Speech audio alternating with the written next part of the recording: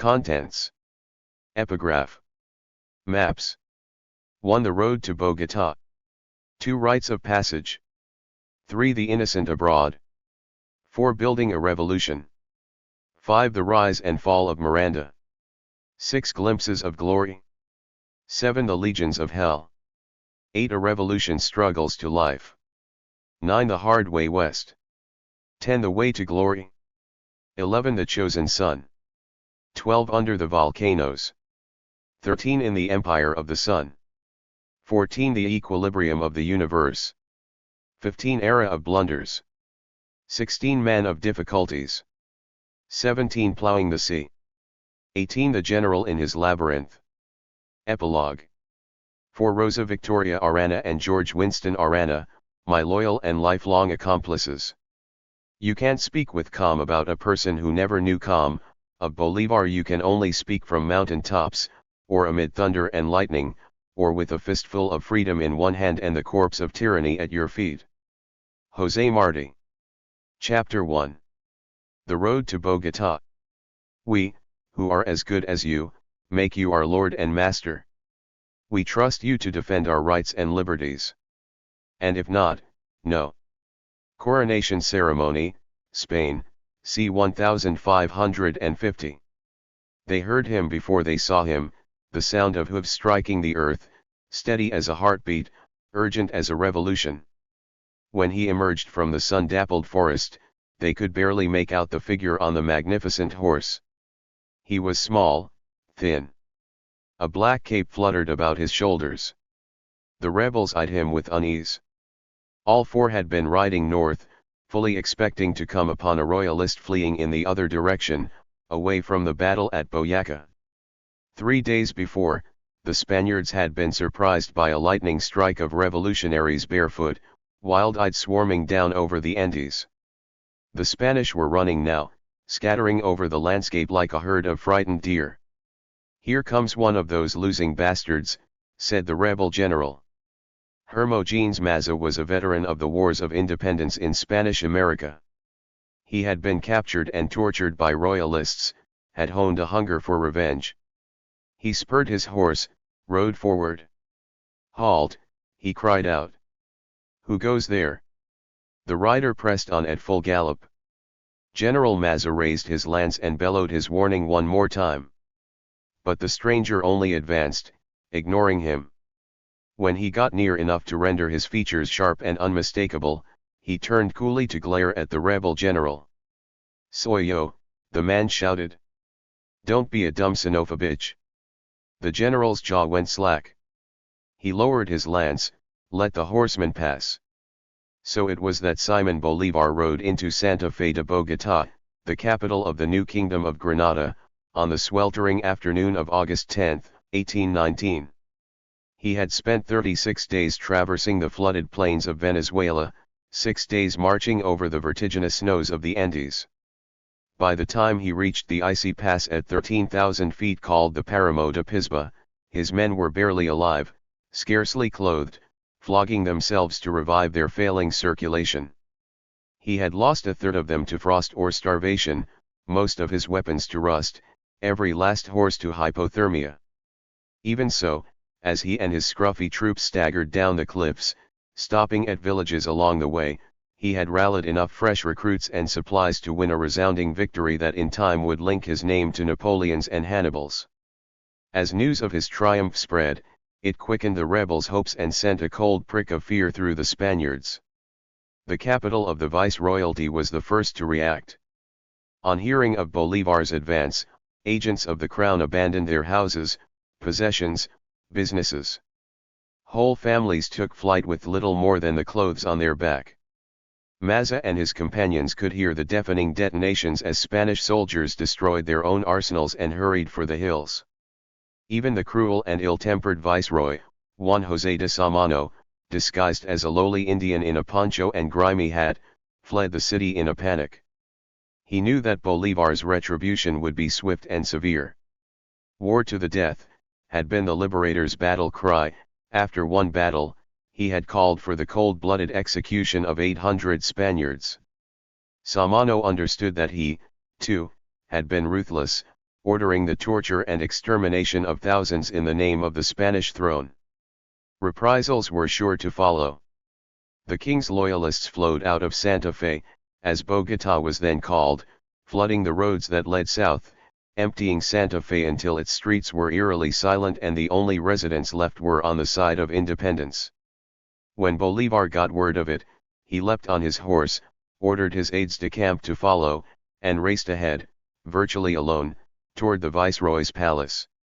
Although Maza had fought under the Liberator years before, he hardly recognized the man passing before him now. He was gaunt, shirtless, his chest bare under the ragged blue jacket. Beneath the worn leather cap, his hair had grown long and grizzled. His skin was rough from wind, bronzed by the sun. His trousers, once a deep scarlet, had faded to a dull pink. His cape, which doubled as a bed, was stained by time and mud. He was 36 years old, and, although the disease that would take his life already coiled in his veins, he seemed vibrant and strong, filled with a boundless energy. As he crossed into Santa Fe and made his way down the Calle Real, an old woman rushed toward him. "God bless you, Phantom," she called, sensing despite his dishevelment a singular greatness. House by house, others ventured out, at first tentatively, and then in a surging human mass that followed him all the way to the plaza.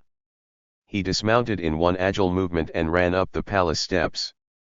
For all his physical slightness, 5 foot 6 inches and a scant 130 pounds, there was an undeniable intensity to the man.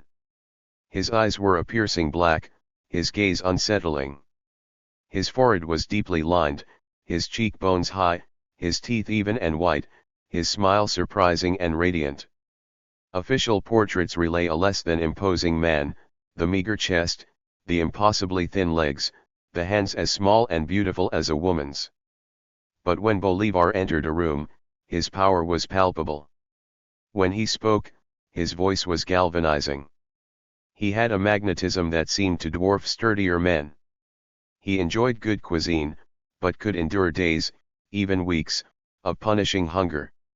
He spent back-breaking days on his horse, his stamina in the saddle was legendary. Even the llaneros, rough riders of the harsh Venezuelan plains, called him, with admiration, Iron Ass.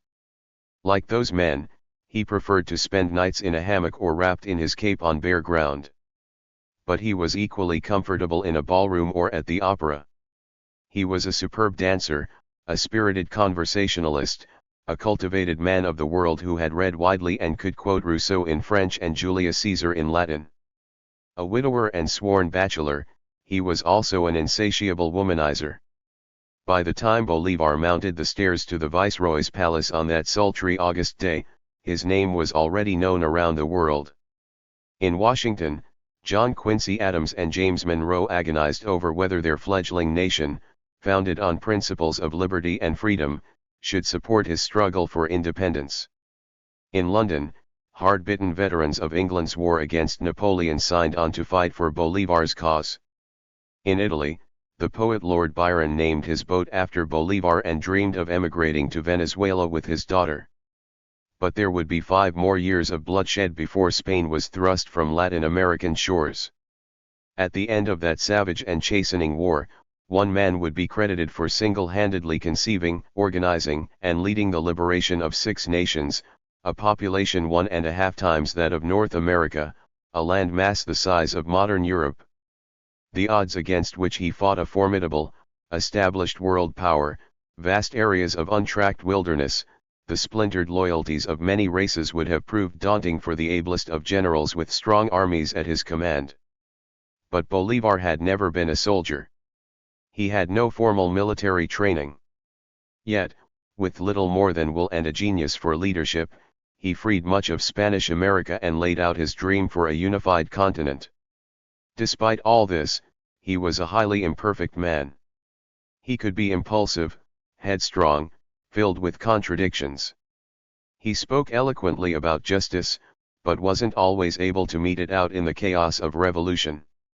His romantic life had a way of spilling into the public realm. He had trouble accepting criticism and had no patience for disagreements. He was singularly incapable of losing gracefully at cards. It is hardly surprising that, over the years, Latin Americans have learned to accept human imperfections in their leaders. Bolivar taught them how. As Bolivar's fame grew, he became known as the George Washington of South America. There were good reasons why. Both came from wealthy and influential families. Both were ardent defenders of freedom. Both were heroic in war, but apprehensive about marshalling the peace. Both resisted efforts to make them kings. Both claimed to want to return to private lives, but were called instead to shape governments. Both were accused of undue ambition. There the similarities end. Bolivar's military action lasted twice as long as Washington's. The territory he covered was 7 times as large and spanned an astonishing geographic diversity, from crocodile-infested jungles to the snow-capped reaches of the Andes.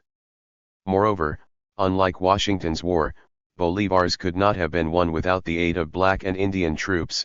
His success in rallying all races to the patriot cause became a turning point in the war for independence.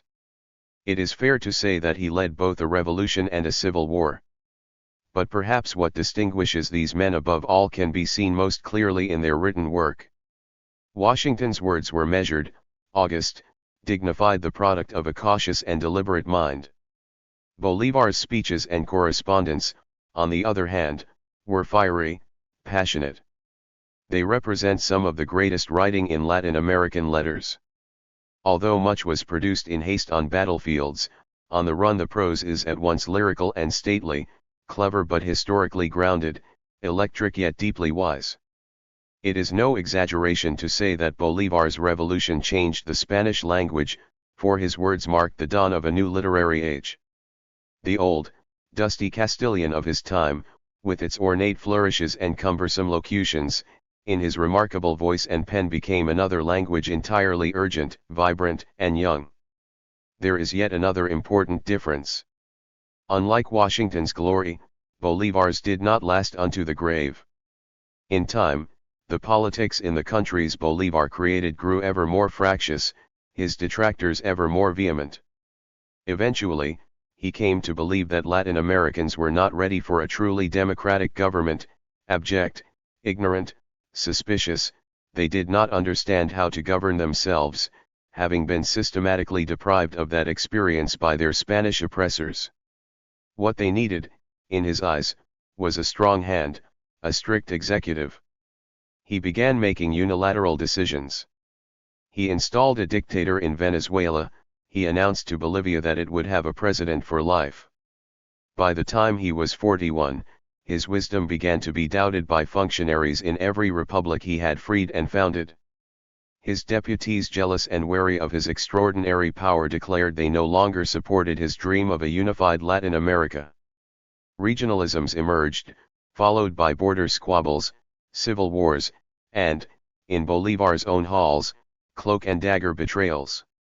Trumped at last, he had no choice but to renounce command. His 47th and final year ended in poverty, illness, and exile. Having given away the sum total of his personal fortune to the revolution, he died a poor and ravaged man. Few heroes in history have been dealt so much honor, so much power and so much ingratitude.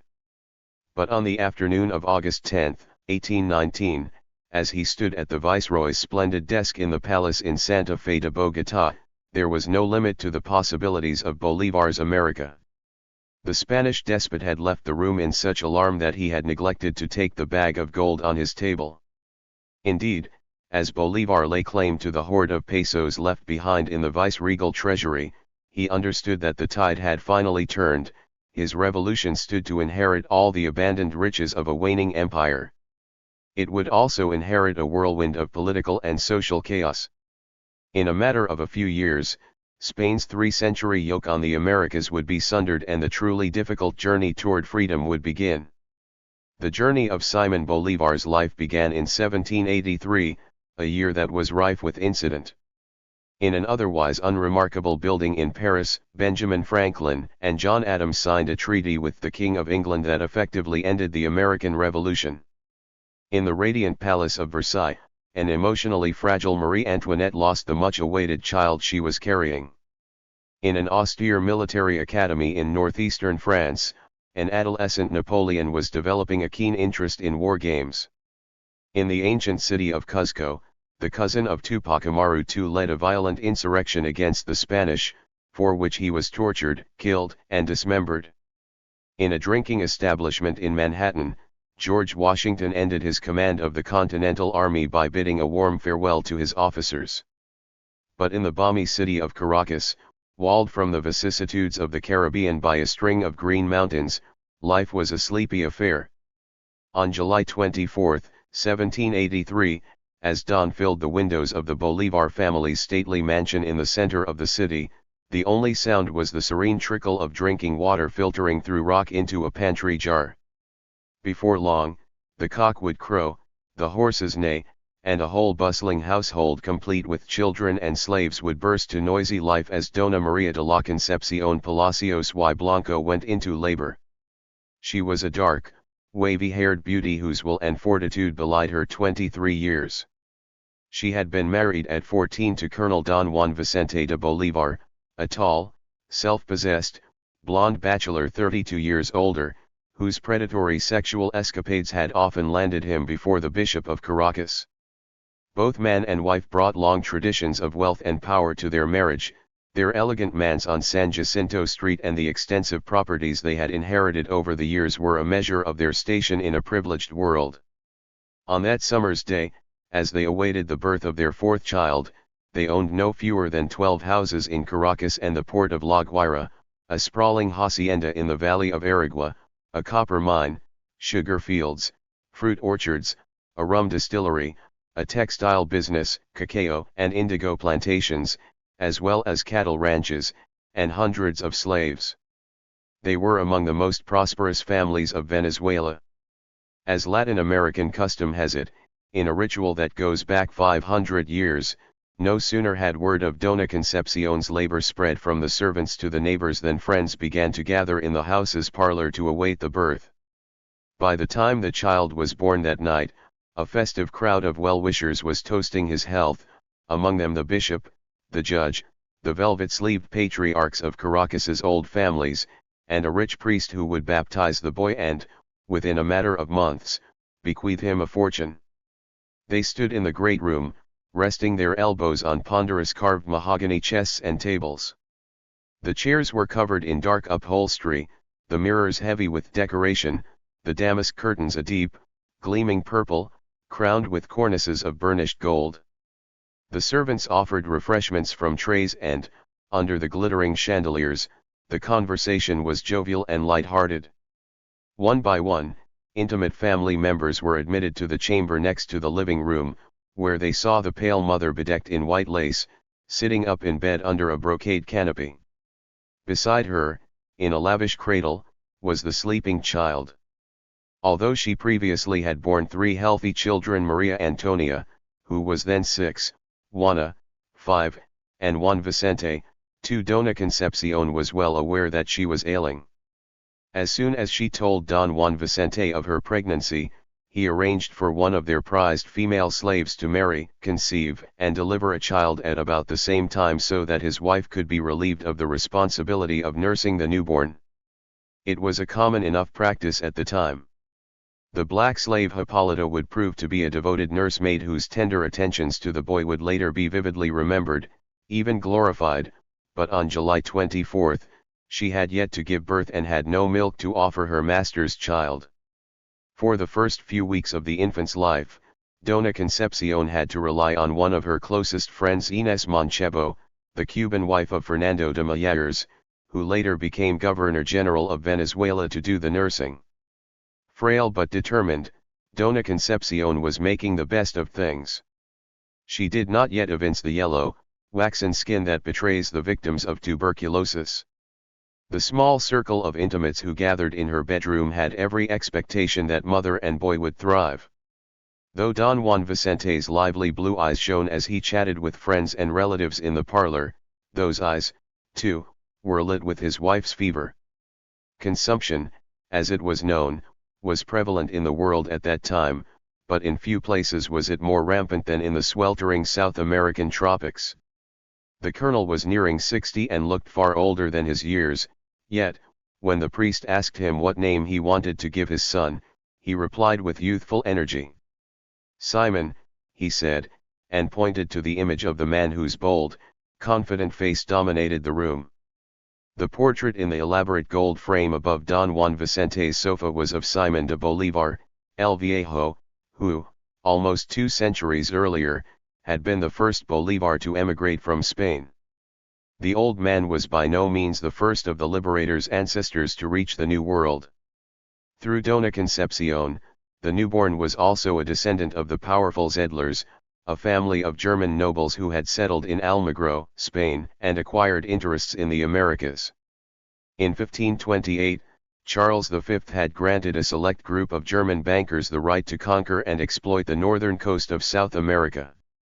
Their advent marked the start of a ruthless era, dominated by the relentless pursuit of riches and, especially, the legendary El Dorado, the lost city of gold.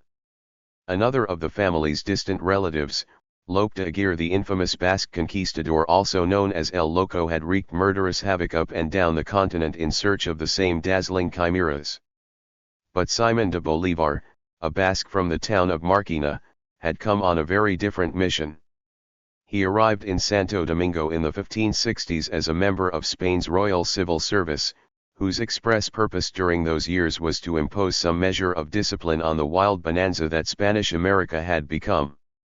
Santo Domingo was the capital of the Caribbean island of Hispaniola, now Haiti, and the Dominican Republic. As the first seat of colonial rule in the Americas, Santo Domingo was, during that period, the staging area for a new, brash initiative to tame the unruly coast of Venezuela, where hostile Indian tribes and rapacious pirates were playing havoc with Spain's efforts at colonization.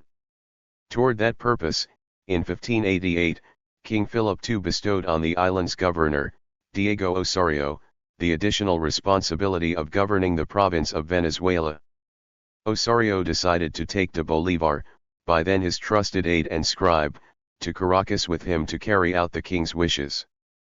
Accompanied by his wife and son, de Bolivar set himself up handsomely in that emerging city, and went about acquiring enormous tracts of land even as he did the governor's bidding. Under Osorio's auspices, de Bolivar became regent and procurator of Caracas and accountant general of Venezuela, and in those capacities sailed to Spain to report on the status of Tierra Firma, as South America was known, to King Philip II himself. De Bolivar turned out to be a fairly civic-minded leader.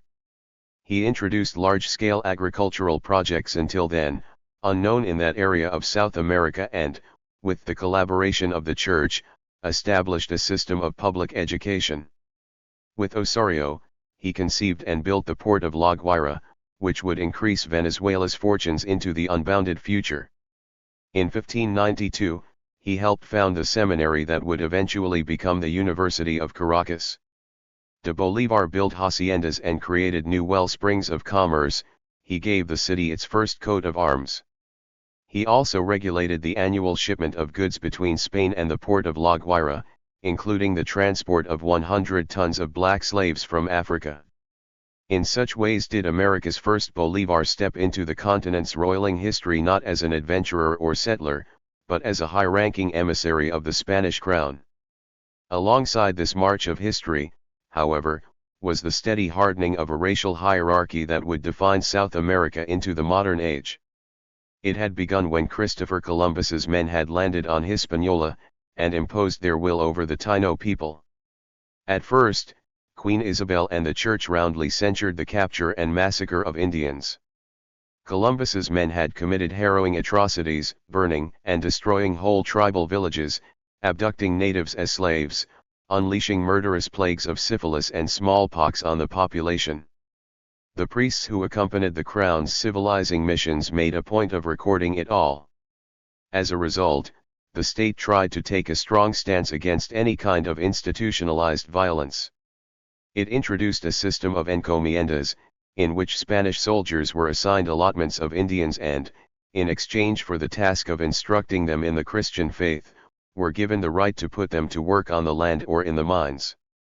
The soldiers were often harsh and corrupt, killing natives who did not comply with their brutal demands, and, eventually, the system of encomiendas had to be abolished.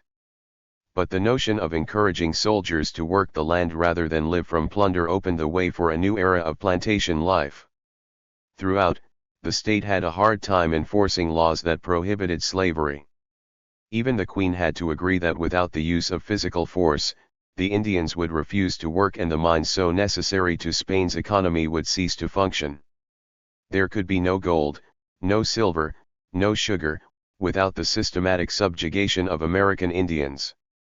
In 1503, a mere decade after Columbus stepped foot in America, the Queen hedged on her initial disapprobation of slavery and decreed, "Forasmuch as my lord the King and myself have ordered that the Indians living on the island of Hispaniola be considered free and not subject to slavery, I order you, our governor, to compel the Indians to cooperate with the Christian settlers on the said island, to work on their buildings, to mine and collect gold and other metals, and to work on their farms and crop fields." In other words, killing was a Christian sin and genocide would not be tolerated, but compelling rebellious natives was a necessary evil. The Spanish colonizers understood the tacit approval in this. Despite the official condemnation of slavery, the state had conceded it would turn a blind eye. Indians continued to be a commodity to be owned and traded. And though Spanish sailors and Indian women had propagated freely from the start, a psychology of superiority and inferiority was established. It was best to be Spanish, unfortunate to be indigenous in the new world that Europe had made. The Dominican priest Bartolomé de las Casas took issue with all this, especially the moral dithering about slaves. A former slave owner who had undergone an emphatic change of heart, he fumed about the brutalities Spaniards had visited on the Taino people and the boatloads of indigenous slaves that Columbus was transporting regularly to Spain. Slaves are the primary source of income for the admiral, Las Casas wrote of Columbus. Finally, in an impassioned plea to Charles V, he argued that institutionalized barbarism had cruelly decimated the Indian population. Spaniards are still acting like ravening beasts, killing, terrorizing, afflicting, torturing, and destroying the native peoples. In Hispaniola, they had reduced 3 million people to a population of barely 200, on the mainland of South America, they had stolen more than 1 million castellanos of gold and killed some 800,000 souls. A deep, bloody American tragedy he called it, connight up with Indian blood and gore. To mitigate the damage, to prevent the depletion of these humble, patient, and peaceable natives, he advocated that Spain begin the importation of African slaves. Eventually, Las Casas was to see the hypocrisy of that proposal, but not before the colonies had swung into a lively commerce. By the time Simon de Bolivar had made his children and grandchildren indisputably the richest landowning aristocrats of Caracas, there were 10,000 African slaves working the fields and plantations of Venezuela. The Indians, less able to toil in the sun, too easily affected by heat prostration, were sent off to work in the mines. As soon as the Crown was able to impose some semblance of control, it moved to enforce strict divisions between the races.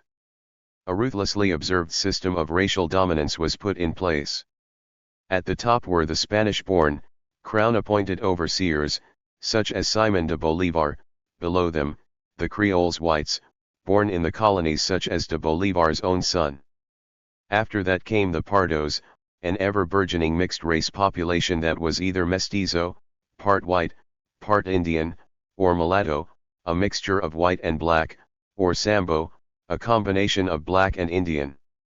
As in most slave societies, labels were fashioned for every possible skin color: quadroons, quintroons, octoroons, moriscos, coyotes, chamisos, giberos, and so on. For each birth, a church registry would meticulously record the race, for there were concrete ramifications for the color of a child's skin. If he were Indian, he would be subject to the Spanish tribute, a tax imposed by the Crown. If he were unable to pay, he was forced to meet his debt through hard labor. Indians were also subject to the midda, a period of compulsory toil in the mines or fields. Many of them didn't survive it. Chained, herded in gangs, separated from their families. Those serving the Mita would often be shipped great distances to satisfy the viceroy's demands. Indians were also forced to buy goods according to laws of repartimento. The governors would sell them food and supplies and expect them to pay with gold or silver.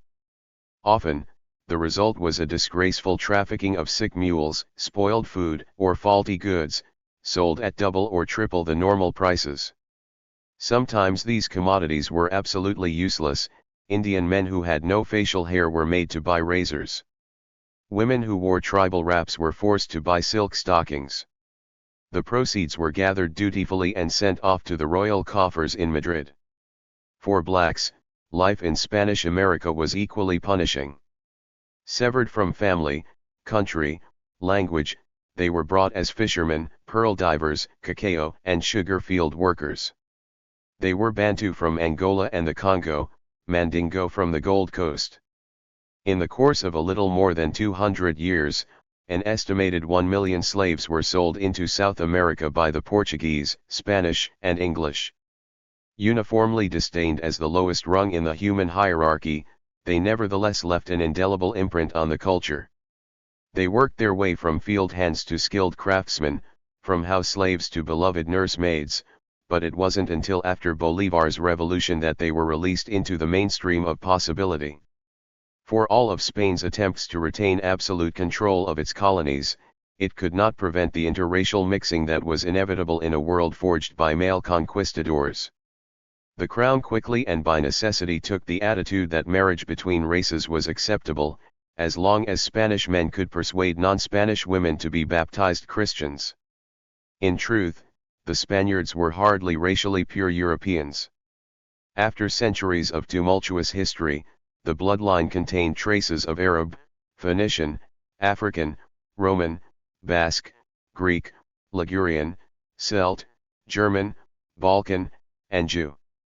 But once they began mixing with Indians and blacks in the Americas, a cosmic race representative of all continents began to emerge. When Simón de Bolívar, the Spanish overlord, arrived in Venezuela in the late 1500s, the population counted 5,000 Spaniards, 10,000 Africans, and 350,000 native Indians in the country. 200 years later, when the Liberator was born, according to anthropologist Alexander von Humboldt, Venezuela had 800,000 inhabitants, of whom more than half were mestizo or mulatto. Today, more than two-thirds of all Latin Americans are mixed race. Nowhere else on earth has a civilization of such ethnic complexity been wrought in such a short span of time. In the patrician household to which Simón Bolívar was born, race was hardly a preoccupation. Marriages had long been arranged in order to ensure future generations all the privileges an aristocratic bloodline could afford.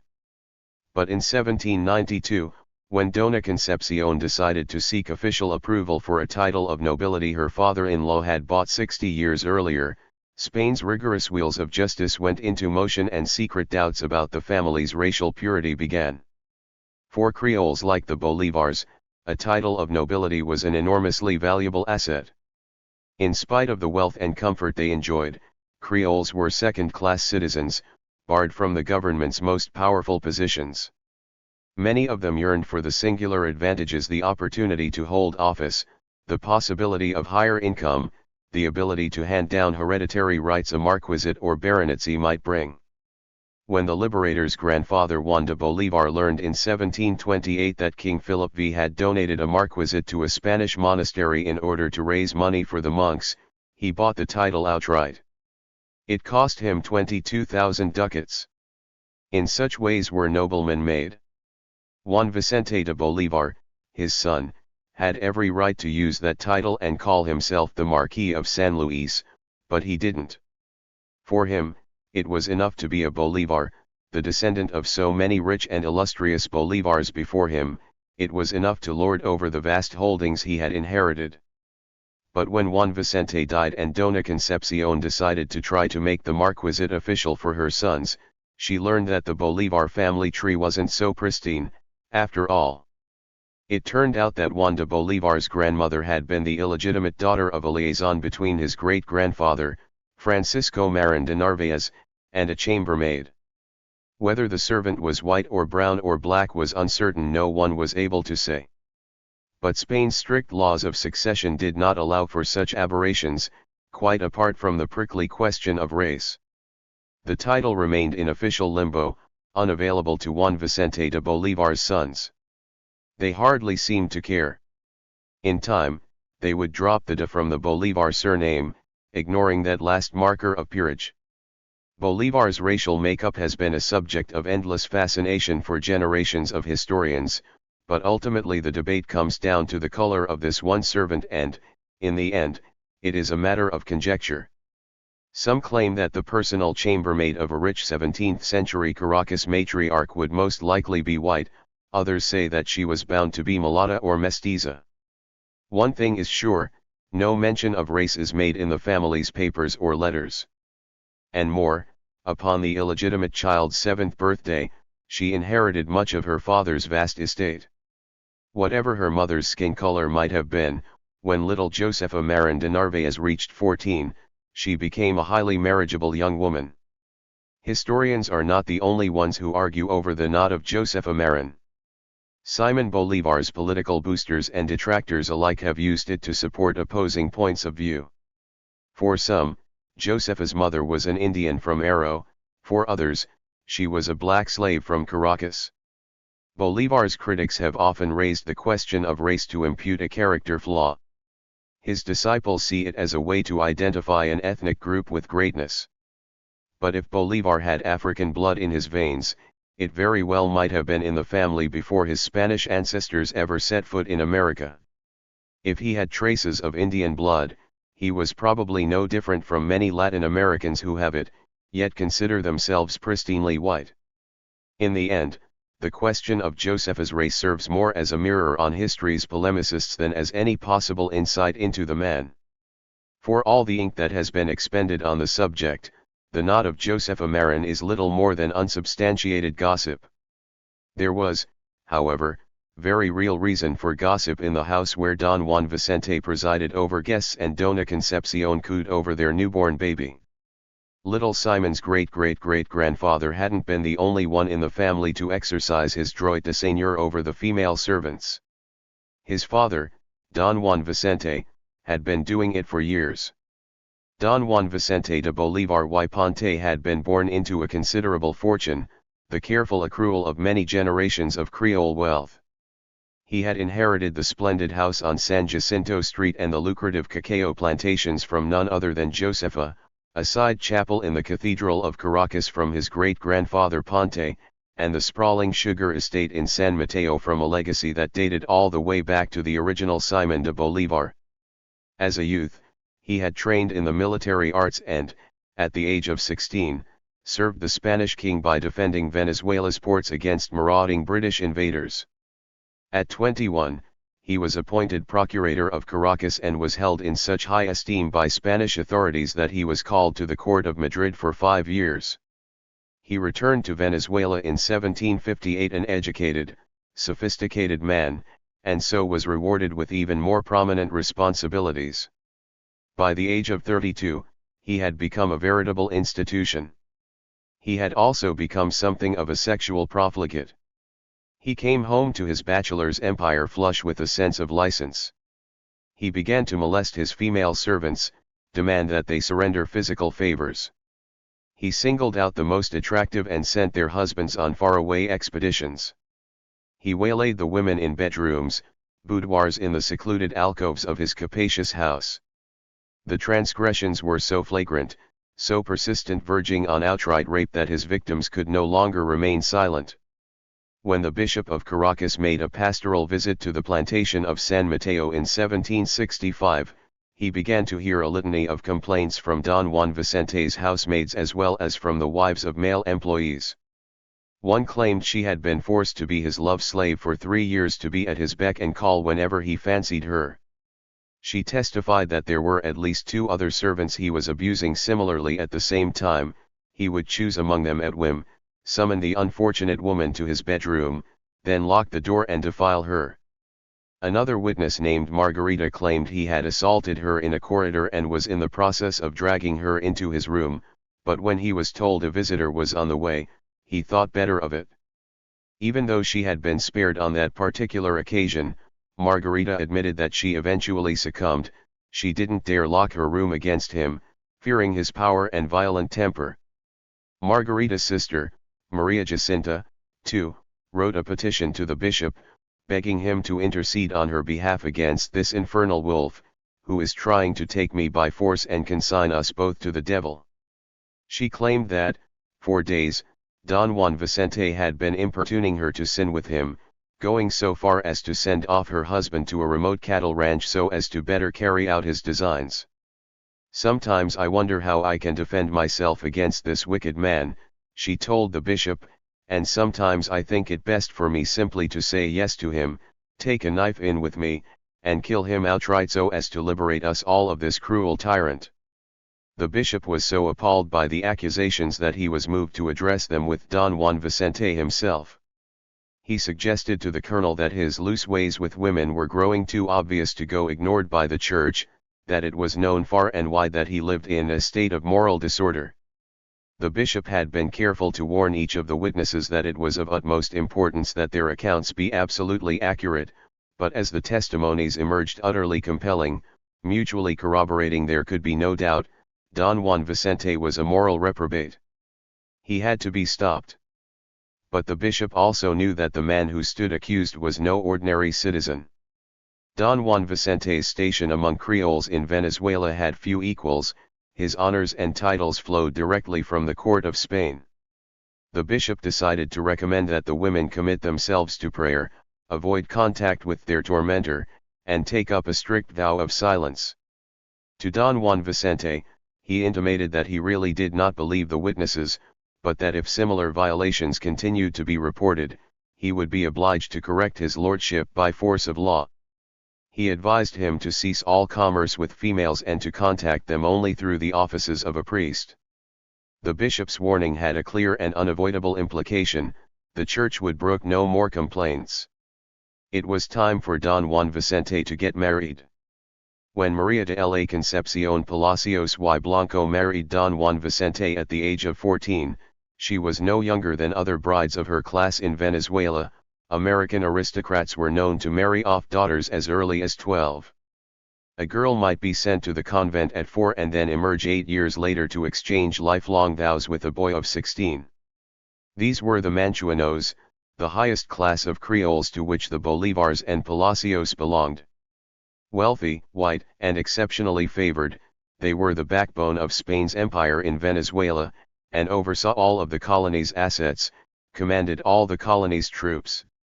In Caracas, their ranks were said to consist of 9 families. The Manchuanos displayed their coats of arms, carved into great slabs of stone, over their doorways.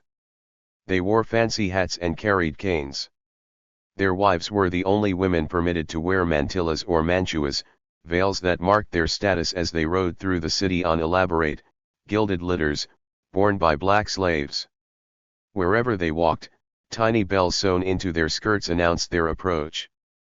We will never know with any certainty how Concepcion's parents managed to arrange her marriage to the prominent, powerful, 46-year-old roue that was Don Juan Vicente, except that there was one strategic advantage: they were his neighbors. The Palacios lived just behind the Bolivars, on the corner of Traposo Street only a few meters away. The city of Caracas was small, no longer than 14 blocks in one direction and 12 in the other. In the tiny quadrant the Palacios and Bolivars inhabited, the elite were close acquaintances, often related to one another through generations of intermarriage. It is safe to assume that, in the close, insular world of 18th-century Caracas life, Don Juan Vicente learned on his return from Madrid that a baby had just been born to the Palacios family. The father was a mere 4 years younger, after all, and a fellow military man. Both were eminent Manchuanos, active in the public life of Caracas. Having so much in common with the father, Don Juan Vicente certainly had opportunities to glimpse the daughter. As years passed and Concepcion grew to puberty, Don Juan Vicente noticed that she was a lively and beautiful child. However the subject of marriage materialized, nuptial agreements were made, Two influential families were joined, and Don Juan Vicente settled down to a quiet, even sedate connubial life. Dona Concepcion proceeded to dedicate herself to wifely duties. As someone who had grown up in a bustling household with 10 siblings, she must have found the Bolivar house, for all its handsome rooms, a dour place, as dark and forbidding as a tomb. She opened the doors to its patios and brightened its halls with light. She decorated the heavy sideboards with an abundance of flowers. She filled the air with music. By the time she was 18, she began to populate the many rooms with children. Maria Antonia, the first, was most like her, petite, brunette, and determined. 3 more followed quickly thereafter: Juana, a languid, fair-haired girl, who more resembled her father; Juan Vicente, a sweet, blond boy with blue eyes; and, last, Simon, the scamp with curly black hair. For all the differences, Dona Concepcion had one characteristic in common with her husband. Her ancestry was as renowned and illustrious as his.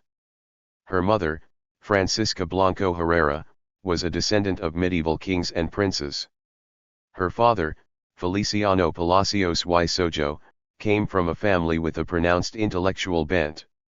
From her uncle Pedro Palacios y Sojo, a celebrated priest, musician, and founder of the Caracas School of Music, she learned she had a natural gift for music.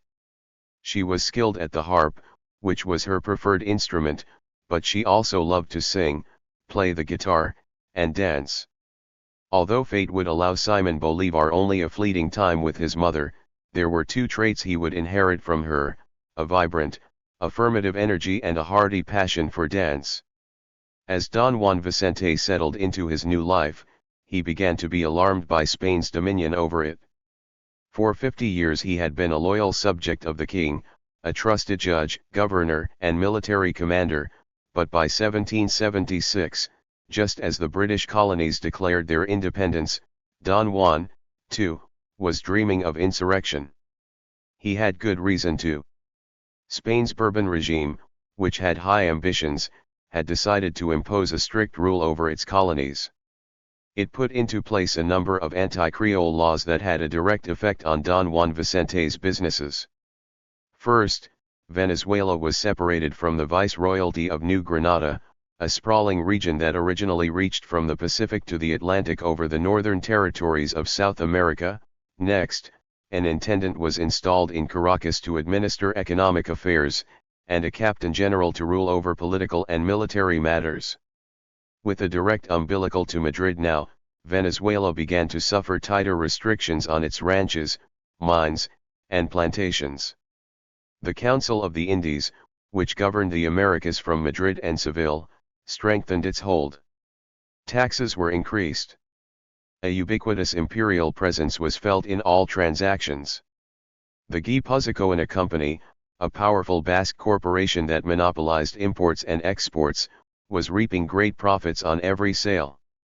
If Don Juan Vicente feared the impact of these new regulations, he saw that the blow would be more than financial. Creoles were being squeezed out of government roles. Throughout the Spanish Americas, from California to Buenos Aires, Spain began appointing only peninsulars, those born in Spain or the Canary Islands, to offices that decided important affairs. This was a sweeping, ultimately radicalizing change, reversing a culture of trust between Creoles and Spaniards that had been nurtured for more than 200 years. In Italy, an exiled Peruvian Jesuit priest, Juan Pablo Viscardo y Guzmán, wrote angrily that it was tantamount to declaring Americans incapable of filling, even in our own countries, places which, in the strictest right, belong to us. The most infuriating aspect of this for Creoles such as Don Juan Vicente was that the peninsulars being assigned the highest positions were often inferior in education and pedigree. This was similar to a sentiment held for years in British America. Both George Washington and Benjamin Franklin had registered strong objections to preferences given to British-born subjects when it was clear that the American-born were far more skilled. In the Spanish colonies, the new emissaries of the crown were largely members of Spain's middle class, merchants or mid-level functionaries with little sophistication. As they took over the most coveted seats of power, their inadequacies were not lost on Creoles who now had to step aside. In Spain, not everyone was blind to the implications. A Bourbon minister mused that colonial subjects in the Indies might have learned to live without freedoms, but once they acquired them as a right, they weren't going to stand by idly as they were taken away. Whether or not the court in Madrid understood the ramifications, Spain had drawn a line in the sand. Its colonial strategy shifted from consensus to confrontation, from collaboration to coercion, and to ensure its grip on the enormous wealth that America represented, it put a firm clamp on its laws. Don Juan Vicente and his fellow Manchuanos may not have been fully aware of it, but their disgruntlement was part of a rebellious spirit sweeping the world. It was called the Enlightenment. Its seeds had been planted much earlier by the scientific revolution in Europe, which had challenged laws, authority, even faith itself. But by the time Don Juan Vicente and Dona Concepcion began having children, the wheels of an extended American Revolution north and south were already in motion. Adam Smith had published his Wealth of Nations, which advocated tearing down artificially imposed economic controls and freeing people to build stronger societies. Thomas Paine, in Common Sense, had posited that monarchies in Europe had done little more than lay the world in blood and ashes. In France, Jean-Jacques Rousseau and Voltaire argued eloquently for freedom, equality, and the will of the people. In his Spirit of the Laws, Montesquieu had anticipated Don Juan Vicente's resentment. The Indies and Spain are two powers under the same master, but the Indies are the principal, while Spain is only an accessory. It made no sense for political forces to try to shackle a principal to an accessory, he argued. The colonies were now inherently the more powerful of the two. On February 24, 1782, a year and a half before the birth of the child who would bring luster to his family name, Don Juan Vicente met with two fellow Manchuanos, composed a letter proposing revolution, and sent it off to Francisco de Miranda, a Venezuelan colonel and dissident who had been bold enough to say publicly that his homeland should shuck its allegiance to the crown. Miranda had fought in a Spanish regiment in the Battle of Pensacola, been reprimanded by his superiors for exceeding his mandate, and had since turned against Spain, making no secret of his rancor. The letter addressed to him by the elder Bolivar reported that the noblemen of Caracas were exasperated with the insults heaped on them by Spanish authorities. The new intendant and captain general were treating all Americans, no matter what class, rank or circumstance, as if they were vile slaves. The three Manchuanos urged Miranda to take up their cause of rebellion, but went on to express a certain trepidation, given Spain's ruthless quashing of rebels elsewhere. We want to take no steps, nor shall we take any without your advice, for in your prudence have we set all our hopes. So it was prudence, not valor, that was the animating spirit behind the sedition. The Manchuanos were not ready to topple their world. Don Juan Vicente would never have imagined that the child in the cradle under his own roof would be the one to wrest independence from the colonizers, not for Venezuela alone, but for much of Spanish America. What he did know by the time his son reached a mere 1.5 was that even if the family estate crumbled, the boy would grow up to be a rich man. A priest had ordained it. Juan Felix Jerez de Aristigueta, who had baptized the boy, was, like many powerful clerics of the day, a wealthy landowner with valuable properties. He was also Don Juan Vicente's nephew. When he died in 1785 with no direct heirs, he surprised everyone by leaving the diminutive Simon his entire fortune, including a magnificent house next to the cathedral, 3 plantations, a total of 95,000 cacao trees, and all his slaves. The following year, Don Juan Vicente, too, would die.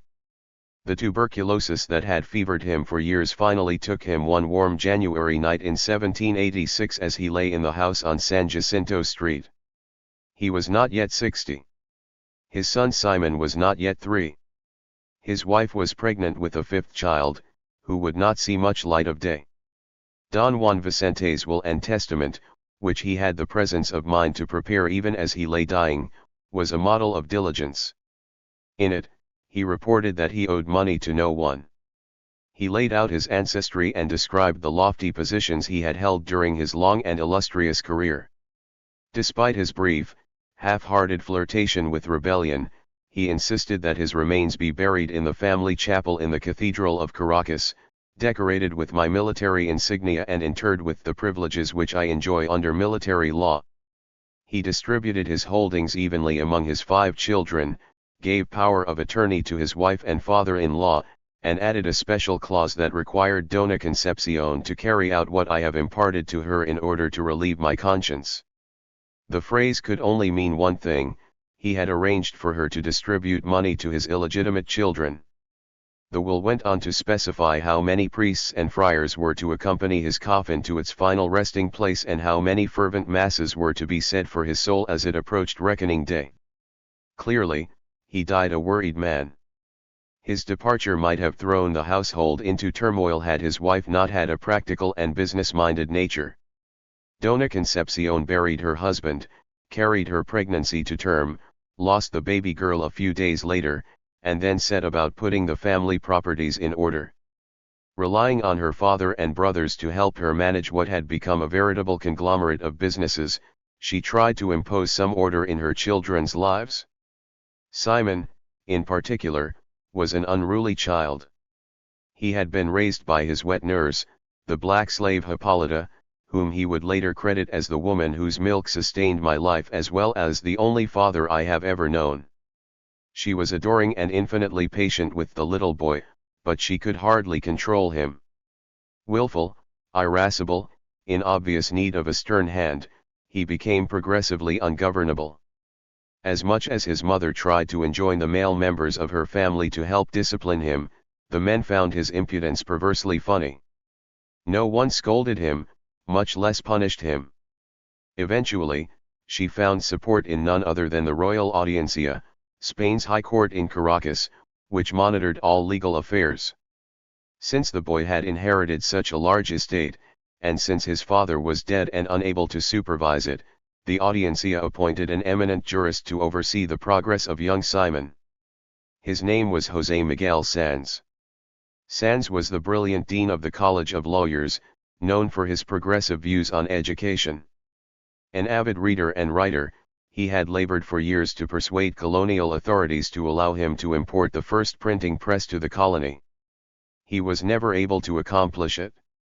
Nevertheless, Sanz was highly respected by Spaniards, admired by fellow Creoles. What's more, at age 36, he was the very model of a conscientious young father. It would have been difficult to find a better surrogate for the boy. As administrator of Simon Bolivar's fortune, Sanz had dutifully visited his young ward and seen for himself the extent of the boy's cockiness. But before Simon turned 6, Sanz decided to take fuller responsibility and brought him to live under his own roof. Blind in one eye, grim in demeanor, Sanz could be an intimidating presence, even to his own wife and children, but not to Simon, who is said to have issued many a brazen response to his demands. "You're a walking powder keg, boy," Sanz warned him after one of Simon's more blatant insubordinations. "Better run, then," the 6-year-old told him, "or I'll burn you." As punishment for his many transgressions, Sanz locked Simon in a room on the 2nd floor of his house and instructed his wife to leave him there while he went off to see about his many court cases. Bored, exasperated, the boy yelled and made his fury known, and Sanz's wife, taking pity, tied sweets and freshly baked breads to a long pole and passed them to him through an open window. She swore Simon to secrecy, making him promise not to reveal her disobedience. Every afternoon when the lawyer returned and asked how he had behaved, she simply smiled and said the child had been the essence of tranquility. Eventually, Sanz hired a learned Capuchin monk, Padre Francisco de Andujar, to come to his house and give Simon a moral education. The mathematician priest, hoping to ingratiate himself with his student, tempered instruction with a liberal dose of entertaining stories, but no amount of patience or charm could budge the boy from what he was: a joker, a prankster, a pampered child. It's not clear how long Simon remained under Sanz's care or whether he actually spent nights under his roof, but certainly before his 8th birthday he was back in the house on San Jacinto Street. By then, his mother's health was failing and she was finding it difficult to focus on the management of her family, much less the comportment of her younger son. Worried that she might infect her children with her disease, she quarantined herself on the sugar plantation at San Mateo and left them and the servants to their own devices. Simon spent his days cavorting with the slaves' children, running wild. If Dona Concepcion had one driving ambition during her swift decline, it was to secure for her older son, Juan Vicente, the marquisate that her father-in-law had purchased so many years before. The Palacios family, unlike the Bolivars, had always attached great importance to prestige and nobility, and when Don Juan Vicente de Bolivar had died, making the title potentially available to her sons, Dona Concepcion had sent her brother Esteban to Spain to hurry along the enterprise. When Esteban reported that the proceedings had come to a halt because of Josefa Marin de Narvaez's questionable lineage, Don Feliciano Palacios called off the venture, unwilling to press a case that could reveal unwanted blood in the Bolivars and potentially smear them all. To be sure, managing the Bolivar fortunes had become a cash cow for the Palacios. The income from the properties that stood to be inherited by Juan Vicente and Simon was supporting their mother's siblings. The in-laws had been living on Bolivar assets for years. On one of her long, recuperative visits to San Mateo, Dona Concepcion stayed into the rainy season, and her affliction took a grave turn for the worse. She returned to Caracas and died of acute tuberculosis on July 6, 1792, leaving her 4 children in her elderly father's care. Not entirely well himself, Don Feliciano Palacios took up his pen and wrote to Esteban in Madrid, delivering the news with admirable equanimity. Concepcion decided to lay her illness to rest and she expelled a great deal of blood through her mouth, continuing her deterioration until this morning at 11:30, at which point God took it upon himself to claim her. It had been a long and grueling death. She had bled for 7 days. Once his daughter was interred in the Bolivar family chapel, Don Feliciano dedicated himself to arranging the marriages of his orphaned granddaughters. Within 2 months, he married 15-year-old Maria Antonia to her distant cousin Pablo Clemente Francia. 3 months after that, he wed Juana, who was only 13, to her uncle Dionisio Palacios. As for his grandsons, Don Feliciano decided to leave Simon and Juan Vicente, then 9 and 11, respectively, in the house on San Jacinto Street, under the supervision of the Bolivar family servants. He had a connecting passageway built from that house to his own, so that the boys could spend days with him and then retire to their old, familiar beds at night. It seemed a rational enough solution, comforting the children with an illusion of permanence and stability. That flimsy solace did not last long, however. Don Feliciano Palacios died the following year, leaving his grandsons to face yet another loss in their waning family universe. The boys were immensely wealthy, with a net worth equivalent today to at least $40 million, and because of it, they would never go ignored. But money had bought them little happiness. Within the first decade of life, Simon had lost his father, mother, grandparents, a sister, and most of his aunts and uncles on the Bolivar side. That so few Bolivars had survived to lay claim to the family fortune convinced the Palacios it was theirs to take. So confident was Don Feliciano Palacios of this rightful heritage that he took care before his death to make sure that all the wealth eventually flowed to his own children. He drew up a will, making his sons legal guardians of the Bolivar boys. 12-year-old Juan Vicente was put in the custody of his uncle Juan Felix Palacios and transferred to a hacienda 50 miles away. 10-year-old Simon was entrusted to his uncle Carlos, an ill-humored, lazy, and grasping bachelor who lived with his sisters in Don Feliciano's house at the other end of the passageway. So busy did Carlos become in the venture of squandering Bolivar profits that he had little time for his impressionable young charge. He relegated the boys' welfare to his sisters and servants. Ever headstrong, Simon began to spend time in the company of street boys, neglecting everything his tutors had tried to teach him, learning the vulgar language of the time. Whenever he could, He headed for the back alleys of Caracas, or took a horse from the family corral and rode out into the surrounding countryside. He avoided his studies and turned his attention instead to the highly imperfect world around him, a world that Spain had made.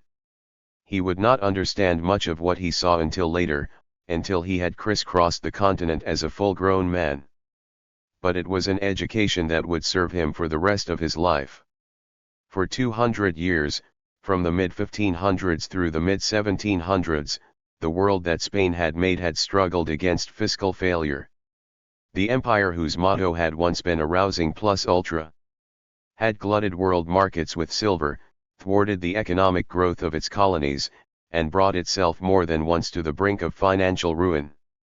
Nowhere was Spain's misguided fiscal strategy more evident than in the streets of Caracas in the late 1700s, where a deep rage against the Madre Patria was on the rise. The case of the Spanish-American colonies had no precedent in modern history. A vital colonial economy was being forced, at times by violent means, to kowtow to an underdeveloped mother country. The principal, as Montesquieu had predicted a half-century before, was now slave to the accessory. Even as England burst into the industrial age, Spain made no attempt to develop factories. It ignored the road to modernization and stuck stubbornly to its primitive, agricultural roots. But the Bourbon kings and their courts could not ignore the pressures of the day. Spain's population was burgeoning, its infrastructure tottering. There was a pressing need to increase the imperial revenue. Rather than try something new, the Spanish kings decided to hold on firmly to what they had. At midnight on April 1, 1767, all Jesuit priests were expelled from Spanish America. 5,000 clerics, most of them American-born, were marched to the coast, put on ships, and deported to Europe, giving the crown unfettered reign over education as well as over the widespread property of the church's missions. King Carlos IV made it very clear that he did not consider learning advisable for America. Spain would be better off, and its subjects easier to manage, if it kept its colonies in ignorance. Absolute rule had always been the hallmark of Spanish colonialism. From the outset, each viceroy and captain general had reported directly to the Spanish court, making the king the supreme overseer of American resources. Under his auspices, Spain had wrung vast quantities of gold and silver from the New World and sold them in Europe as raw material. It controlled the entire world's supply of cocoa and rerouted it to points around the globe from storehouses in Cadiz. It had done much the same with copper, indigo, sugar, pearls, emeralds, cotton, wool, tomatoes, potatoes, and leather. To prevent the colonies from trading these goods themselves, it imposed an onerous system of domination. All foreign contact was forbidden. Contraband was punishable by death. Movement between the colonies was closely monitored. But as the years of colonial rule wore on, oversight had grown lax. The war that had flared between Britain and Spain in 1779 had crippled Spanish commerce, prompting a lively contraband trade. A traffic of forbidden books flourished. It was said that all Caracas was awash in smuggled goods. To put a stop to this, Spain moved to overhaul its laws, impose harsher ones, and forbid Americans even the most basic freedoms. The Tribunal of the Inquisition, imposed in 1480 by Ferdinand and Isabel to keep a firm hold on empire, was given more power. Its laws, which called for penalties of death or torture, were diligently enforced. Books or newspapers could not be published or sold without the permission of Spain's Council of the Indies. Colonials were barred from owning printing presses. The implementation of every document, the approval of every venture, the mailing of every letter was a long, costly affair that required government approval. No foreigners, not even Spaniards, could visit the colonies without permission from the king. All non-Spanish ships in American waters were deemed enemy craft and attacked. Spain also fiercely suppressed American entrepreneurship. Only the Spanish-born were allowed to own stores or sell goods in the streets. No American was permitted to plant grapes, own vineyards, grow tobacco, make spirits, or propagate olive trees. Spain brooked no competition. It earned $60 million a year, after all, by selling goods back to its colonies. But, in a bizarre act of self-immolation, Spain enforced strict regulations on its colonies' productivity and initiative. Creoles were subject to punishing taxes, Indians or mestizos could labor only in menial trades, black slaves could work only in the fields, or as domestics in houses. No American was allowed to own a mine, nor could he work a vein of ore without reporting it to colonial authorities. Factories were forbidden, unless they were registered sugar mills. Basque businesses controlled all the shipping. Manufacturing was rigorously banned, although Spain had no competing manufacturing industry. Most galling of all, the revenue raised from the new, exorbitantly high taxes, a profit of $46 million a year, was not used to improve conditions in the colonies. The money was shipped back, in its entirety, to Spain. Americans balked at this. Nature has separated us from Spain by immense seas, exiled Peruvian Jesuit Viscardo y Guzman wrote in 1791.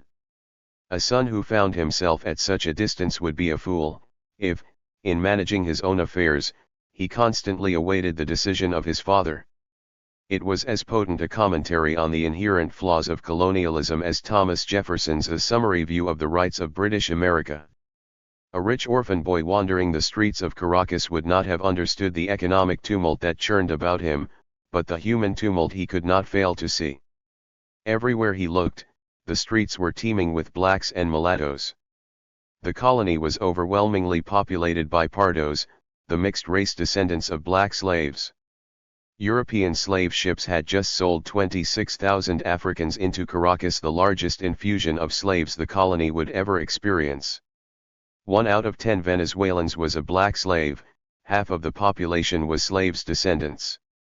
Though Spain had prohibited race mixing, the evidence that those laws had been flouted was all about him. Caracas's population had grown by more than a third in the course of Simon Bolivar's young life, and its ranks swarmed, as never before, with a veritable spectrum of color. There were mestizos, mixed-race offspring of whites and Indians, almost always the product of illegitimate births. There were also pure-blood Indians, although they were few, their communities reduced to a third of their original numbers. Those who weren't killed off by disease were pushed deep into the countryside, where they subsisted as marginal tribes. Whites, on the other hand, were a full quarter of the population, but the great majority of these were either poor Canary Islanders, whom the Creoles considered racially tainted and markedly inferior to themselves, or light-skinned mestizos who passed themselves off as white. Even a child, kicking stones in the back alleys of this crowded city, could see that a precise, color-coded hierarchy was at work. The question of race had always been problematic in Spanish America. The laws that forced Indians to pay tribute to the crown, either through forced labor or taxation, had provoked violent race hatreds. As centuries passed and colored populations grew, the system for determining whiteness became ever more corrupt, generating more hostility.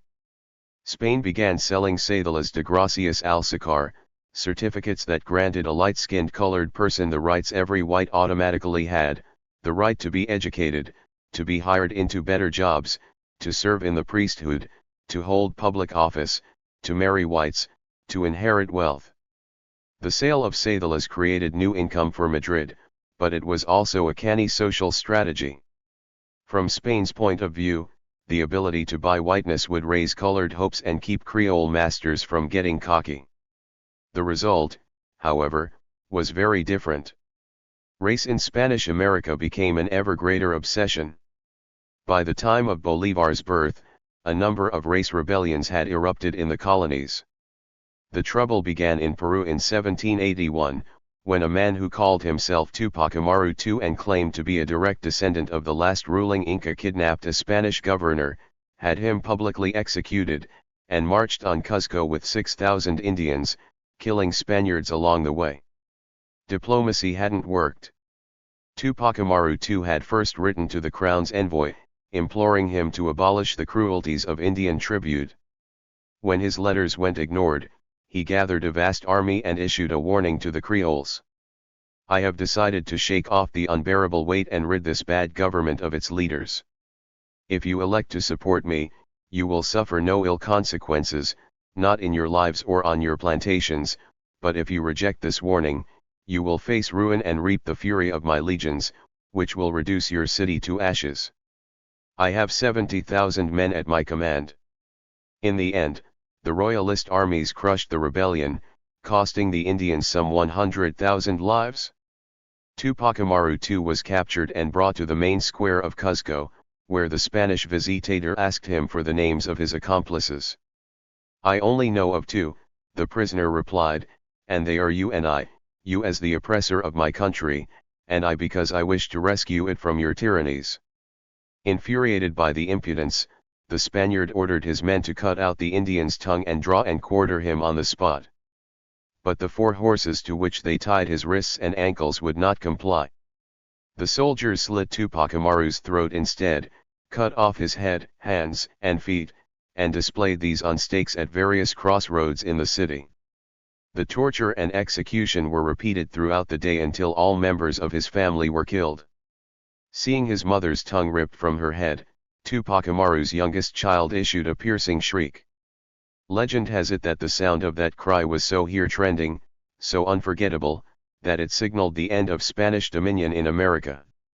Word of Tupac Amaru's fate reverberated throughout the colonies, inflaming and terrifying all who would contemplate a similar rebellion.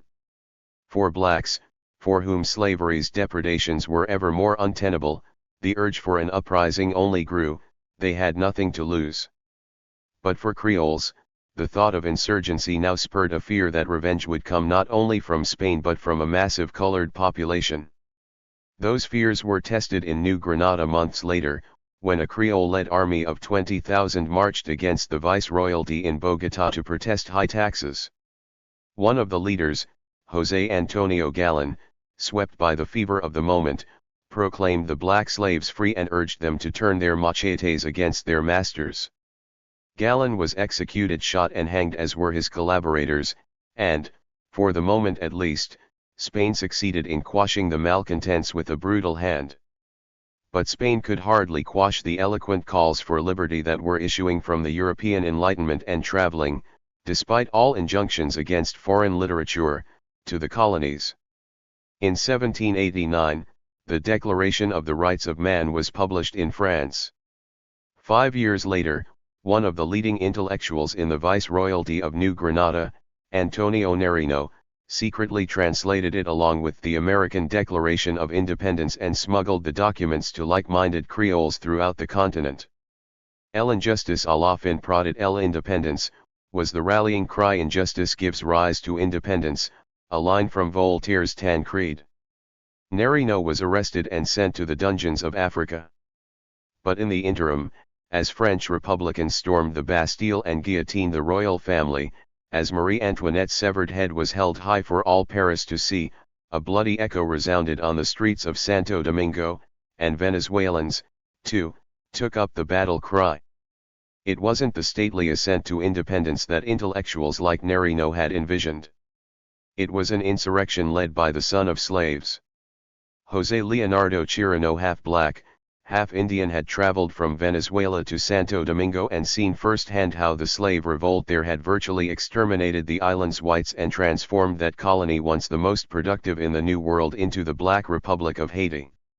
He returned to Venezuela in 1795 and raised a revolutionary force of 300 blacks, who plundered the haciendas, killed white landowners, and terrorized the city of Coro. But it didn't take long for the Spanish to subdue them. Chirino was chased down and decapitated, his head displayed in an iron cage on the road between Coro and Caracas, his hands sent to 2 different towns due west. There was a crystal clear lesson in this for the disgruntled Manchuanos: those willing to lay down their lives for liberty might also want equality. A revolution could truly turn. Simon Bolivar doubtless heard news of these events in the street, in the stables, in the kitchen, as he listened to the frightened servants. He was all of 12 years old. Chapter 2. Rites of Passage. A child learns more in one split second, carving a little stick, than in whole days, listening to a teacher. Simon Rodriguez. Simon's irritable uncle and guardian, Carlos Palacios, had no patience for children. He left his nephew for months at a time as he traveled the colony, visiting the Bolivar family haciendas. He sent Simon to an elementary school run by Don Feliciano's former secretary, the eccentric young Simon Rodriguez. It was a shabby little institution, plagued by truancies, one teacher for 114 students, and barely any supplies, but it was a salve of conscience for Don Carlos, who, with a bachelor's logic, decided that a schoolroom was the perfect remedy for a restless boy. In June of 1795, as the black revolutionary Chirino fled through Venezuela's forests, evading his angry pursuers, Simon, too, decided to run. His uncle had been away from Caracas for 2.5 months. Simon gathered a few of his things and headed across town, seeking refuge in the house of his sister Maria Antonia, where his old wet nurse, Hippolyta, worked. Maria Antonia and her husband, Pablo Clemente, happily took him in, registered his change of address with the courts, and made a formal request that the Palacios family, who, after all, were living on Simon's inheritance, contribute financial support for the boy. 8 days later, Carlos Palacios was in court, trying to win back custody. On July 31st, he filed a lawsuit against Maria Antonia and her husband, insisting that Simon be returned to his house, even if it had to be done by force.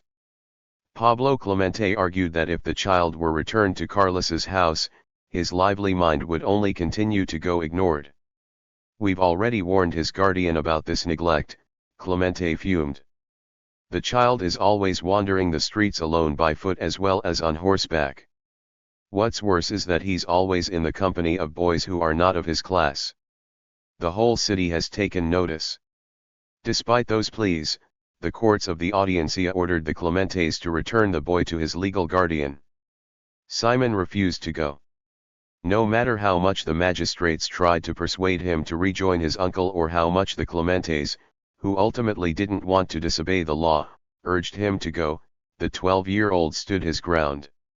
"Slaves have more rights than this," he insisted. "The courts have every right to dispose of property and do whatever they want with a person's things, but not with the person himself. You cannot refuse someone the right to live in whatever house he pleases."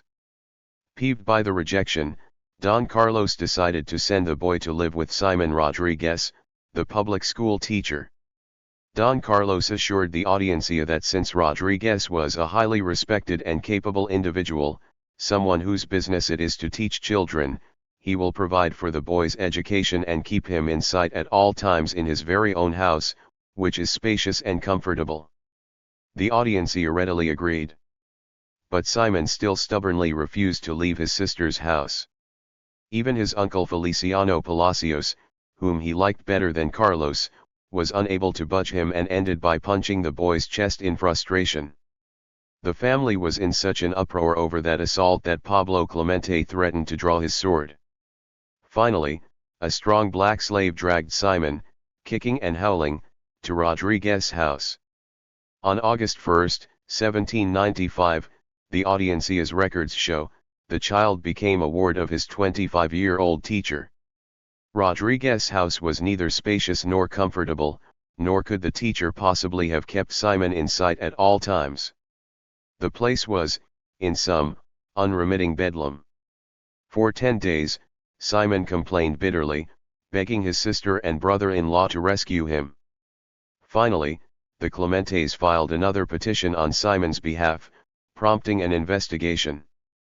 A court-ordered inspection of Rodriguez's house revealed that its 5 bedrooms were home to 19 people, the teacher, his wife, the teacher's brother, sister-in-law, and their newborn baby, a boarder and his nephew, 5 male students entrusted to Rodriguez's care, 2 of Rodriguez's wife's siblings, 3 servants, and 2 black slaves. The conditions were shabby, the disorder constant, the fare necessarily meager. In order to humor his new ward's tastes, Rodriguez arranged for Simon's every meal to be delivered from Don Carlos's kitchen. All the same, the boy was inconsolable. 3 days later, Rodriguez reported to the audiencia that Simon had disappeared. A search team was organized, but before it could set out into the streets of Caracas, a priest appeared with the boy in tow. It seemed Simon had run off to argue his case with the archbishop. A letter from the eminence himself requested clemency for the child. Within 2 months, the misery of being separated from his childhood surroundings radically changed Simon's mind. On October 14, 1795, he retracted all the negative things he had said about his uncle Carlos. Through his sister, he requested that the audiencia return him to the harbor of the Palacios house, where he pledged to behave and focus on his studies. The audiencia agreed, with a stipulation since the uncle was often away from Caracas that Don Carlos hire a respectable teacher, if possible a priest, who can be a constant companion to the boy and give him the best education possible. Within 3 days, Simon Rodriguez had quit his post to be Bolivar's tutor. Simon Bolivar would hardly be the model student. He was too fond of games, too fidgety a boy for desks and pencils, but for the next 3 years, he managed to receive a largely private education under the tutelage of some formidably bright minds. Rodriguez was in charge of reading and grammar. Andrés Bello, who later became a towering figure in Latin American letters, tutored him in literature and geography. Padre Francisco de Andujar, the priest who had taught him in Sanza's house, a scholar praised by no less than the great naturalist Alexander von Humboldt, taught him mathematics and science. He is said to have studied history, religion, and Latin with a number of other esteemed Caracans of the day. But for all the claims some breathless biographers have made about his early brilliance and education, Simon Bolivar was well past childhood before his thirst for learning was awakened. It was his irrepressible instinct for adventure, his highly developed sense of curiosity, that taught him most during those stormy years. The teacher who most understood that irrepressible nature was Simon Rodriguez. He was not a particularly skilled pedagogue, and too many writers including Bolivar himself have exaggerated his abilities. But Rodriguez had a broad and agile mind, as well as a keen instinct for adventure. His most important contribution to the education of Simon Bolivar was that he understood the boy's eccentricities and allowed him to be himself. Rodriguez certainly didn't broadcast it openly at the time. The penalties for advocating liberty and egalitarianism were too severe, but he was a keen admirer of Rousseau, Locke, Voltaire, and Montesquieu. Which is to say, he was a staunch supporter of Enlightenment notions of self-determination. Not for him the paralyzing strictures of the Spanish Church and colonial law, he subscribed instead to a very modern wave of French encycloptism. He was a believer in science as opposed to religion, the individual as opposed to the state.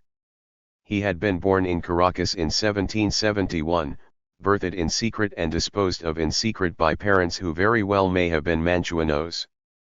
The note they tucked into the infant's blanket when they left him to fate and a doorstep said he was a bastard son of whites. He was adopted by Dona Rosalia Rodriguez and later by the priest Don Alejandro Carreno. From these two benefactors he took his name, Rodriguez Carreno. Eventually, however, in a fit of pique against the church, he dropped Carreno altogether. Indeed, most of Rodriguez's life tended toward fits of pique. He was irascible, libidinous, unpredictable, peripatetic, a compulsive talker whose basic teaching method was to impart his private passions. Coarse in manner, slight in frame, he was hardly an attractive man. His features were grotesquely out of proportion, ears too big, nose too hooked, mouth a grim line when it wasn't in motion. He was the antithesis of Andrés Bello, the fair-faced scholar barely 2 years older than Bolivar, who was hired to expose the boy to good literature. Whereas Bello was reserved, cool-headed, and grasped immediately that he would never be able to win Simon to a formal education, Rodriguez took the opposite tack. He showed genuine interest in the boy's caprices, he encouraged his adventuresome spirit, taught him outdoors, on horseback, in the wild. Much is made of the fact that Rodriguez's Bible was Rousseau's Émile, the story of an orphan whose classroom is the natural world. More of a treatise on education than a true work of fiction, Rousseau's novel describes the ideal teacher as one who allows the child to imagine himself as master, while guiding his physical and mental progress with a firm hand. Rodriguez's freewheeling, exaggerated approach, his ability to make learning come alive, was precisely what an overactive boy needed. For the first time, a teacher was communicating something Bolivar understood. He may not have learned to spell as well as he should have, or write with true proficiency, but Rodriguez helped the boy lay a foundation for his love of ideas. A lifelong pursuit of liberty would take root in it. If young Simon did not immediately understand how Rousseau's, Locke's, and Voltaire's ideas on liberty worked in the world, he soon got a notion of it in 1797, when another bold bid for independence was attempted in Venezuela, this time by established whites. The movement had begun in Madrid as a coup against the king, organized by Freemasons. A Spanish writer and educator, Juan Bautista Piesernel, was charged, arrested, and sentenced to prison in the Venezuelan port of La Guaira. There, in shackles, he made contact with two dissident Creoles, retired military Captain Manuel Güell, whose father had once fought alongside Colonel Juan Vicente de Bolivar, and José María España, a landowner and local magistrate in the seaside town of Macuto. Güell and España's carefully planned plot against the Spanish overlords in Caracas was eventually betrayed to authorities, and the two fled for their lives through a number of ports in the Caribbean. When the courts went through their papers, they learned what their revolution had in mind: total control of the army and government, the freedom to grow and sell tobacco, elimination of the sales tax, free trade with foreign powers, the end of gold and silver exports, the freedom to establish an army, absolute equality between people of all colors, eradication of the Indian tribute, and the abolition of slavery. As the colonial government went about rounding up anyone, barbers, priests, doctors, soldiers, farmers, who had the slightest involvement in that brash conspiracy, it came upon evidence that implicated Simon Rodriguez. It isn't clear whether Rodriguez had told his pupil that he was colluding with Güell and España, but it is very probable that the 14-year-old Bolivar attended Rodriguez's trial, since his childhood mentor, the lawyer José Miguel Sanz, argued the teacher's defense. With Sanz's help, Rodriguez escaped conviction, but the court ruled that it would drop charges only if he would leave the colonies forever. Rodriguez set sail for Jamaica without so much as a goodbye to his wife, his brother, his former associates, or to his impressionable pupil. In Jamaica, he adopted the name Samuel Robinson, then went on to the United States and, eventually, Europe, where many years later he would meet Simon Bolivar again. The boy was left to slog ahead with tutors who were far less interesting to him. But Carlos Palacios had his own ideas of what his nephew now needed to do. In order to satisfy the conditions of his inheritance, Don Carlos enrolled Simon as a cadet in the elite militia corps, the White Volunteers of the Valley of Aragua, which Simon's grandfather Juan de Bolivar had founded and his father, Don Juan Vicente, had commanded. Simon spent a year in military training, an obligatory rite of passage for Manchuano boys, during which he studied topography, physics, and doubtless learned very little about martial arts. Nevertheless, he was promoted to second lieutenant and, in the process, admitted to a coveted inner circle. "I keep worrying about the boys," Esteban Palacios wrote Carlos from Spain, "especially Simon." Once Simon turned 15, the two uncles decided they should round out his education with a period of study in Madrid, under Esteban's supervision. Don Juan Vicente de Bolivar had always wanted it, Dona Concepcion, too. It was simply Simon's grandfather's stubbornness and perhaps his unwillingness to part with money that had kept the two brothers at home. In January of 1799, Simon sailed for Cadiz with the understanding that his brother, Juan Vicente, would follow. All too mindful that the boy's vast inheritance might slip through the family's fingers, Carlos wrote to Esteban, "Keep a good eye on him, as I have said before, first because he will spend money without discipline or wisdom, and second because he is not as rich as he thinks. Talk to him firmly or put him in a strict school if he does not behave with the requisite judgment." As Simon was boarding the ship San Ildefonso in La Guaira, José María España, one of the España co-conspirators, was making his way back to Venezuela in a canoe, secretly re-entering the colony after almost 2 years in flight. España managed to dodge the authorities for months, slipping from village to village, until he finally took shelter with a black family. Simon was halfway across the Atlantic when Spanish troops surprised España in his hiding place, arrested him, and then convicted him of high treason. He was tied to the tail of a mule and dragged to the main square of Caracas. There he was hanged, dismembered, his head and limbs taken to far corners of the colony. Once again, people were made to witness the iron cages, the vile putrefaction of flesh, the ravening vultures. In the event they needed to be reminded, Spain had no patience for revolutionaries. Within a year, Spanish spies tracked down Manuel Güell on the island of Trinidad. A vial of poison handily dispatched him. For as long as he could remember, Simon had begged his uncles to send him to Spain, so he boarded the San Ildefonso on January 19, 1799, in high spirits, anticipating his life adventure. His cabin mate was Esteban Escobar, an exceptionally bright 13-year-old who was headed to Spain on a scholarship to study at the military college in Segovia. Having grown up with similar backgrounds, the two boys became friends. Their ship was a fleet, agile man-o-war, built in the port city of Cartagena. It was originally part of a flotilla of 6 that had fought in many a Caribbean and Atlantic skirmish and would meet a bitter fate 5 years later at the Battle of Trafalgar. With 74 cannon and the capacity to transport 600, it was one of the finest battleships in the service of the Spanish crown. But traveling the seas in a ship built for combat was a perilous business.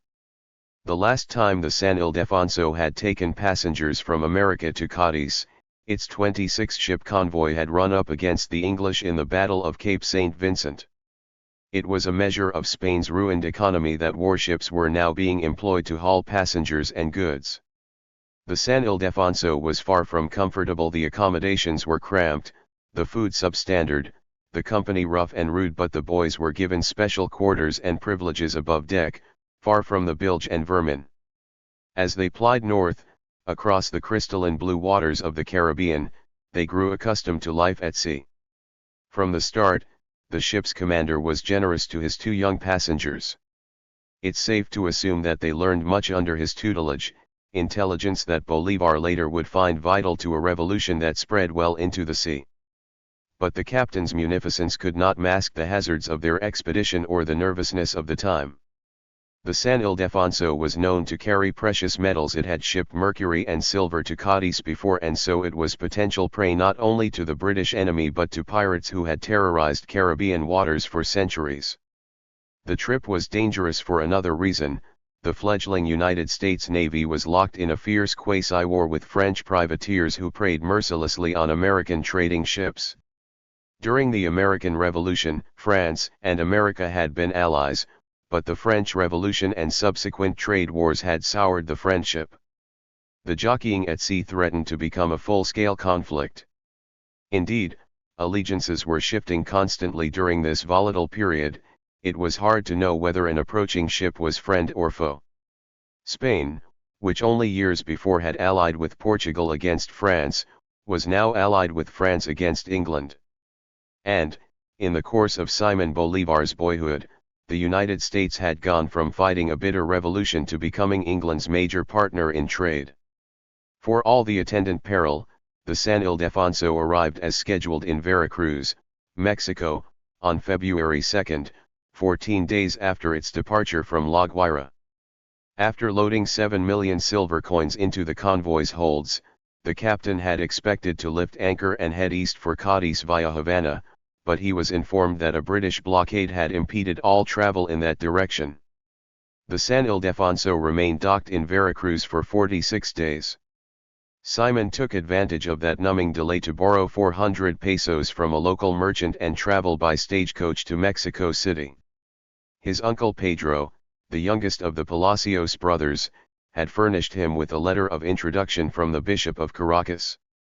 As he rode into that splendid city, the jewel of New Spain, the pride of the Spanish colonial empire, he was struck by the sheer opulence of the city. The city of Mexico reminds one of Berlin, wrote Alexander von Humboldt, but is more beautiful, its architecture is of a more restrained taste.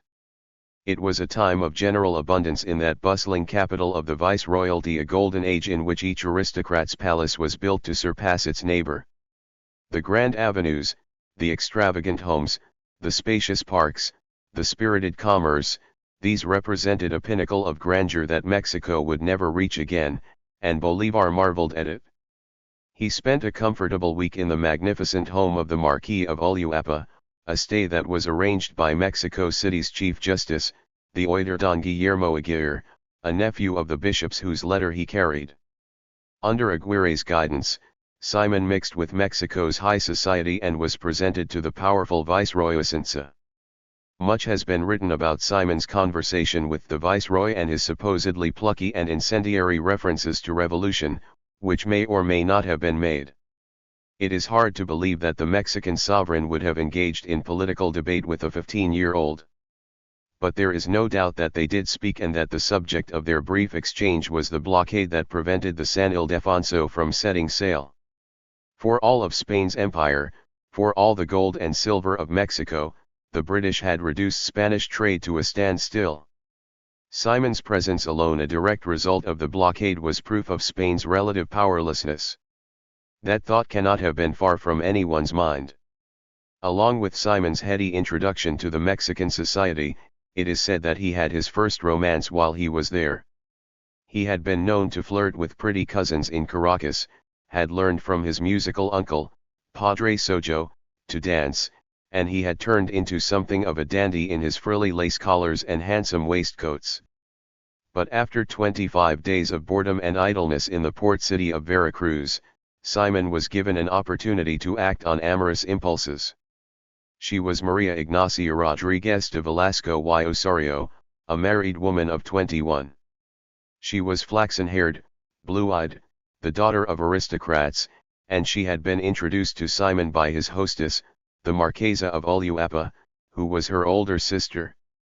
His romance with Maria Ignacia was instantaneous, ephemeral, wedged into a brief 8-day dalliance, but as the two were very much at home in the Marquesa's house, they managed to snatch a few private moments in a narrow staircase of an upper floor. The blonde Rodriguez, as she was called, already had quite a reputation in Mexico City. Married at 15, this indefatigable voluptuary would scandalize Mexico with a string of husbands and scores of lovers, among them the Mexican Emperor Agustin de Iturbide and Baron Alexander von Humboldt, who proclaimed her the most beautiful woman he had ever seen. It's impossible to know whether this romantic encounter was a first for Simon Bolivar. Certainly, it was the first time he had engaged with a woman as a fully independent male, free from the oversight and encumbrances of family. Simon finally returned to Veracruz and departed for Havana when the blockade lifted, on March 20. Soon, his ship joined an even larger convoy and headed north, making its weary way past the Bahamas toward the Chesapeake Bay. The captain of the convoy had decided to follow the North American coast until his ships were well past danger, risking a longer trip and the possibility of exhausting their supplies. In Havana, they had taken on cattle, goats, sheep, chickens, enough food and water for 60 days. The trip would take 72. Caught in a violent storm as they approached Cadiz, the fleet scattered, the San Ildefonso tossed alongside the coast of Portugal, toward northern Spain. By the time it pulled into the Basque port of Santona, it stank of rancid cheese and a pestilential bilge of the blood of animals. Burned by relentless sun, buffeted by angry winds, the sailors were a ragged lot. As they squinted through rain at the grey huddled houses of Santona, they must have felt great weariness and hunger. But they had evaded war. Spain had been at war for 6 long years, and it would be at war for 26 more, until its strength was sapped and its standing as one of the most powerful nations in the world was ancient memory. King Carlos IV had become a laughingstock in his own country. A man of shallow abilities and a weak will, he had relinquished all power to his prime minister, Manuel de Godoy, who had been cuckolding him for years. At 17, Godoy had come to the king's palace as a royal bodyguard, and, before long, his virile good looks had caught the eye of the queen. For all her plainness of face and ruined complexion, Queen Maria Luisa had a formidable appetite for good-looking young men. Godoy soon became her lover. The queen rewarded his sexual favors with greater titles and responsibilities, marrying him off to disguise their entanglement, persuading her dull husband to appoint him head of state in 1792. That same year, the queen gave birth to her 14th child, who, it was rumored throughout Europe, looked shockingly like the new prime minister. As the king whiled away the hours in his palace workshop, fiddling with furniture and polishing swords, Godoy commandeered the throne. It was Godoy who disastrously declared war on England, initiating Spain's precipitous financial decline, and it was Godoy against whom the population of Spain had turned in an avenging fury. It can't have escaped anyone's notice that the French king and queen had been marched to the guillotine just a few years earlier. Trying to regain approval, Queen Maria Luisa appointed a new prime minister, the physically frail Francisco Saavedra, who had been in the New World and had helped the Americans defeat the English at the Battle of Yorktown, and, ever flighty where sex was concerned, she set her sights on another man. The new object of her concupiscence was Manuel Malo, a strapping young bodyguard from Caracas and, as it happened, a friend and confidant of Esteban Palacios, the uncle Simon had come to see. The 15-year-old boy could hardly know it, but the Madre Patria was a hotbed of decadence, not the inviolable power it pretended to be. Politically, economically, morally, Spain was suffering the consequences of its own ruinous management. The upper classes could feel it in their pockets, the rabble, in their bellies.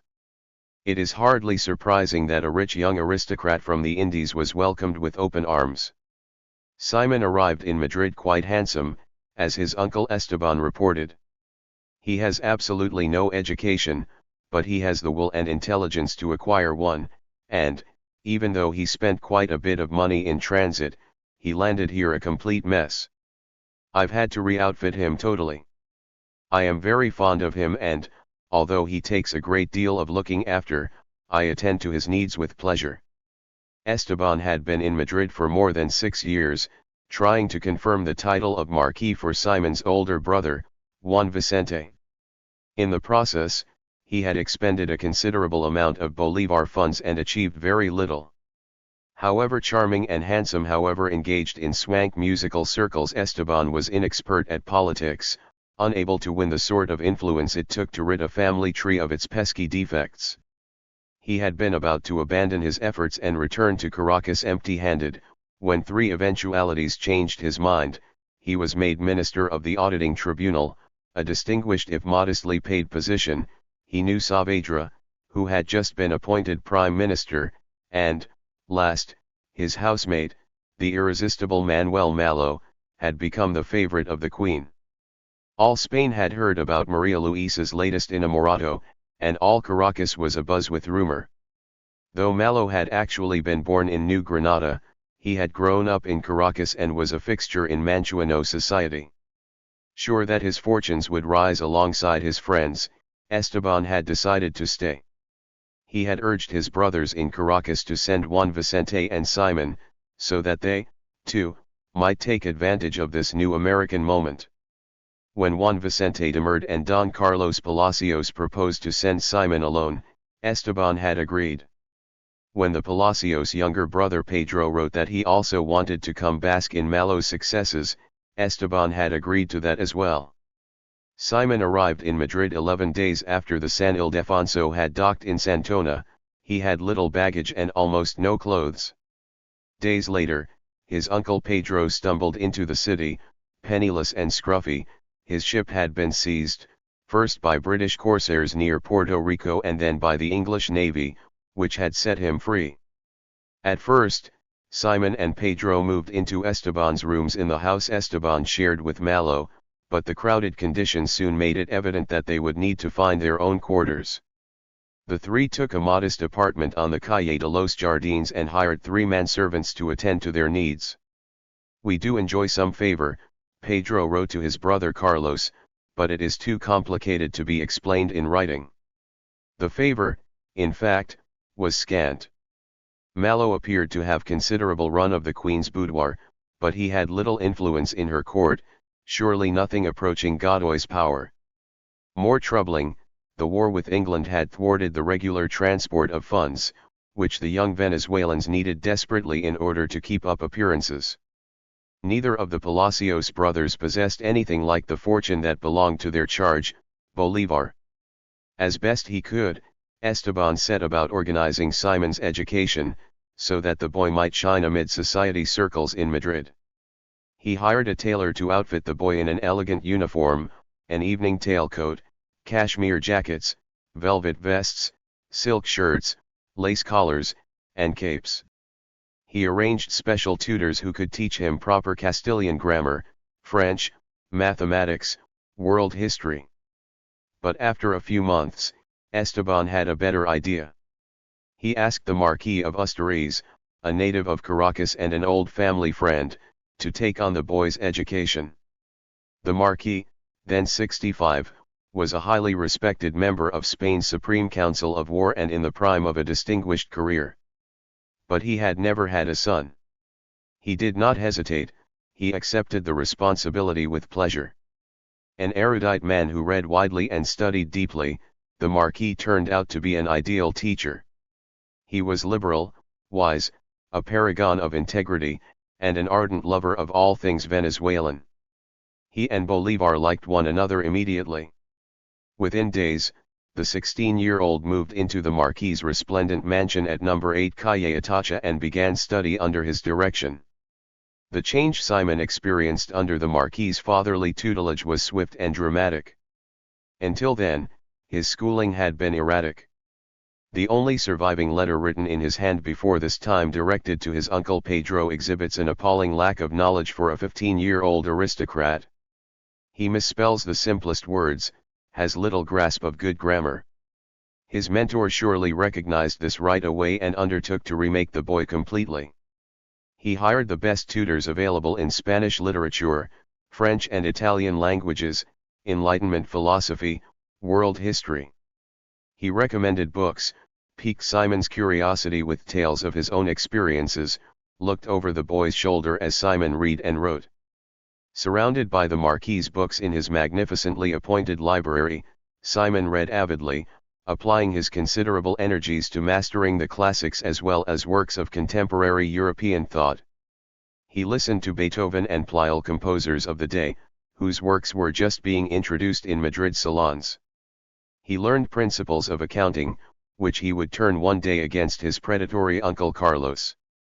But as cultured and academic as the program of his instruction was, it did not lack the physical. He trained in fencing and, being quick on his feet, developed a keen aptitude for it. He studied dance, a pastime that gave him enormous pleasure. Come evenings, he would engage in long philosophical conversations with the Marquis, mingle with illustrious guests, or embark on a whirl of social activities with his uncles.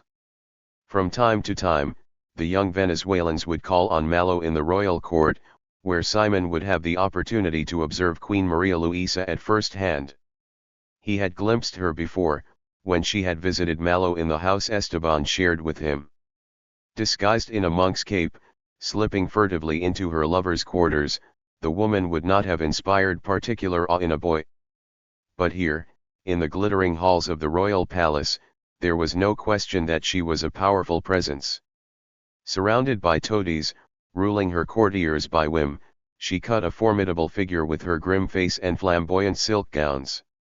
In a portrait painted within a year of Bolivar's arrival, Francisco de Goya captured the queen's frightening amalgam of debauchery and cunning.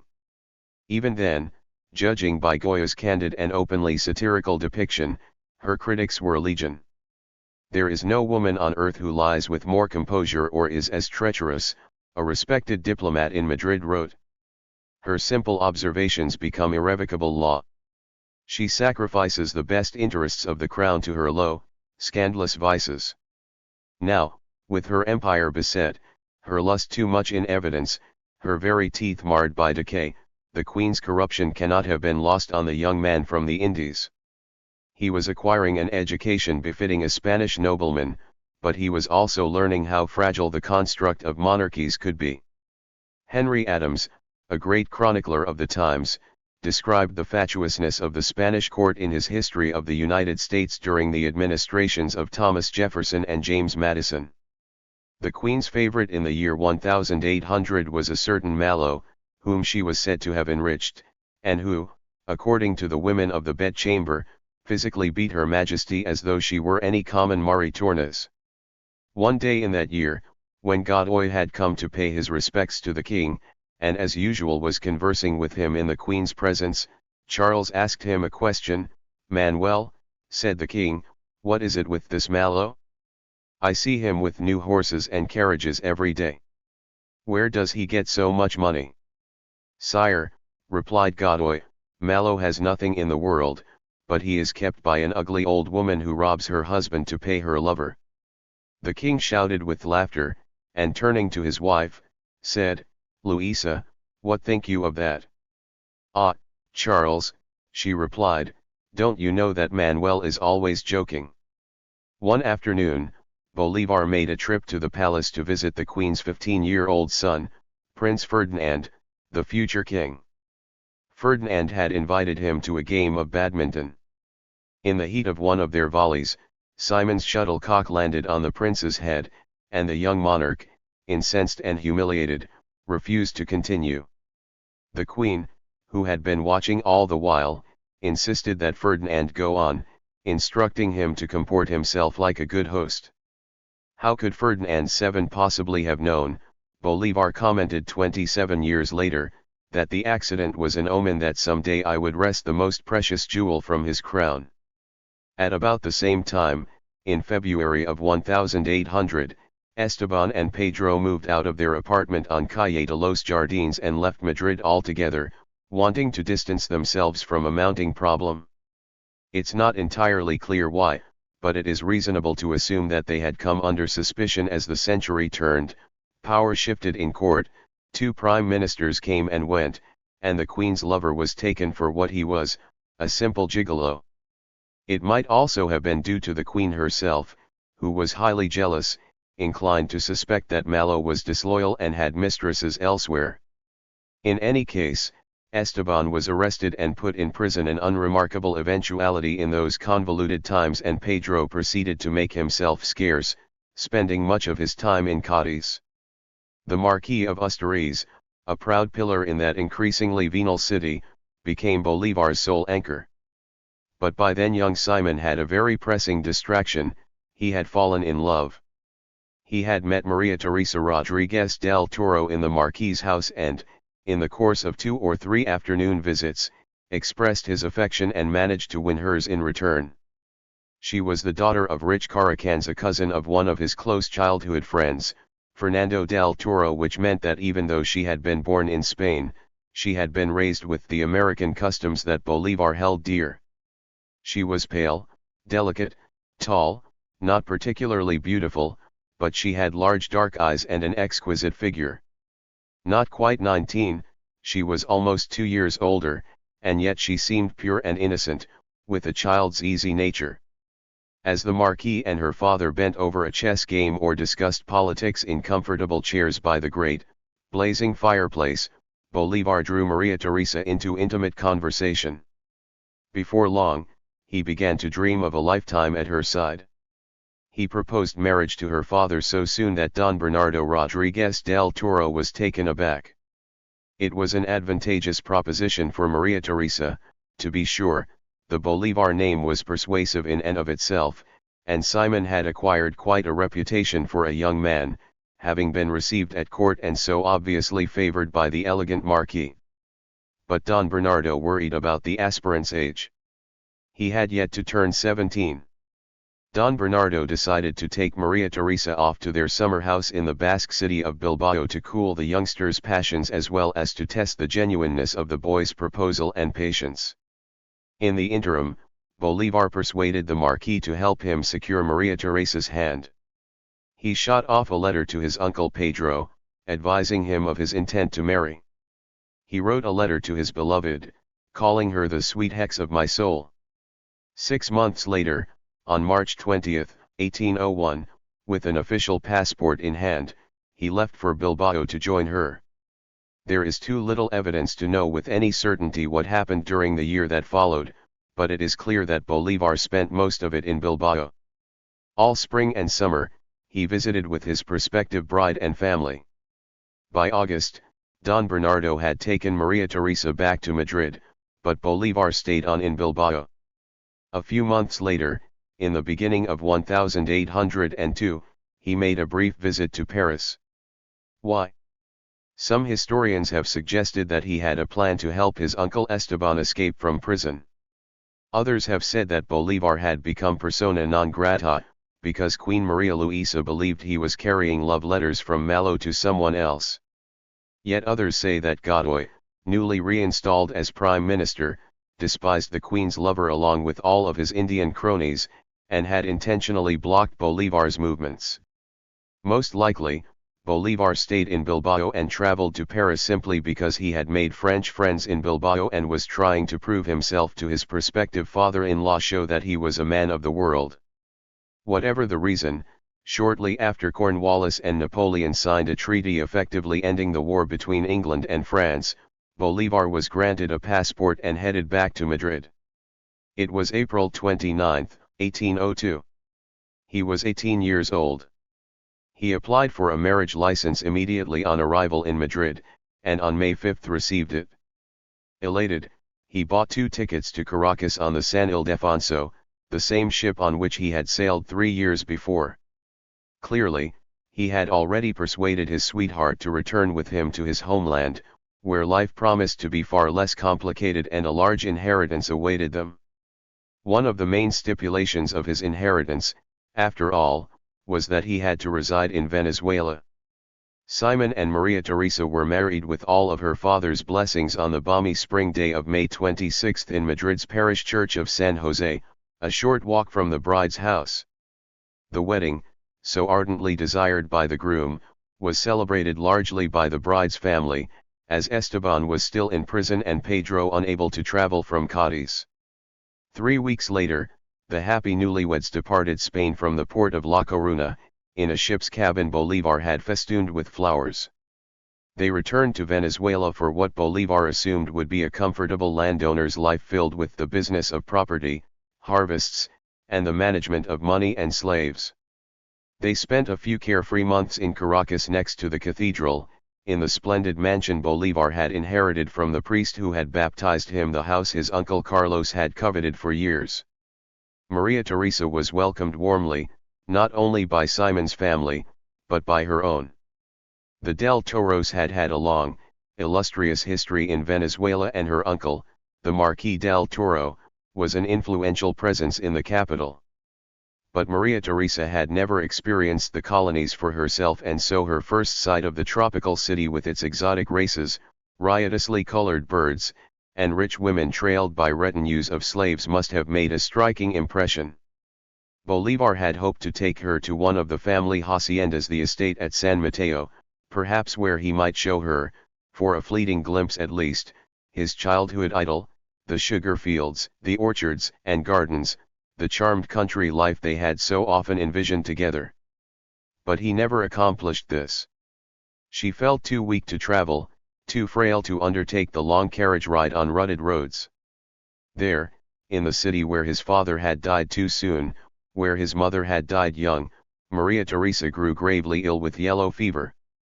Whether she had contracted it in Caracas or in La Guaira, or even on board the San Ildefonso, will never be known, but there is no doubt that the disease came over her quickly, surprising her frantic husband with its virulence. Within 5 months of their joy-filled arrival in Venezuela, she was dead. Chapter 3. The Innocent Abroad. I was suddenly made to understand that men were made for other things than love. Simon Bolivar.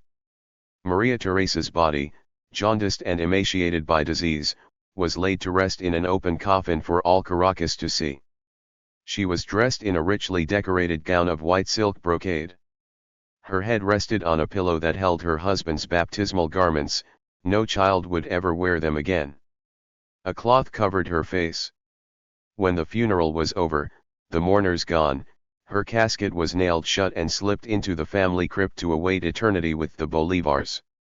Simon's grief was so extreme that, according to his brother, Juan Vicente, he veered into a kind of madness, alternating between fury and despair.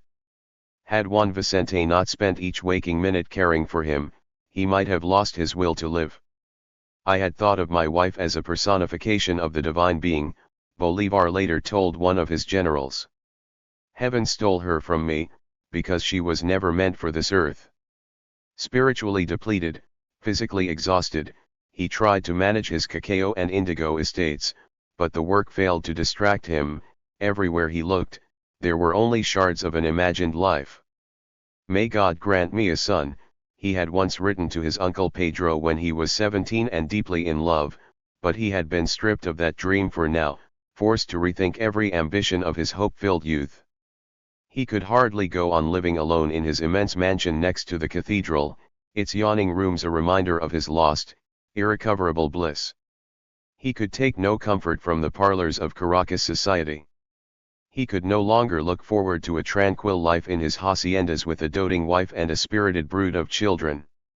As he later recounted, "Had I not become a widower, my life might have been very different. I would never have become General Bolivar, nor the Liberator, although I have to admit that my temperament would hardly have predisposed me to become mayor of San Mateo. When I was with my wife, my head was filled only with the most ardent love, not with political ideas. Those thoughts hadn't yet captured my imagination. The death of my wife placed me early in the road of politics, and caused me to follow the chariot of Mars."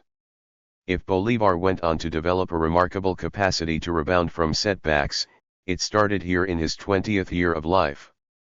From the depths of despondency he found a survivor's grit. He became aggressive, combative, blunt.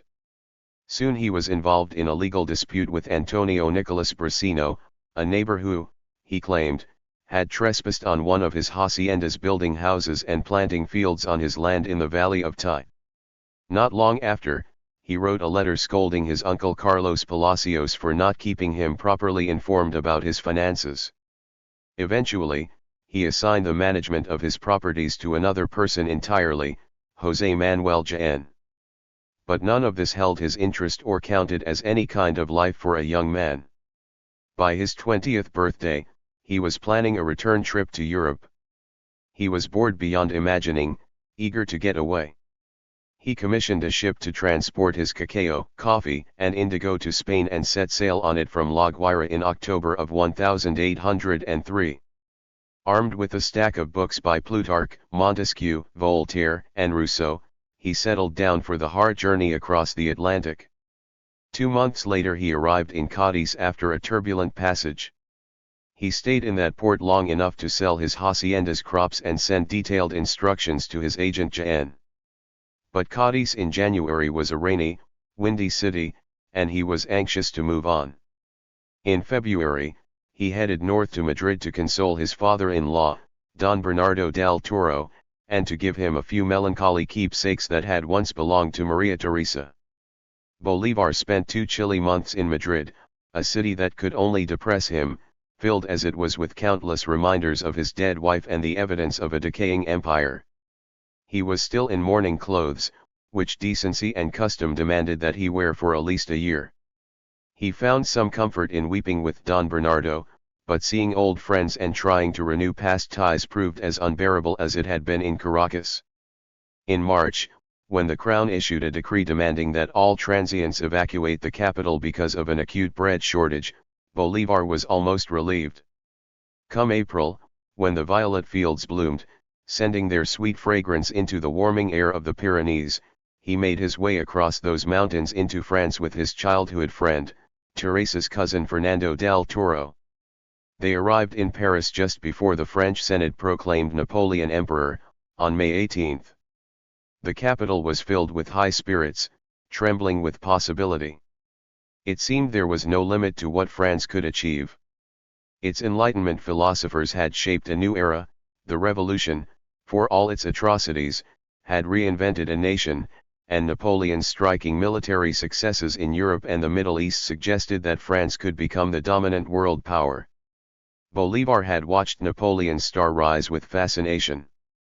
Now, as he walked the streets of Paris, he could not fail to see the man's accomplishments. There was a new air of prosperity that contrasted starkly with the mold and ruin of Spain. Napoleon was undertaking a redefinition of all public institutions: education, banking, civil laws, even transportation and sewage, and the improvements were bold and evident. A larger global strategy also seemed to be at work. By then, Napoleon had sold Louisiana to Thomas Jefferson. Months before, he had conceded defeat in the bloody insurrection that had birthed the Republic of Haiti. But even as France appeared to be shrinking in the New World, in the Old it was emerging as a muscular nation. No ruler in the world could claim more admiration at that moment than the newly proclaimed emperor. Seeing Napoleon, in a modest coat and cap, review his splendidly arrayed troops in the court of the Tuileries, Bolivar, too, was filled with awe. "I worshipped him as the hero of the Republic," Bolivar was later to say, "as the bright star of glory, the genius of liberty, and, perhaps most of all, as a humble servant of his people." But that was soon to change. Bolivar and Fernando del Toro found an apartment at the Hotel for Foreigners on the Rue Vivienne, only a few blocks from the Palais du Louvre. There they established a comfortable gathering place for friends, among them Carlos Montufar of Quito and Vicente Rocafuerte of Guayaquil, young Creoles who would reappear many years later to play radically different roles in Bolivar's life. In time, Bolivar's teacher Simon Rodriguez, in exile and little more than 30 years old, joined their ranks, and, in the company of these spirited men, the widower finally shed his mourning clothes and embraced all the restorative pleasures Paris could offer. It was a sybarite city, riotously liberal, filled with every sort of entertainment, from glittering opera houses to smoke-filled gambling halls. Theaters, which had been emptied during the Revolution, were now scenes of nightly brilliance where tout Paris gathered to hear Frédéric Duvernoy's virtuosic horn, or Cousineau's harp, or Kreutzer's violin. The ballet was in full flourish, dazzling audiences with performances of La Fille Mal Gardée or Dansamani. In the Palais Royal, a magnificent complex of arcades and public gardens that became one of Bolivar's favorite haunts, he frequented the Comédie Française and a veritable profusion of restaurants and shops, bookstores and cabinets de curiosités, gaming houses and celebrated maisons d'amour. With Simon Rodriguez, he read Helvetius, Holbach and Hume, and spent hours in smoke-choked cafes, arguing about Spinoza. By day, Paris was swarming with horse-drawn carriages, whiskies, demi-fortunes, cabriolets, boguettes clattering over the mud and ruts of the streets. The commerce of pastry vendors, cat peddlers, shoe menders filled the air with raucous cries. By night, the city was a shimmering miracle, lit by newfangled gas lamps that allowed the revelry to continue unabated until dawn. It was in this pole star of splendid modernity that Bolivar got to know Fanny Denis de Trobriand, the Countess of Dervieux-du-Villers, one of the Parisians he had met during his visit to Bilbao. The pretty socialite hardly recognized him as the serious youngster she had known 3 years before, but she was delighted by what she saw. He was another man entirely, the writer Flora Tristan later recounted.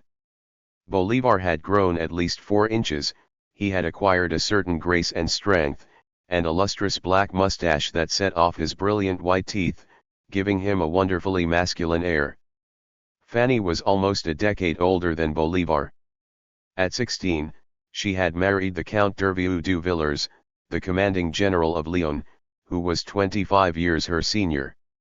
Legend has it that when the Count was arrested by agents of the Revolution and sentenced to death, the fearless Fanny surprised the revolutionary prosecutor late one night in his quarters and, with a pistol to his head, forced him to sign her husband's pardon. Count du Villers went on to become a colonel in Napoleon's army and, once the revolution was over, a senator in his government. By the mid-1790s, he had acquired a luxurious mansion on the Rue Basse de Saint-Pierre, where Fanny established herself as one of the grandes dames of high society.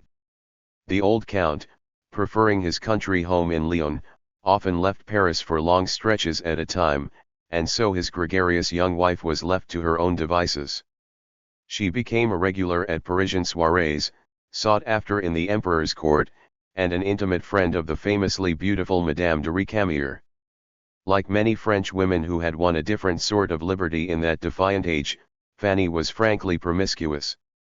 Her coquettishness and vivacity led to countless romances, and she was said to have had children by at least 3 lovers, among them Empress Josephine's son Prince Eugene de Beauharnais, whom Napoleon later made Viceroy of Italy.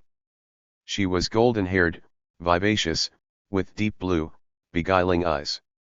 Alabaster-skinned, fresh-faced, with a melodious voice and a languid, feline grace, she was a beautiful woman, all the more so for her sly wit and intelligence.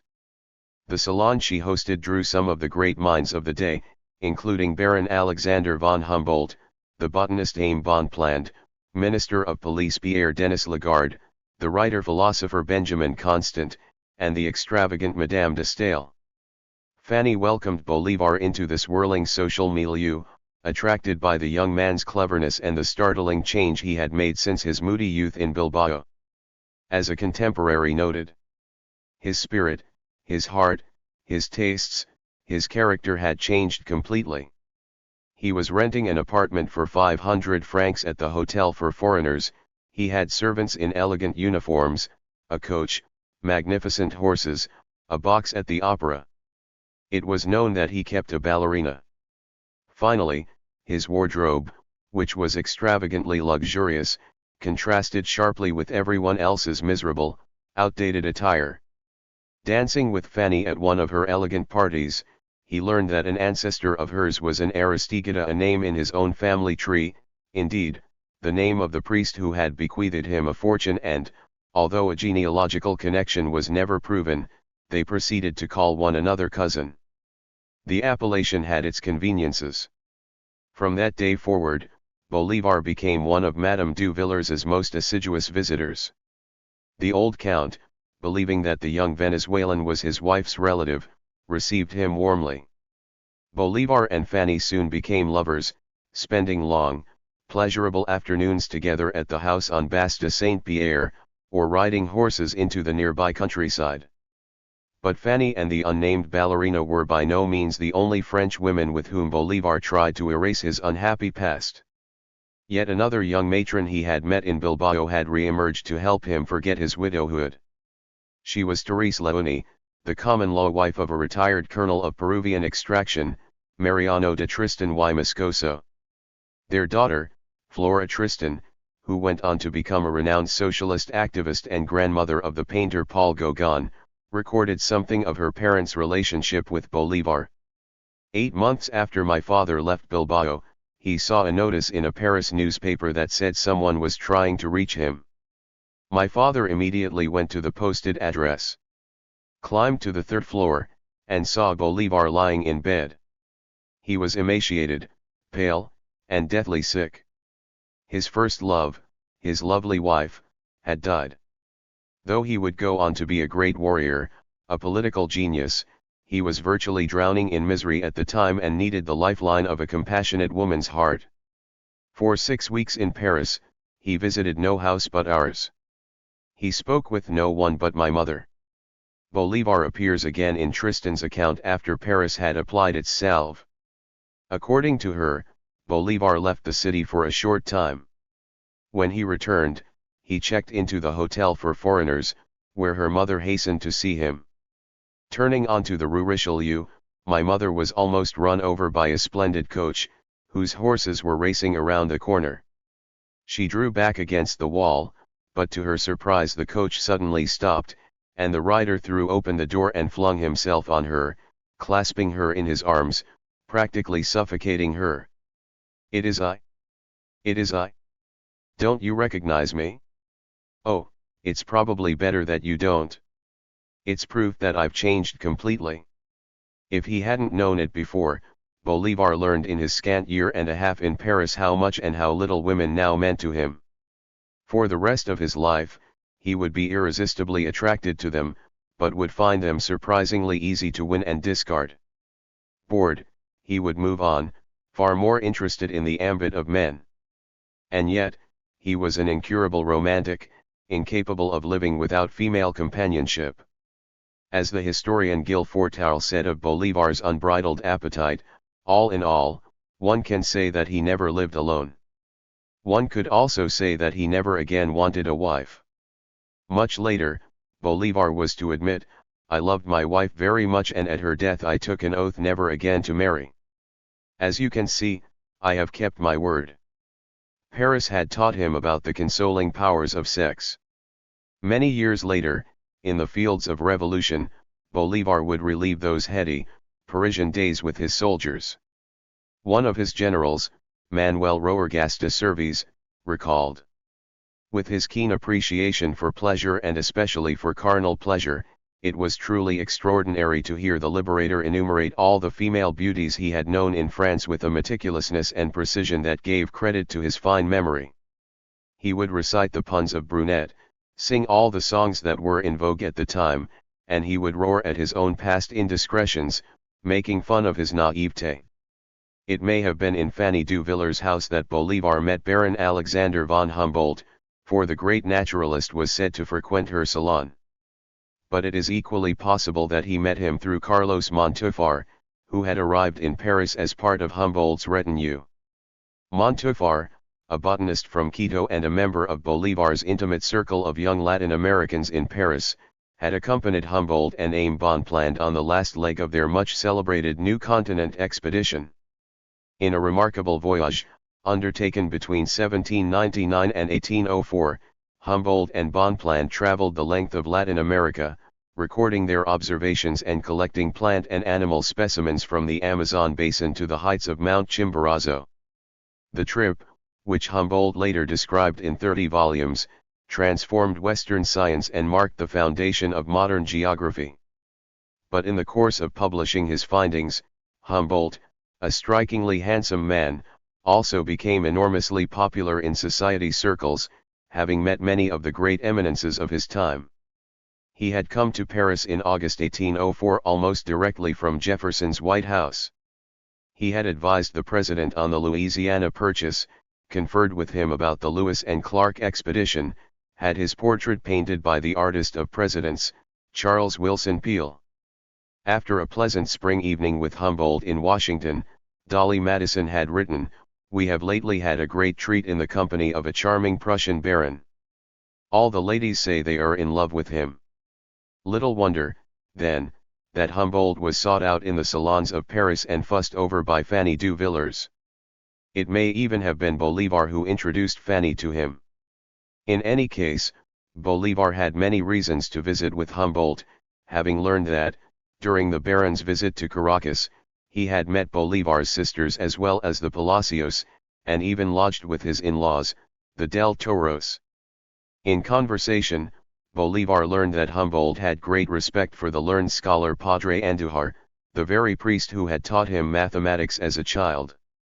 So it was that Bolivar became a frequent guest at Humboldt's elegant apartments on Rue du Faubourg Saint-Germain, where visitors from all over Europe gathered to inspect the Baron's extraordinary collection of 60,000 botanical specimens from sub-equatorial America. In his quirky jumble of languages, part Spanish, part English, part French, Humboldt praised South America's physical beauty, its people, and its promise. Bonpland, too, expressed wonder at the natural riches he had seen. Bolivar was enchanted.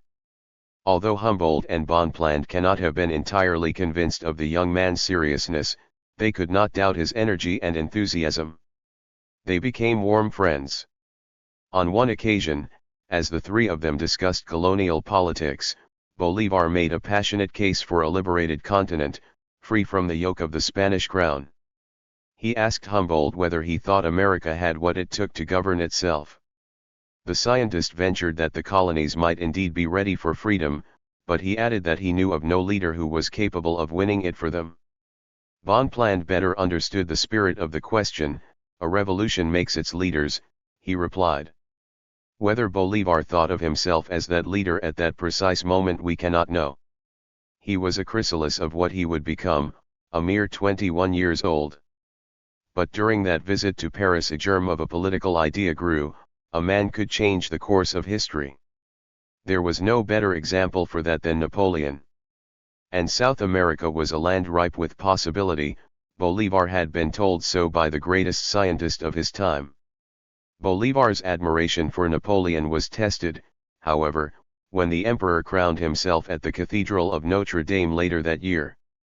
It isn't clear whether Bolivar saw that spectacle on December 2, 1804, or witnessed the triumphant parade, the splendid coaches, the ermine robes, the roar of adoring multitudes. Simon Rodriguez recalls, on that day, so notable and happy for the French, Bolivar and I decided to stay in at our hotel.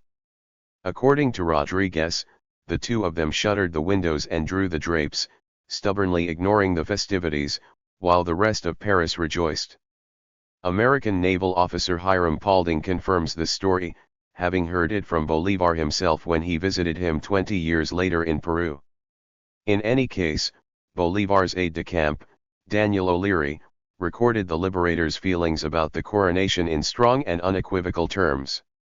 He made himself emperor, and from that day on, I looked upon him as a hypocritical tyrant, an insult to liberty and an obstacle to the progress of civilization. What terrible feelings of indignation this sad spectacle produced in my soul, possessed as it was by a fanatical love of liberty and glory. From then on I could not abide Napoleon, his very glory seemed to glow from hell. France, too, surprised me, a great republic covering itself with trophies and monuments, flaunting its armies and institutions, casting aside its cap of liberty for a crown. Bolivar was not alone in thinking Napoleon had gone too far when he took the crown from Pope Pius VII's hands and placed it on his own head. Ludwig von Beethoven, who had composed the Eroica in Napoleon's honor, decided to strip out the emperor's name. William Wordsworth called the coronation a sad reverse for all mankind. For the rest of his life, however, Bolivar would prove ambivalent about Napoleon, his feelings vacillating wildly from admiration to aversion.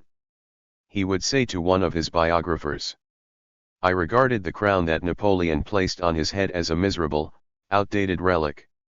For me, his greatness was in his universal acclaim, in the interest his person could inspire. I confess that the whole thing only served to remind me of my own country's enslavement, of the glory that would accrue to him who would liberate it.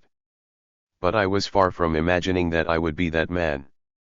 By the end of 1804, Bolivar's disgust with the emperor was so intense, his nerves so ragged from too many late-night dissipations, that his temper erupted at a banquet attended by a number of distinguished guests, among them senators, decorated soldiers, and a few prominent priests.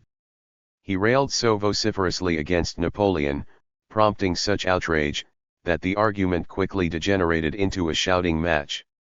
He accused Napoleon of being a traitor to liberty. He blamed the clergymen at the table of being too fanatical in Napoleon's favor. The evening ended badly, the guests scattering in a huff. The next morning, he felt obliged to write a letter to Colonel Mariano de Tristan, who had been present and later suggested that Bolivar would do well to leave the country.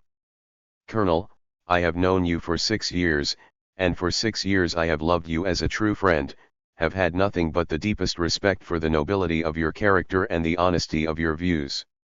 I can't tell you how deeply I regret that you were made to witness that disgraceful scene at my table caused by the fanaticism of a few intolerant clerics, and the shouts with which they defended Bonaparte. Like you, I admire his gifts as a soldier. But how can one fail to see his single-minded pursuit of personal power? He is turning into a despot. Is it wise for the nation to entrust its fate to a single man?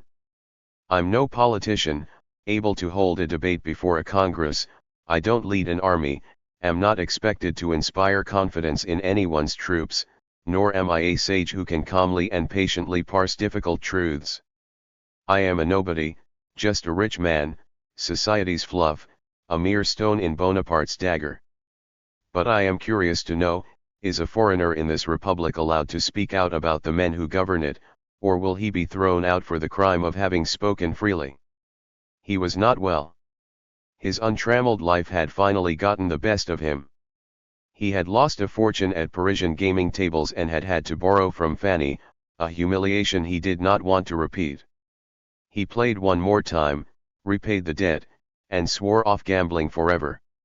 But as Europe slid into winter and the chill bore into his bones, he grew weak, unhealthy. Simon Rodriguez, seeing his former pupil on the verge of physical and nervous collapse, suggested a spring excursion. A long, leisurely amble through France and Italy in warm weather would be just the thing to revivify an exhausted young man. By then, Bolivar's schoolteacher, the eccentric, peripatetic Rodriguez, had been away from Venezuela for more than 6 years.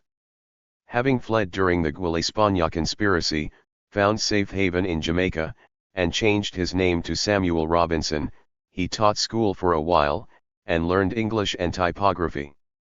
Shortly thereafter he turned up in Baltimore and lived there for almost 3 years, working at a printing press. Rodriguez would come to earn his living in a myriad ways: as schoolteacher, small farmer, estate manager, soap maker, candle maker, gunpowder merchant, journalist, writer, organizer of orphanages and old people's homes, reformer of prostitutes, avant-garde educator. But always he would be traveling, learning, living by the principles of the Enlightenment, in which a republic of letters transcended national borders. "I don't want to be like trees that put down roots in one place," he wrote. "I'd rather be like the wind, the water, the sun, like all those things that are forever in perpetual motion." And so he was. In 1799, he traveled to Bayonne, where he taught Spanish, French, and English and, with the exiled Mexican priest Fray Servando Teresa de Meyer, began to dream about establishing a language school in Paris. By 1801, that dream had come true. He and Meyer were gainfully employed in Paris, teaching Spanish, which was in vogue, given France's new alliance with Spain. But Rodriguez's itinerant spirit soon had him yearning for the road. When Bolivar caught up with him in Paris in 1804, Rodriguez was just returning from Vienna, where in yet another remarkable reincarnation he had worked for a brief time in the laboratory of a noted Austrian chemist. He didn't hesitate to abandon his plans to the task of restoring his former pupil's health. Bolivar, Rodriguez, and Fernando del Toro set out on their curative trip to Italy in April of 1805. They traveled to Lyon by public carriage, rested for a few days, then sent their luggage ahead and made their way on foot à la Rousseau, covering short distances every day.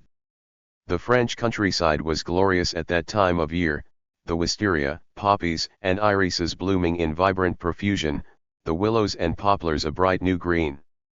Bolivar had always loved nature, enjoyed travel on an open road, and, little by little, the fresh air and exercise began to animate him.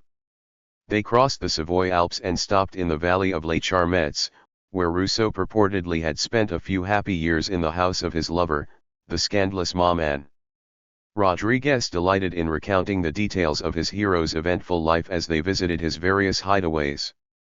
From there, they headed for Italy, increasingly aware of the triumphal arches, the monuments, even a towering pyramid that had been erected along the way in preparation for Napoleon's Italian coronation.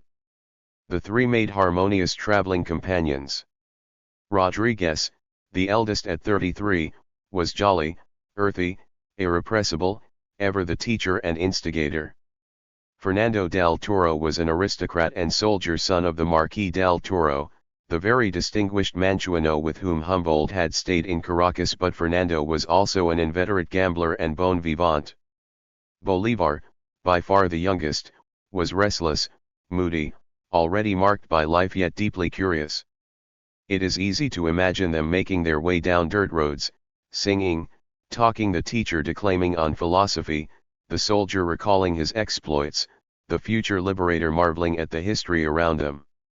As they crossed into Italy, they plunged heartily into the study of Italian, reading Boccaccio, Petrarch, and Dante, writers from whom Bolivar was to acquire many a useful maxim. But they also did what any traveler would have done: buy fruit in the open markets, repose at small inns along the way, dodge mud as carriages hurtled by in the rain, fall into conversation in cafes, deliberate their route in boisterous roadside trattorias. Few South Americans traveled the countryside at that time, and so with their eccentric manners and accents they must have drawn attention. By May 26, they were in Milan, watching Napoleon don the historic crown of Lombardy, said to contain one of the nails from Christ's crucifixion. Dieu me l'a donné, Napoleon announced as he placed it on his head. God gives me this, woe to the man who dares lay a finger on it. Fanny was there to see it, as were her old husband and young lover Eugene de Beauharnais, and it seemed all Europe was pointing at this moment, exulting in the triumph of one man. On the fields of Monte Chiaro a few days later, Bolivar had the opportunity to watch Napoleon review his troops once again, in humble clothing, and, as Bolivar told it, Napoleon stared back from his throne, training his small telescope at the South American travelers, who stood apart on a far hillock. Perhaps he will think we are spies, one of Bolivar's companions said, and, turning to dread, they decided to move on. Milan's feverish celebrations went on for days. On June 8, Napoleon made his adopted stepson, the 24-year-old Eugene de Beauharnais, viceroy of the new Kingdom of Italy. Bolivar and his friends witnessed it all from the sidelines. It was no secret that Fanny and Eugene were lovers and that she delighted in playing Josephine's son off against Bolivar. Years later, she mentioned in a letter that she and Bolivar had seen one another in Italy, but whether it was in a large gathering or alone, we do not know. In either case, it would have been an awkward encounter. Bolivar had already said goodbye. Soon after those festivities, the travelers set out for the open road. Pointing to Rome, they made leisurely stops in Verona, Venice, Ferrara, Bologna, Padua, Florence, and Perugia. Florence is said to have delighted Bolivar with its art and history.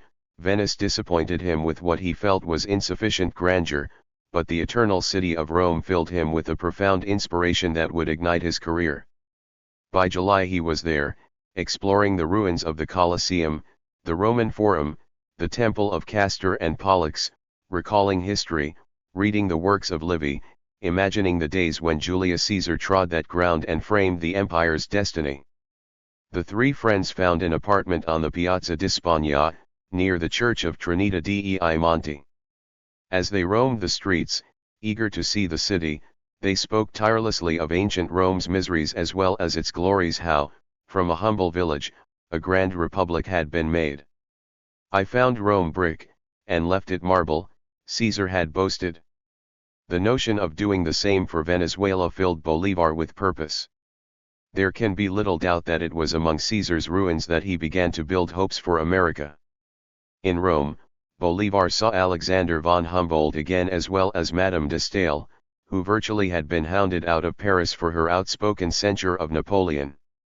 De Staël was traveling with her usual entourage of celebrated writers and busily gathering material for what would be her most famous book, Corinne, or Italy.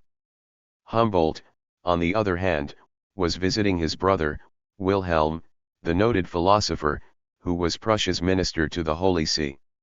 Wilhelm von Humboldt was a favorite at the papal court, and his splendid house on Monte Pincio became a gathering place for the famous. It was probably in that house, the towering Villa di Malta, that Bolivar met a number of European intellectuals who happened to be in Rome at the time and taught him much about the world. While some have claimed that Bolivar and Alexander von Humboldt traveled to Naples together and climbed Mount Vesuvius side by side, neither Bolivar's nor Humboldt's papers mention it. More likely, Bolivar's visits with Humboldt took place entirely at Wilhelm's house, where Humboldt continued to promote his expedition and discuss the New World's natural marvels, and Bolivar tried to nudge the discussions toward America's independence from Spain. Even as the young man grew more radical in his thinking, Humboldt maintained a strict objectivity. More than a year before, as Humboldt had traveled the heart of the American continent, he had written vividly in his journals about the injustices of colonialism. How could a minority of European Spaniards hold on to so vast an empire for so many centuries, he posed rhetorically. But he never did so publicly, deciding that the people of Spanish America were essentially complacent, indolent by nature, and insufficiently motivated to throw over the yoke. Almost half a century later and long after Bolivar's death, Humboldt would write apologetically to Bolivar's aide-de-camp, Daniel O'Leary.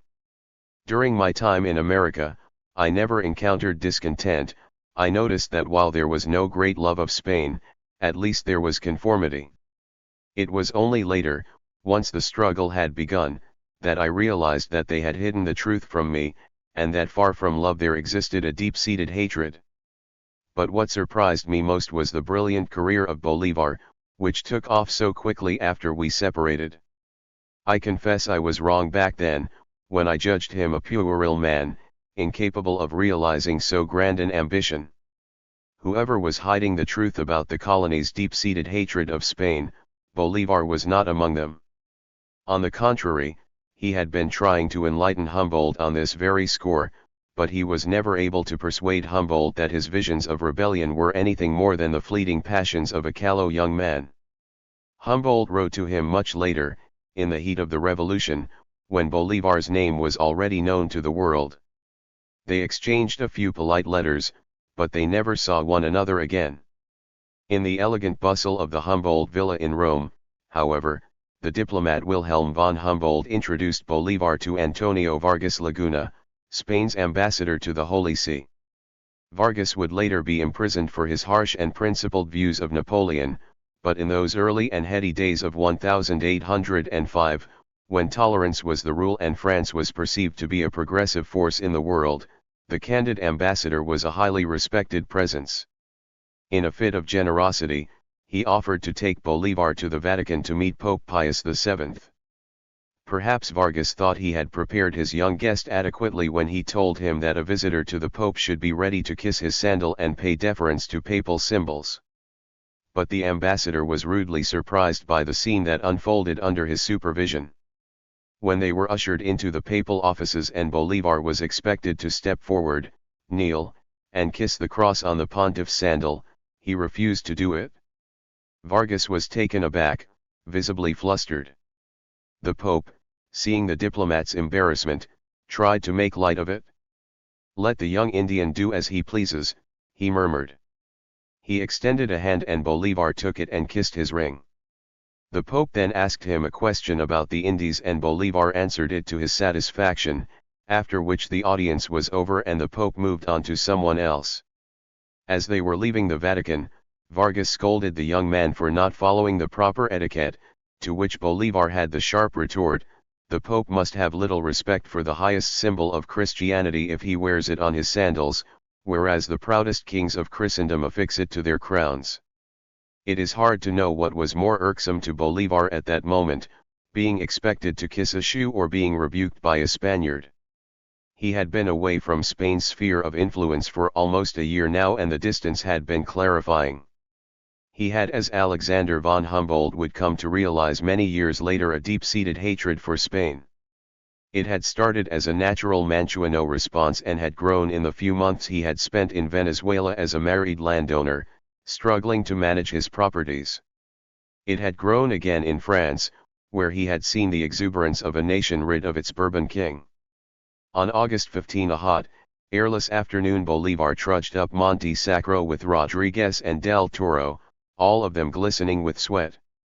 Rodriguez reminded them of the plebeians of ancient Rome, who, weary of patrician rule, had labored up that very hill in 494 BC to vent their fury and threaten secession from the Roman Republic. By the time the three travelers reached the top, a flaming sun lingered on the horizon.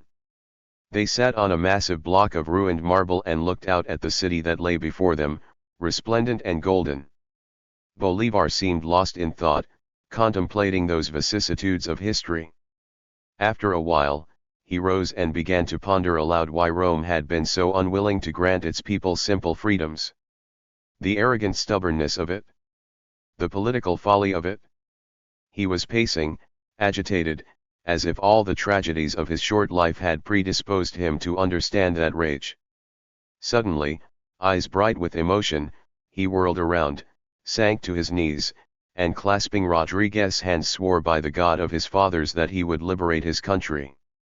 "I will not rest until I have rid it of every last one of those bastards," he cried. 20 years later, he recalled the scene in a letter to his old teacher. Do you remember when we went together to Monte Sacro to swear on that sainted ground that we would not rest until our homeland was free? Surely you haven't forgotten that day of eternal glory. The vow on Monte Sacro was a turning point, the genuine expression of a radicalized spirit. But, ultimately, it can be seen as an extension of Bolivar's father's anger, the wrath of colonial frustration, passed down from American to American over the course of 300 years. In 1824, when the U.S. naval officer Hiram Paulding asked Bolivar what had impelled him to undertake the liberation of America, he replied, "From boyhood I thought of little else, I was fascinated by stories of Greek and Roman heroes. The revolution in the United States had just taken place and it, too, was an example. Washington awoke in me a desire to be just like him. When I and my two companions arrived in Rome, we climbed Mount Palatino, and we all knelt down, embraced, and swore that we would liberate our country or die trying." Bolivar left Rome shortly after the pledge on Monte Sacro and returned to France, although it isn't clear whether he arrived in Paris at the end of 1805 or at the beginning of 1806. A record in the Paris Lodge of the Freemasons, the anti-monarchical fraternity that was furiously recruiting young men at the time, lists him as being inducted sometime between November 1805 and February 1806. Most likely, he and his companions knew that they would do well to undertake the walk back in clement weather, arriving in Paris before the November frost. The Bolivar who returned was a different man, robust, energetic, his health renewed by exercise. He never again succumbed to a wastrel's life. He was the model revolutionary, abstemious, disciplined in his personal habits, insatiably curious. If indeed he joined the Freemasons at this time, it was certainly in order to meet other men who, like him, were keen to change the world. It is most likely that Fanny was not in Paris when he returned, and, in any case, she was pregnant with her son Eugene. From the child's birth date, April 23, 1806, we can deduce that he was conceived in late July of 1805, just after Fanny's lover Eugene de Beauharnais was made Viceroy of Italy, about a month after Bolivar left Milan. Much later, when Bolivar was known as the Liberator of South America, Fanny would try to suggest that one of her children might have been his. But he had lost all interest in Fanny. His hopes and ambitions had turned elsewhere. Perhaps it was because she was pregnant by another man, perhaps it was simply because he was bored with her. Before leaving Paris for Italy, he had given her an engraved ring as a parting bauble, and she had cried and begged him not to go. After his rise to glory, after she had fallen into debt, she would try to borrow money from him, convince him to buy her house, even offer her son in marriage to any female in his family. He ignored her grasping efforts until the very last, until after she had sent him scores of pleading letters, and then he sent a terse instruction to one of his minions traveling through Europe. "Take this copy of my likeness," he wrote, "and deliver it to Madame d'Urville." Even as Bolivar was on his knees, vowing to liberate his homeland, there was an older, worldlier Venezuelan readying himself for the task. On September 2, 1805, a graying war veteran traveling under the name of Mr. George Martin boarded the Polly in Gravesend, England, en route to New York to muster an army of freedom fighters. He was Francisco de Miranda, the famous rebel to whom Bolivar's father had appealed almost a quarter-century before. Miranda, at 55, had led a remarkably colorful life. He had met many of the leading personages of the day, including Thomas Jefferson, Alexander Hamilton, George Washington, James Madison, Thomas Paine, Henry Knox, Catherine the Great, Maximilien de Robespierre, General Lafayette, even Joseph Haydn. He was at once a glamorous, well-traveled, sophisticated polyglot and a hapless itinerant who, during the course of his quest for liberty, would be accused variously as a smuggler, a deserter, a charlatan, and a gigolo. He had been born in Caracas in 1750, the son of a Canary Islander. His father, a prominent merchant, owned a number of businesses, including a textile factory and a bakery, but when the Spanish authorities chose him to be the leader of a new militia, the Manchuano elite rose up in fury. The very men including Juan Vicente de Bolivar whose signatures were on the letter begging Miranda to mount an insurgency against the Spanish had led a campaign against Miranda's father, excoriating him as a mulatto, a government henchman, a mere shopkeeper, an upstart, and unworthy of his honorary appointments. Miranda's father was forced into a mortifying legal battle in which he was expected to produce lengthy genealogies proving the purity of his blood. Stung by that humiliation, Miranda set off for Spain in 1771 at the age of 20. After 2 years of study in Madrid, he became a captain in the Spanish army, a position his father bought for him for 85,000 reals.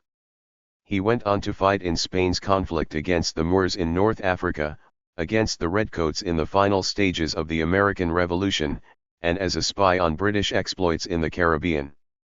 In 1782, badgered by Spanish authorities for a fleeting collaboration with a British smuggler, he escaped to the hills outside Havana.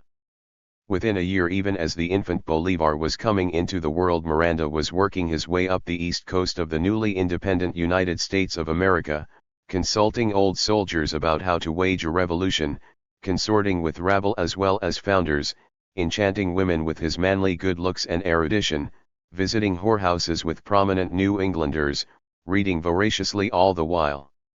He was an irresistibly charming man. Eventually, Miranda left the United States and crisscrossed Europe from Marseille to Istanbul and from Corinth to St. Petersburg in a campaign to gain adherents to his cause. In London he was put on the Prime Minister's payroll as a consultant for American affairs. He gave William Pitt innumerable documents describing Spain's fortifications and outlining his plan for a unified, liberated South America. Its parliamentary system would be modeled after England's, its head executive would be a descendant of the Inca. For the rest of his days, he would try to get these documents back from the English government, but his pleas would go ignored. All the same, Miranda was a tireless diplomat for the cause. He traveled to Prussia with John Adams's soon-to-be son-in-law, William Stevens Smith. Miranda and Smith became good friends, sharing their wardrobes and carousing in bawdy houses. Miranda had fought in the French Army of the North as a field marshal, a rank he was given on the mistaken understanding that he had been a brigadier general in the American Revolution. Clearly, he was a master of exaggeration. So intimate a friend did he become of Catherine the Great that her court assumed they were ardent lovers. Miranda has traveled to great advantage, one friendly observer was prompted to say, and nothing has escaped his penetration, not even the Empress of all the Russias. Despite his service to France, however, Miranda was caught in the web of French revolutionary intrigue and was tried for desertion and cowardice. He was declared innocent of all charges. But Robespierre, suspecting Miranda of other perfidies, sent him to prison to await the guillotine. Although Miranda survived to have his name engraved in the Arc de Triomphe as one of the Revolution's heroes, the experience made a deep and bitter impression. He had risked his life for the French, and yet all he had received in return was persecution or imprisonment. "What a country," he exclaimed in an outraged public letter. As Güell and España conspired to overthrow Spanish rule in Venezuela in 1799, Miranda wrote to Güell, "We have before our eyes two great examples, the American and the French revolutions. Let us prudently imitate the first and carefully shun the second." Disgusted with France, he had settled in London, where, in the wake of Güell and España's failures, he resumed his campaign to liberate his homeland. In the fall of 1805, as the British reveled in their decisive victory over the combined French and Spanish naval forces at Trafalgar, as a starry-eyed Bolivar made his way back from Rome to Paris over roads strewn with autumn foliage, Miranda was on board the Polly, headed to North America after a hiatus of 20 years. He had gone, like Hannibal, from country to country, gathering support for his beleaguered people, and he had decided that it was in the United States that those people would be best understood.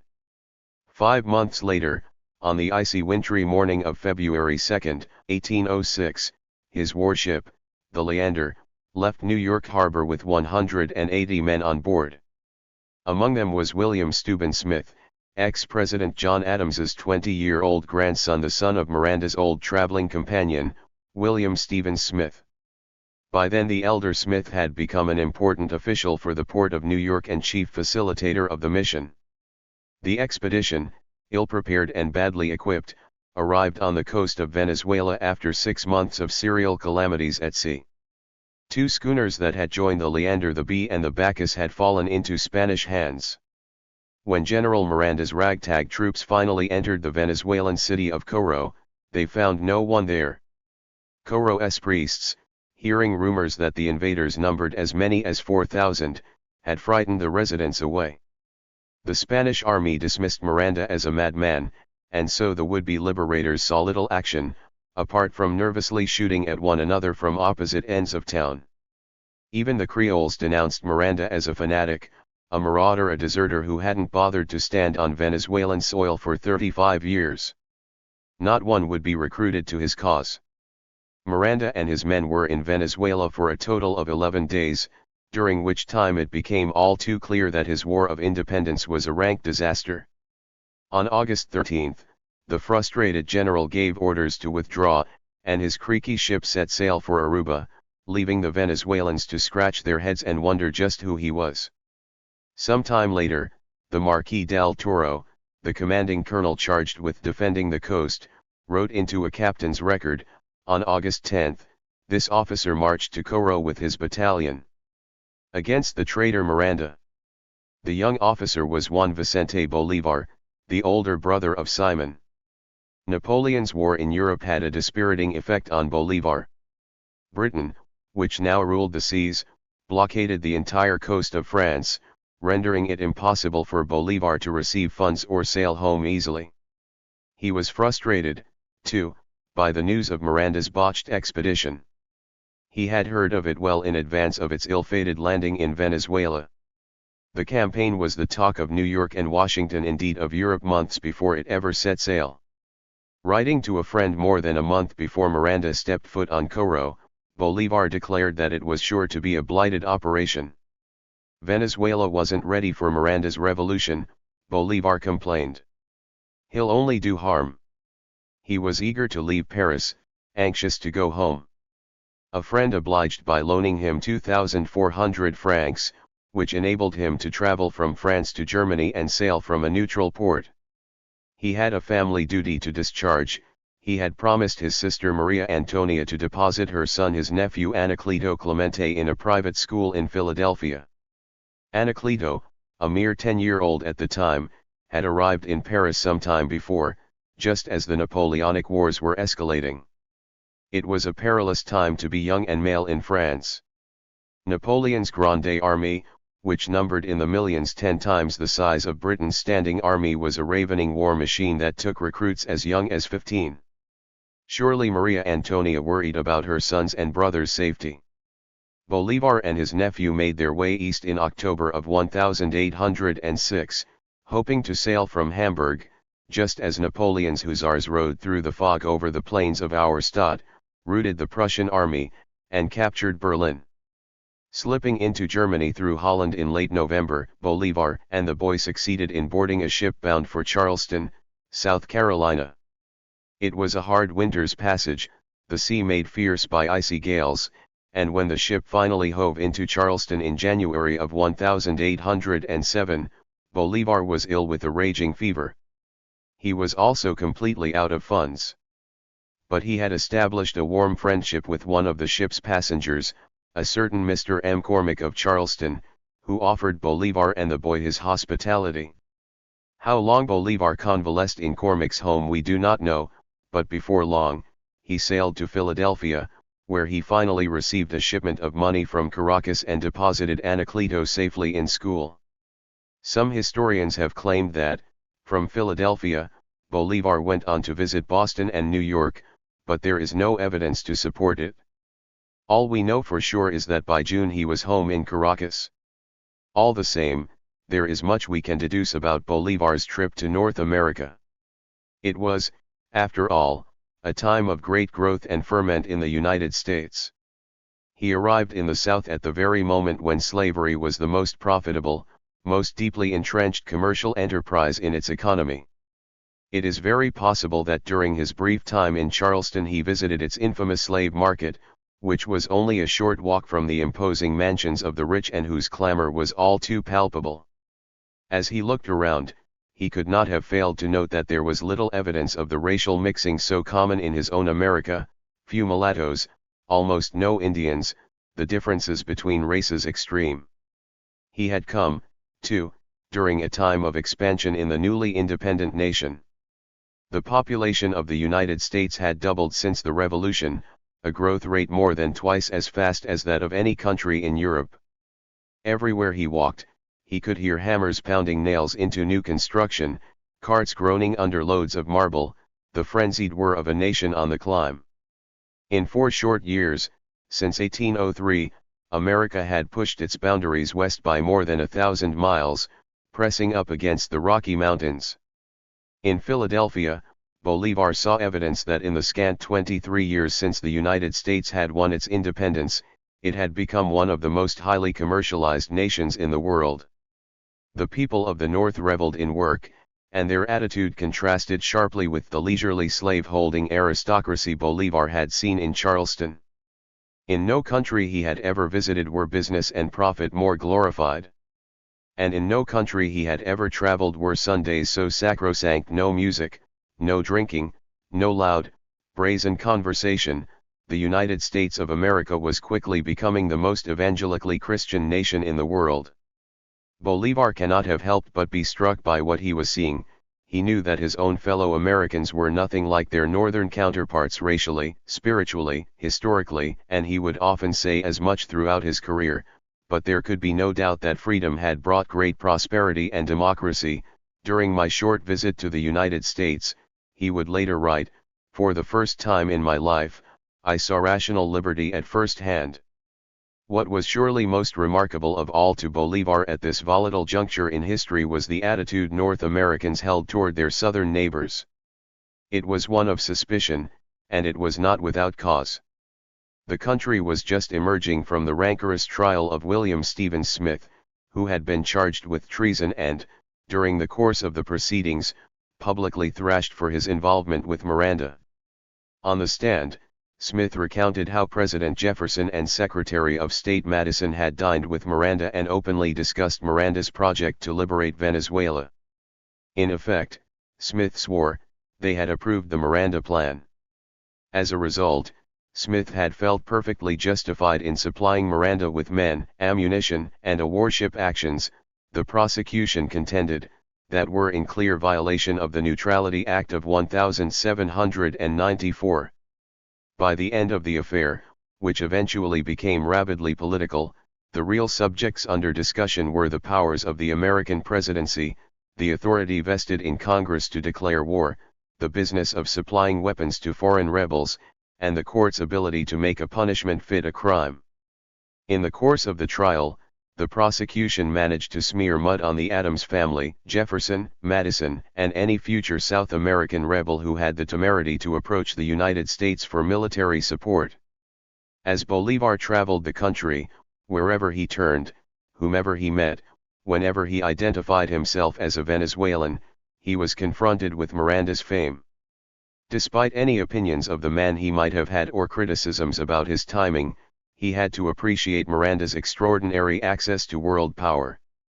In the United States at least, among the people who counted, the name Miranda was synonymous with Spanish-American independence.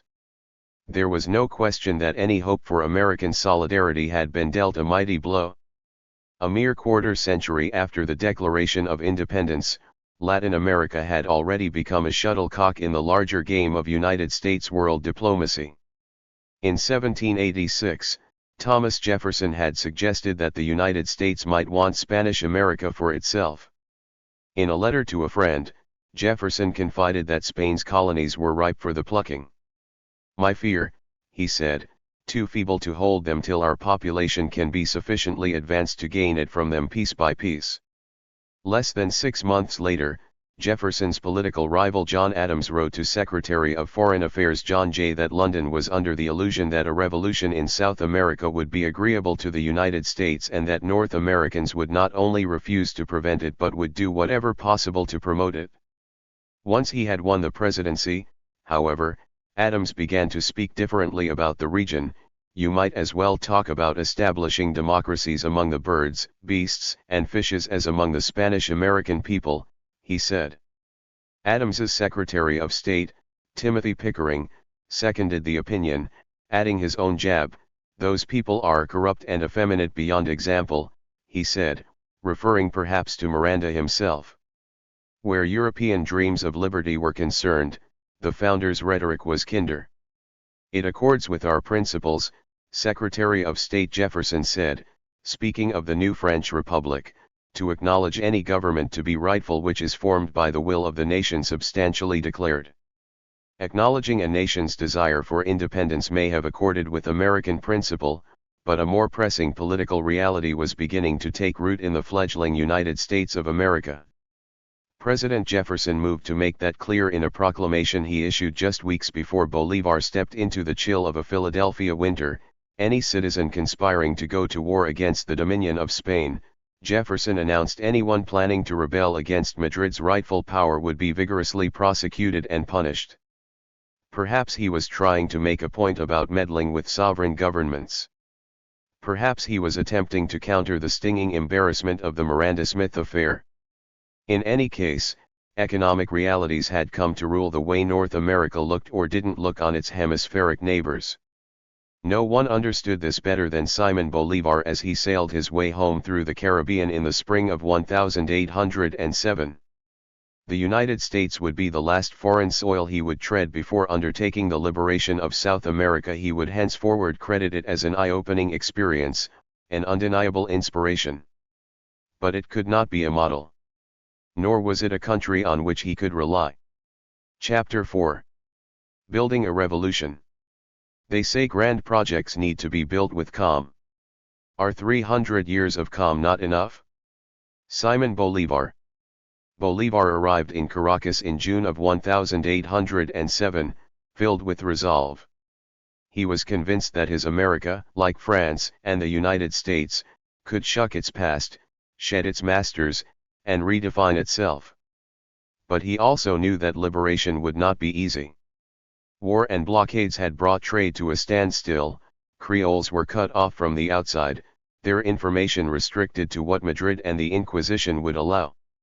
Yet even Madrid seemed strangely absent now, its regents in Caracas disconnected and rudderless. It was as if the whole of South America were in limbo, awaiting the Madre Patria's next move. As Bolivar went about managing his estates, improving the family businesses, and tending the fields alongside his slaves, he understood that many Creoles of his class, too, longed ardently for liberation. There were differing views on how it should be won. The young seemed unwilling to contemplate anything less than a revolution, their fathers were afraid of losing all in a race war. But there was no question the will to independence was there. Miranda simply hadn't cultivated it. Little by little, Bolivar attuned himself to the temper of the times. Even as he battled his neighbor Antonio Bracino in a land dispute that began with pitchforks and ended up in the courts, he met with like-minded Republicans. They gathered, ostensibly to socialize, in sparkling salons organized by the best and brightest of the colony, Bolivar's former tutor, the writer Andrés Bello, his in-laws, brothers of the Marquis del Toro, boyhood friends Tomas and Mariano Montilla, his young uncles Pedro Palacios and José Felix Ribas.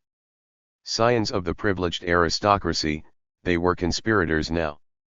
Their meetings masqueraded as literary events or musical recitals, even gambling affairs, and many were hosted by the Bolivar brothers, especially at their house on the River Guaire, which was surrounded by ample gardens and so was perfectly suited for clandestine conversations.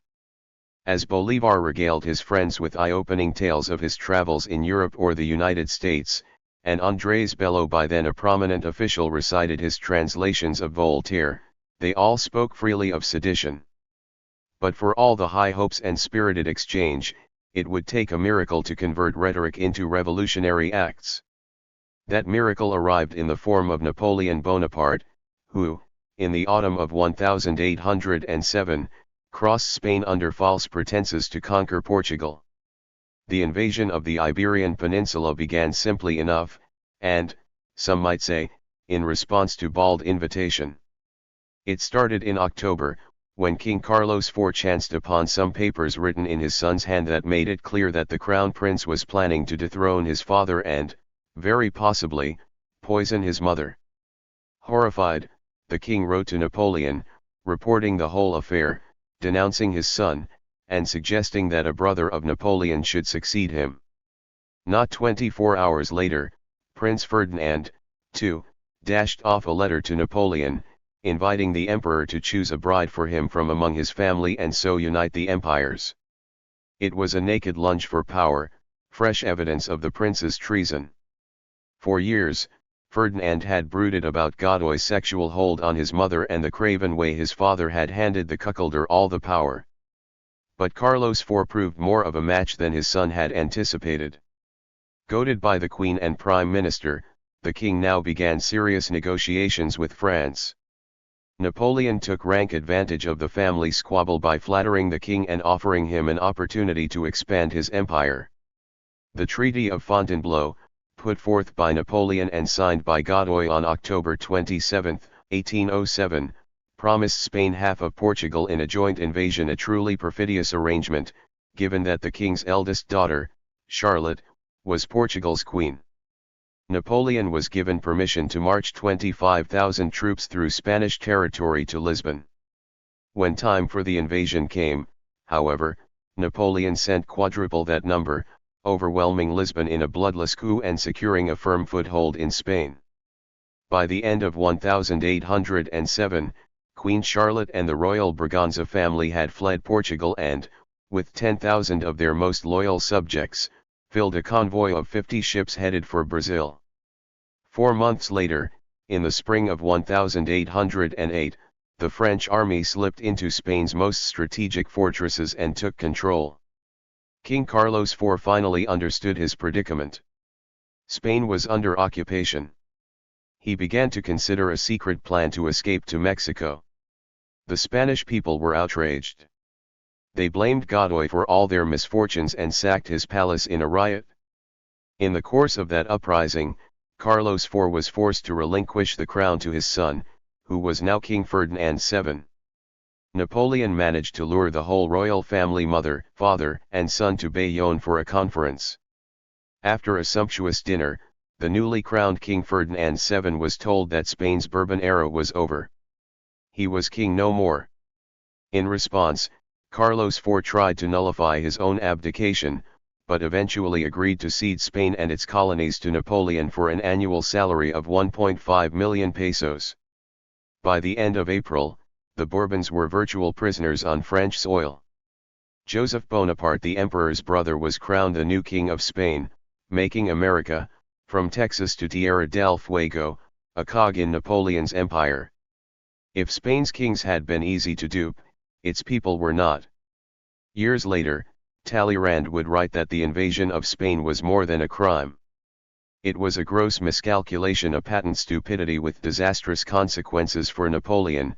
The people of Spain surprised their more powerful invader by mounting a fierce guerrilla war. A virtual firestorm shook the country day and night as ordinary citizens took up arms against the French. Napoleon's generals responded by sacking Spain's cities, garroting its leaders, raping its women. But Madrid's resistance was implacable. The city would not be subdued until the French generals summoned the infamous Mameluke cavalry to trample the crowds. Even as the Madre Patria erupted in violence, even as ruling juntas sprang up around Spain, proclaiming loyalty to King Ferdinand, her colonies lived on in languid ignorance. The English blockade had silenced communication across the Atlantic, and Thomas Jefferson's misguided Embargo Act, announced just months before, had choked all North, South trade and compounded the isolation. In Caracas, the news that Spain had been savagely overrun by France was not known until a full 7 months later, in early July of 1808, when 2 old, dog-eared issues of the London Times arrived in the governor's office, sent on by a functionary in Trinidad. The publication seemed harmless enough, 4-page broadsheets with real estate and shipping news. But wedged in between the notices was the remarkable revelation that the Spanish king had been deposed and Napoleon now occupied the country. Andrés Bello, then secretary to the most important Spaniard in Venezuela, Captain General Juan de Casas, translated the notices for his boss, who simply dismissed them as English lies. The facts were confirmed days later, however, when 2 ships, a French brigantine and an English frigate, arrived simultaneously in La Guaira with versions of the same story.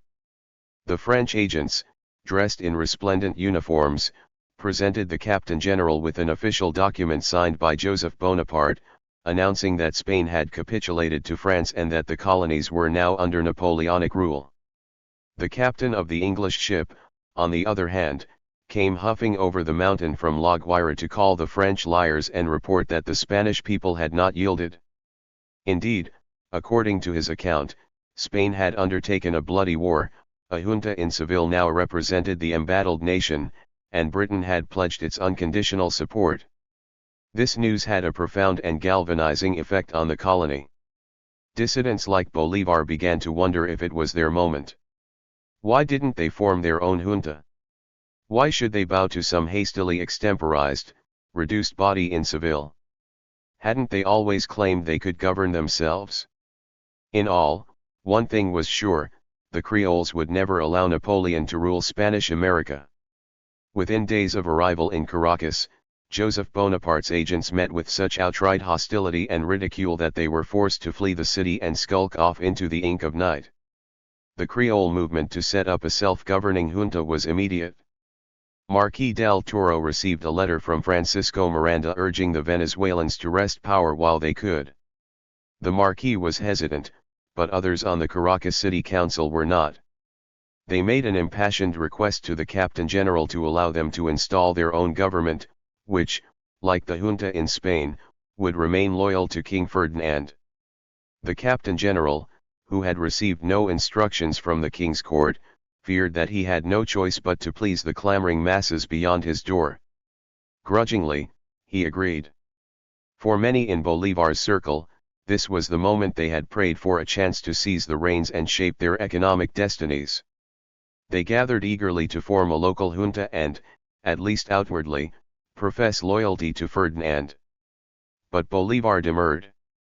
His convictions about independence were absolute. He had little patience for those who would take up the banner of liberty while pledging allegiance to a king. Moreover, King Ferdinand was someone he knew, an insufferable little winner with whom he had sparred as a boy, a man for whom he had no respect.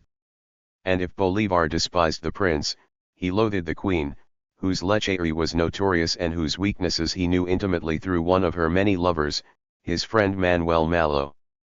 The strongest contempt, however, he reserved for Carlos IV, whose dithering and inadequacies had enslaved an empire. Bolivar had spent too much time nursing his animus to let go of it now. His abhorrence of Spain was so great, as he later wrote, that it dwarfed the sea that separated him from it. He continued to meet with his less demanding colleagues, but refused to compromise. He decided to watch and wait. It proved a shrewd choice. On August 3, Captain General Casas received yet another visitor from Spain, Joaquim Menendez, the representative of the Madre Patria's new central junta. To Casas's great relief, Menendez confirmed Casas's position as the colony's ruler and ordered him to take all future commands from Seville. That was all the ammunition Casas needed. Overnight, the Creoles who were working to establish a separate, Venezuelan junta were branded outlaws. The most brazen among them, Manuel de Matos, who had tried to incite an insurrection in the city plaza by calling for the immediate expulsion of all Spaniards, was arrested and put behind bars. General Casas's son made a visit to the Bolivar brothers to warn them to stop hosting their conspiratorial meetings. "But I'm totally innocent," Bolivar protested. Still, he made a point to leave the city for a while. As fate would have it, his lawsuit against Brasino was still in the courts and he had just been elected mayor of a town near his hacienda, which allowed him to look too busy to cause much trouble. The Captain General's newly confirmed power over the colony launched an era of caution. Dissidents now conducted meetings in strictest confidence, only trusted friends were admitted now. These were hardly society's malcontents but men of prestige, wealthy, educated, respected from families with long and illustrious histories. For the first time, as royalist historian José Domingo Díaz put it, we were seeing a revolution fomented and carried into execution by the very persons who had most to lose. The circle was composed of the Marquis del Toro and his brothers, men at the pinnacle of power for generations, the Tovars, who lived in the colony's most opulent houses, Juan Vicente and Simon Bolivar, who owned, among many valuable properties, the coveted copper mines of Aro, the Montillas, who were considered men of fashion, well acquainted with the king's court. These were not fortune hunters, but the well-born, the rich, who expected more from government and believed they alone could deliver it. By then, the Bolivar brothers had grown far more radical than most of their fellow Manchuanos. When the venerable 83-year-old Count of Tovar drew up a formal letter on behalf of the most distinguished gentlemen of the city, requesting the right to assembly and identifying his fellow Creoles as vassals of Don Fernando VII, the Bolivars staunchly refused to add their signatures. Within days of receiving the letter, Captain General Casas rounded up the old count and his collaborators, including Bolivar's uncles, Pedro Palacios and José Felix Ribas, and threw them all in jail. They didn't stay long.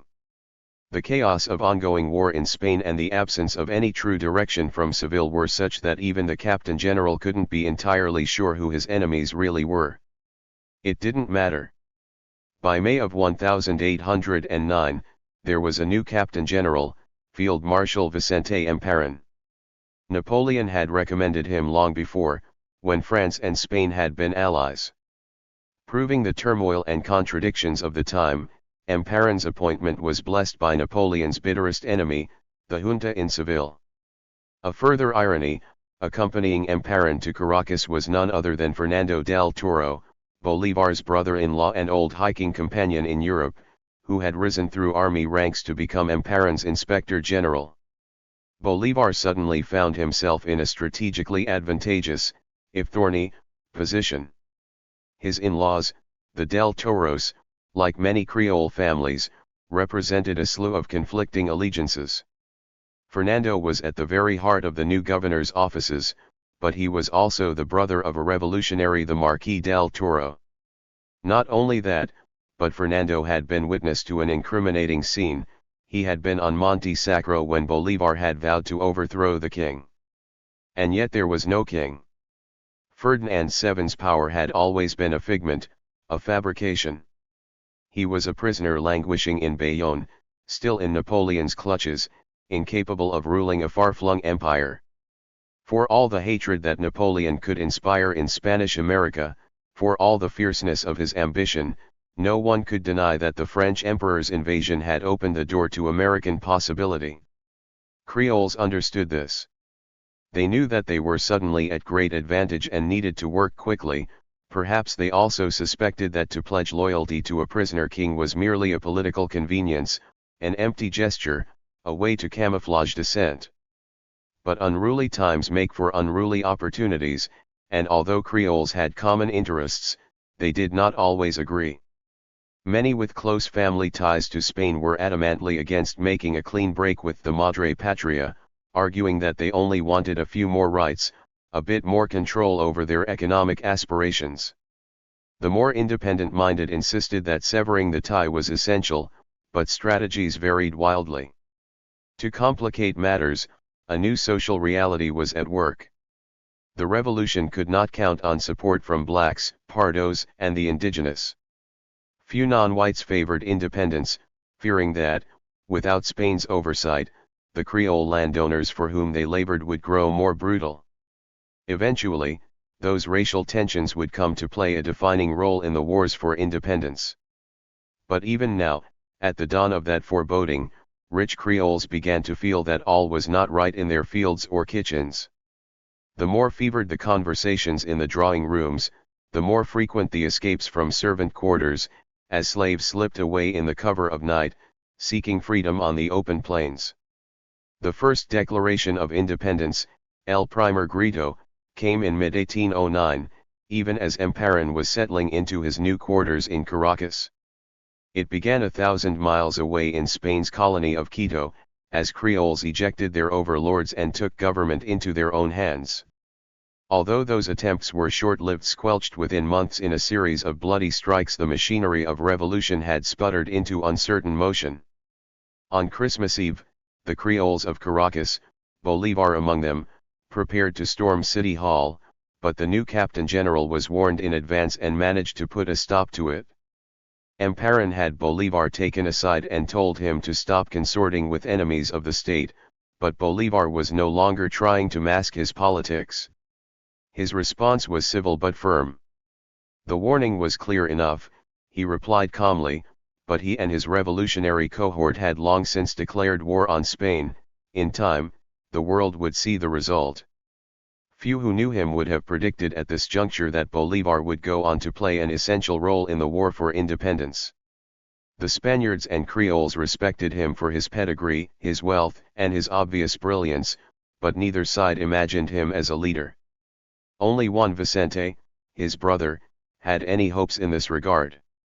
Nominating Bolivar to head the circle of conspirators as they colluded one night in their house on the Rio Guaire, Juan Vicente found his proposal roundly dismissed.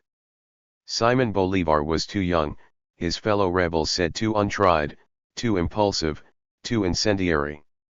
As war ravaged the Iberian Peninsula and Spain's cities fell to Napoleon one by one, the central junta was forced to flee Seville. Its members eventually took refuge in Cadiz. By the end of January 1810, they had reconstituted the government and named the new ruling body the Regency.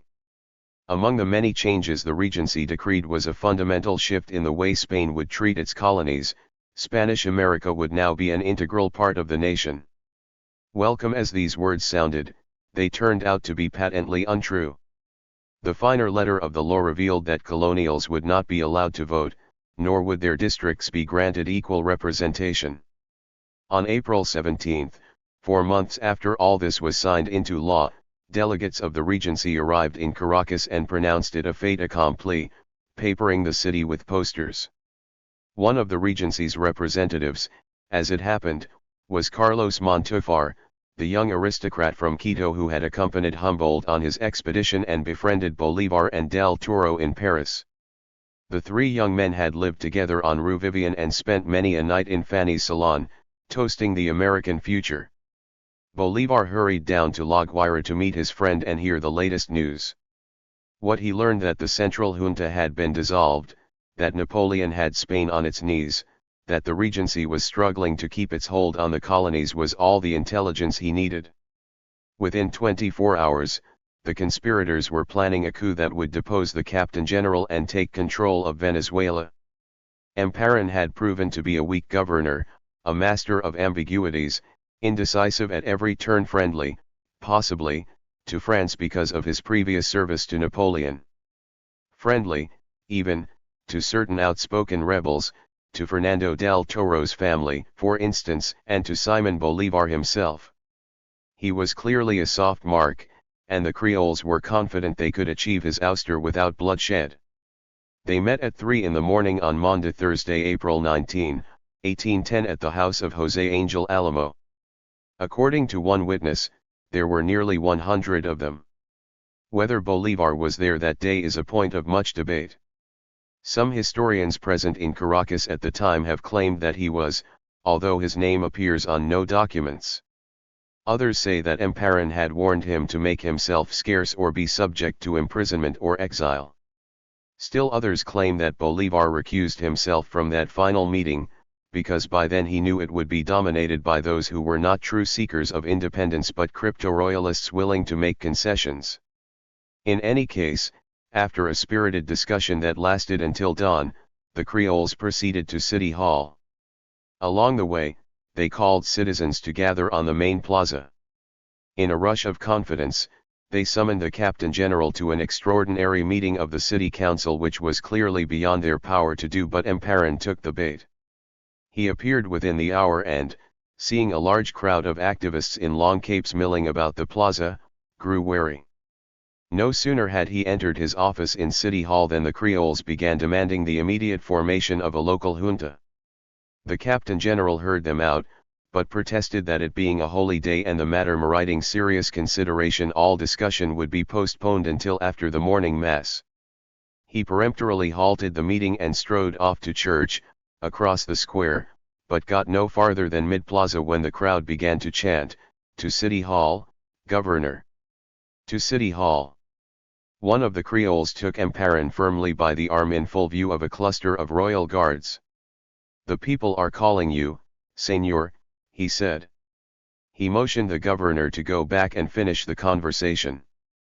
Such a flagrant affront to the colony's ruler should have prompted the guards to draw their swords, but Fernando del Toro, the army's inspector general, had already instructed them to stand down. Astonished, Emparan looked about anxiously, but was obliged to obey. When the meeting resumed, the Creoles proceeded to outline their proposal for self-rule under the Spanish king. But before they were done, noise erupted in the hall, the doors of the chambers flung open, and the deacon of the cathedral, the imposing José Cortés de Madariaga, descendant of the great explorer Cortés, swept grandly into the room. The churchmen took a seat and listened to the Creoles as they politely invited Emparan to lead their junta, at which point Cortés could contain himself no longer. Didn't City Hall know anything about the people they represented? He thundered. Didn't they know that Venezuelans hated Emparan? Why were they prostrating themselves in front of this man? How could they invite a Spanish governor to lead their insurrection? If Creoles truly wanted independence, they would run him off, end Spain's dominance for good, and put all the king's men on the first ship out of La Guaira. The council broke out in an uproar, half riotous dissent, half boisterous approval. But the priest had made a point. Emparan protested. The people, he insisted, were on his side. To prove it, he went out to his balcony and asked the mass gathered below what they thought of him. Did they approve his command? Did they appreciate the regency's rule? Cortés, who stood just behind, gesticulated extravagantly, urging them to say no. The people took his cue. No, they cried. And then louder, no. No. We don't want it. The Captain General was taken aback. Then I do not want it, either, he shouted, and went back inside. It was a clear and public renunciation, and it was duly recorded into the meeting's minutes. The rule of Spain was over. Within 2 days, Emparan and his deputies were on a ship bound for Philadelphia, and a new government was in place. They called it the Supreme Junta of Caracas, dedicated to preserving the rights of King Ferdinand VII. Among its most pressing declarations, the colony could engage in free trade. Indians would no longer pay punishing tributes. The slave market was a relic of the past. That year, like bricks tumbling in a row, the colonies of Buenos Aires, Bogotá, Quito, and Mexico declared their sovereignty, established juntas, and dispatched Spain's governors to an open sea. By the end of the year, every major metropolis on the continent, except for Lima, had rid itself of its Spanish garrison. It was a strange and surreal uncoupling. King Ferdinand's American Empire had declared autonomy in his name. And yet, for all the talk about liberty, little was said about the other two pillars of democracy, fraternity and equality. The rallying cries that had guided revolutions in France and North America would be slow to catch fire in Spanish America. Class was too delicate a question, race, a virtual tinderbox, the region's ethnicities and allegiances too jumbled to parse. There was another problem. The independence movement's aristocratic origin was a liability in the eyes of the colored masses that made up the vast majority of the population. In certain areas, Coro and Maracaibo in Venezuela, Pasto in New Granada, and in all of Peru, Americans would feel more loyalty to Spain than to the land on which they stood. It would be many years before any unity of purpose was reached, and a civil war would be fought in order to reach it. The struggle for liberation had just begun. The first order of business for the tenuous junta of Caracas was to create alliances as quickly as possible. Too many ill winds, war, blockade, embargo threatened the fledgling government. A firm footing had to be established so that independent rule could take root and grow. The junta dispatched 3 representatives to Coro, a district of Venezuela that had always considered itself Caracas's equal, but the envoys were greeted with open contempt. In Maracaibo, they were imprisoned and deported. It became all too apparent that it would take time, perhaps even military muscle, to win over a nervous populace, and success might very well depend on recognition from world powers. By May, the junta was organizing diplomatic missions to London, Washington, and the Caribbean. Bolivar had been surprised by the success of the April 19 coup. A resolute radical, he had no faith in restraint as a strategy against repression, and yet he had to concede that the moderates had won the day not through belligerence but parley. He rode from his hacienda in the valley of Tai to offer them his services. The cautious members of the city council, now rulers of the junta, were wary of Bolivar's uncompromising positions, but when he offered to pay all costs for the diplomatic mission to London, they had no choice but to accept. Their treasury was depleted. They had sent Emparan and his minions off to Philadelphia with a sizable portion of the city's funds. Reluctantly agreeing to Bolivar's conditions, they made him head of the London delegation and granted him a rank of colonel to lend his name more prestige. To balance Bolivar's relative inexperience, they insisted he be accompanied by a deputy in whom they had infinitely more confidence, the former mayor of Caracas, Luis López Méndez, and, in the role of secretary, Andrés Bello. In the same spirit, the junta sent Bolivar's brother, Juan Vicente, to the United States, the flamboyant Deacon Cortés to New Granada, and 2 delegations to the English islands of the Caribbean, Curaçao, Trinidad, and Jamaica. Bolivar, López Méndez, and Bello set sail in early June on an English brig of war, the General Wellington, which had been sent expressly by Lord Admiral Cochrane for the voyage. The Wellington dropped anchor in Portsmouth on the 10th of July, accompanied by the Spanish battleship Castillo, whose captain was unaware that the vessel he was protecting carried the representatives of a rebel government.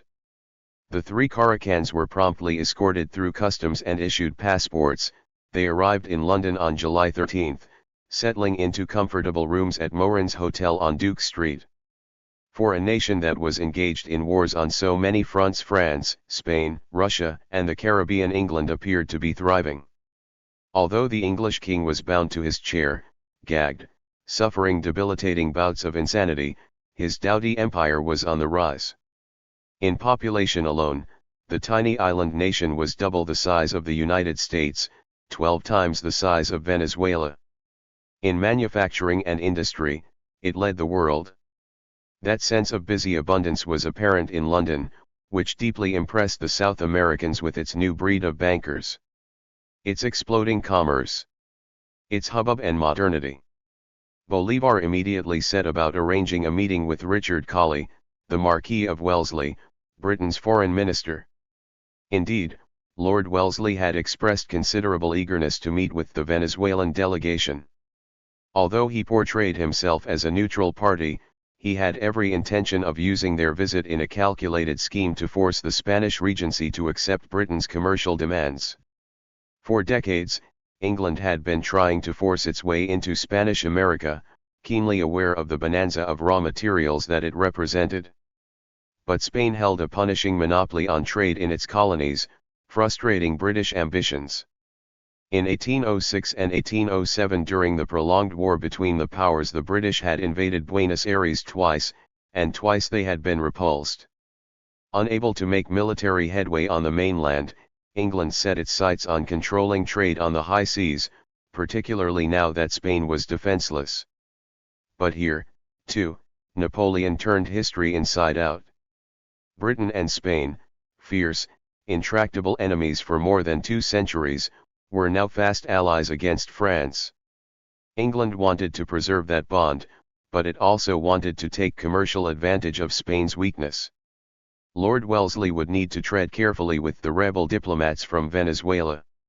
The first meeting took place on July 16, not in the Foreign Office, since the Caracans were not agents of a recognized country, but in Wellesley's home, the magnificent Apsley House, on the edge of Hyde Park. At the appointed hour, Bolivar, Lopez Mendez, and Bello were led through the house's immense and resplendent lobby, up the stairs, past the filigreed walls and elaborate marble mantelpieces, into the brightly lit drawing room where Wellesley and his staff awaited. The windows were open, the warm summer air wafted in from the garden. After polite introductions, during which French was established as the common tongue, the foreign minister launched in without delay. His French was superb. His wife was Parisian and, having been ambassador to Spain, he had a rudimentary command of Spanish. Opting for bluntness, he declared straight away that the action the Venezuelans had taken against the Madre Patria was unwise. Spain's cause was not lost. Quite the contrary. With Britain's help, Spain stood a very good chance of expelling Napoleon. He wanted to know from the outset, he said, whether the Caracas junta had sent the delegation to report abuses in the colony or whether it saw total separation from Spain. It was an arch beginning, meant to signal England's allegiances and bring his visitors to the point. Bolivar took the lead, speaking fluently and eloquently in French. He gave Wellesley a spirited account of the events that had led to the revolution, and he called it just that, a revolution, describing the Creoles' frustrations, the befuddled captain generals, the activists' clandestine meetings, the suppression of trade, the colonial abuses, and the final confrontation when Venezuelans refused to bow to an illegal government. The Spanish Regency, such as it was, represented an arbitrary arrangement, Bolivar explained, and Venezuelans were eager to shake off, by whatever means possible, its intolerable yoke. There was no question that he was making a passionate case for total liberty. Although his directives from Caracas had forbidden it, he had been instructed to profess loyalty to Ferdinand VII, refuse any agreement that recognized the Spanish Regency, and make absolutely no mention of independence. Lord Wellesley listened to Bolivar with cold officiousness, his hawkish face revealing little sympathy for the appeal, and then he responded crisply that, as England was Spain's ally, he could neither sanction nor sponsor its colonies' bid for independence. The conversation appeared to be at an end. But Bolivar went on, ever more fervent in his argument. There, in the presence of one of the most powerful men in Europe, the young man employed, perhaps for the first time, the clear and resonant voice, the gift for the bold image, the extraordinary powers of persuasion that soon would become his hallmark. Black eyes flashing, forehead dug with intensity, he rushed to communicate all the dreams and hopes of a budding nation. In a burst of enthusiasm, he handed his credentials to the Marquis, sure that from them Wellesley would be able to glean something of the conviction that had animated his people. Bolivar had forgotten that those papers contained his instructions, which had been laid out very carefully by the junta in Caracas. He went on to argue that Venezuela deserved the freedom to govern itself, that there was no doubt it could do so more capably than Spain's war-torn offices or an imprisoned king. Lord Wellesley and his aides looked over the documents as Bolivar spoke, waiting to hear him out. When he was done, the minister looked up and commented drily that the ideas Bolivar had just expressed were in direct contradiction to the documents he had just been handed. Wasn't his government called the Supreme Junta of Caracas, dedicated to preserving the rights of King Ferdinand VII? And didn't it say here, for everyone to see, that the delegation had been instructed not to bring up the subject of independence? Bolivar was speechless. Untrained in diplomacy and its formalities, he had not inspected the documents before bringing them to the meeting. The careful preparation was in his head, where he had framed a strong argument for absolute independence. The delegates quickly took another tack. Venezuelans would rather die than be governed by an upstart, illegal government, they told Lord Wellesley. What they wanted now was Britain's cooperation in trade, an alliance that could only benefit England. Bolivar added that it was only natural for Venezuela to do this in a time of war. For all the rigidity of his manner, Lord Wellesley understood something about the Latin temperament, perhaps because of his Irish roots, perhaps because of his tempestuous French wife, perhaps because of his diplomatic service in Seville. In any case, he was hardly as implacable as he seemed.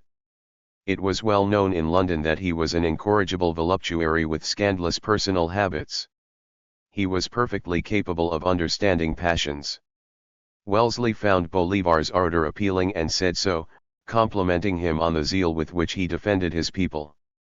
Bolivar shot back good-naturedly that the foreign minister had defended Spain's interests with even greater zeal. The Irishman laughed. He thanked the delegates and added that he wished them well. He escorted them out genially and invited them back to a second meeting a few days later, on July 19. The next meeting did not accomplish much more. The foreign minister was friendly, but his gaze was firmly on the war with Napoleon and the Spanish collaboration necessary to win it. Even so, the Latin Americans took heart. They had been admitted to the highest diplomatic court in the world. They had aired their views on the aspirations of a people. As the Earl of Harrowby commented portentously, the events in Caracas are the beginning of a great drama. The curtain has been raised sooner than we thought. The Venezuelans came away with little doubt that, despite England's immediate commitment to Spain, their long-term ambitions had been understood. The Creoles were serious about freedom. There was another ally to be won in London, Francisco de Miranda, and, although the delegates had been instructed to avoid him, Bolivar departed once more from the script. He sought out the fabled revolutionary, whose rhetoric against the Spanish king had grown only stronger now that Spain was under Napoleon's boot. The old veteran was 60, a grizzled version of the dashing adventurer he once had been, but he welcomed his compatriots with all the enthusiasm of a young man. Despite his age, Andrés Bello commented, he seemed at the peak of his youth and ideals, still working to promote the independence of Spanish America. Miranda invited them to his house at 27 Grafton Street, which for many years had served as a gathering place for Latin Americans in London. According to Lopez Mendez, it was Miranda who eagerly undertook to make them at home in that bewildering city. The only person with whom we consulted with any confidence and who gave us the preparatory briefings we needed was our countryman. He, more than anyone else, with his extensive experience and travels, his long contacts with the local government, and well-known exertions on behalf of America, was in a position to give us broad and reliable advice. It is very possible that Miranda even briefed Bolivar on how to renew talks with the British foreign minister. Miranda knew a great deal about Lord Wellesley, having been a close friend of his more famous brother, the Duke of Wellington. In fact, Miranda had been on the Foreign Ministry's payroll receiving a modest pension for quite some time. Just 2 years earlier, before Napoleon changed the world order by invading Spain, the Foreign Office had been on the verge of assisting Miranda in a new liberating expedition. Wellington eventually was instructed to take Miranda for a walk on London streets and give him the bad news that England was coming to Spain's aid, not Venezuela's. If anyone could prepare Bolivar for British fickleness and cunning, it was Miranda. Bolivar and his colleagues spent much of their time in the old general's comfortable house, availing themselves of his remarkable library, which contained 6,000 volumes, many of them annotated in his own hand. Miranda also took pleasure in introducing the travelers to his distinguished circle, inviting them on visits to the Duke of Gloucester, the Duke of Cumberland, the Chancellor of the Exchequer, Nicholas Vansittart, the abolitionist William Wilberforce, the educator John Lancaster, and John Turnbull, his personal financier. But the English sought out the Venezuelans on their own, eager to learn about the recent events in Caracas. Lord Wellesley's son Richard was a frequent visitor to Moran's Hotel, as were other members of London society. For them, and indeed for anyone who would listen, Bolivar painted a splendid picture of Spanish-American independence, of how a desire for liberty had galvanized the continent, and of the investment opportunities in store for any who would aid the cause. There is little doubt that he spoke of such things in gatherings of the Great American Reunion, a Masonic lodge that Miranda had founded in London for radical Spanish Americans. In general, the Masonic movement of secret societies had proved to be a singularly powerful force for revolution throughout the Atlantic world, and the Society of Freemasons in Miranda's day was enormous, counting such eminences as George Washington, Benjamin Franklin, Thomas Jefferson, James Monroe, the Marquis de Lafayette, William Pitt, the Duke of Wellington, Alexander Pushkin, and Sir Walter Scott. At meetings of Miranda's Great American Reunion held routinely at his Grafton Street house, Miranda became a mentor to many a starry-eyed young rebel.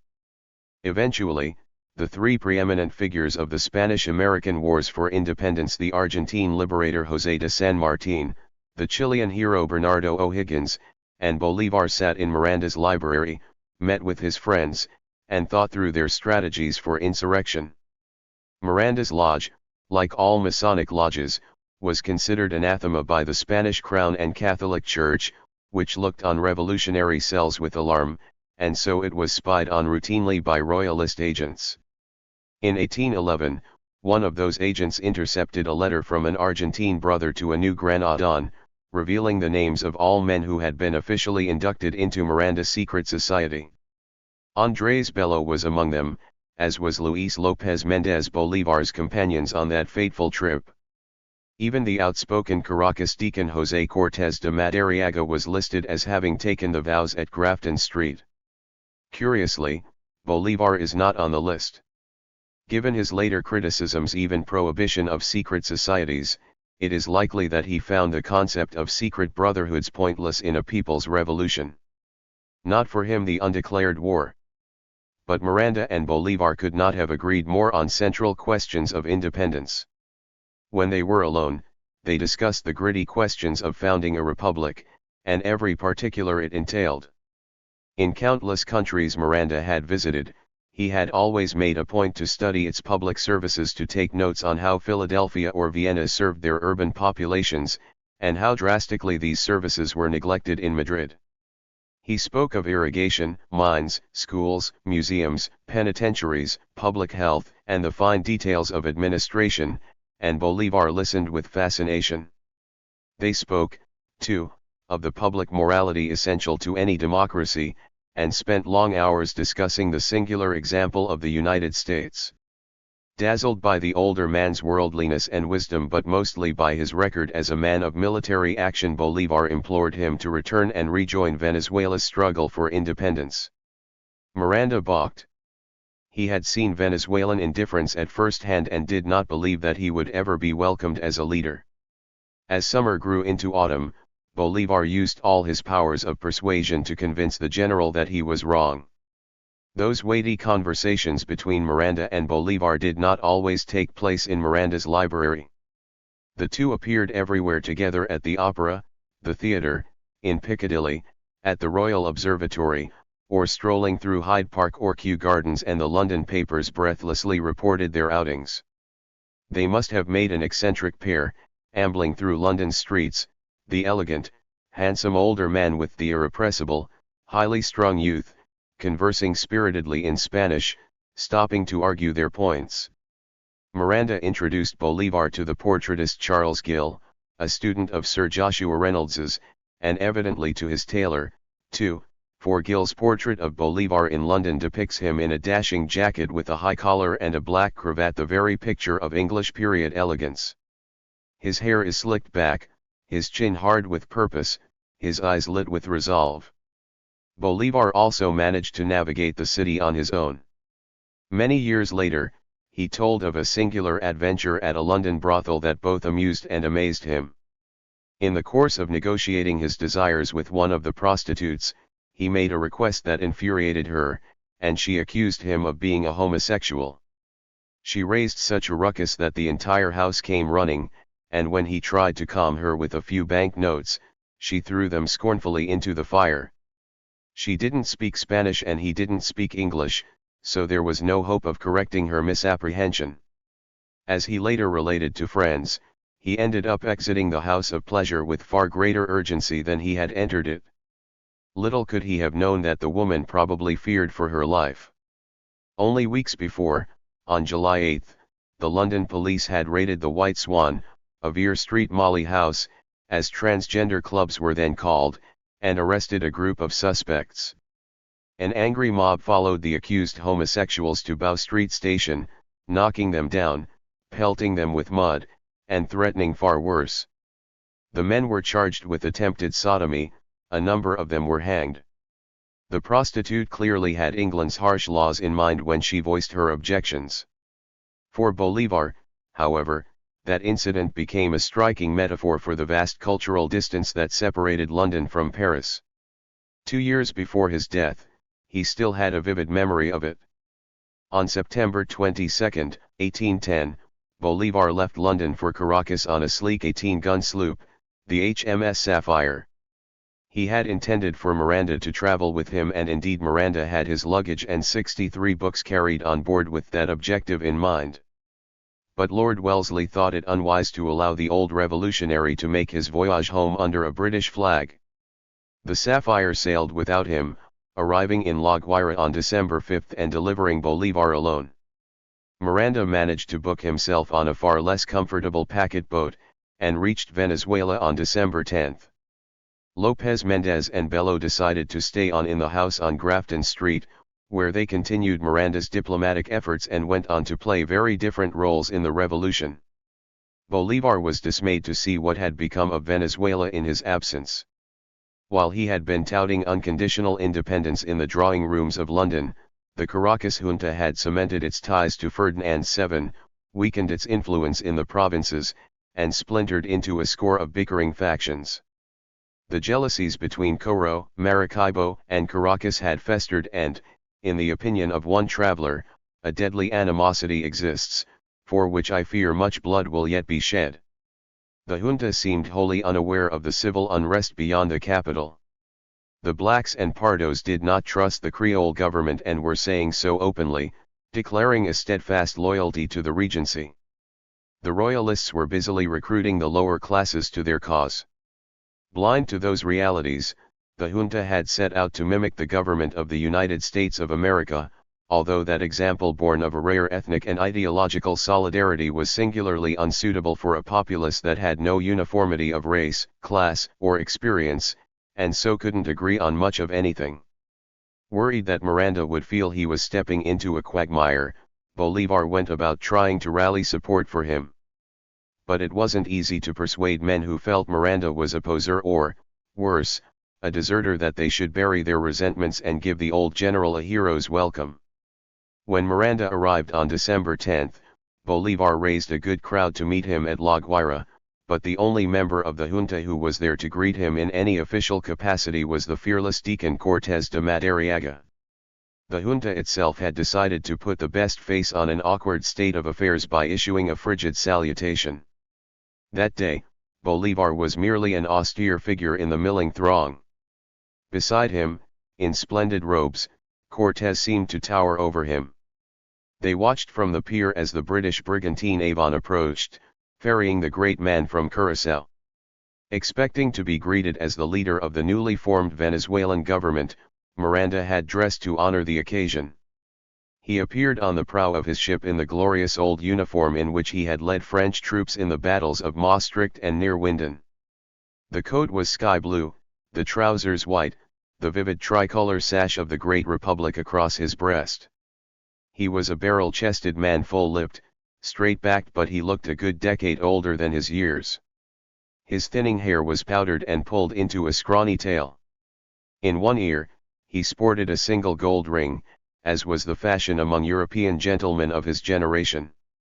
The royalist historian José Domingo Díaz made the observation: "I saw Miranda enter in triumph, welcomed as a gift from heaven, with all the hopes of the worst rabble-rousers resting on him. He was then about 65 years of age, serious-looking, tirelessly loquacious, altogether too friendly toward the dregs of society, and ever ready to boost their hopes. The wildists saw him as a political sage, the only one capable of heading the government. Moderates with more rational minds, on the other hand, saw him as a looming danger. So it was that the general came home after his bumbling 1806 invasion. It was soon clear to Miranda that Bolivar, the wildest of them all, had overestimated the enthusiasm with which his countrymen would receive him. he would come to learn that even Cortés de Madariaga, despite his presence on the dock, had bombastically opposed his return, threatening to leave Venezuela if Miranda were allowed re-entry. The priest had appeared only to deliver the junta's pointedly cold salutation. As Miranda traveled to Bolivar's house, where he would lodge for the next few days, he began to absorb the reality of his situation. For all of Bolivar's fine words, Venezuela was unprepared for drastic change. He would have to grasp the reins. They would not be handed to him. What was handed to him 3 weeks later was a title of lieutenant general with an equivalent salary and benefits. These were hardly satisfactory, he complained, for a dignitary with his experience. Miranda insisted he be named a full general and paid commensurate wages. When his objections went ignored, he decided to mount a political campaign to rouse the public on his behalf. Such an effort might have seemed normal enough in England, but in Venezuela, emerging from the twilight of colonialism, it struck the Creoles as outlandish. Even so, with Bolivar's help, he managed to win a seat in Congress as the representative of the province of Pau. Bolivar, on the other hand, made no effort to run for election or seek a government position. Indeed, in the bureaucratic shuffle, the junta had demoted him from lieutenant colonel to captain. Undaunted, he threw himself wholeheartedly into assisting Miranda. Together, they took over a party called the Patriotic Society, and Miranda did what any modern politician would do in a run for election: make speeches, call on powerful people in the community, write hectoring pieces for his party's newspaper, El Patriota de Venezuela. In time, Miranda took control of the Gaceta de Caracas, the capital's journal of record. The junta's leaders, all of whom were in their 30s, were hardly fazed. They considered him pompous, laughable, and most damning of all, hopelessly out of step with the times. Nevertheless, Miranda's efforts began to pay off with the colored classes, a logical enough development for a candidate whose father had been forced to prove his cleanliness of blood. In popular assemblies, the Pardos gathered to flex their collective muscle and make demands. Little by little, they took positions that were formerly reserved for whites. They penetrated high posts in the military. The rich Manchuanos were aghast. In March of 1811, they responded with a large-scale reorganization of the government. 31 representatives, all from landed families, joined Congress, the majority of them in favor of King Ferdinand's rule. In place of the junta, an executive body of 3 rotating presidents was put in place. By June, however, those 3 newly anointed officials awoke to a new reality. For all their efforts, there was little doubt who had the overwhelming support of the people. Miranda's Patriotic Society was well in the lead. Chapter 5. The Rise and Fall of Miranda. Liberty is a succulent food, but hard to digest. Jean-Jacques Rousseau. For all Miranda's and Bolivar's abounding successes, not everything was right between them. First, there was the matter of Miranda's extreme arrogance, which even the fussy Manchuanos found insufferable. He was flagrantly egotistical, a name-dropper, incapable of responding to praise with praise. The former head of the junta, Juan German Rocio, was aghast at his behavior at banquets given in his honor. He listened to toasts with enormous satisfaction and then simply let them pass, as if everyone there were his inferior. The polite expressions so familiar to people of good breeding never once left his lips. Bolivar's irritation with Miranda was compounded by the animus between him and the Marquis del Toro, one of Bolivar's oldest and dearest friends. The hostilities had begun years before, when the Marquis received more than one letter from Miranda suggesting that he take advantage of Napoleon's Spanish invasion to create a local junta and break relations with the Madre Patria.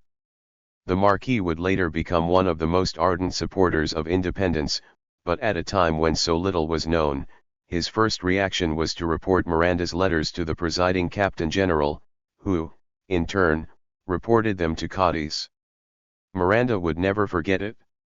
Difficult to forgive, too, was Bolivar's unequivocal loyalty to the Marquis. Not only had the del Toros and Bolivars enjoyed a warm friendship for generations, The Marquis was an uncle to Maria Teresa, Bolivar's dead wife. The uneasy relations between Miranda and Del Toro came to a head when the Congress decided to pass over Miranda's considerable military experience and place the Marquis Del Toro in command of the newly formed War Department. It was a surprising dismissal. There was simply no one in Venezuela, the proud Marquis included, who could match Miranda's credentials as a warrior. Bolivar was torn, but he refused to be disloyal to his wife's uncle. And so, despite the shared dreams and ambitions, a seed of mistrust was sown. When in June Congress discussed the possibility of a military assignment for young Bolivar, the old general pronounced perhaps not unreasonably that Bolivar was unprepared for a post of any consequence. He was too raw a soldier, Miranda sniffed, too impulsive. This bickering was soon dwarfed by an uproar in Congress, when it was discovered that one of the newly appointed members, Feliciano Montenegro y Colon, was actually an agent for the Regency and had absconded with the War Department's plans. The flagrant theft had an electrifying effect on the fledgling government. Why were Venezuelans continuing to pledge loyalty to a king who would send spies to steal precious documents? On July 1, Cristobal Mendoza, a member of the executive triumvirate that rotated the presidency, condemned this affront publicly and announced that perhaps the moment had come to discuss total sovereignty of the nation. Hearing these words, the citizens of Caracas, who had always leaned toward total independence, stirred with excitement. The halls of Congress burst to life as men, women, and children poured in to hear the arguments. One by one, representatives made their way to the podium, some cautioning prudence, others thundering their outrage against Spain and the Regency. Members of the Patriotic Society, too, clamored to make their censure known. On the night of July 4, Bolivar took the floor at a special meeting of the Society, arguing in strong, unequivocal terms for absolute independence. "Let us valiantly lay the cornerstone of South American liberty," he cried. "To hesitate is to perish." A British traveler who was present recalled. Among all the rest, young Bolivar stood out for his piercing voice, his agitated, imperious manner, and especially for the unforgettable fire in his eyes, which burned with all the intensity of a conquistador's or a visionary's. He was small in stature, thin, lightly tanned, with an angular brow and sunken temples, small hands and feet, and the dress of a European gentleman. I listened to him speak and, although I didn't know the language perfectly, I understood him to say that he would die before he would allow his country to be a slave to Spain. He was a commanding presence in that hall and everyone seemed to know it. They told me he was a nobleman of considerable wealth, but that he was willing to give all of it for his country's freedom. It seemed to me that the young man was destined either for an early death or extraordinary heroism. All night long, young revolutionaries, fueled by drink and fury, swarmed the streets, defacing the property of the crown. The next morning, on July 5, the halls of Congress teemed with greater ferment. Miranda took the floor and gave a report on the most recent dispatches from the Spanish peninsula. The Duke of Wellington had just defeated the armies of Napoleon's greatest marshal, Massena, for the second time.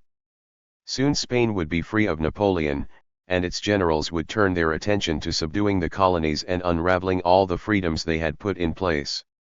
If they cared about the future of Venezuela, he said bluntly, now was the time to act. It was an irresistible appeal.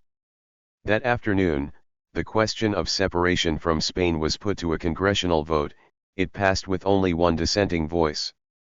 The acting president of the triumvirate, Cristobal Mendoza, declared absolute independence and the First Republic was born. Miranda triumphantly unfurled his tricolor banner yellow, red, and blue and Caracas went wild with jubilation. Late into the night, revelers delivered ecstatic speeches on the plaza, ripped Spanish flags to shreds, broke into private homes to destroy portraits of the king, and the royalists cringed, fearing the wrath of Cadiz and the vengeance of heaven. For Bolivar, the joys of that seminal victory were soon tempered by sorrow. He learned that his brother, Juan Vicente, had died in a shipwreck on the way home from his diplomatic mission to the United States. It would be a while before Bolivar would know the details of his brother's demise, but eventually he would understand that not much of that trip had gone well. Luis de Anís, Spain's ambassador in Washington, had duped Juan Vicente into believing that the Regency was about to recognize the Venezuelan government, and so the gentle-hearted Juan Vicente spent the 70,000 pesos entrusted to him not for guns, but for farm equipment, not for swords, but plowshares. As his ship made its way south, it ran into a hurricane off the coast of Bermuda. Both he and his cargo were dashed into rocks by a merciless August wind. Even as the bloodied head of Mexico's ferocious rebel priest Miguel Hidalgo swung from a rooftop in Guanajuato so that the world could see how Spain dealt with revolutions, Republican Venezuela was caught up in the euphoria of its newly declared independence. Patriot gangs in Caracas rounded up Spaniards and Royalists and stripped them of all weapons. Blacks taunted the well-born, addressing them as citizens and menacing them in the streets. Pardos were granted high posts in the military and welcomed at balls and celebratory dinners. Some, reported one Englishman, carried insolence so far as to demand in marriage the daughters of former magistrates. Even so, King Ferdinand's loyalists were not easily cowed.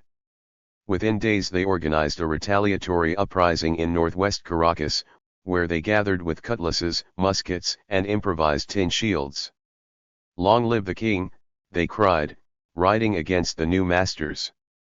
"Death to the traitors!" But it was a shabby show of force, and patriot troops succeeded in rounding them up quickly. 16 prisoners were lined up against a wall and shot, then hanged, after which their heads were shoved onto stakes and displayed Hidalgo style in every corner of the city. The retaliation was swift and brutal, but even the mild-mannered intellectual Juan German Rossio, chief architect of the new government, approved it. "Unless we spill blood, our rule will be seen as weak," he wrote his friend Andrés Bello, who was still living in Miranda's house in London. Although the framers of the new republic claimed the establishment of a full democracy, it soon became clear that democracy would have a different face in Venezuela. Only citizens who owned property would have the right to vote, others would merely have the right to enjoy the benefits of the law without participating in its establishment. Bolivar was dismayed. Miranda, who originally had envisioned a unified America under the rule of a hereditary Inca, was equally distressed, but their views were largely ignored as Congress set out to fashion a constitution. Miranda and Bolivar may have disagreed on some points. Bolivar wanted all Spaniards expelled, while Miranda was willing to let them stay, but they agreed completely on the notion that the new republic would need, more than anything, a united purpose and a strong central government to deliver it. Congress, on the other hand, favored a loose federation of states that would preserve old ruling factions, and it set out to write a constitution that would ensure that existing class structures prevailed. The result was anything but egalitarian. The military remained segregated, the slave trade was suspended, but slave owners could keep the slaves they had, and although Pardos were told they were now free from civil degradation, they were given no ballot and no franchise in the future of the republic. The Constitution, in short, handed all power to rich whites, and it fooled no one. Almost immediately, Spain's agents, including the Church, moved to take advantage of the injustices. The Archbishop of Caracas directed his priests to educate blacks and Pardos about the racial discrimination inherent in the new laws. Royalists traveled up and down the coast trying to provoke a slave insurrection. It didn't take long for their strategy to work. Slaves, outraged that they had been cheated of their promised freedom, rose up against their Creole masters, raiding their country estates, massacring whole families, burning fields, and demolishing property. As whites recoiled in horror, the black counter-revolutionary ranks only swelled, drunk now with newfound power. In Maracaibo, Coro, and Guayana, a vast swath that reached from the agriculturally rich west to the eastern savannas, the poor and exploited pledged undying devotion to King Ferdinand. Cacao fields languished in the sun, mines went neglected, and the economy began a dangerous downward spiral. On July 19, 1811, a violent uprising erupted in the city of Valencia, less than 100 miles from the capital. Congress decided to send the Marquis del Toro and his troops to quell it, but neither the Congress nor del Toro himself had much faith they could accomplish their mission. Just months before, the junta had directed the Marquis to put down a royalist disturbance in Coro, and the old nobleman, more comfortable in a salon than on a field of battle, had proceeded to correspond politely with the leaders of the port city he was supposed to besiege. Eventually, when diplomacy failed, he had set out over 200 miles of desert road with defective ammunition and a few obsolete cannons, borne on the backs of slaves. Only 1 in 10 of his soldiers carried a gun. When they arrived, the Spaniards simply sprayed them with grape shot, and the general and his troops turned and fled for their lives. Much the same happened in Valencia. No sooner did the Marquis's army attack than the royalists countered with a superior force and the Marquis lost his nerve. It became patently clear to the Republicans in Caracas that the only real soldier in their midst was Miranda. They offered him the post of commander and called on him to lead a larger expedition. Miranda agreed on the bizarre condition that the eager young Bolivar, who fully expected to march at his side, be given some pretext and removed from his post as commanding officer of the militia of Aragua. It is difficult to say what in Bolivar had irritated Miranda more: his inexperience, his brash confidence, his loyalty to the Marquis, perhaps even his brilliance, but it was a firm stipulation and Miranda was in dead earnest. Members of Congress were surprised, even taken aback by the general's demand. They asked why he had such a bad opinion of Bolivar, to which he replied, "Because he is a dangerous young man." In the end, they agreed to Miranda's terms. When Bolivar heard of it, he burst into their hall in a fit of rage. "How can you refuse me the chance to serve my country?" he fumed. "What will people say when my men march off and their commanding officer is kept behind? That I'm a coward, a traitor." Bolivar's fellow Manchuanos were sympathetic, and they all agreed that Miranda was a high-handed prig, but they desperately needed his military expertise. Eventually, the Marquis del Toro, whose troops were still in the field, waiting to be joined by Miranda, took Bolivar under his command as his personal adjutant.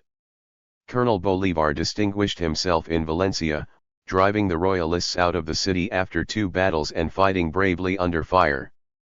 Miranda may have been arrogant, perhaps even overly wary of Bolivar's ambitions, but he was not a malicious man.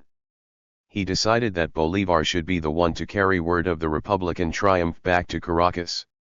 Moreover, in his report to Congress, he singled out Bolivar for his valor and recommended that his rank of colonel be reinstated. But privately, he was more critical. Bolivar's style was that of a guerrilla leader, not a disciplined European soldier.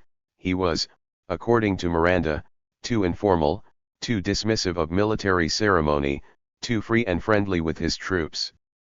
Nevertheless, the victories in Valencia were a turning point for Bolivar. It was there that he established his bona fides as a warrior, and it was there, for all his disagreements with Congress, that he plunged wholeheartedly into a revolution that others had made. As Miranda's army continued to hold Valencia, word of the commanding general's arrogance began to trickle back to the capital. The Manchuanos had never liked Miranda's foreign pretensions. Now the troops were complaining about his undisguised scorn. The word was that, as the ragtag, improvised force of 4,000 had stood at attention for his review, he had sneered openly, "Where are the armies that a general of my standing can command without compromising his dignity and name?" He would make exasperated comments in French, baffling his soldiers, snap at officers when he wasn't paid due deference, wonder aloud when the English or North Americans would come help him make warriors out of these hopelessly inept men. To be fair, little was going the way Miranda had imagined it when he had sat in his comfortable library on Grafton Street, nursing his dreams of liberty. The specter of civil war troubled him most.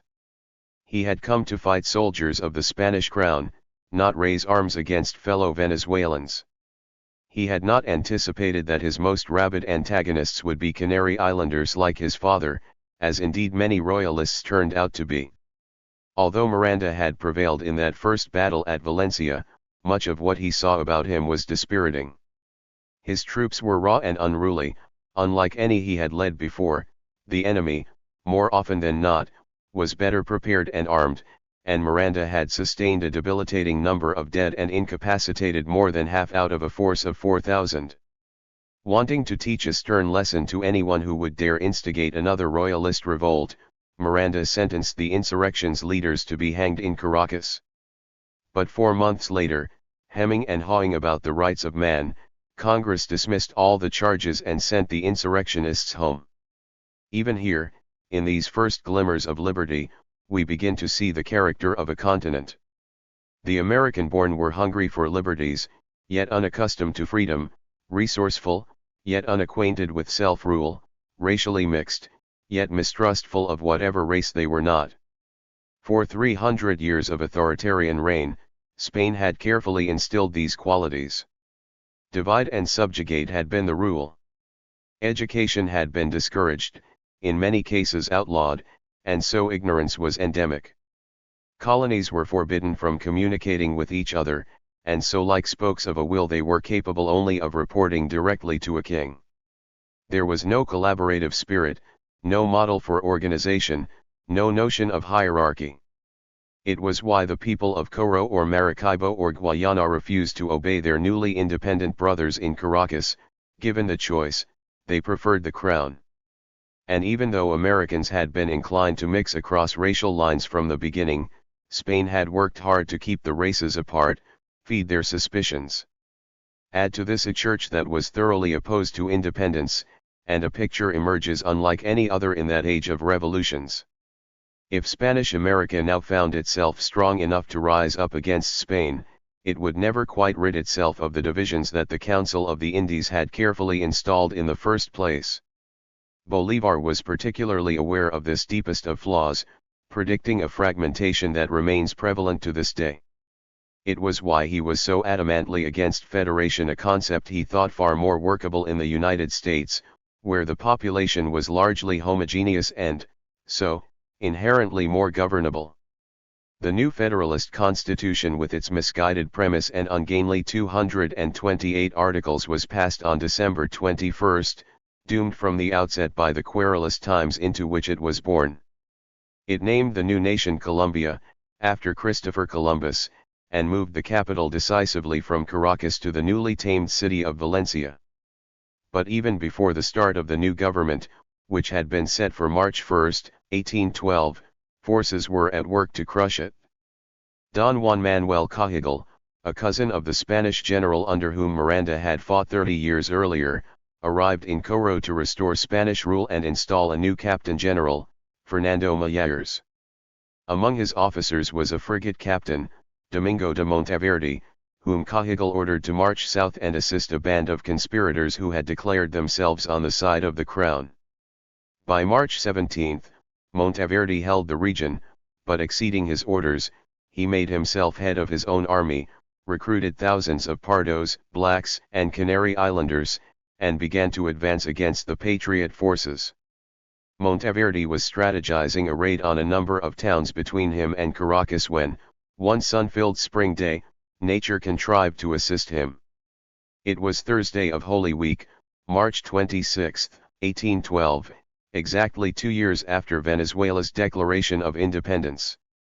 In Caracas, the sun was oppressively hot, the air stagnant and still, the sky a deep azure, bereft of even a wisp of cloud. At 4 in the afternoon, a company of infantrymen was making its way toward the cathedral in preparation for a procession. The churches were full of worshippers, celebrating Mass, reenacting the washing of the apostles' feet before Christ's Last Supper. 7 minutes into the hour, a sprinkling of raindrops fell, inexplicably, out of that clear blue sky, and then, from the depths of the earth, came a deafening rumble. The ground began a fierce undulation, heaving and rippling, as if something enormous were squirming beneath it, and then the houses began to fall. For a seemingly interminable 2 minutes, a terrible earthquake shook Caracas, its violent convulsions parting the city's walls and crumbling whole buildings. A cacophony of bells rang out as the Cathedral of the Trinity collapsed to its foundations. José Domingo Díaz, the royalist historian, was rushing to Mass when the earth began to churn beneath him. He watched the church of San Jacinto brought to rubble in the time it took him to cross the square. Balconies crashed to his feet, roofs creaked and gave way. Terrified cries came from inside the caving houses as their inhabitants struggled to run through the confusion, find doors.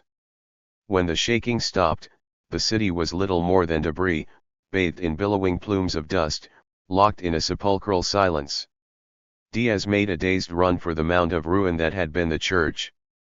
Through dark clouds of dust, he could make out the severed limbs, crushed corpses, and, here and there, the stubborn evidence of life, a flailing arm, a tangle of humanity. As he stepped through the wreckage, squinting into the haze, he chanced on a familiar face coming the other way. I will never forget that moment. There, at the very top, I found Simon Bolivar, who, in his shirt sleeves, was doing exactly what I was doing, moving through, trying to reckon the damage. His face was the picture of terror and despair. When he saw me, he called out, addressing me with these preposterous words, "If nature itself decides to oppose us, we will fight and force her to obey." Nature had indeed opposed Caracas. Within minutes, the city was reduced to a grave site. More than 10,000 were buried by the rubble. Another 6,000, it was said, were swallowed by yawning ravines. Some, laboring in the open fields, died of shock. Half an hour didn't pass before another quake shook the city. Survivors, caked with dust and blood, staggered through streets littered with cadavers, looking for their relatives. By nightfall, it was clear that the accumulations of dead would have to be incinerated in pyres.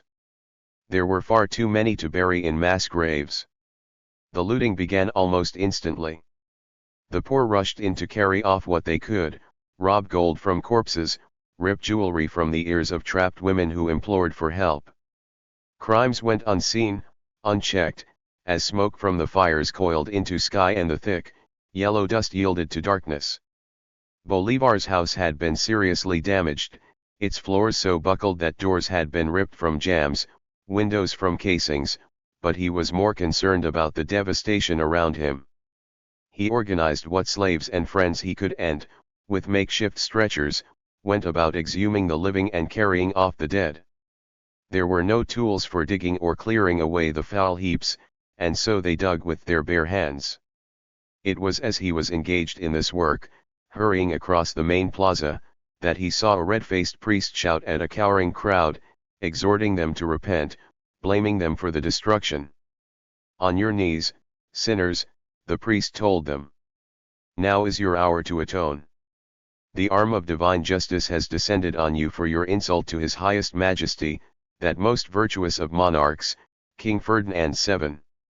If Bolivar threatened that priest with his sword, as legend has it he would soon find that it was impossible to defy the entire clergy. He combed the ruins, working hard to disabuse his fellow survivors of their superstitions, but it didn't take long for the ministry of the church to convince Caracas that the earthquake was God's angry hand, punishing them for the perfidy of insurrection. Hadn't the Declaration of Independence 2 years before been on a Maundy Thursday, too? The revolution was a sacrilege, and all its adherents, blasphemers. The people would need to atone for the sin of betraying the Madre Patria. Fearing the fate of a Sodom and Gomorrah, Venezuelans now rushed to make right with the Lord. As days and weeks went by, men of means married slaves with whom they had had sexual relations. Chastened revolutionaries fashioned colossal wooden crosses and dragged them, Christ-like, through the ruined city. The quake had coursed through the upper half of South America, its shocks proceeding in devastating opposition from the Andes to the coast. Strange natural phenomena occurred. Water had burst from a chasm in the earth to form a new lake in Vallecillo, the river Urabi had dammed up to a standstill, other rivers had changed course. But it was human carnage to which the church pointed. One traveler estimated the loss of life at 30,000, other estimates climbed as high as 120,000. To add fuel to the clergy's condemnations, it was soon evident that the brunt of the earthquake's damage had been in Republican strongholds. In the port of La Guaira, Firmly controlled by the rebel government, the only house that remained standing belonged to Spain's once all-powerful Guy Puzacoana company. Hundreds of patriot soldiers had been crushed in their barracks in San Carlos and San Felipe, and in Barquisimeto 1,200 more disappeared into a fissure in the earth. Even Cartagena, a newly independent city in faraway New Granada, reported crippling damage. In royalist outposts, on the other hand, in Coro, Maracaibo, and that hotbed of royalist sympathy, Valencia, there was hardly a brick out of place. Agents of the crown moved quickly to play up this fact and add further evidence of God's favor. The gallows to which dissident Spaniards had been sent 8 months earlier, for instance, had been toppled by a single, rolling stone. The only pillar left standing in a church bore an immaculate image of the king's royal insignia. The mass hysteria increased. The Venezuelan people, terrified by these revelations and sure now that God had spoken, streamed to the royalist side. Republicans deserted to the king's army. As Spain's General Monteverde advanced swiftly toward the Republic's capital, he had no trouble recruiting troops. If God had unleashed a seismic fury on Venezuela, he had inflicted it on the whole of the Americas. For more than a year, earthquakes rocked the hemisphere. In fall of 1811, a blazing comet half again larger than the sun lit the skies over North America. The first earthquake struck on December 16, its epicenter between Memphis and St. Louis, causing the Mississippi River to churn with a fetid gas and spill its banks so that flatboats sailed into cities and coffins floated down streets. The earth was crazed by great, wide fissures, water spurted as high as trees. In February of 1812, an even more violent shock ripped through Missouri, causing a flood that carried away the town of New Madrid. By April, when news of the Caracas disaster reached Washington, many North Americans became convinced that the entire race of man needed punishing. Religious fervor reached a high pitch. The Pittsburgh Gazette editorialized, "The period is portentous and alarming. The year past has produced a magnificent comet, earthquakes have been almost without number. And we constantly hear of wars and summons of wars. Can ye not discern the signs of the times?" The tremors were unremitting, and those who knew to hang a ball from a string could see that the ground was in continuous motion. A week after the Pittsburgh editorial, a volcano on the Caribbean island of St. Vincent hurled a discharge of shattered rock, black smoke, and flaming lava into the vault of sky, shrouding the island in darkness. The subterranean rumblings went on for months. By December, when tectonic shifts had rattled their way north, bringing a tsunami that ravaged the coast of California, the city of Washington was too deep in preoccupation to pay much attention to calamities beyond its ambit. The nation had gone back to war with England. The War of 1812 was the result of a series of annoyances bedeviling relations between the United States and its former colonizer. The British Navy had rounded up American sailors on the high seas and pressed them into service. The British Army had slipped down from Canada to help the Indian tribes resist westward expansion. Americans were weary of England's ongoing blockade, which along with Jefferson's misguided Embargo Act had sapped the country's economic vigor, and there were many warhawks who saw the revolution as unfinished until the United States liberated Canada and expelled the colonizer from the continent completely. There were many reasons for the country to avoid involving itself in South America's conflagrations. But it needed to take a pragmatic view, as trade in the Spanish colonies had once accounted for a full 40% of all U.S. exports. Now, the embargo and blockade as well as the war in Spain had put that lucrative traffic into England's hands, giving British merchants a virtual monopoly in Latin America. When the newly independent Venezuela sent its ambassador Telesforo de Uria to Washington to establish diplomatic relations, he could hardly be ignored. President James Madison wasn't quite ready to recognize the new republic, but he needed to make some gesture of support. In the address in which he urged Congress to arm the nation against the British, the president reported an enlightened forecast in the great communities of South America. The U.S. Congress, he said, had an obligation to take a deep interest in their destinies. The president had little support in Congress either for his war or for his Pan-American intentions. Congress issued a dry statement promising that when those great communities reached the status of nations, it would consider a fitting response. The message was clear: the United States would not recognize declarations of independence as evidence of full-fledged nations, nor would it spring to assist South America in its harebrained revolutions. Indeed, when John Adams had first heard of Miranda's elaborate plan to establish a vast empire in Spanish America with an Inca at its head, he had said that he didn't know whether to laugh or cry. In as gracious a manner as he could, Secretary of State James Monroe met with Ambassador Urrea to advise him of the U.S. position. Within a few months of that meeting, Great Britain and the United States, the very powers on which Miranda and Bolivar had rested their hopes, were at war on land and sea.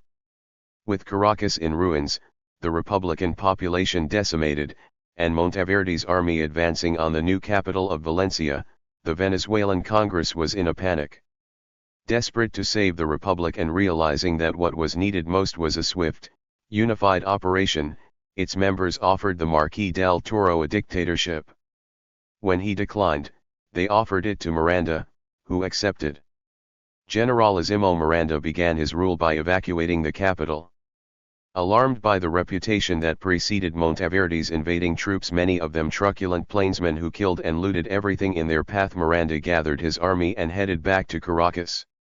On the way, he stopped at San Mateo, visited Bolivar, and appointed him to command the strategically vital port of Puerto Cabello. Bolivar accepted, but not without misgivings. On the one hand, it was a serious political responsibility, well beyond any capacities he had ever demonstrated. The dungeons of Puerto Cabello's fort, San Felipe, held powerful enemies of the revolution, and the bulk of patriot arms and munitions were stockpiled there. On the other hand, what was offered was command of the town, not the fort. Bolivar preferred the offensive; he longed to be on the glorious front lines of war.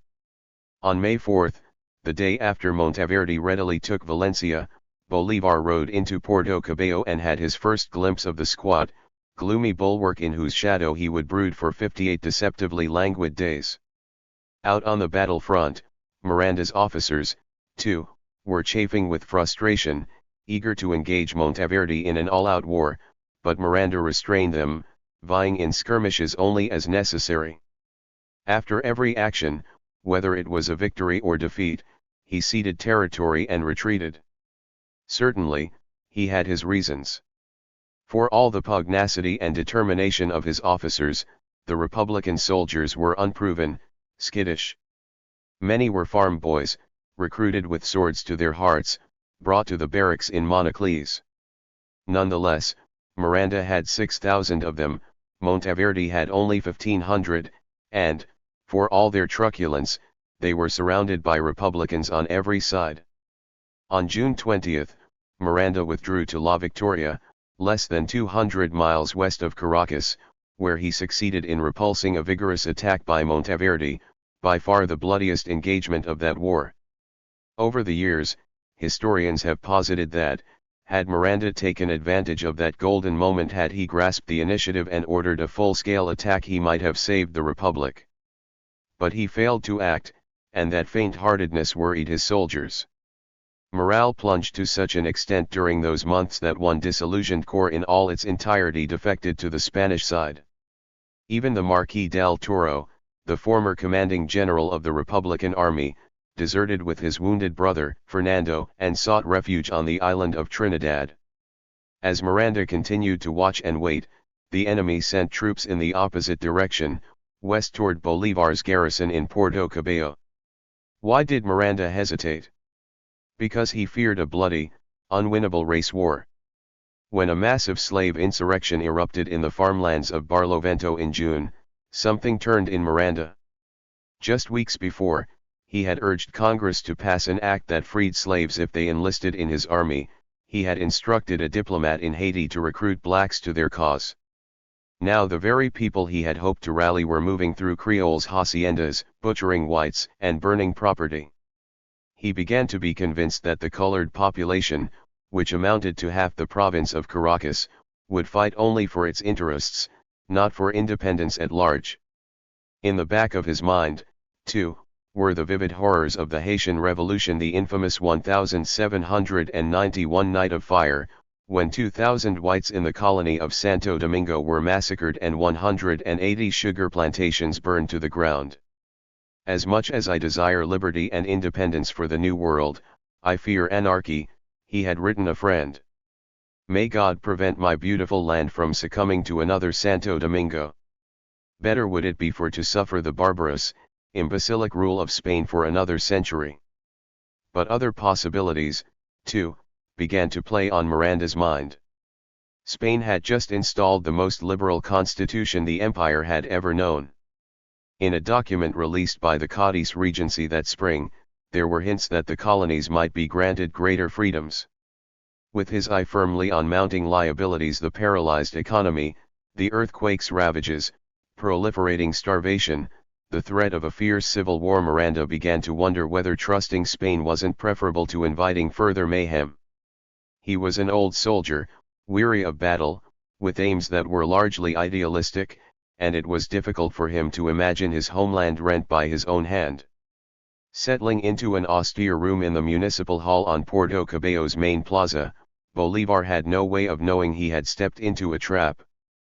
The city was outwardly pleasant enough, filled with fragrant gardens, well-kept houses, and a charming park that looked west toward a wide expanse of sea.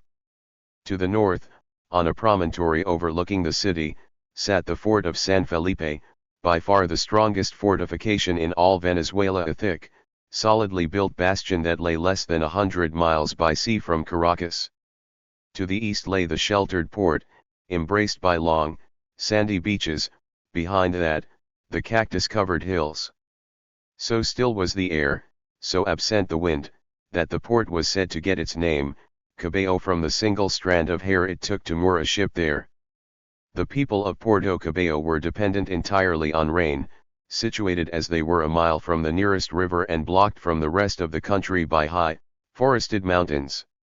Water was collected in cisterns, and its availability greatly valued, although the ground seemed to be perpetually damp from the mangrove swamps that blighted it. Puerto Cabello, in other words, for all its visual beauty, was an unhealthy town, and a foul, suffocating exhalation hung over it. The graveyard of Spaniards, locals called it, and with reason, for they buried their dead from yellow fever all year round. Bolivar had little to do in Puerto Cabello during those first muggy weeks of summer but practice his sword fighting, ride through the wide, picturesque streets, and worry about getting enough provisions to the people under his command. But all that changed on June 30, 1812, when the fort's commandant, Ramon Imeric, left the premises to attend his own wedding. Taking advantage of his absence, his second-in-command, Francisco Vinani, in a flagrant act of treason released all the Spanish prisoners from the dungeons, raised the Spanish flag, claimed the fort for King Ferdinand, and threatened to fire on the plaza unless Bolivar surrendered it. Bolivar refused, urging the renegades to reconsider and lay down their arms. The firing began almost immediately. Since the fort held most of the Republican munitions, Bolivar was at a loss to defend the city. His soldiers had few rifles, little gunpowder, limited food, and no water. Worse still, the captain in charge of defending the main gate soon defected to the Spanish side with all 120 of his troops. Bolivar and his regiment stood their ground and held the plaza for as long as they could while heavy artillery rained on them and residents ran for their lives, scrambling over walls and out into the hills. But the odds were impossible. On July 1, even as deaths and desertions whittled his unit to a scant 40 men, Bolivar was told that 500 of Monteverde's troops were advancing on them. Desperate, he dispatched a messenger with a terse letter to Miranda, begging him to send reinforcements. But by the time his courier was able to put the missive into the Generalissimo's hands 4 days later, Bolivar's fate was written. Miranda was sipping coffee with his officers, chatting breezily of Jefferson and Adams after a dinner marking the first anniversary of the Republic, when Bolivar's letter arrived. He opened it and read: Generalissimo, at 1 o'clock this afternoon, a seditious officer with all the troops and prisoners under his command seized the fort and opened a terrible fire on the city. The fort contains 200 tons of gunpowder and almost all the artillery and munitions of Puerto Cabello. The town is in high duress, its houses in rubble, and I am trying without arms or provisions to defend her to the very end. The ship's sailors have all joined with the fort, making the situation even worse. I hope you will hasten to send what reserves you can, and that you will come to my aid before I am done." For a long while, Miranda was silent. When he finally spoke to his officers, his voice was hard and grim. "You see, gentlemen. Such are the ways of the world. Just moments ago, we were safe, now everything is uncertain, risky. Yesterday, Monteverde had no gunpowder, no lead, no guns. Today, he has it in abundance. I am being urged to attack the enemy. But the enemy already holds all the power in his hands. The postmark here says the 1st of July and now it is the 5th, at sundown.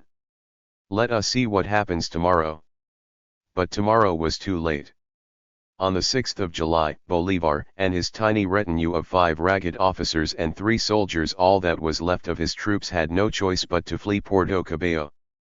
They stole along the coast to the nearby harbor of Barbarata and slipped aboard a ship for La Guaira. By the time Monteverde's men arrived in Puerto Cabello, the Royalist army had a firm hold on the port and its immense store. Scarcely was it in their hands when a swarm of Spanish ships packed with fresh troops arrived to support them.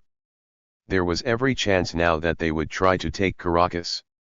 Bolivar was dispirited and humiliated, fully aware that he had lost one of the most important footholds of Republican power. He assumed responsibility for it. How could he have predicted that, as commandant of the town of Puerto Cabello, a duty that paled alongside that of the commandant of the fort, he would ultimately be accountable for the fort, too? He wrote 2 tortured letters to Miranda and a fully detailed report of the disastrous events. He was sick with misery at his own failure, disgusted, too, by his men's fickleness and inexperience. "My general," he wrote, "my spirits are so low that I do not feel I have the courage now to command a single soldier. My vanity had me believing that desire and patriotic zeal alone could offset my lack of experience. I beg you now to assign me to an officer of the lowest rank, or grant me a few days to compose myself. After 13 sleepless nights under extreme conditions, I find myself in a rare state of mental ruin. I did my duty, General, and, had one of my soldiers stayed, I would have fought to the end, but they abandoned me. And, alas, the nation is lost at my hands." Indeed, even as he penned these words from the Republican bastion of Caracas on July 12, events were rushing to unravel everything the revolution had accomplished. Within the few days it took Bolivar to send his report and express a profound regret that he hadn't been crushed under the ruins of Puerto Cabello, Miranda had decided to cast independence to the winds. "Venezuela is wounded in the heart," Miranda had said when he informed his men about Puerto Cabello. Perhaps it was a genuine expression of disillusionment. Perhaps it was an excuse for what he was about to do. The next morning, before dawn pierced the skies, his officers saw him pacing the corridor outside his quarters, shaved, groomed, in dress uniform, as if he were readying himself for an important occasion. "They probably stormed the plaza by now," he commented to them, referring to Bolivar's holdout in Puerto Cabello. "It's absolutely necessary that we take extraordinary measures to save Venezuela." By this, Miranda did not mean that they needed to infuse troops with a new vigor. Like most of his soldiers, he had long since ceased to place much hope in the foundering republic. Yet his subordinates feared his indignation and so did not dare raise the possibility of a capitulation until Miranda raised it himself in a passing exchange with the Marquis de Casa Leon, the newly appointed finance minister. Casa Leon immediately seized on Miranda's vague mention of a ceasefire and suggested that the Generalissimo convene an emergency council to discuss the matter. The Marquis was Spanish-born, a wealthy landowner worried about his considerable holdings, and had lost heart in the tumultuous Republican venture. He wanted nothing more than a peaceful reconciliation with Spain. That very day, Miranda called a meeting of the few leaders he could muster, among them 2 members of the executive body, Francisco Espejo and Juan German Rocio, as well as Secretary of War José de Sada y Bussi, Minister of Justice Francisco Antonio Paul, and the Marquis de Casa Leon, and proposed the possibility of negotiating with the enemy. The Republic was in extremis, he argued, the western regions, the banks of the Orinoco, the plains, the entire coastline were under Spanish control. In the nation's breadbasket, the fertile valleys of the southeast, slaves were slaughtering their masters in the name of King Ferdinand. Even in the streets of La Victoria, the very town in which they stood, Monteverde's soldiers had been seen racing through the alleyways. The Republican ranks were being depleted daily by desertions. And now, with the loss of Puerto Cabello, they had too few weapons to prosecute a war. It was time to talk about an armistice. The men unanimously agreed. The Marquis de Casa Leon happily volunteered to be the intermediary. The discussions with Monteverde began on July 12 in Valencia, just as Bolivar reached Caracas from La Guaira and wrote his first letter of abject apology to the Generalissimo. To show the Spaniards a little muscle before joining them at the negotiating table, the Republicans launched a modest attack. But there was no doubt in anybody's mind that what would be discussed was unequivocal surrender. As negotiations were taking place, Miranda traveled from La Victoria to La Guaira to charter a ship for his evacuation. He made sure that the Marquis de Casa Leon put aside 22,000 pesos for his voyage. Here, as one historian has said, is proof incontrovertible that the Generalissimo had abandoned the cause of the Republic for his own. On the 25th of July, after minimal disputation, the Republicans agreed to Monteverde's terms, even leaving it to him to apply all the particulars.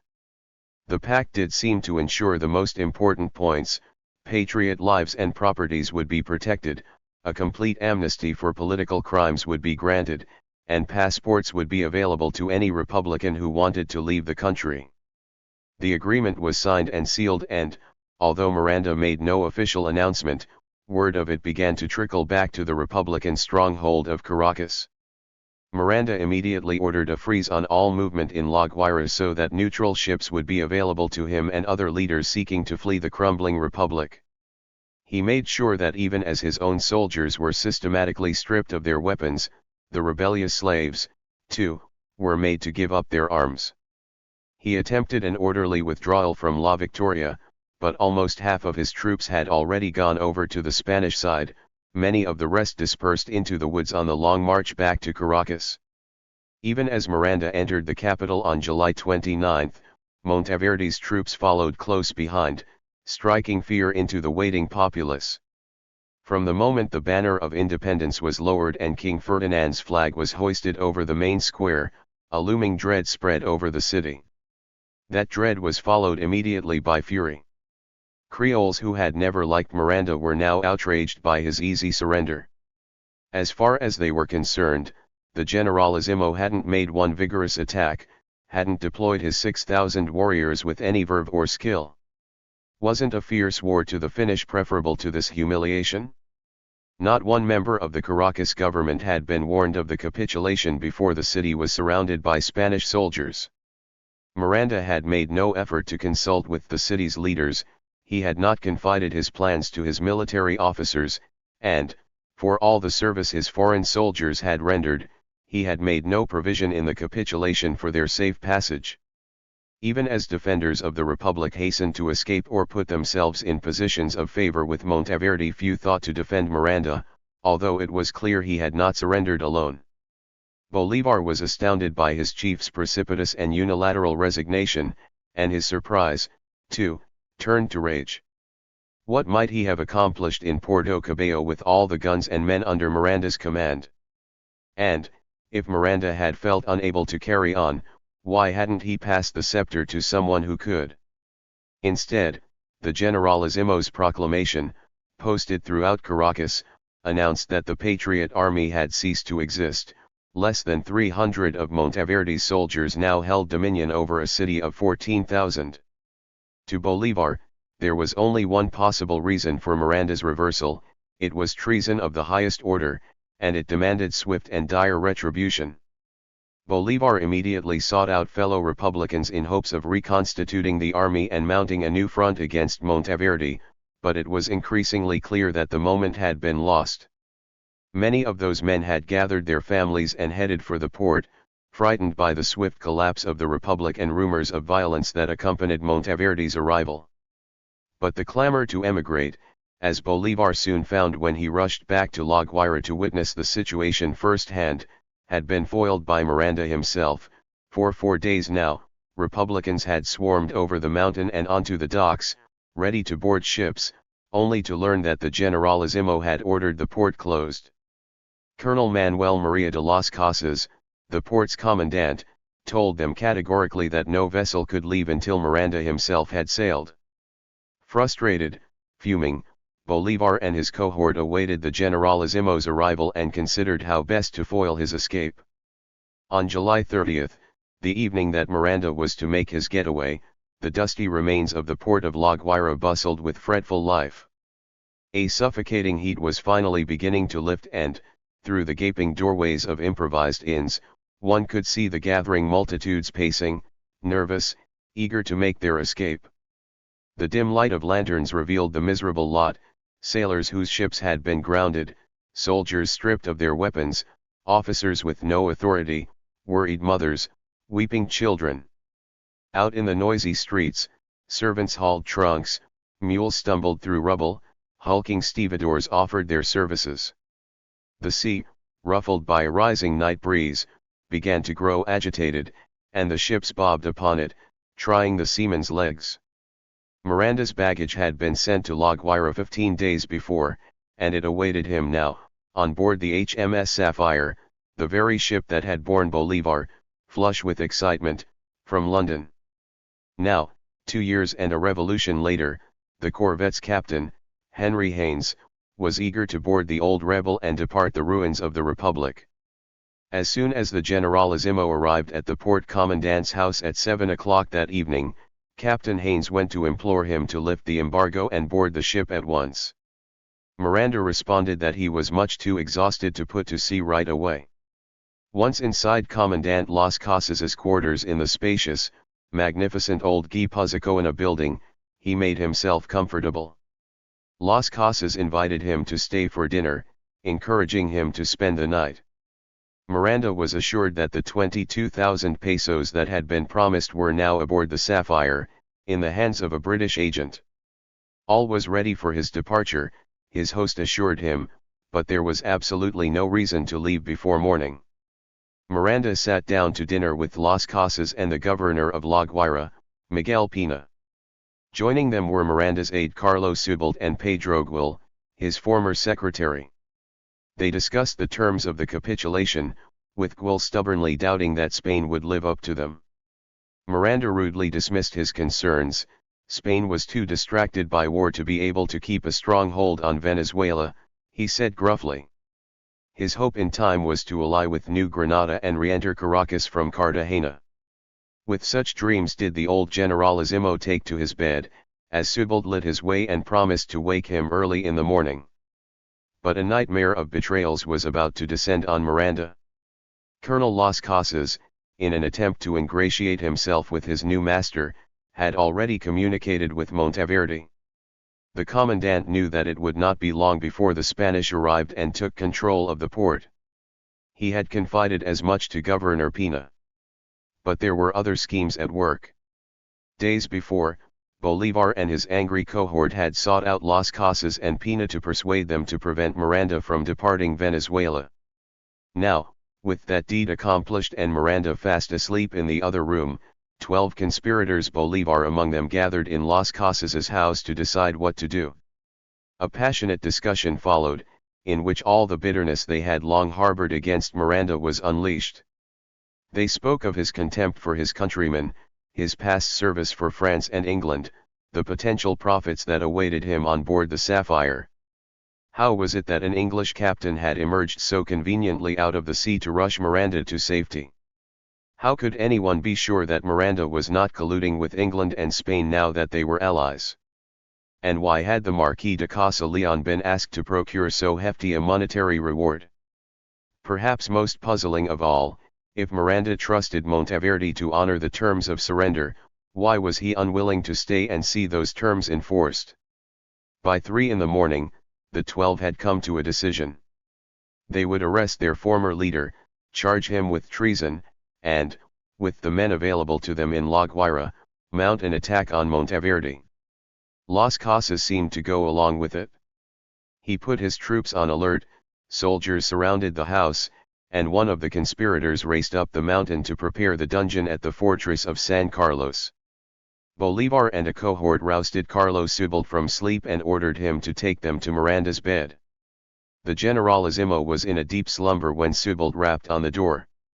Too soon. Miranda growled, misunderstanding the aide's intent. But he quickly understood that the men at Subald's side wanted his urgent attention.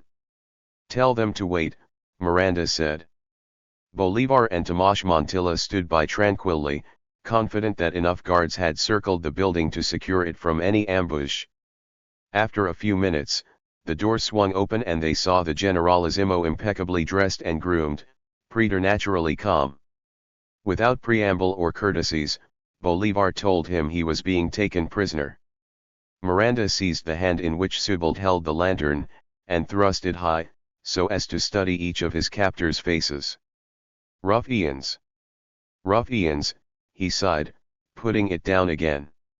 All you know is how to make trouble. Without another word, he strolled to the front door of the Guipuzcoana building and out into the warm night, submitting easily to the guards who escorted him to the mountain fortress. It was early, July 31st, before dawn. As soon as he received confirmation that Miranda was chained to a wall in the dungeon of San Carlos, Governor Pina set out for Caracas to give Monteverde the news. But as night met the first light of day, he encountered a party of couriers in full Spanish regalia, riding in the other direction. The communique they carried, which the duplicitous Las Casas had been expecting, demanded a lockdown of the port. No ship, no traveler, no citizen of any nation could leave La Guaira without the express approval of Venezuela's new leader. The edict was a clear breach of the terms of surrender. They were all Monteverde's prisoners now. Colonel Las Casas wasted no time in instructing his soldiers to lower the Republican colors and raise the Spanish flag. It's no small surprise to me, Captain Haines snipped at Las Casas, to see that in the course of a few hours you have changed loyalties completely. Haines's ship, the Sapphire, eventually managed to slip away, along with Miranda's money. The USS Matilda, which had brought relief supplies after the earthquake, also made an escape, but not without vigorous rounds of cannon fire in its wake. Somehow, in the confusion, Bolivar, too, succeeded in evading capture. He hastily improvised a disguise and, in the cover of night, rode off into the trees up, past the cliffs toward Caracas. Miranda was not so fortunate. After months in the impenetrable citadel of San Carlos, the visionary who had once dined with the likes of Jefferson and Washington, and romanced the Empress of Russia, was taken from his vault and thrust into the dank crypts of Porto Cabello, where he languished for another half-year, contemplating the harsh mill of fortune. There, he wrote letters to everyone he could think of, railed bitterly against the perfidy of Monteverde's promises, and to get attention even claimed to be in the service of the English crown. On June 4, 1813, he was hustled onto a shabby little boat and shipped off to Morro Castle in Puerto Rico, and eventually to the dread rat-infested dungeon of La Carica outside Cadiz, where he died 3 years later with an iron collar around his neck. His corpse was dumped in a mass grave, along with those of a cartload of common criminals. The theme of betrayal is never far from any story of revolution. Deceit is at the very heart of radical upheaval. But history has not looked kindly on the events that unraveled on that early morning in La Guaira. For all the glory that would accrue to Bolivar, he would never be free of the stain of Miranda's fate. He had lured an old man to a revolution, and, after its failure, delivered him into enemy hands. There can be no doubt that it was a monstrous act of deception. but there was no shortage of deceit on all sides. The patriots had been taken in by Miranda's swagger, and braggadocio had invested all their hopes in him, and they reacted now with all the fury of the betrayed. The leader they had trusted to guide them through the vicissitudes of revolution had turned out to be more comfortable with failure than with victory. Faltering and indecisive in the face of clear advantage, he always managed to be magnificent in the face of defeat. His fellow rebels believed they were seeing him now as he really was, a fraud who could only shrink from battle, a tin-horn general incapable of a strong will. Alexander Scott, a special consul from the United States, overseeing relief supplies after the earthquake, sent a report to Secretary of State James Monroe that reflected the common view: Miranda by a shameful and treacherous capitulation surrendered the liberties of his country. Whether he was an agent of the British government as he now states, or whether this conduct resulted from a base and cowardly heart, I cannot decide. He is a brutal, capricious tyrant destitute of courage, honor, and abilities. Miranda's minions were equally scathing, labeling him an outright coward whose behavior, when not absurd, was nothing short of treasonous. To them, the secret negotiations had been unforgivable. The reward of money, obscene. With time, historians have grown more generous toward Miranda. He is considered the proto-leader or grand precursor, a visionary without whom Latin American dreams of independence might never have begun. Certainly, he was, as many biographers have depicted him, a master of promotion, far more skilled at plotting grand schemes than effecting their practical implementation. For him, as one biographer put it, the hatching of revolutions was a profession, and he performed it well. No one can doubt Miranda's love of country and his lifelong efforts to see it free.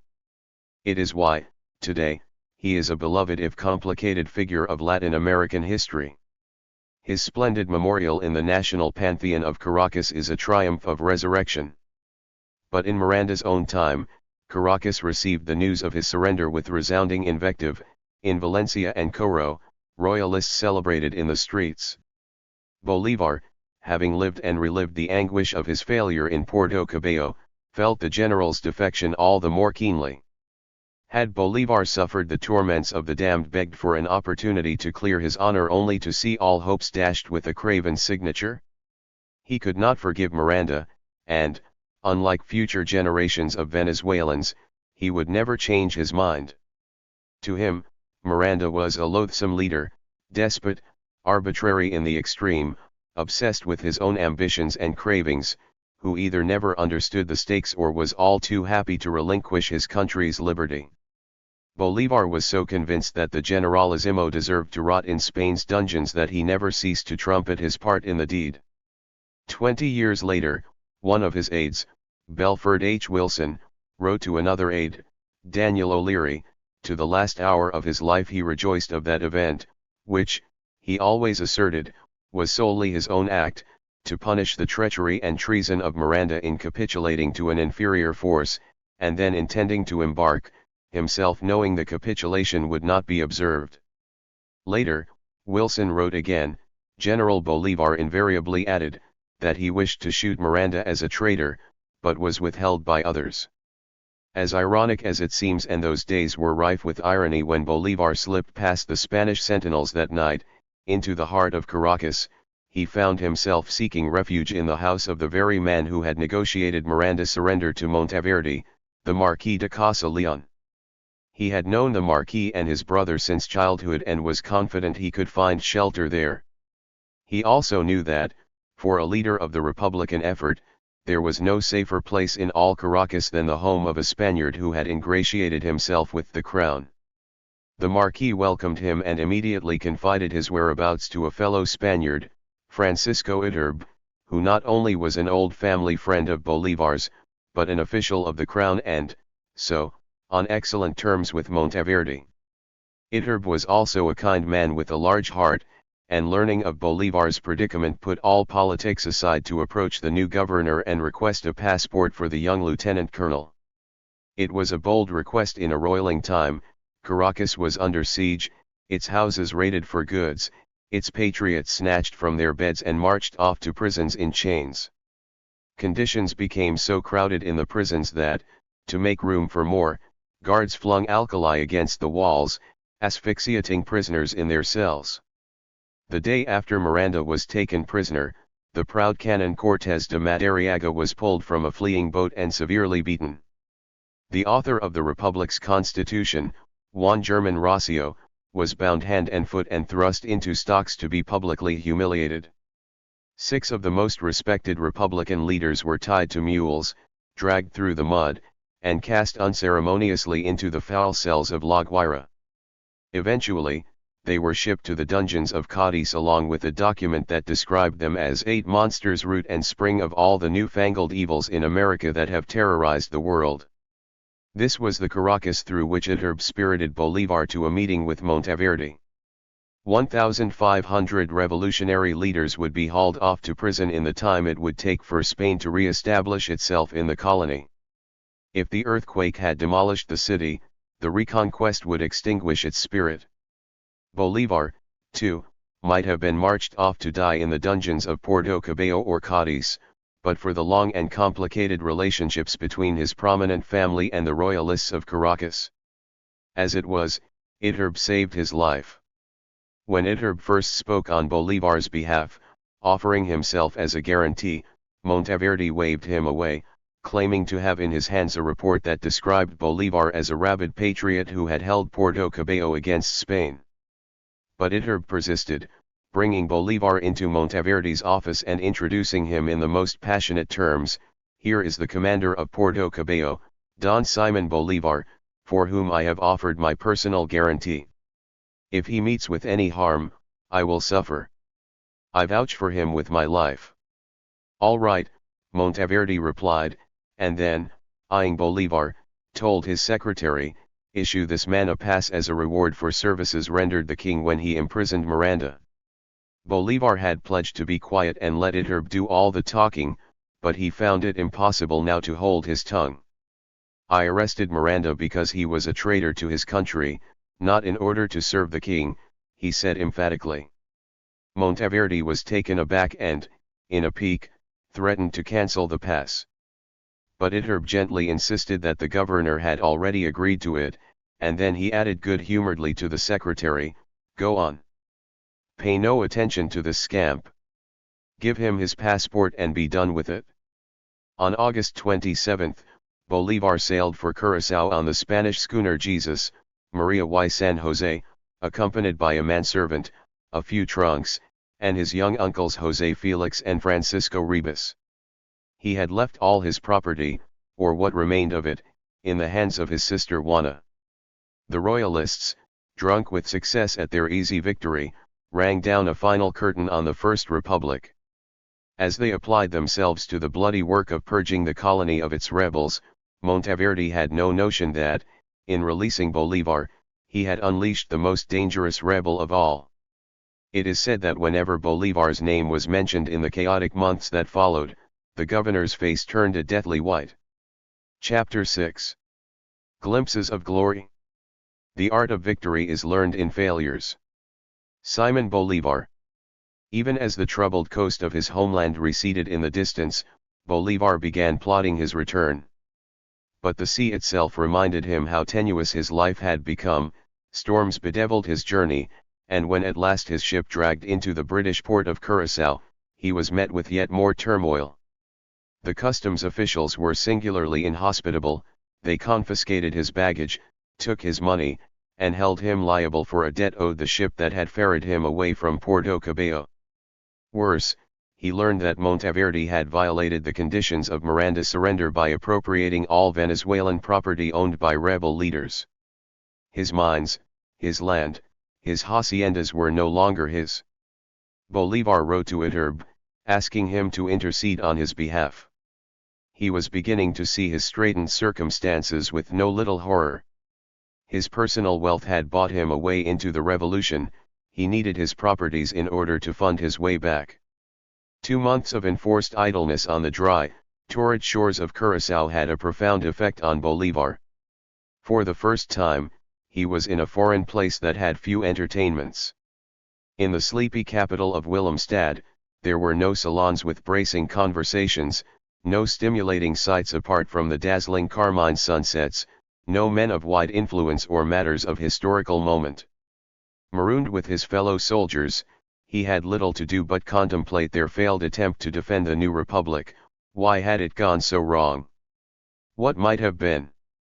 By late October, he had secured a loan from a friendly merchant and, with his small band of warrior comrades, set sail for New Granada, where, as they understood it, the flag of independence still waved. The Bolivar who stepped off the boat in the port of Cartagena was an entirely different man. Tempered by war, sobered by defeat, he seemed more deliberate, judicious, mature. It was as if all the missteps and catastrophes of the past 2 years had brought the realities of liberation into sharp relief. In light of this hard-won wisdom, he had begun to organize his ideas and, following a rigorous discipline he would maintain for the rest of his life, set them down on paper. Along with the few personal effects he carried on shore on that crisp November day in 1812 was the full awareness that, in the heat of a revolution, words were as valuable as weapons. On arrival in Cartagena, Bolivar lodged in a modest house on San Agustin Chiquito Street. Diminutive, white, resplendent in the Caribbean sun, it was all of 10 paces wide. The bedrooms and alcoves were hung with hammocks, a tiny wood balcony opened onto the street from one of the windows. The breeze, the blue vault of sky, the clear night strewn with stars, the vibrant port with its raucous comings and goings all served to fill the young traveler's heart with promise and possibility. In New Granada, the revolution was indeed alive, if chaotic, defended by a number of vying independent governments. Granadans wanted their freedoms, but had countless opinions on how to win them and who should govern. The result was an unruly splintering of regions and factions. La Patria Boba, they would come to call it, a republic of fools. The city of Bogotá, under the government of President Antonio Nariño, had declared itself the capital, and a loose federation had been established at Tunja under the leadership of Camilo Torres, but the fortified port city of Cartagena had risen against both, proclaimed its sovereignty, and established its own constitution. Drunk on illusions of grandeur, other communities, cities, provinces were following suit. The region had become a cauldron of discontent, a den of quibbling functionaries, a hotbed of pirates and opportunists. For all its wealth and abounding whiteness, New Granada was on the verge of a civil war. Rather than be discouraged by this ruinous state of affairs, Bolivar was eager to join it. He and his fellow Venezuelan revolutionaries, his uncle José Félix Ribas, his firebrand neighbor Antonio Nicolas Bracino, the Carabino and Montilla brothers, assumed that their military experience would be in demand. They were right. Bolivar and his companions were received warmly by the government of Cartagena. Its 24-year-old president, Manuel Rodríguez Torres, was in urgent need of seasoned officers, not only because the Spanish army had installed itself in the nearby port of Santa Marta, but because Torres needed to temper the ravening ambitions of his own commanding general, the French pirate Pierre Labatut. He directed Labatut to appoint Bolivar and the others to prominent positions. But General Labatut knew these men too well. Like them, he was a veteran of Miranda's revolutionary forces. He knew about Bolivar's rout at Puerto Cabello, knew about Miranda's harsh estimation of the young colonel. A sergeant in Napoleon's army before he became an adventurer on the high seas, Labatut had mediocre credentials as a soldier. But he had been a favorite of Miranda's, and had been present in La Guaira during the desperate last days of the Republic. Standing on the deck of the USS Matilda as it pushed off from the frantic port, eluding enemy cannons, he had had plenty of opportunity to look back and contemplate the fate of Miranda. Labatut was immediately suspicious of Bolivar, and certainly he had every reason to be jealous. Here was a Creole aristocrat who had managed to charm the callow president who, it was rumored, was even writing presumptuous letters to President Antonio Nariño in Bogotá and to Camilo Torres in Tunja. Labatut was in no rush to help launch Bolivar's career. On December 1, 1812, he assigned him to the remote outpost of Barranca, an insignificant little town on the banks of the Magdalena River. Bolivar had indeed written passionate appeals to Nariño and Torres, as well as to the Congress in Tunja, but before leaving to take up his post in Barranca, he turned to animate a far more crucial audience, the ordinary Granadan citizen. Hoping to persuade the people that their struggle was intimately tied to Venezuela's, that it would take a united front of all colonies to eject Spain from America once and for all, he spent the next 2 weeks on a frenzy of publications. First, he published General Monteverde's official proclamations, which served as clear indictments. The Spaniard had broken every promise he had ever made. Then he arranged for the release of a testimonial he had been mulling since Curaçao. He called it a manifesto from the Venezuelan Colonel Simon Bolivar to the citizens of New Granada. It was disseminated on December 15, a few days after Bolivar's departure from the city. The Cartagena Manifesto, as it became known, stands as one of the great documents of Latin American history. In it, Bolivar departed radically from revolutionaries before him who had echoed French or North American ideas in ponderous, stuffy prose. It is hard to overestimate the effect that his words had on the leaders of New Granada, and, as the document began traveling from hand to hand, on the region's people. Bolivar's words were muscular, direct, his manner of thinking, fresh and riveting. He made the language come alive. "I am," it began, "a son of unhappy Caracas." With persuasive logic, he went on to analyze the loss of Venezuela, explaining why the fledgling republic had failed. It had been hopelessly fragmented by federalist divisions, ruined for lack of a strong, unified army. There was, of course, the earthquake, the obstructionist clergy, and over-reliance on paper money. In the main, its leaders had grown too tolerant, sloppy, corrupt. They had never established a firm, undisputed authority. Each conspiracy was followed by an easy acquittal followed by another conspiracy, he explained. The first sign of the republic's weakness had come early, when the original junta had failed to subdue the feisty city of Coro, from which all royalist opposition had sprung. Had the republic's leaders been truly assertive, had its institutions been unified and disciplined rather than separate and fractious, things might have turned out differently. But in New Granada, he argued, Republicans now had the opportunity to set history straight. Unite, he implored, be firm. Invade Venezuela. Root out the Spaniards, who were a cancer on the Americas, who only stood to get stronger if left to their own devices. Only then would New Granada be free. Coro is to Caracas as Caracas is to all America, he wrote with a tidy algebraic logic. In short, do now to Venezuela what Venezuela should have done to Coro in the first place, for all South Americans are linked by a common past and a common destiny. It was a passionate appeal with the clear tenor of truth. In time, it would be recognized as the cornerstone of Bolivarian thought. As resolute as the tree to which the poet Andrés Bello later compared him, Bolivar sent down roots, weathered storms, grew stronger. There is no question that he learned richly from his mistakes. How else does a soldier untrained in the art of war, a rebel unschooled in the rule of nations, undertake to harness a revolution? Only months before, Bolivar had been a humiliated man seeking revenge on his failed commander. Now, given this bridge to a new chance, he decided to take nothing for granted. He set out for the tiny town of Barranca, however insignificant and obscure the assignment, determined to make his mark, convinced he could turn random fortune to revolutionary advantage. By then he had learned a great deal about New Granadans. He had walked the ancient streets of Cartagena, sat in its colorful plazas, mingled with its residents. He had established what he could about rebel movements in the countryside. He had made a point to get to know rich Creoles who owned property in strategic points along the Magdalena, and who might be helpful to a commander's cause. He had met with landowners from the Valle de Yupar, who impressed him with their revolutionary ardor. They offered the young officer their support, not only moral but in livestock, mules, and supplies. It was in socializing this way that he came to know Anita Linoit, the angelically lovely 17-year-old daughter of a French merchant in town. Linoit was immediately enchanted with the wiry, electrifying young Venezuelan.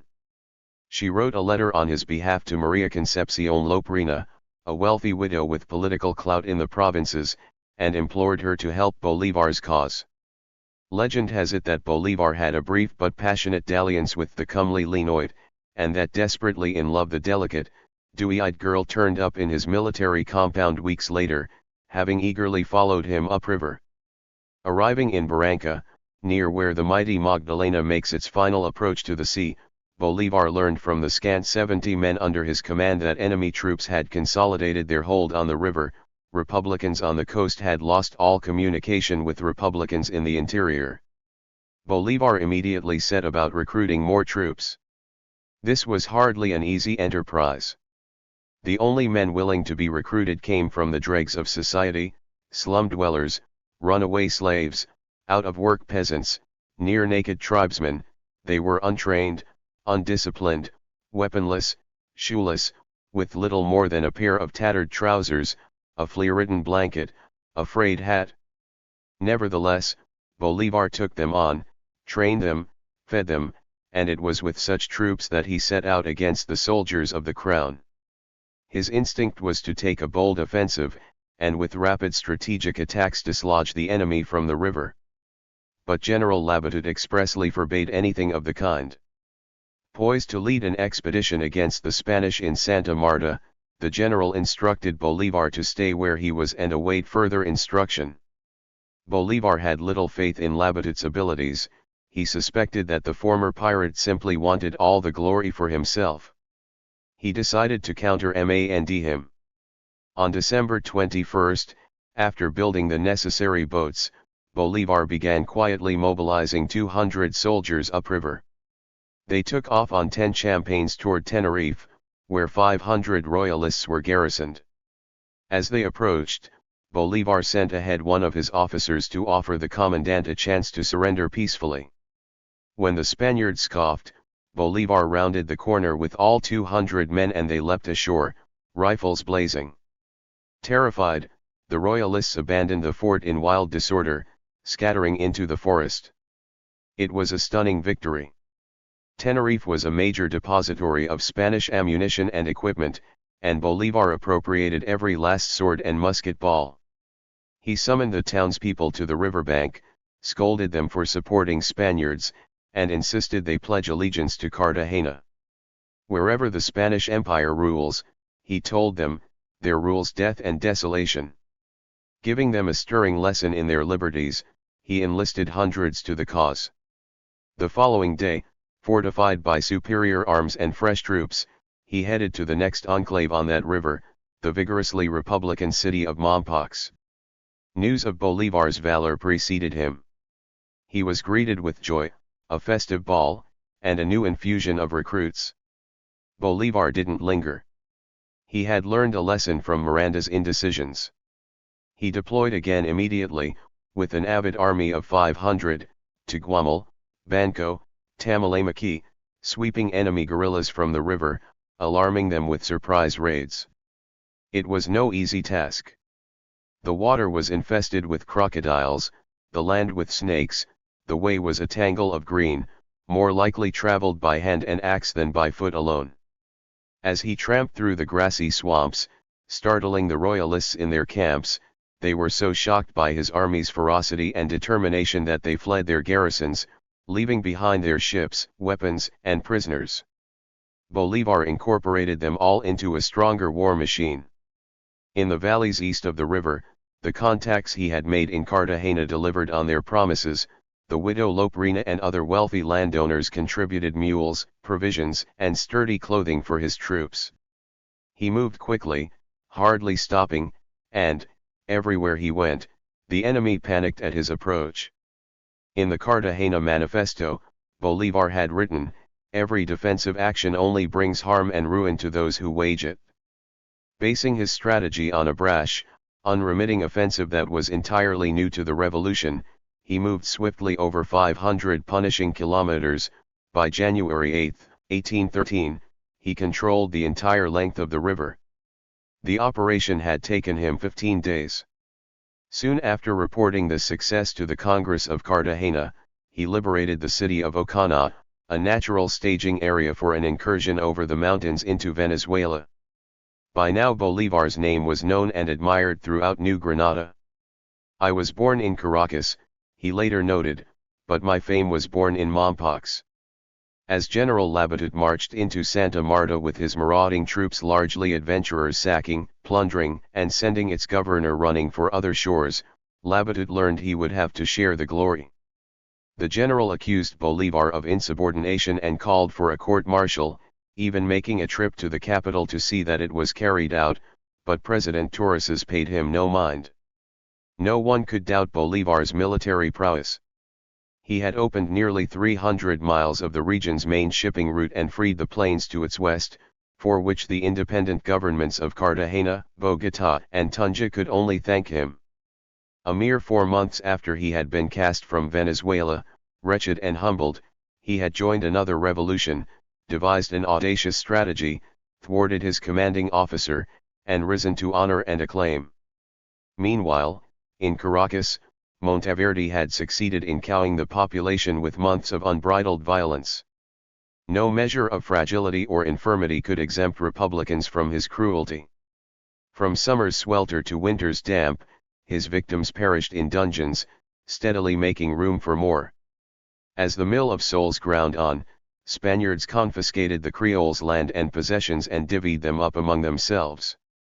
An official who arrived from Madrid, convinced he could eradicate the unrest by installing a new policy of tolerance, was so appalled by Monteverde's reign of terror that he gave up his mission in despair. The Gaceta de Caracas, once the mouthpiece of revolution, was back in Spanish hands, and it reproached its readers roundly: happiness, prosperity, liberty. 300 years of slavery. Go on. Be honest, when were you more enslaved? More miserable? When were you more wretched, more immolated by hunger? When did you ever live with such fear, forced to flee to the hills to avoid being pressed to serve as yet one more victim in that disgraceful sacrifice? And why? And for what? For words. Empty words. A shrill propaganda machine swung into action, denouncing the patriots' pompous and extravagant promises, their childishly irresponsible behavior. Even worse, according to the Spanish, was that they had insulted the king by seeking help from Great Britain. To thwart all future repetition of this madness, to save the Creoles from themselves, Monteverde gave his officers full rein to mete out a crippling punishment. Monteverde, in fact, was never meant to be the man in charge. Spain had dispatched Fernando Mayares to take over as Captain General of Caracas. But Monteverde, appointing himself Commander General of the Army of Pacification, had managed to scare off Mayares from the moment the Captain General had landed in Maracaibo. A coward by nature, Mayares retreated to Puerto Rico, afraid to enter the bloody fray. Monteverde kept Mayares at bay with promises that he would hand over the command when Venezuela was fully pacified, and Mayares, happy to let someone else do the fighting, allowed himself to be duped. His more intrepid officers, Field Marshal Manuel Cajigal and Brigadier General Manuel del Fierro, could only chafe with frustration, but eventually even they were won over by Monteverde. After months of fruitless waiting, Mayares realized that he was little more than an object of ridicule, and slunk back to Spain, leaving the colony to suffer the excesses of an illegitimate regime.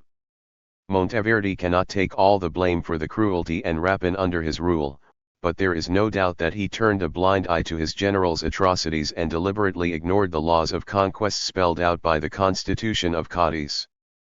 There is no doubt, too, that his officers reveled in bloodlust. In the plains that surrounded Caracas, unchecked by higher power, Eusebio Antonanzas, governor of Cumana, had unloosed a wanton truculence, ordering his troops to sack towns, rob the innocent, kill anyone who got in their way.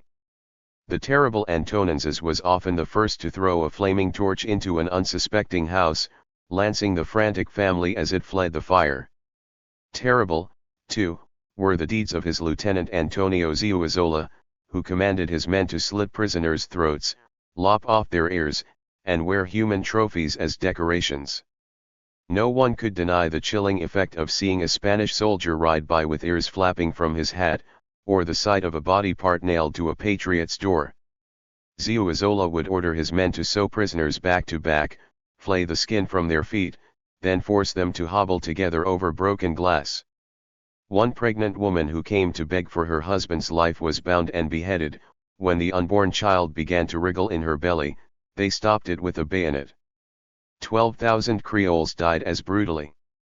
If it were possible, Spanish General Del Fierro wrote home from Caracas, it would be best to exterminate every American from the face of this earth. Even Franciscan priests were seen galloping through Republican neighborhoods dressed more like Tatar warriors than men of God, urging their fellow soldiers to spare no one over the age of 7. If this uncurbed savagery served to boost the royalist morale, it also inflamed Americans. In outlying areas, a Republican backlash gained swift momentum. But it did so in a highly fragmented manner as the struggle for independence became the work of caudillos, leaders who fought on the strength of their regional charisma rather than with any concept of a greater cause. In January of 1813, as Bolivar was purging the Magdalena River of royalist garrisons, Santiago Marino, a patriot thousands of miles away, mounted a campaign to liberate eastern Venezuela. Within 6 months, Marino would free the historic provinces of Barcelona and Cumana, becoming their de facto leader. Under him were equally ambitious young warriors, the brave mulatto Colonel Manuel Piar, who had won significant gains against the Spaniards, José Francisco Bermudez and his brother Bernardo, who had shown extraordinary mettle at pivotal points of the revolution. In New Granada, too, there were many who harbored grand aspirations. Pierre Labatut would eventually break with Cartagena and declare himself president of the port city of Santa Marta. The young Torreses continued to rule Cartagena by hiring pirates to fight off anyone who threatened his walled city. There was President Nerino in Bogotá, President Torres in Tunja. In Pamplona, a province that bordered on Venezuela, Colonel Manuel del Castillo, a well-born Granadan with a large ego and grand designs, had already made it abundantly clear that he answered to no one. Colonel Castillo, along with his paltry 300 troops, was getting ready to defend New Granada against an impending invasion by Monteverde. As soon as he learned that Bolivar had penetrated the interior as far as Ocana, he sent a messenger asking for Bolivar's help. Bolivar demurred, replying that he needed Cartagena's approval. In truth, he was seeking approval for something else, the ability to lead his troops over the border into Venezuela. For weeks now, he had prepared his men to invade his homeland. If he was going to fight Monteverde's army, which had already spilled over into the Granadan valley of Cúcuta, he was not going to do it under someone else's command. There were other reasons Bolivar needed to buy time. His army was experiencing rampant desertions. Many of the recruits Bolivar had gathered on his triumphant march up the Magdalena had lost their enthusiasm for warfare, either because the booty fell short of their expectations or because they had no desire to risk their lives to liberate lands beyond their own. Bolivar left his army in charge of his uncle, José Félix Ribas, while he traveled to Mompox, appropriating munitions and recruiting fresh troops from both sides of the river. By February 9, he had increased his ranks to 400 good men. President Torres instructed him to join them to Castillo's 300 and march against the Spanish in Cúcuta. Only then would he be willing to listen to Bolivar's request to take his soldiers into Venezuela. Wanting to please his benefactor, Bolivar left for Cúcuta immediately with his army, cutting a path to the high, wind-swept Cordilleras, where desolate plateaus stretched as far as the eye could see. His soldiers carried what food they could. There were no villages along the way, nor any sign of human habitation, except for the odd hut on the mountainside. Few braved the punishing journey easily, for they were river dwellers, born and bred in the languid tropics, unprepared for the cold and vertiginous terrain. They made their way through February rain, across slippery rock, and deep into humid canyons, edging along cliffs where one false step would hurl them to sure death. In Alto de la Iguada they caught a glimpse of the royalist army, guarding a high pass as Monteverde mobilized his invasion of New Granada. Bolivar decided to send out a spy with a letter containing the lie that Castillo and his Republican forces were advancing from Pamplona. The spy was captured, the letter confiscated, and the Spanish general Ramon Correa took the bait. He abandoned the pass and headed for Pamplona, thinking he would surprise Castillo en route. When Bolivar fell on his rear, the Spanish scattered in stupefied retreat. Correa limped his way back to Cúcuta to regroup his forces. In time, Bolivar was joined by Castillo, and together they pressed ahead, until by dawn of February 28, the last Sunday of Lent, their troops crossed the Zulia River, just west of Cúcuta. General Correa was in church, attending Mass at 9 in the morning, when one of his officers burst in to warn him of the approaching Patriot army. Hastily, he rallied his troops and attempted to take the offensive. The Battle of Cúcuta was bloody. Uneven. Correa's troops were double the force of Bolivar's, but just as the Republican effort seemed all but lost, Bolivar ordered Ribas's division to make a full bayonet, uphill charge. The bout was rabid, quick, relentless, inflicting countless casualties. In the skirmish, General Correa fell to the ground with a wound to his head. That brazen charge, a desperate act in the face of superior force, succeeded in stunning the Spaniards. They fled that border city in alarm, leaving Bolivar in control of a vast supply of food and ammunition, and 1,000,000 pesos in merchandise, which the rich royalists of Maracaibo had transported to Cúcuta for safekeeping. At the cost of only 2 dead and 14 wounded, Bolivar had secured New Granada's freedom. The Granadans wasted no time in thanking him. Bolivar was lauded in Cartagena, Tunja, and Bogotá. President Torres awarded him the title of honorary citizen, and he was promoted to brigadier general. The young Venezuelan had met every challenge, conquered every obstacle, including a raging fever as he had scaled the heights of the Cordillera. Within a few months, in a rare show of solidarity, Camilo Torres and Antonio Nariño met in Tunja to confirm the union of New Granada and to proclaim its independence from Spain. Even so, Bolivar felt his work had hardly begun. Venezuela was yet to be free, Spain had yet to be ejected from the continent. Restless and anxious, he dispatched the tall, elegant Ribas to meet with Torres and Nariño, and argue the case for a Venezuelan invasion. In the interim, he rallied his soldiers, paid them with the booty he had captured, and then, superseding his command, led them across the border into Venezuela. Stopping in the rugged Andean town of San Antonio, he spoke to them of greater sacrifices. Loyal Republicans, he appealed fervidly, America awaits its liberty and salvation from your hands.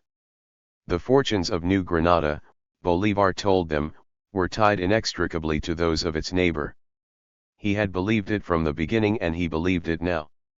If one country wears chains, he wrote days later in an impassioned letter to President Torres, the other is equally enslaved. Spanish rule is a gangrene that starts in one place and then overwhelms everything else, unless it is hewn off like an infected limb. But the prospect of liberating a foreign land did not sit well with all his men, most notably Colonel Castillo and his able Sergeant Major Francisco de Paula Santander. Although Castillo had been thrilled by Bolivar's victory at Cúcuta and said so in early reports, he was bitterly opposed to engaging Granadan soldiers in Venezuela. More, Castillo had been stung by Bolivar's promotion. He considered himself the exclusive commander of his troops, and now President Torres had named Bolivar chief of the whole liberating expedition. A deep fissure entered Bolivar's ranks, a rancorous envy, and it would have profound implications for his future. For 2 months, Castillo worked to undermine Bolivar, making no effort to mask his pique. He bickered about rank, lodged formal complaints about the new brigadier general's allocation of the Cúcuta booty, railed to anyone who would listen about his mad undertaking to free Venezuela. On May 7, when Bolivar finally received approval to march as far as Mérida and Trujillo, Castillo patently refused to go. An invasion of Venezuela, he argued, was anathema to his principles. Bolivar tried to calm him, sending a friendly letter as a palliative. But Castillo was determined to thwart the action. He resigned abruptly, taking 100 of his men with him, and left the rest of his troops under the command of his junior officer Francisco Santander. Santander, too, was a proud Granadan, put off by the brash, willful Bolivar.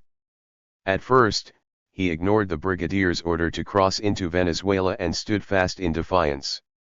An angry Bolivar confronted the mutinous officer. "March at once," he barked. "You have no choice in the matter. March. Either you shoot me or, by God, I will certainly shoot you." Santander obeyed, but he never forgot the humiliation. A lifetime and many victories later, the insult would continue to gall him. For Bolivar, the clashes with Castillo and Santander would mark the beginning of a long struggle with his subordinates. He would learn in time that for every revolutionary brother there was a ready traitor, and for all his vision of a unified Colombia, there were small-minded obstructionists, happy to lord over their tiny turfs. Not all his officers were so perverse. For the time being at least, Bolivar could count on men like José Félix Ribas in his showy red cap, or the fearless youth Atanasio Girardot, or even his hot-tempered old neighbor Antonio Nicolas Bracino, or stalwarts like Rafael Urdaneta, who would be with him until the last and wrote him now to say, "General, if 2 men are enough to liberate the fatherland, I am ready to go with you." With these and a small liberating army of 500, he set out to mount a swift, decisive campaign that would surprise the enemy at every turn and spill like quicksilver toward Caracas. Anyone with the slightest judgment would have seen how foolhardy an operation it was. As soon as he was given the approval to march, Bolivar wrote to the newly installed president of the Union, Antonio Nariño, to tell him about the true condition of his troops. Many were hungry, fevered by plague, in tatters. Some had deserted. Others, in distant garrisons, hadn't been paid in weeks and had to beg handouts from the locals. Meat was rare. Rice non-existent. Weapons faulty. The march to Trujillo promised to tax his soldiers further, Bolivar added, taking them over difficult, unyielding terrain. They could count on no food along the way. Farmers, devastated by the war, had not planted, ranchers had lost their livestock to marauders. He pleaded with the president to issue him the badly needed ammunition and funds. "I will await the result of this request when I get to Trujillo," he ended confidently. "The campaign will depend on it." But when Bolivar's army swept down from the Andes into the green vale of Merida on May 23, they found no enemy to oppose them. The Spaniards, having heard of Bolivar's successes in New Granada and expecting a much larger force, had evacuated the city. As Bolivar entered Merida, its residents, ardent partisans of independence, swarmed down the road to greet him, and, leading them with a broad smile, was the former president of the Republic Cristobal Mendoza. The city was hung with bright bunting, Bolivar was proclaimed liberator, and 600 recruits signed on to his cause, many of them sons of the region's aristocratic families. A good number were royalist defectors, leading one Spanish commandant to posit that they had been stealth revolutionaries all along, a veritable Trojan horse. To lead the new troops from Merida, Bolivar installed Vicente Campo Elias, a Spaniard by birth who so loathed his native land that he had murdered some of his own relatives and vowed that when he had finished killing every last Spaniard in Venezuela, he would turn his sword on himself and end the accursed race. The wrath against the colonizer was at such an extreme within Bolivar's ranks, in fact, that for some of his officers killing Spaniards became a goal in itself. This had not occurred in a vacuum. In nearby Barinas, the king's commandant had just posted a royal order that called for the extermination of all avowed Republicans without exceptions. Nicolas Bracino, who had once channeled aggression into lawsuits and pitchfork assaults against his old neighbor and cousin-in-law Bolivar, now went on a fanatical rampage. He took off on a bloody campaign through the mountainous terrain with his 143 soldiers, men who had never been on a horse, never carried weapons, whose only qualification to recommend them was an all-consuming racial fury. In the town of San Cristobal, Bracino published a broadside exhorting slaves to murder their Spanish masters, and then, to prove his point, had 2 quiet, unassuming Spaniards decapitated on the square. He sent one of the heads along with a letter signed in the victim's blood to Castillo. The other he dispatched to Bolivar. Bolivar was horrified. He denounced it as the work of Satan and sent an officer to reign in Bracino. But by then Bracino was listening to no one. Like other renegade caudillos, he saw himself as the anointed liberator. The devil Bracino, as he subsequently became known, declared that any ordinary soldier who presented him with 20 Spanish heads would become a second lieutenant, 30 made him a lieutenant, 50, a full-fledged captain. But 2 months later Bracino was overcome by royalist forces, taken prisoner along with 8 other patriot leaders, and shot. The news came as a great blow to Bolivar. He had disapproved of Bracino's conduct, but no one could fault the man's patriotism and passion for liberty. He had waged an unconditional war against the Spanish and, for a while, succeeded in terrifying them. His ruthlessness made a deep and lasting impression on Bolivar. He needed to turn that angry energy into a unified war machine. On June 14, Bolivar's army liberated the province of Trujillo much as it had liberated Merida. He ordered his spies to penetrate the royalist camp and persuade the enemy that his troops were fierce, indestructible, and numbered in the thousands. The Spaniards fled at the prospect of his advance. At 9 o'clock on that warm summer morning, the Liberator's army rode into that ancient city without so much as a sword wagged against them. The Republicans received the hero with unalloyed joy, sending their pretty adolescent daughters to lay wreaths of laurel on his head. Bolivar was well aware that he was waging psychological warfare. Surprise and deception had been his ablest adjutants, striking fear into the enemy wherever he went. His soldiers, like him, were self-taught. They had learned war as they went, in the roar and clang of battle. Some were as young as 13, filled with nothing so much as a child's sense of invincibility. They understood that they were inferior to their Spanish counterparts in every way in weapons, training, and experience, but they were also discovering that, with stealth, ingenuity, and swift guerrilla strikes, they could confuse their opponents. There was another advantage: the Spanish were an imported population and, therefore, limited in number. Americans, the thinking went, were a boundless resource, and vastly more acclimated to the terrain. In the end, nothing bred confidence like victory, and rebel victories were growing exponentially, lending the sheen of indomitability to what had once seemed an impossible venture. After an exultant arrival in Trujillo, Bolivar sat down to think through a strategy he had had in mind for some time. In Merida, he had complained about the enemy's disdain for rules of war, railing vociferously against their summary execution of 8 Republican prisoners of war, including Bracino. "We've run out of goodness," he had announced, vowing to avenge those murders. "Now that the enemy has forced us to a deadly war, we will eradicate them from America, and this land will finally be purged of the monsters that infest it. Our hatred will be implacable, and our war will be to the death." It had been just another bit of battlefield rhetoric, a timely flourish, but now, on the occasion of his victory in Trujillo, he considered writing it into law. All night he pondered it, and by dawn, he had made a decision. Miranda's revolution and the First Republic had failed because of a sloppy tolerance, a lack of mettle. He would not let it happen again. Before daybreak on the 15th, he called a council of war to announce his new edict. In it, all Spaniards in Venezuela would be targets in a war of extermination, unless they renounced King Ferdinand and fought on the American side. Americans who had once fought for the royals, on the other hand, would face no punishment. The language was brutally clear. Spaniards and Canary Islanders, count on death, even if you have been indifferent. Americans, count on life, even if you have been guilty. Not one member on his war council opposed the decree. Indeed, they all roundly approved it. Persuaded that he had found a way to unite mavericks like Bracino and harness their rage, Bolivar signed the document that very day. For all the clarity he thought it would give the war, the ultimate consequence of the decree was a storm of violence. History has not been kind to Bolivar's decision to proclaim war to the death. Some historians have called it an outright abomination.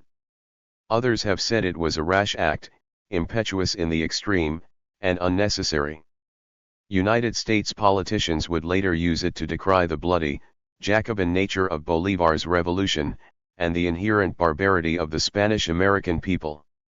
Still others have rushed to Bolivar's defense, claiming that his was the logical response to 300 years of inhuman oppression and the deadly royal order against the patriots that Spain had just decreed.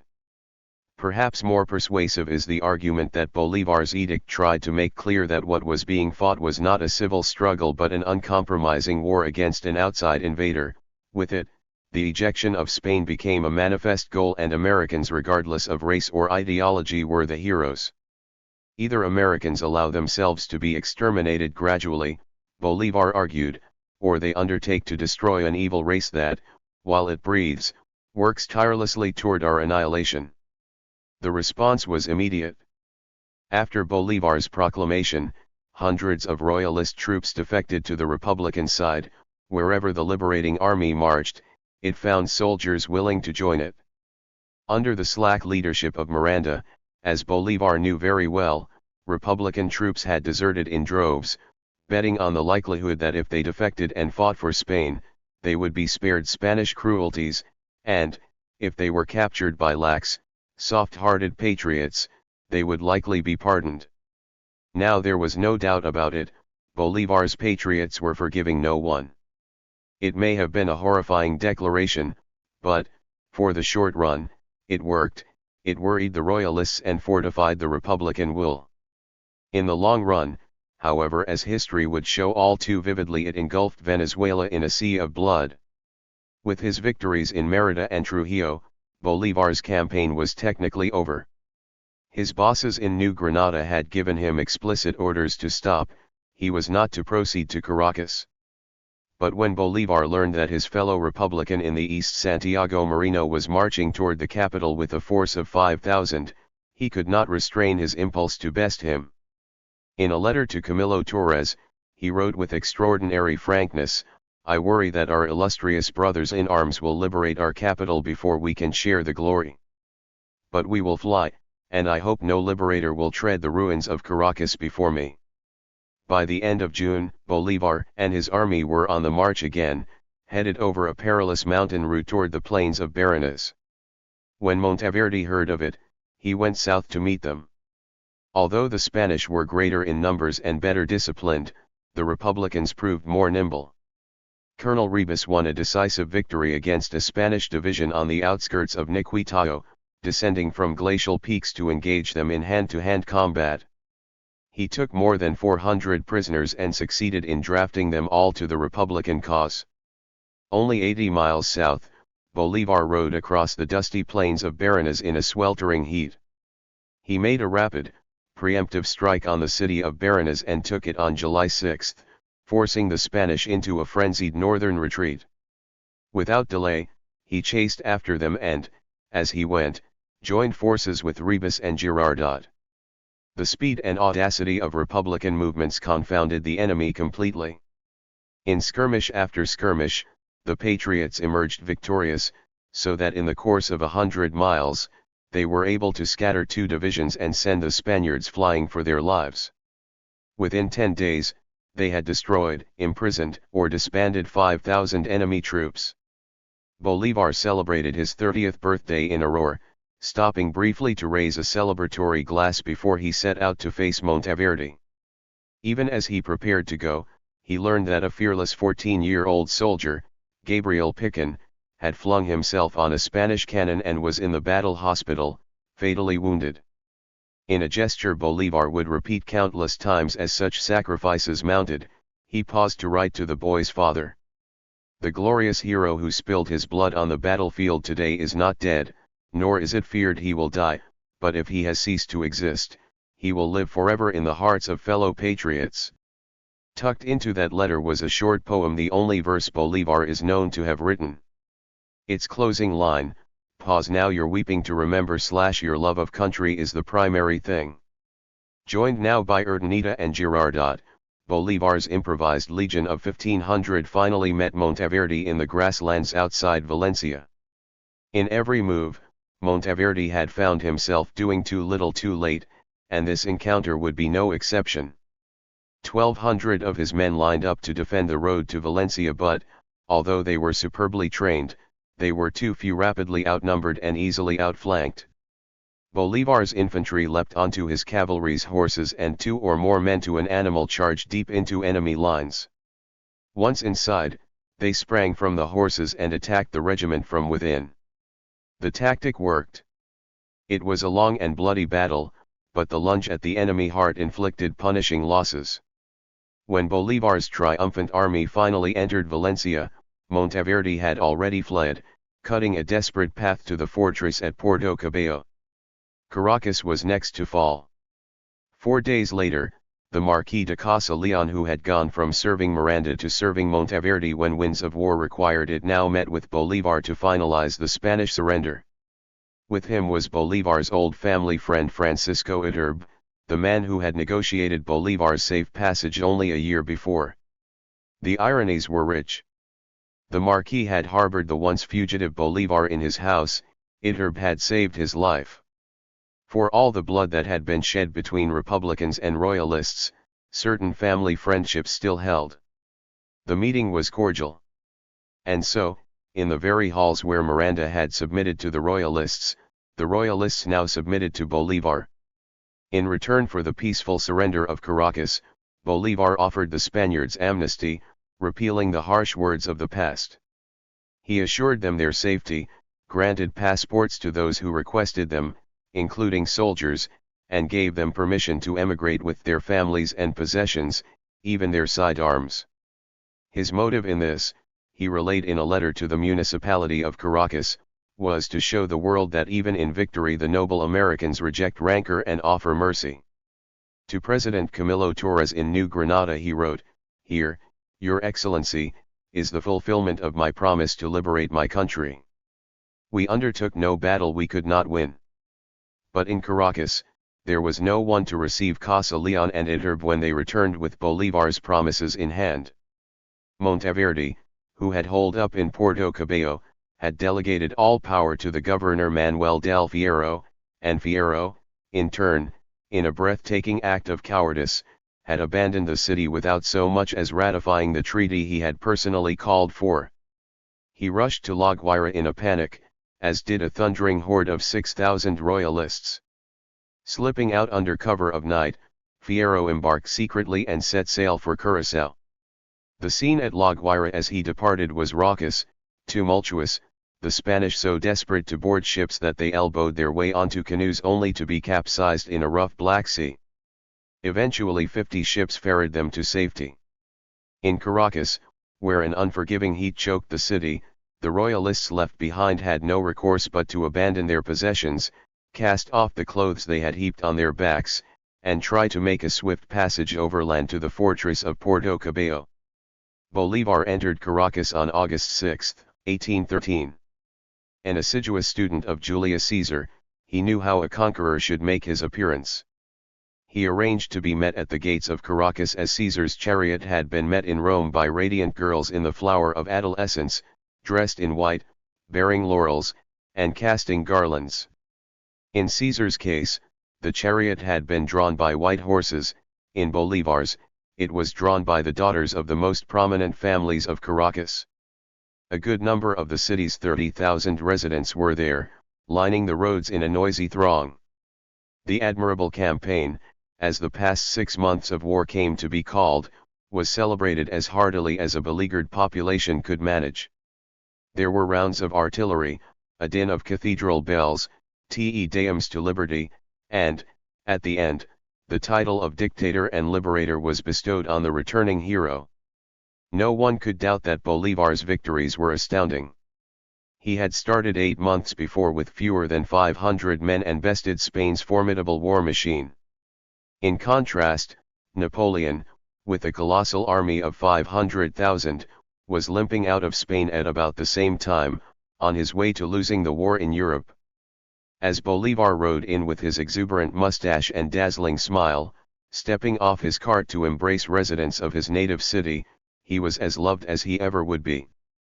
Colorful silks hung from balconies, horns blared a joyful noise, roses rained from windows, people clamored to get a glimpse of the great man and his liberating army, the roar of jubilation was heard for miles around.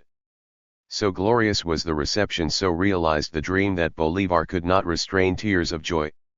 An observant witness might have seen the bright-eyed dog trotting at Bolivar's side, the faithful Mastiff Nevado, who had been given to him during the campaign and would accompany him for 8 more years.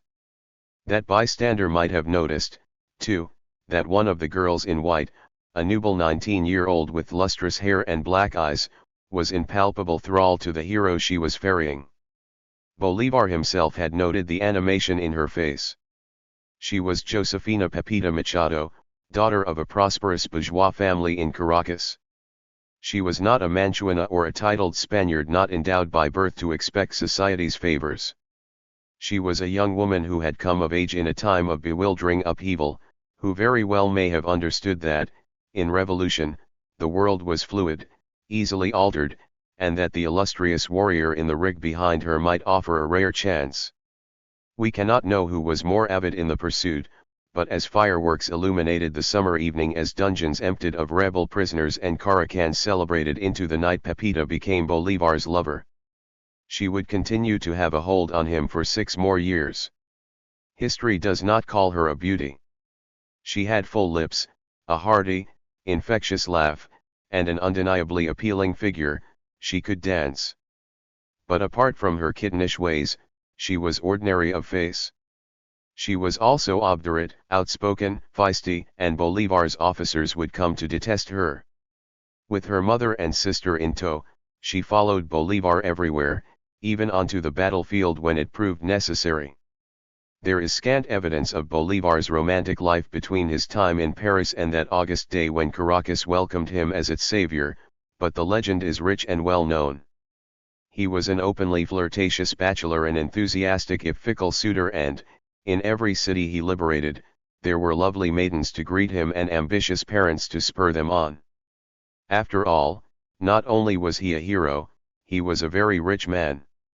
We can be sure that, during those footloose years, Pepita Machado was not the only nymph in white to win his attentions. But in Pepita, he found a woman who was at once a revolutionary and a striver. Comfortable in his ambit of war, she was also acutely aware of the social luster that her romance with the Liberator offered. Bolivar, on the other hand, was a soldier in the flush of victory, a prodigal returned home after many a hardship, and he plunged into the affair spiritedly. Eventually, Pepita gained his trust and even participated in matters of state, to her detractors' dismay. The most important business, one grumbled, would end up in the hands of those who fawned over him, especially in the hands of Señorita Josefina, his infamous mistress, a conniving and vengeful woman if ever there was one. I've been in the company of that siren more than 100 times, and I have to confess I can't imagine what he saw in her. Chapter 7. The Legions of Hell. All murderers shall be punished, unless of course they kill in large numbers, to the sound of trumpets. Voltaire. For all the happy distractions Pepita provided, there was a nation to found, order to wrest from chaos. It would not be easy.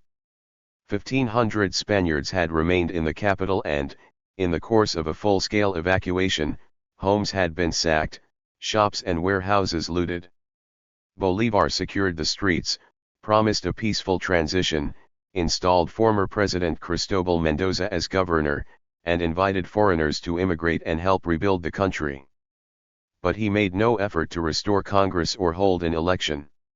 He arrogated all power to himself. He had his reasons. He would not tolerate, he said, the fractious government that had scuttled the 1810 Republic in the first place. When the governor of Barinas called for the restoration of the old Federalist Constitution, the very document Bolivar blamed for the demise of the First Republic, Bolivar balked, saying that henceforward Barinas would be ruled out of Caracas. He insisted that the new republic, later known as the Second Republic, be conceived as a united whole. He argued that there were strong, unified governments in France and England, and as federalist as the United States had become, it had a centralized treasury and war department. It didn't stop there. Even as Santiago Moreno, Liberator and Supreme Chief of Venezuela's eastern provinces, insisted on separate states in Barcelona and Cumana, each with its own commander, Bolivar responded that Venezuela should be one polity with one head of state. That head, by implication, would be Simon Bolivar. Two independent authorities, he told Moreno, will look ridiculous. He went on to say that Venezuela not only should remain one, but should unite with New Granada, thereby forming a nation that inspires respect. How can we think of dividing anything in two? Moreno refused to hear of it. He was not alone. As prominent Republicans gathered around the country, they began to grouse about Bolivar's arbitrary authoritarianism. Home had turned out to be a devilishly unruly place. But Bolivar was not home for long. Despite his eagerness to get on with the business of government, it soon became clear that Spain would not go so gently. Perched a little more than 100 miles away in the fort of Puerto Cabello, General Monteverde now flatly refused to acknowledge independence. Spain does not treat with insurgents, he responded when the treaty was delivered to him under a flag of truce, and then promptly imprisoned the priest who brought it. He rejected Bolivar's offer to exchange prisoners of war, no matter how advantageous the trade. Boosted by an infusion of 1,200 fresh troops, Monteverde's army attacked the Republicans on the plains of Valencia in late September of 1813, and was roundly pounded back. That rebel victory came at some cost. One of Bolivar's ablest officers, the valiant and much-loved Granadan Atanasio Girardot, was killed by a musket ball to the forehead as he tried to plant the Republican flag on high ground. When Bolivar heard of the young colonel's valorous death, he mourned deeply. But in it he saw an opportunity to inspire men to a higher zeal. He decided to stage a funeral worthy of a great hero. He ordered Girardot's remains returned to his birthplace in Antioquia and his heart carried in an elaborate procession to Caracas. So it was that Girardot's heart was cut from his chest, placed in a gilded urn, and borne to the capital by an army chaplain. A corps of drummers led the cortege, and they rolled a slow, mournful dirge as Bolivar and 3 companies of mounted dragoons in full regalia rode somberly in the rear. The theater had its effect. Patriot generals made bold by grief wasted no time in attacking the Spaniards. They succeeded in wounding Monteverde before capturing and killing his fearsome adjutant Colonel Zuazola, the butcher of human ears. But these advances only quickened the fears of blacks, who continued to be apprehensive of a white-led revolution. A counter-insurrection of slaves ripped through the countryside, surprising the patriots with its rage. On the prairies of Calabozo, rough-riding plainsmen, eager to raid the rich, declared their loyalty to Monteverde and swept into Republican strongholds, plundering haciendas and massacring their residents. By November, a galvanized Bolivar was back on the battlefield, leading the troops. By then, too, his war to the death had resumed with vehemence. As a result, the entire population was swept into the business of combat. Wives, children, cooks, servants, surgeons, musicians, even traveling brothels followed soldiers to battle. Like a mighty river, the mass of humanity moved overland, pots clanging, babies screeching, laundry fluttering in the wind. Among Bolivar's retinue were Pepita, possibly her mother and sister, as well as his old black nursemaid, Hippolyta, who cooked, tended the wounded, and ironed his clothes. A British traveler in the service of Spain now noted a marked change in Caracas. Spaniards were being dragged to the dungeons, made to surrender their wealth to patriot coffers. The unwilling were taken to the marketplace and shot. Not outright, but limb by limb, so that onlookers could watch them wriggle as musicians struck up lively airs. These spectacles caused such merriment that the multitude, provoked to an obscene frenzy, would finally cry, "Kill him," and the executioner would end the victim's suffering with a final bullet to the brain. A Spaniard in agony had become a source of amusement, a ready carousel of laughs. Outside Caracas, patriots hardly fared better. The legions of hell, hordes of wild and truculent plainsmen rode out of the barren llanos to punish anyone who dared call himself a rebel. Leading these colored troops was the fearsome José Tomás Bubs. A Spanish sailor from Asturias, Bubs had been arrested at sea for smuggling, sent to the dungeons of Puerto Cabello, then exiled to the Venezuelan prairie, where he fell in with marauding cowboys. He was fair-haired, strong-shouldered, with an enormous head, piercing blue eyes, and a pronounced sadistic streak. Loved by his feral cohort with a passion verging on worship, he led them to unimaginable violence. As Bolivar's aide Daniel O'Leary later wrote, of all the monsters produced by the revolution, Bubs was the worst. He was a barbarian of epic proportions, an Attila for the Americas. Recruited by Monteverde but beholden to no one, Bubs raised a formidable army of black, Pardo, and Mestizo Llaneros by promising them open plunder, rich booty, and a chance to exterminate the Creole class. The Llaneros were accomplished horsemen, well trained in the art of warfare. They needed few worldly goods, rode bareback, covered their nakedness with loincloths. They consumed only meat, which they strapped to their horses' flanks and cured by the sweat of the racing animals. They made tents from hides, slept on earth, reveled in hardship. They lived on the open prairie, which was parched by heat, impassable in the rains. Their weapon of choice was a long lance of albarico palm, hardened to a sharp point in the campfire. They were accustomed to making rapid raids, swimming on horseback through rampant floods, the sum of their earthly possessions in leather pouches balanced on their heads or clenched between their teeth. They could ride at a gallop, like the armies of Genghis Khan, dangling from the side of a horse, so that their bodies were rendered invisible, untouchable, their killing lances straight and sure against a baffled enemy. In war, they had little to lose or gain, no allegiance to politics. They were rustlers and hated the ruling class, which to them meant the Creoles. They fought for the abolition of laws against their kind, which the Spaniards had promised, and they believed in the principles of harsh justice, in which a calculus of bloodshed prevailed. At first, Bolivar easily routed Bubs's undisciplined troops. On October 14, he sent his fiercest colonel, Campo Elias, and an army of 2,500 men against the Llaneros in Calabozo and nearly eradicated them, along with their horses. After the battle, Campo Elias took hundreds of prisoners and slaughtered them all. But Bubs got away. In time, Bubs formed alliances with similarly enterprising Spaniards Juan Yanez and Francisco Tomás Morales, a former haberdasher and a former butcher, respectively, who had scrapped their way up the royalist ranks and created marauding armies of their own. By the start of the following year, Bubs and Morales had raised a formidable horde of 7,000 rough riders with machetes. Yanez, in turn, had leveled Baranas, killing every last inhabitant, branding corpses forwards with R for Republican, and burning the city to the ground. In the Spanish bastion of Puerto Cabello, the wounded Monteverde had been deposed, deported, and replaced by the equally ruthless Colonel Salomon. In the stronghold of Coro, Field Marshal Juan Manuel Cajigal, who would eventually be made Captain General, sent out the city's governor, José de Ceballos, to join Yanez in a full frontal attack on Bolivar.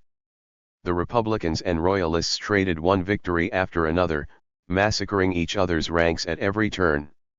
Atrocities became so common on either side that no army could say it had a moral advantage. It soon became clear to Bolivar, especially after the first pitched battle of his career at Aurora on December 4, 1813, that although he might triumph as he did, and brilliantly, his army simply couldn't recruit soldiers as quickly and effectively as the enemy. For every thrashing the Republicans could deliver, the legions of hell would come hurtling back like the mythical Hydra, with ever more heads and a greater fury. The reason for this was obvious. Although Republicans were slow to see its significance, the Spanish had race on their side. The vast majority of the nation's people, black, Indian, mixed blood, were acting on age-old democratic impulse. They were joining an effort to squelch the people of privilege, level the classes. But it was a narrow interpretation of democracy, promoted by Spanish generals, and blind to the revolutionary struggle at hand. The colored masses understood that the world was unjust, that the Creoles who lorded over them were rich and white, but they hadn't understood the true pyramid of oppression. They hadn't factored that the roots of misery were in empire, that Spain had constructed that unjust world carefully, that tyranny was rooted in the colonial, and that its system had been in place for over 300 years. Even as December came and went, even as Spain crept out from under Napoleon and Ferdinand resumed his teetering throne, the butchery in Venezuela continued. It is altogether possible that the Spanish nation, emerging from its long night of terror, had little idea of the carnage that consumed its colonies. For Bolivar, a war to the death was a retaliatory measure. He had believed it would unite Americans against foreigners. The result was quite the opposite. Americans turned against Americans, Venezuelans took up weapons against their neighbors, and the revolution became a racial conflict, a full-fledged civil war. On January 2, 1814, Bolivar convoked a public assembly in the ancient church of San Francisco, the church of his ancestors, so that he could address the people. He was aware of the concerns about his authoritarian ways, and could sense a need to bolster his position. "Citizens," he began, "I am not your sovereign. To save you from anarchy, I exercised supreme power. I gave you laws, I gave you government. You honor me with the illustrious title of Liberator. The officers, the soldiers of your army, those are your liberators, they are the ones who deserve the nation's gratitude. You know very well that they are the authors of your rebirth. I beg you now to release me from a charge that is far greater than my capabilities. Elect your representatives, your magistrates, a just government, and rest secure that the forces that rescued the Republic will protect your liberty. A country in which one lone person exercises all power is a country of slaves." At the end of the address, Governor Mendoza begged him to continue as supreme commander, and the audience responded with deafening support. Bolivar argued, "There are more illustrious citizens than I." And then, after a pause, added, "General Moreno, liberator of the East. Now there is a leader worthy of directing your destinies." But the assembly wouldn't hear of it. They insisted he retain the title of dictator. Bolivar had surrendered his power only to have it bestowed again. It was a strategy he would employ again and again during his long career as liberator: resign a position, be implored to take it back, and, in the process, impel everyone to share in the responsibility. Indeed, Bolivar needed all the help he could get. He had barely been able to equip his soldiers. No arms were manufactured in Venezuela, and, although Bolivar was seizing lead, sulfur, and coal in order to forge bullets and make gunpowder, all guns and munitions had to be purchased from elsewhere. This was no easy venture in a world reeling from Napoleon's wars. Britain had outlawed the arms trade, and the United States, aspiring to purchase Florida from Spain, categorically refused to sell arms to Spanish-American rebels. Bolivar was forced to buy illegally from merchant ships, and he welcomed Caribbean captains and businessmen to help him do it. This shortage of guns would have dire effects on the war for independence. Some historians claim it was a decisive factor in the Second Republic's demise. Guns alone wouldn't have fixed the problem. Bubs's legions of hell did not depend on guns, and, in any event, against an onslaught of horsemen with lances and machetes, a man with a musket didn't have a chance. Rifles of the time required 6 complicated motions to load, and, although a well-placed first round might have picked off the enemy's vanguard, by the time the Patriots reloaded, the next wave of cavalry would have mowed them down. More than horses or arms, Bolivar needed powerful partners who could help tame an unruly population. He was well aware that he could not continue to govern without a better hold on the Patriot forces. Managing both a revolution and a civil war was more than he had bargained for. By the start of 1814, he was trying everything he could think of to save the effort. He offered Spanish deserters unquestioned amnesty if they would join him. He sent a diplomat to the United States to lobby for support. He wrote an impassioned letter to Lord Wellesley, congratulating him for Wellington's victory over Napoleon and beseeching him to intervene in the South American effort. He had written a number of gracious, even pleading messages to Moreno, liberator of eastern Venezuela, in a last-ditch effort to consolidate the country. Moreno, by nature, was haughty, ambitious, the privileged son of a Spanish nobleman and an Irish mother with strong visions of his own. Daring and charismatic, he had learned soldiering in the heat of battle and, despite his 26 years, had risen through the command quickly. At first, he had sent one of his officers, the audacious Pardo Captain Manuel Pr, with a brig and 5 schooners, to help Bolivar mount a naval blockade at Puerto Cabello. Then petulantly, and without explanation, he had ordered Pr to withdraw. By mid-January of 1814, Moreno had relented. The Liberator of the East sent the Liberator of the West a more encouraging response. He would contribute soldiers. Even so, Moreno was slow to put words into action. On February 2, Bolivar again dispatched Campo Elias with 1,500 men to meet Bubs, who was cutting through the country like a knife. The legions of hell were now a mere 50 miles south of the capital. Moreno agreed to assist Bolivar, but the Liberator of the East never showed up. The oversight had fatal consequences. Bubs entered combat in a high wrath. His favorite general, Yanez, had been killed in Ospino, and when his men had gone to recover the body, they had found it dismembered, hanging in little pieces along the road. Campo Elias finally met Bubs in battle at La Puerta, but for all his army's ferocity, it was no match for the thundering hordes of angry horsemen. The legions of hell took the Republican infantry easily, leaving 1,000 corpses in their wake. Once again, brutality was met with brutality. The countryside was strewn with dead, towns razed or abandoned. Lakes delivered up carcasses. Skeletons dangled from trees. Fugitives huddled in hill and forest, fearing the rumble of hooves, the cloud of dust on the horizon. People had learned to be practical in the extreme. If it served them to say they were royalists, they said it. If it kept them alive to claim the opposite, they did that, too. Some soldiers deserted and rejoined the enemy as many as 8 or 10 times. One thing was clear by now: the royalists had a numerical advantage, though Bolivar was loath to admit it. In many of the ongoing conflicts, it had been boldness that counted, not size. Nevertheless, his army was so desperate for troops that José Félix Ribas was forced to recruit boys from seminaries. Children as young as 12 were ordered to report for service. Ribas and his army of youngsters were able to fend off Bubs' second-in-command, Colonel Morales, at La Victoria, largely because Campo Elias came to the rescue, but that victory was soon offset by disaster. Bolivar had ordered Ribas to march to the nearby town of Ocumare, a Republican enclave not far from Caracas, having heard that Bubs was riding there with an army of 1,000 slaves. But Ocumare was silent as a tomb when Ribas entered it.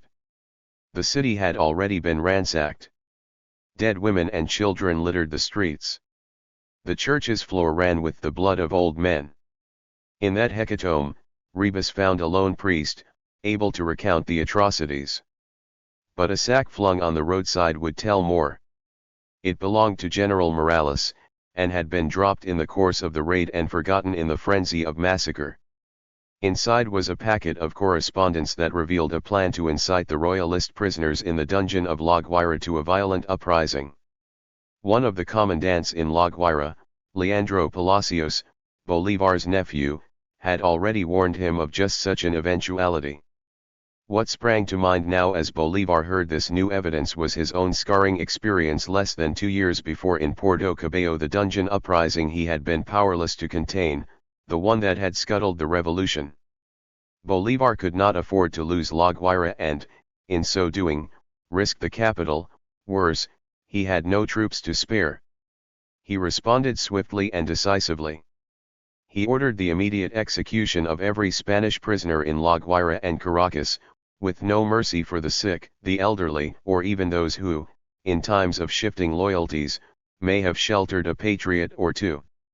His words were simple and to the point: without delay and without exception, you will put to the sword every Spaniard in dungeon or hospital. Colonel Juan Bautista Arizamendi, the interim military commandant of Caracas at the time, was only too happy to comply.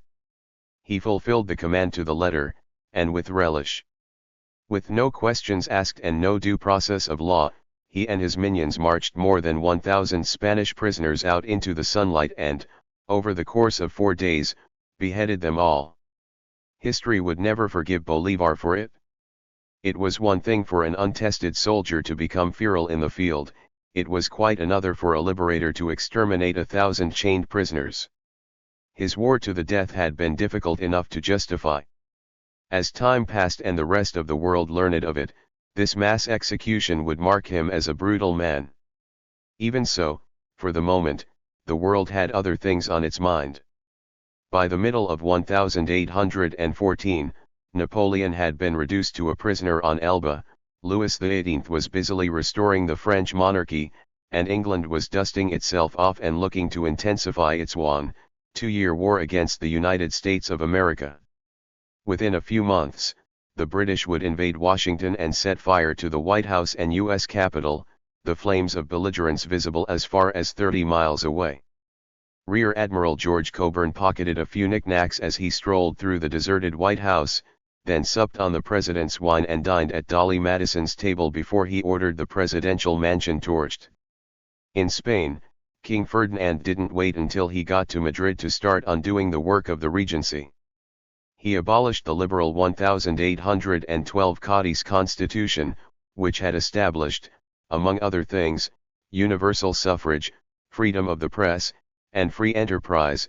After that, he arrested the leaders who had written it, reinstated the Inquisition, and began an iron rule. It was a vicious time. For Bolivar, caught in the dust of stampeding Llaneros, time seemed to be running out. To make matters worse, his enemy had molded, and no longer was it an orderly column in strict service to the Spanish crown. His new foe was massive, undisciplined, lawless, with no real love for King Ferdinand and his empire, and with no apparent agenda beyond rape and despoliation. Boves's army had grown so large and fierce that his troops seemed to be everywhere at once, terrifying villages, violating women, sporting squirming babies on lances.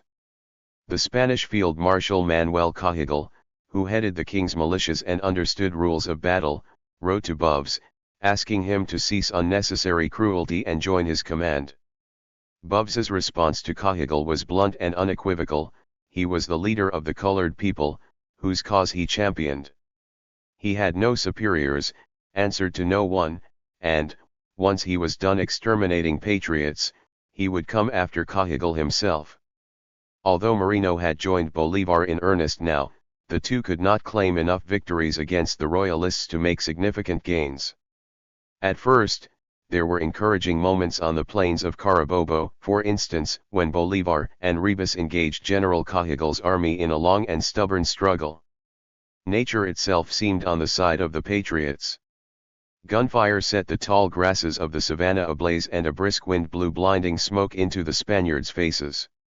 Bolivar's troops were able to outflank them, inflict punishing losses, and emerge with 4,000 of the enemy's horses.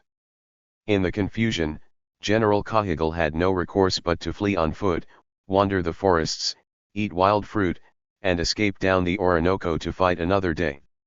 What might have been luck for the patriots, however, was war as usual for Boves. The Llaneros habitually used dust, wind, fire, smoke, even seasonal floods to their advantage. They routed Bolivar decisively at La Puerta, they pushed him back until he was obliged to take refuge at his hacienda at San Mateo. And then the patriot troops seemed to vanish in insurmountable losses. The legions of hell took them easily at Valencia.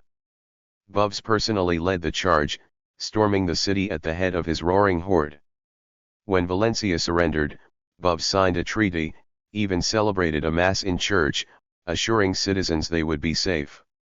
The townspeople were stunned and deeply grateful. A Spanish general later recounted how, on the night of his victory, Boves invited the city's matrons to dance the picarico at a celebratory ball, convincing them that by doing so they would guarantee their husbands' well-being. When they resisted, he took out his lash and made them dance by force, then, sufficiently amused, he beheaded them all. Within days, his multitudes were riding toward the capital, sending its citizens into paroxysms of fear and forcing Bolivar to contemplate a major evacuation.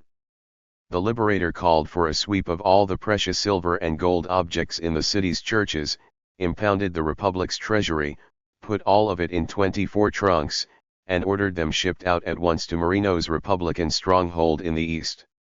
Moreno had assured Bolivar that in Barcelona, his domain on the coast, the patriots would be out of harm's way. On the morning of Thursday, July 7, as an unrelieved rain fell from the gray expanse over Caracas, 20,000 people, almost the entire population of the city, began a long march toward Barcelona, 200 miles away. Led by Bolivar's army, which had dwindled to a force of 1,200, they waded through knee-high mud, ferrying what worldly possessions they could. They were largely members of the Creole class, aristocrats who had never had to walk to church, much less trudge through swamps. As the road grew worse, the heat intolerable, the mosquitoes thick and fierce, even the strong grew weak. Soldiers took the incapacitated onto their horses, often 2 at a time, to cross the swollen marshlands. Soon they were in a harsher landscape, scored by high rivers and treacherous mountains, alive with snakes and jaguars where food or rest could not be found.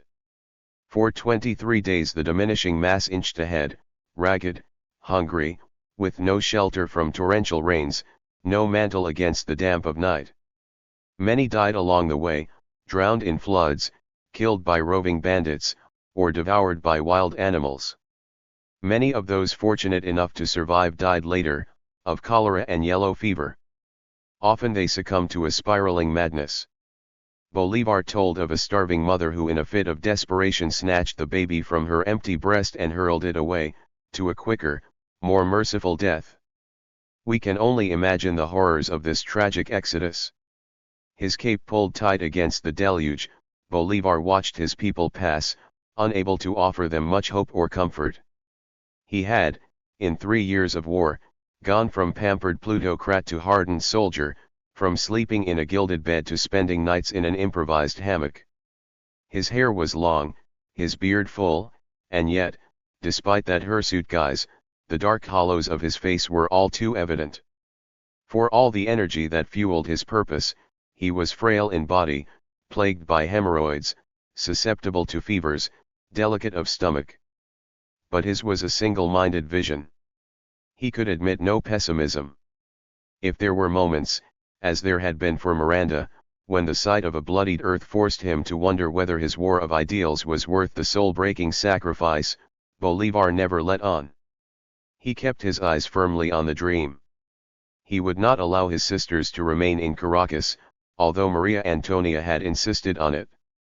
4,000 souls had stayed on in that phantom capital, some, like the Marquis de Casa Leon, because as Spaniards they could count on pardons, some because they were Pardos, others because they were patriots who preferred to die inside their houses, still others because as nuns, priests, or artists they felt immune to war's prejudices. But Bolivar knew what Bubs's men would do to any Creole who fell into their hands. He had seen the pyramids of skulls, heard the stories of rape and mutilation.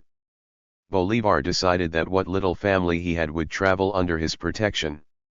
Maria Antonia, Juana, and their children, as well as his mistress, Pepita Machado, and her family, made the arduous trip at his side. Once they reached the northeastern coast of Venezuela, Pepita, who had spent a year following Bolivar from battle to battle, was shipped off to the island of St. Thomas to await her lover's instructions. Bolivar's sisters were sent on to Curaçao. When the Caracans finally straggled into Barcelona or, farther east, to Cumana, they realized that the safe harbor Moreno had promised was little more than a mirage. The ports were chaotic, teeming with too many patriots and too few ships to ferry them away, and to the south, heading toward them, was the royalist General Morales with a ravening army of Llaneros. The war, at least from the Republican side, was all defense now, precisely the kind Bolivar had struggled to avoid. To make matters worse, they were in a part of Venezuela that seemed utterly alien to Bolivar. The east was markedly different terrain, and Moreno's troops made sure he knew it. With the legions of hell approaching, the patriots now struggled to rally a defense of those valuable port cities. Bolivar hastily raised an army and marched to the town of Aragua, where Moreno's second-in-command, Francisco Bermudez, awaited him. The situation seemed promising. They had gathered 6,000 patriot soldiers in all. But on August 17, the royalist General Morales swept into the valley of Aragua with a force of 8,000. A savage combat began the next morning, and by late afternoon 3,700 patriots lay dead on a scorched and bloody field. Bolivar and Bermudez had no option but to abandon the fight. As Republicans scattered over the hills, Morales and his horsemen took Aragua, where they butchered 3,000 townspeople, including those who had sought refuge in the church. It was a resounding defeat. The patriot leaders could only flee now to Cumana and, ultimately, toward Guerilla, a slender spit of land even farther east. On August 25, Bolivar arrived in Cumana, where Moreno awaited him with the silver and gold of Caracas. It was their only hope for equipping a renewed Republican offense. But, in preparation for evacuation and in the roiling confusion, Moreno had placed the treasure on board several ships belonging to an Italian captain, who now threatened to sail away with it all. Panicked, Bolivar sent Colonel Mariano Montilla to persuade the perfidious captain to return the trunks, but when Montilla went on board the captain's schooner, he was taken prisoner. Moreno then embarked to try to recoup the situation, and, when he, too, didn't emerge, Bolivar embarked as well. As the ship pulled anchor and drifted off toward the island of Margarita, the two liberators succeeded in convincing the Italian captain to return 16 of the 24 containers. All would be settled amicably once they reached the island. But Moreno's man in command of Margarita, the ambitious Pardo Colonel Manuel Pr, wanted no part of it. When he was notified that Bolivar and Moreno were on board one of the approaching ships, Pr refused to acknowledge their authority, and gave the command to open fire. The Italian ordered his ships to wheel around and hurry back to the mainland, but there, too, they found a similar reception. This time it was Bolivar's deputy, the haughty Field Marshal José Felix Ribas, who confronted them on the pier. He accused Bolivar and Moreno of cowardice, desertion, and conspiring to steal the gold and silver for themselves. It was clear that Ribas and Pr had fed one another's suspicions and, ready to take power into their own hands, decided to depose their superiors. Eventually, Francisco Bermudez, Moreno's trusted officer who had fought alongside Bolivar days before, began to have misgivings, too. Taken aback by this alarming turn of events, Moreno and Bolivar tried to defend their actions, explaining that they had left shore to rescue the precious relics for the Republic, not to abscond with them, but mistrust and misapprehension ruled the day. Publicly stripping the two liberators of their power, Pr and Ribas declared themselves supreme commanders of East and West. With no further ado, Moreno was thrown into prison and Bolivar forced to turn over the trunks. Bewildered, heartsick, Bolivar had no choice but to do what Ribas demanded. He was a virtual stranger in the eastern provinces, despised by Moreno's army, and now, with his own field marshal's betrayal, he had lost hold of the Republic altogether. The sudden hostility from Ribas was especially galling. He was Bolivar's uncle, after all, married to his mother's sister. There was no doubt that Ribas was hot-headed, vain, and far too hungry for power. It had always been so, but he had never shown Bolivar anything but loyalty. In a strange twist that echoed the fate of Miranda, Bolivar was cast to the winds by a man he had assumed to be one of his most loyal defenders. Ribas wasted no time in ridding Venezuela of Bolivar. He yanked Moreno out of prison and exiled them both on the same ship. So was it that the Second Republic crumbled as quickly as the First, and the Patriot leadership splintered into a host of petty, internecine squabbles. Eerily enough, Bolivar repeated the arc he had traveled almost exactly 2 years before. He set sail from the turbulent coast of Venezuela, hoping to start all over again on calmer shores. This time, however, Instead of being accompanied by his uncle, he was in the company of a former rival, General Moreno, in a bizarre, uneasy partnership that only a cauldron of revolution could forge. It was the 8th of September, 1814. Only hours after their departure, Colonel PR arrived from the island of Margarita with a company of 200 riflemen, intending to shoot them both. Entering the ghost city of Caracas on July 16, 1814, Bubs was greeted by white flags and a nervous archbishop. On the road, he had made it clear to Spanish General Cajigal, to whom he had already made menacing remarks, that Caracas was his to rule, not some lily-handed appointees.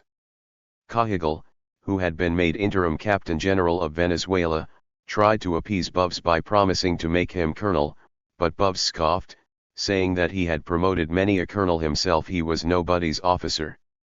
The insubordination was so blatant that Cajigal, red-faced and speechless, didn't know what to say. He made a quick course for the fortress at Porto Cabello, where he sulked and sent off bitter complaints to Madrid. In Caracas, Bubs issued a proclamation promising that henceforward bygones would be bygones, all who had remained in the capital would be safe from harm. But no sooner had the Spanish Archbishop of Venezuela Narciso Calwy Prat intoned a grateful mass for this welcome peace than the killings began. Anyone who had assisted the patriot cause was put to the lance or machete. Anyone who had remained faithful to King Ferdinand was allowed to live. In this, the people of color, especially, were rewarded. Beggars were sent off to manage haciendas and produce food for the city. Pardos rose to high positions in the army. In an irony few at the time appreciated, the royalist victory succeeded in toppling the social pyramid that Spain had been building for 300 years. Overnight, Bubs inverted the racial order. The colored, whom he perceived as loyal and trustworthy, were favored, the whites were treated as dangerous foes. To be Creole or Manchuano, for Bubs, was tantamount to being a criminal. Only in Haiti had the lower classes achieved such a stunning reversal, but in Haiti the revolution bloodily fought and won had been undertaken in the name of freedom, not in the name of a king. By October, Bubs had moved up the coast, from Caracas to Cumana. Here, too, he rode into a largely deserted city. The legions of hell, grown to more than 10,000, now controlled the entire seaboard of Venezuela. The patriot leadership, on the other hand, had fallen into disarray. General PR ignored Field Marshal Ribas's desperate communiques. Ribas and Bermudez, too, were bickering, unable to agree on how to confront Bubs. They finally met him in battle on December 5 in the valley of Urica, just south of Cumana. The Royalists, with a force twice as large, crushed the Patriots easily, but as the Republicans fell into retreat, one of their ranks managed to leap toward Bubs and spear him in the heart. He died instantly. It is difficult to overestimate the impact Bubs had on Venezuelans, their revolution, the Americans they would become. It was he who first allowed blacks and Indians to imagine they could have a voice in the nation's future. The Creole Revolution had begun, after all, much like its North American version, as a movement that was of, by, and for whites. Bubs changed that. The irony is that Spain saw potential in his racial war, and used it. Retrieved from the battlefield, his body was given an elaborate funeral in Urica. In time, it was mourned by Spanish priests throughout the land, most elaborately by that fanatical enemy of the revolution, Archbishop Calwy Prat. Bubs's sudden death only served to whet the legions of hell's appetite for vengeance. General Francisco Tomás Morales took command of Bubs's troops, and Ribas and Bermudez fought him a few days later outside the Republican city of Maturin. There, too, the Patriots lost decisively. Reduced to a tiny force now, the Patriots dispersed. Ribas made a vexed escape west, through mountain and vale, and finally, exhausted and sick, took refuge in a house near Pascua. He was awakened one night by a band of angry townspeople, pro-Bubs royalists, who had persuaded Ribas's manservant to tell them where he was. They dragged Ribas into town, killed him, dismembered him, fried his head in a vat of bubbling oil, and transported it in an iron cage to Caracas, where it was displayed with his customary red cap perched jauntily on top on the road that led to La Guaira. No one was surprised. The people had seen too much to be shocked by any one atrocity. By the end of 1814, Bubs had killed 80,000 Republicans. But Bolivar's war to the death, too, had executed thousands. Bolivar didn't deny it. He openly reported that all Europeans he encountered in his admirable campaign almost without exception were shot. This incontinent violence had not sprung spontaneously from the Venezuelan people, it was the calculated result of strategies put into place by two rival leaders who were intent on unnerving their enemies. Bolivar was not a truculent man, killing in cold blood sickened him. But he was well versed in the uses of fear. Bubs, on the other hand, reveled in death. He had laughed to see an unborn child struggling for life in its dead mother's belly. He took pleasure in watching a boy witness the mutilation of his father. It is said that Bubs was eager to march on Cumana precisely because his bloodlust had grown extreme.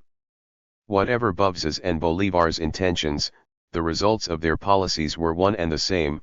The country stank of death, hospitals were overrun with invalids, populations were displaced, women were transferred from one place to another to care for the maimed and dying. The nation was devastated beyond recognition. A Spanish official wrote of Venezuela, "There are no more provinces left.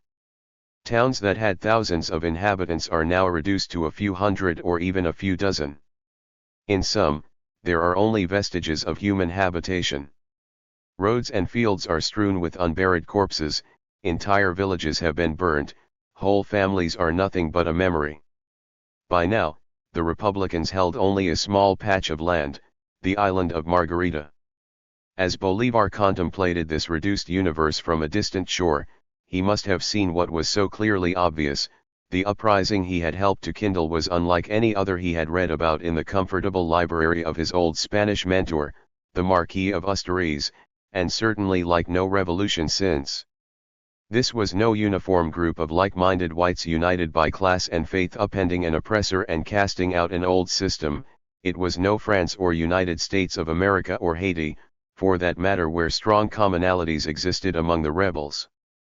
The overwhelmingly mixed-race population of Latin America existed in few other societies, and it was a population too prevalent to ignore. A revolution would never succeed without engaging it. If Miranda had taught him that Creoles were profoundly afraid to confront the perilous questions of race in Spanish America, Bubs had taught him that no war could be won without doing exactly that. The idea of recruiting black troops had occurred at about the same time to the Argentine liberator José de San Martín, as he contemplated the liberation of Chile and Peru.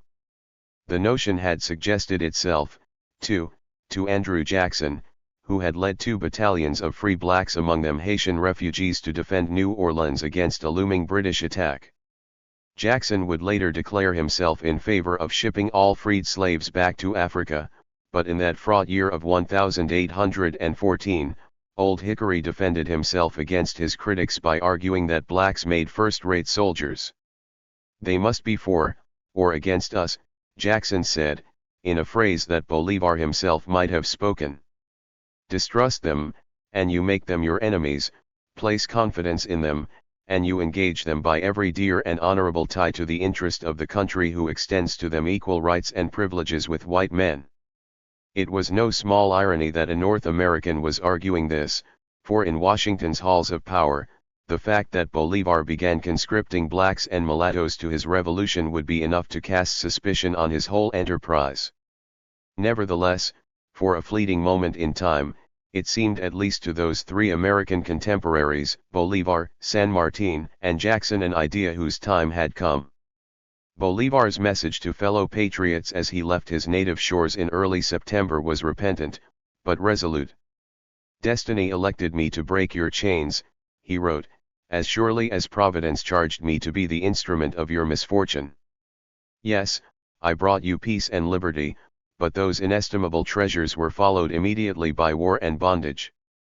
With a clear grasp that the nation needed to understand and overcome its racial divisions, he went on to say, "The destruction of governments, the ousting of laws, the reform of customs, the reversal of opinions, and the founding, finally, of liberty in a country of slaves are goals as impossible to achieve overnight as they are beyond our power to control. I swear to you that, liberator or dead, I will strive to merit the honor you have conferred on me. There is no human power on the face of this earth that can impede the course I am determined to follow, until I have returned to liberate you by way of the West, covered in blood and laurels. Do not compare your might with that of the enemy, because spirit cannot be compared to matter. You are men, they are beasts; you are free, they are slaves.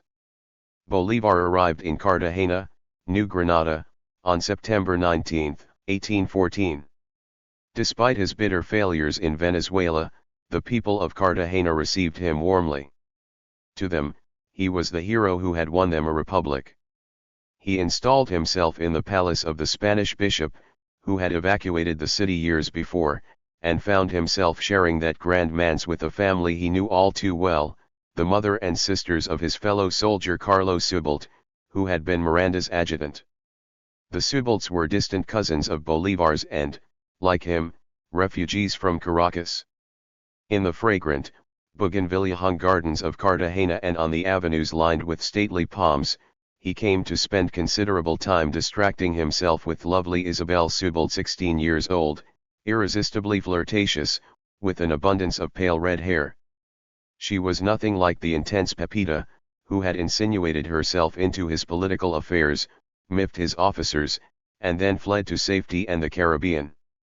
Isabel was too young and tender to be anything more than a light diversion. Eventually, she and Bolivar fell into a love affair, which they would have an opportunity to renew as the winds of revolution buffeted them from exile to exile. He would memorialize those dalliances much later with the gift of a house on the occasion of her wedding to another man. But romance, for Bolivar, was but a passing salve in an ongoing war, and revolution was never far from his mind. He was nervous in the extreme, in perpetual motion, lit by a preternatural energy. The bishop's house became more a nest of intrigue than a nest of love. In it, he proceeded to plot a campaign to reconstitute his revolution. But it was clear that what had happened in Venezuela was now coming to pass in New Granada.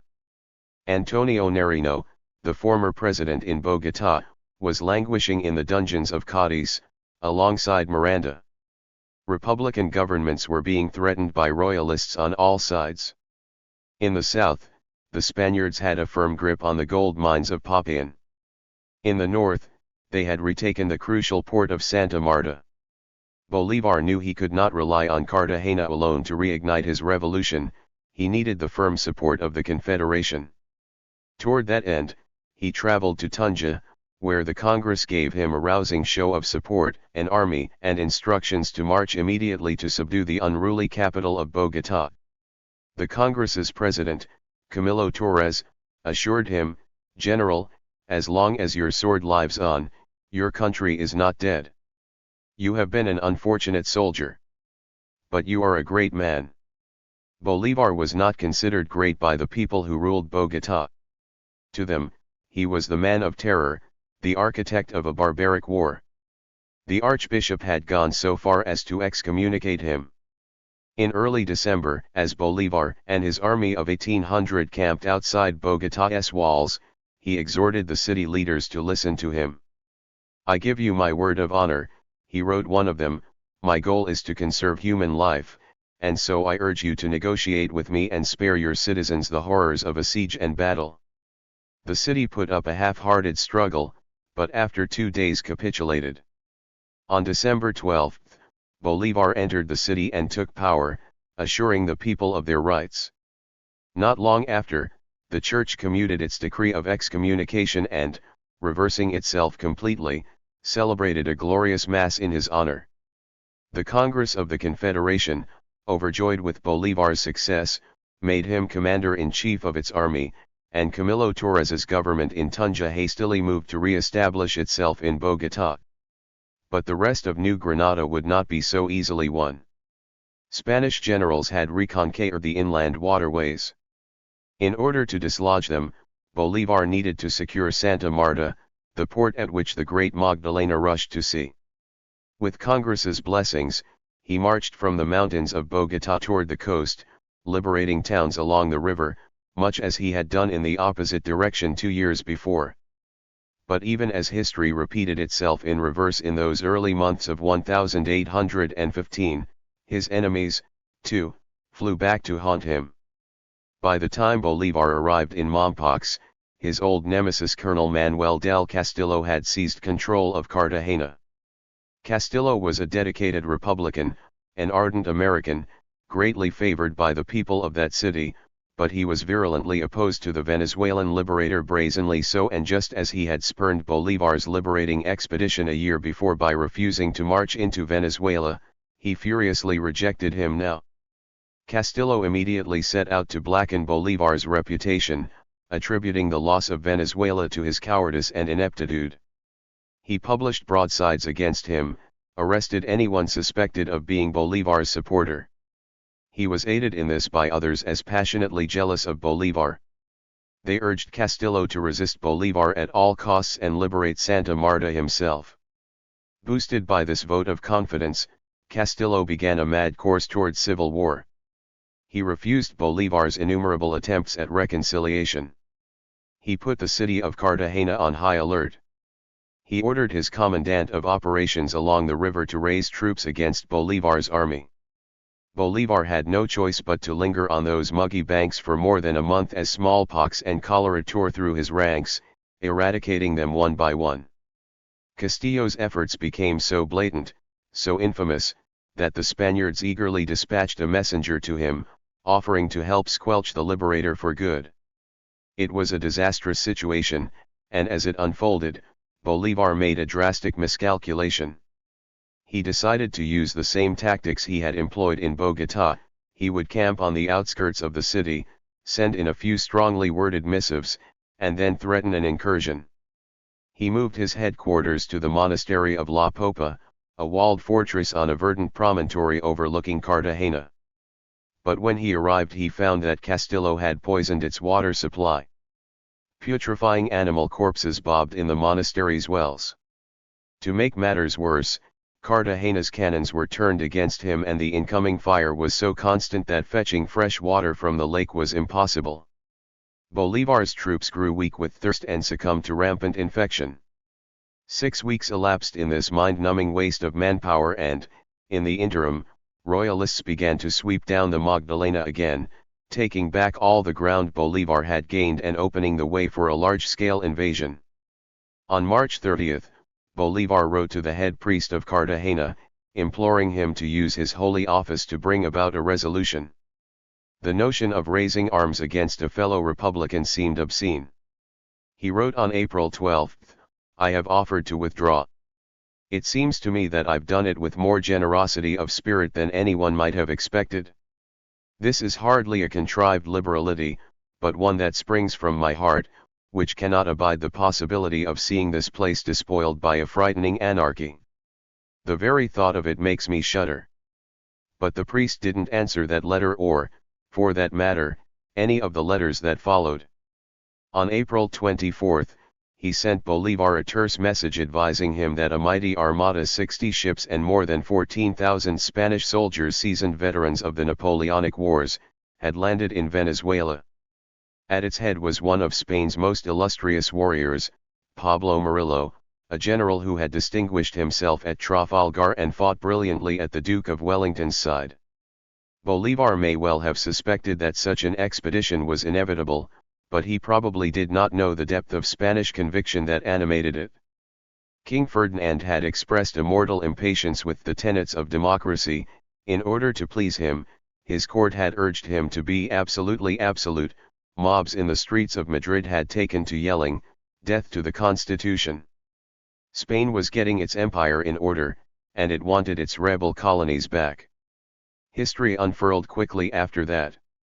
Taking advantage of the standoff between Castillo and Bolivar, the Royalists sped down the Magdalena and took Mompox handily. Bolivar, agonizing over the impossibility of his situation, called a council of war and explained that the only thing left for him to do, given Castillo's obstinacy, was to resign his commission and separate himself from New Granada. His troops, which had once numbered 2,400, had been reduced to 700. He negotiated a treaty with Cartagena, ensuring the safety of those few. On the 8th of May, he handed over their command to his cousin Florencio Palacios and set sail for Jamaica on board a British brig. With him were his secretary, his aide-de-camp, and a handful of loyal comrades. Santiago Marino, Liberator of the East, followed a few days later. By then, all indications were that the cause of independence in Spanish America could not possibly survive. The Spanish General Pablo Murillo, pacificator of Tierra Firma, had landed at Margarita and was working his way west. It's not difficult to imagine the impression his magnificent expedition of 60 ships must have made as it approached the tranquil shores of Margarita. 6 regiments of infantry and 2 of cavalry sporting splendid uniforms, shining medals, and the latest in arms had arrived on battleships the likes of which America had never seen. It was the most expansive, organized force Spain had sent to the New World. One look at that breathtaking sight, and it didn't take long for General Juan Bautista Arizamendi, governor of Margarita, to surrender. On April 7, General Murillo strode off his ship to embrace the infamous butcher of La Guaira, recalling later, "I treated them all with respect, even Arizamendi the fierce, cruel Arizamendi who only a year before had been the instrument of death, in the most inhuman way, for 800 captive Spaniards." Murillo's mandate in the Americas could not have been clearer. He was to reconquer Venezuela, the most recalcitrant and rebellious of Spain's colonies, then move on to pacify New Granada and Quito. After that, he was to continue over the Andes and with the help of loyal Peru crush San Martin's anarchists in Argentina. San Martin had fought valiantly in Spain, defending the Madre Patria against Napoleon, but on his return to Buenos Aires, he joined the Argentine Revolution, rising to command the rebel army of the north. Even as Murillo's ships were approaching Venezuela, San Martin was beginning to plot a bold strategy to train a more disciplined army, cross the Andes, and attack the Viceroy of Lima from the sea. It was an ingenious plan, conceived almost entirely in secret and with careful, military precision. But that victory was yet to come. As far as Murillo was concerned, San Martin would be an easy conquest for Spain's seasoned troops, as would Bolivar and the rest of the unruly Americans. By May 11, as Bolivar's ship lost sight of the Colombian coastline, Murillo and his legions swarmed ashore at La Guaira and overland to Caracas. The capital had been prepared by Captain General Cahigal, who had published a long string of recriminations about the Liberator. According to him, Bolivar's revolutionary career was finished. He had made bitter enemies, spilled much of his country's blood, shown a patent inability to rule, pressed his own prejudices on the people, engaged in puerile self-salutes, and, in the mass evacuation of the capital, had caused unimaginable and unnecessary suffering. Some day, the new Captain General added, God will punish his execrable deeds. There seemed to be little point in thrashing Bolivar. There was every reason to believe that his revolution was truly over. Murillo announced a general amnesty and declared business as usual. The army of King Ferdinand VII has entered your country without shedding one drop of blood, he told the people. I trust you will now return to the peace and fidelity of former years. Prepare to tremble if you do not. But Caracas was a fraction of its former self, its society turned upside down. Pardos ruled, whites were few. There would be no going back to the old colonial ways. Murillo, whose skills were far more acute in military matters than political, washed his hands of administrative details, reorganized his army, and in July sailed to Santa Marta with 56 ships and a force augmented by 5,000 of Boves's finest horsemen. By August, he was planning a siege of Cartagena. Colonel Castillo, stubbornly proud, fatally grandiose, decided to lock down the fortress of Cartagena, hold out against the inevitable. The day before the Spanish landed in Santa Marta, he took a young woman's hand in marriage and, for all the impending danger, there seemed to be a dreamy, deluded air about the man. Eventually, the city was choked by Murillo's blockade and, surrounded by an army more powerful than any Spanish America had ever known, Castillo began a suicidal effort that would be remembered as one of the grimmest moments of Colombian history. For 108 days, from September to December, he barricaded the population in that mighty stone citadel.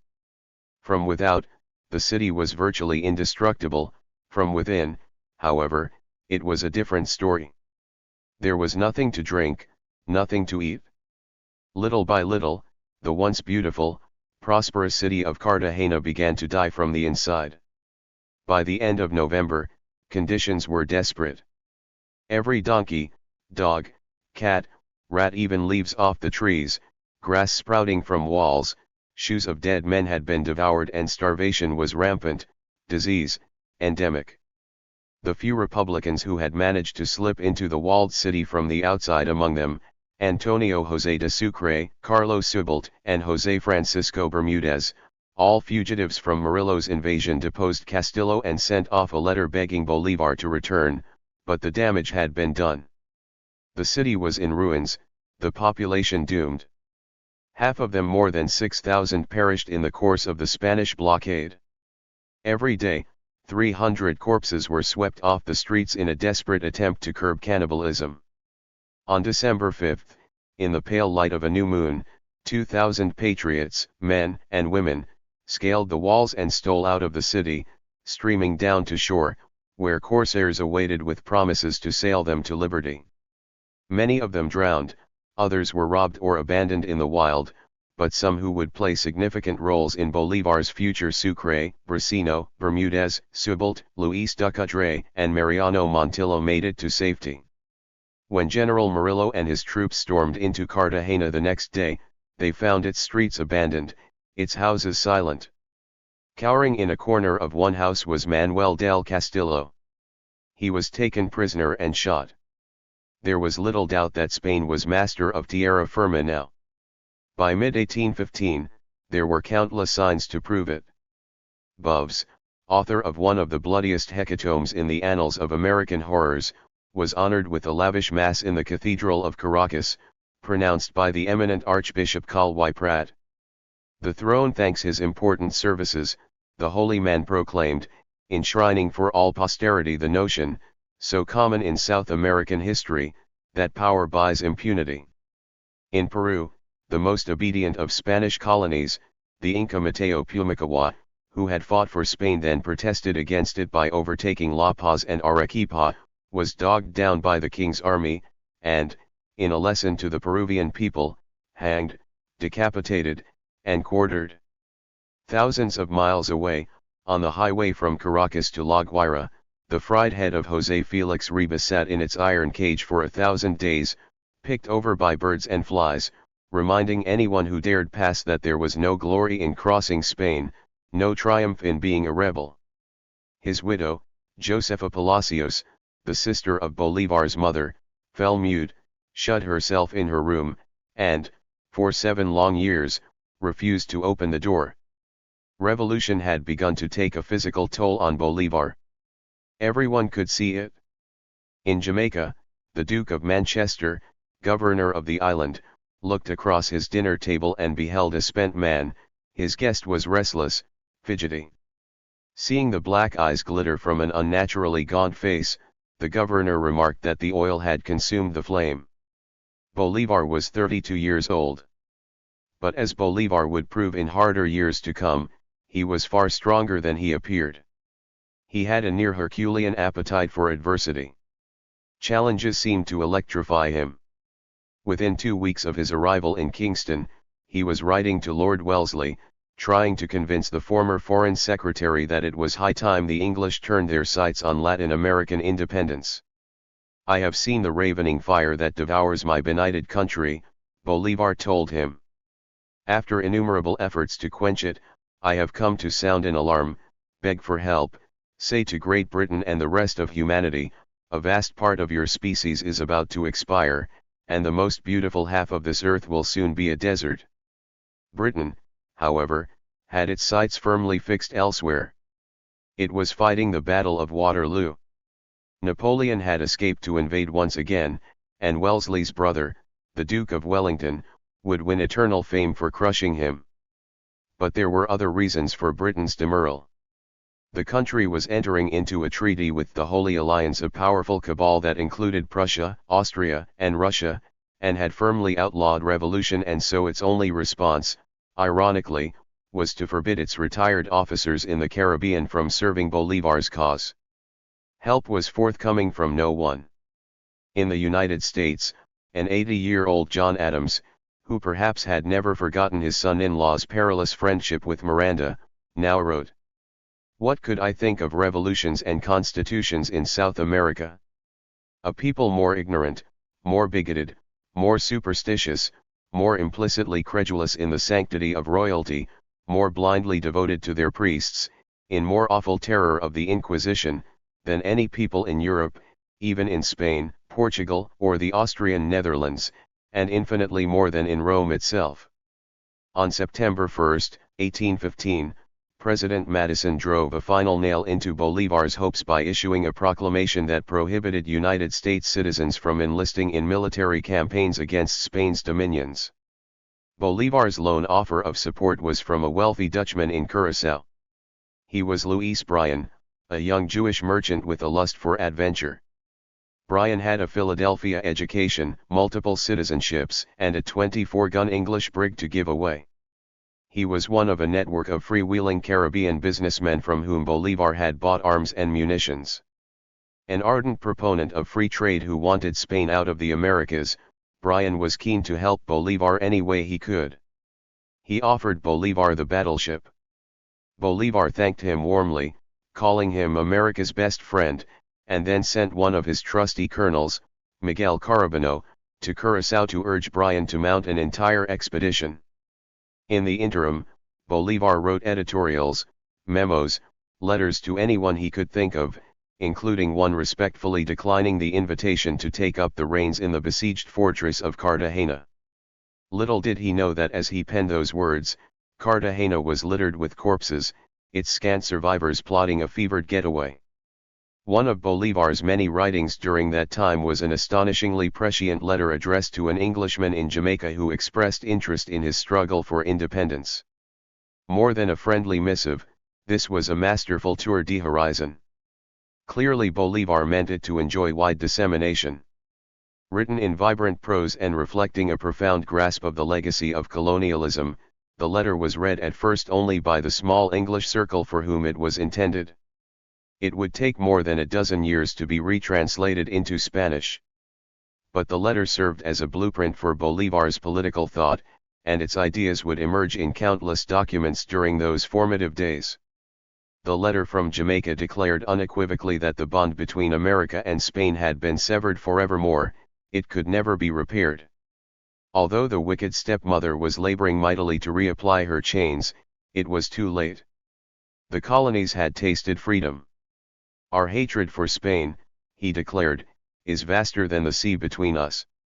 In turns a paean to the inexpressible beauty of the continent and a shriek of fury at its despoliation, Bolivar's letter is a brilliant distillation of Latin America's political reality.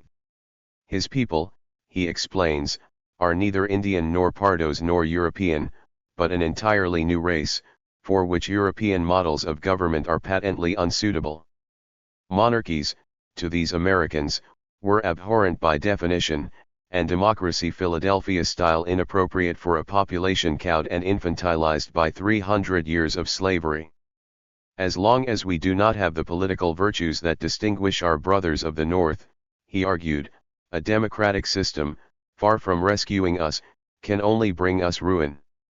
We are a region plagued by vices learned from Spain, which, through history, has been a mistress of cruelty, ambition, meanness, and greed. Most important to the welfare of these fledgling republics, Bolivar insisted, was a firm executive who employed wisdom, dispensed justice, and ruled benevolently for life. His America needed a strong, centralized government, one that addressed the people's wretched condition, not a perfectly conceptualized, theoretical model dreamed up by idealists on some far-flung shore. But the letter from Jamaica was more than mere propaganda, it was inspired prophecy.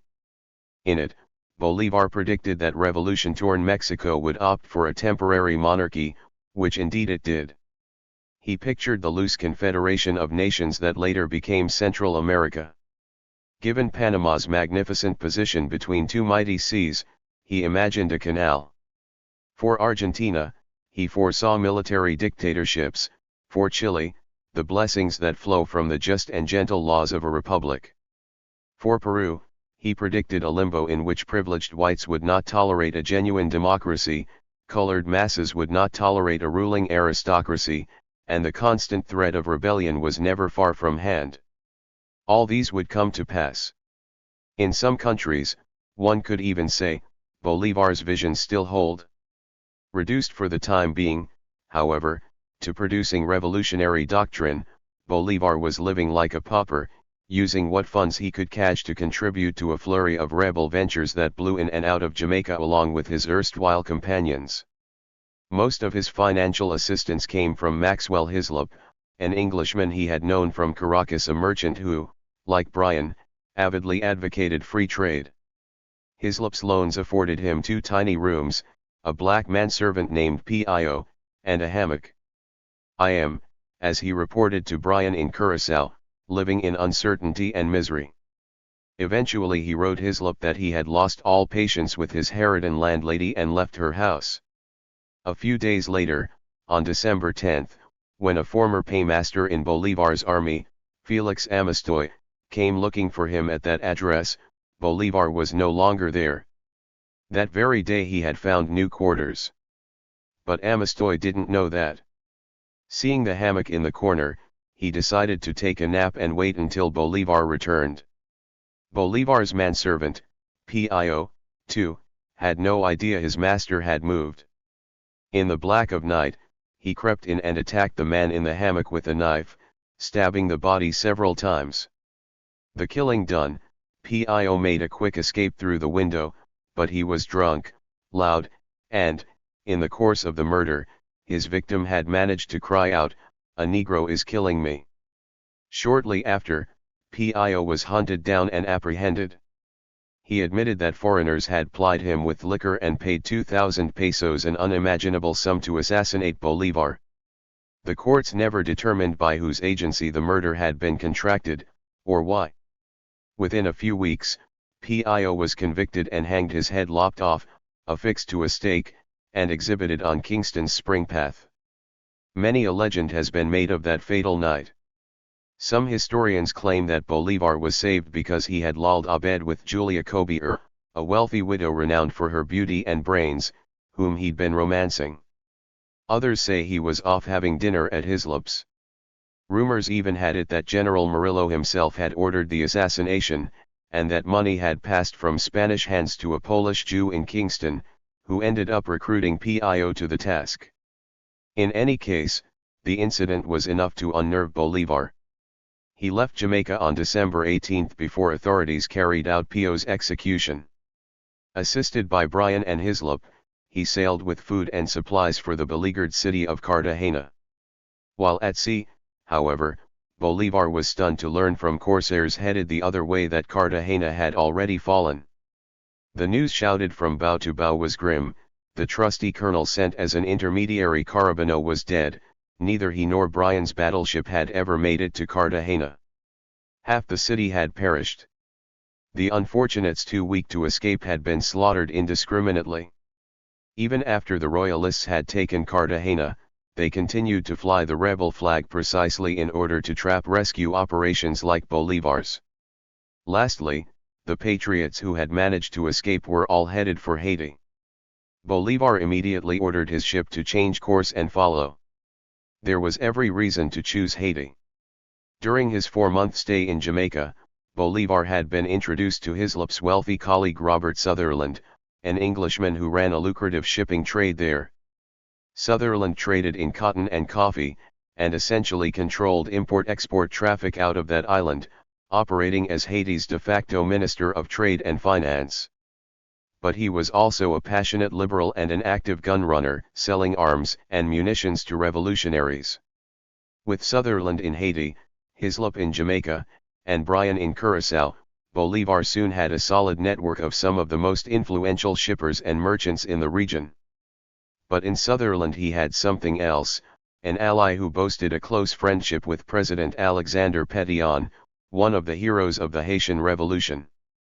The son of a French father and an African mother, Pétion was a steadfast Republican and generous soul, who had made it known throughout the Caribbean that in his country all freedom seekers were welcome.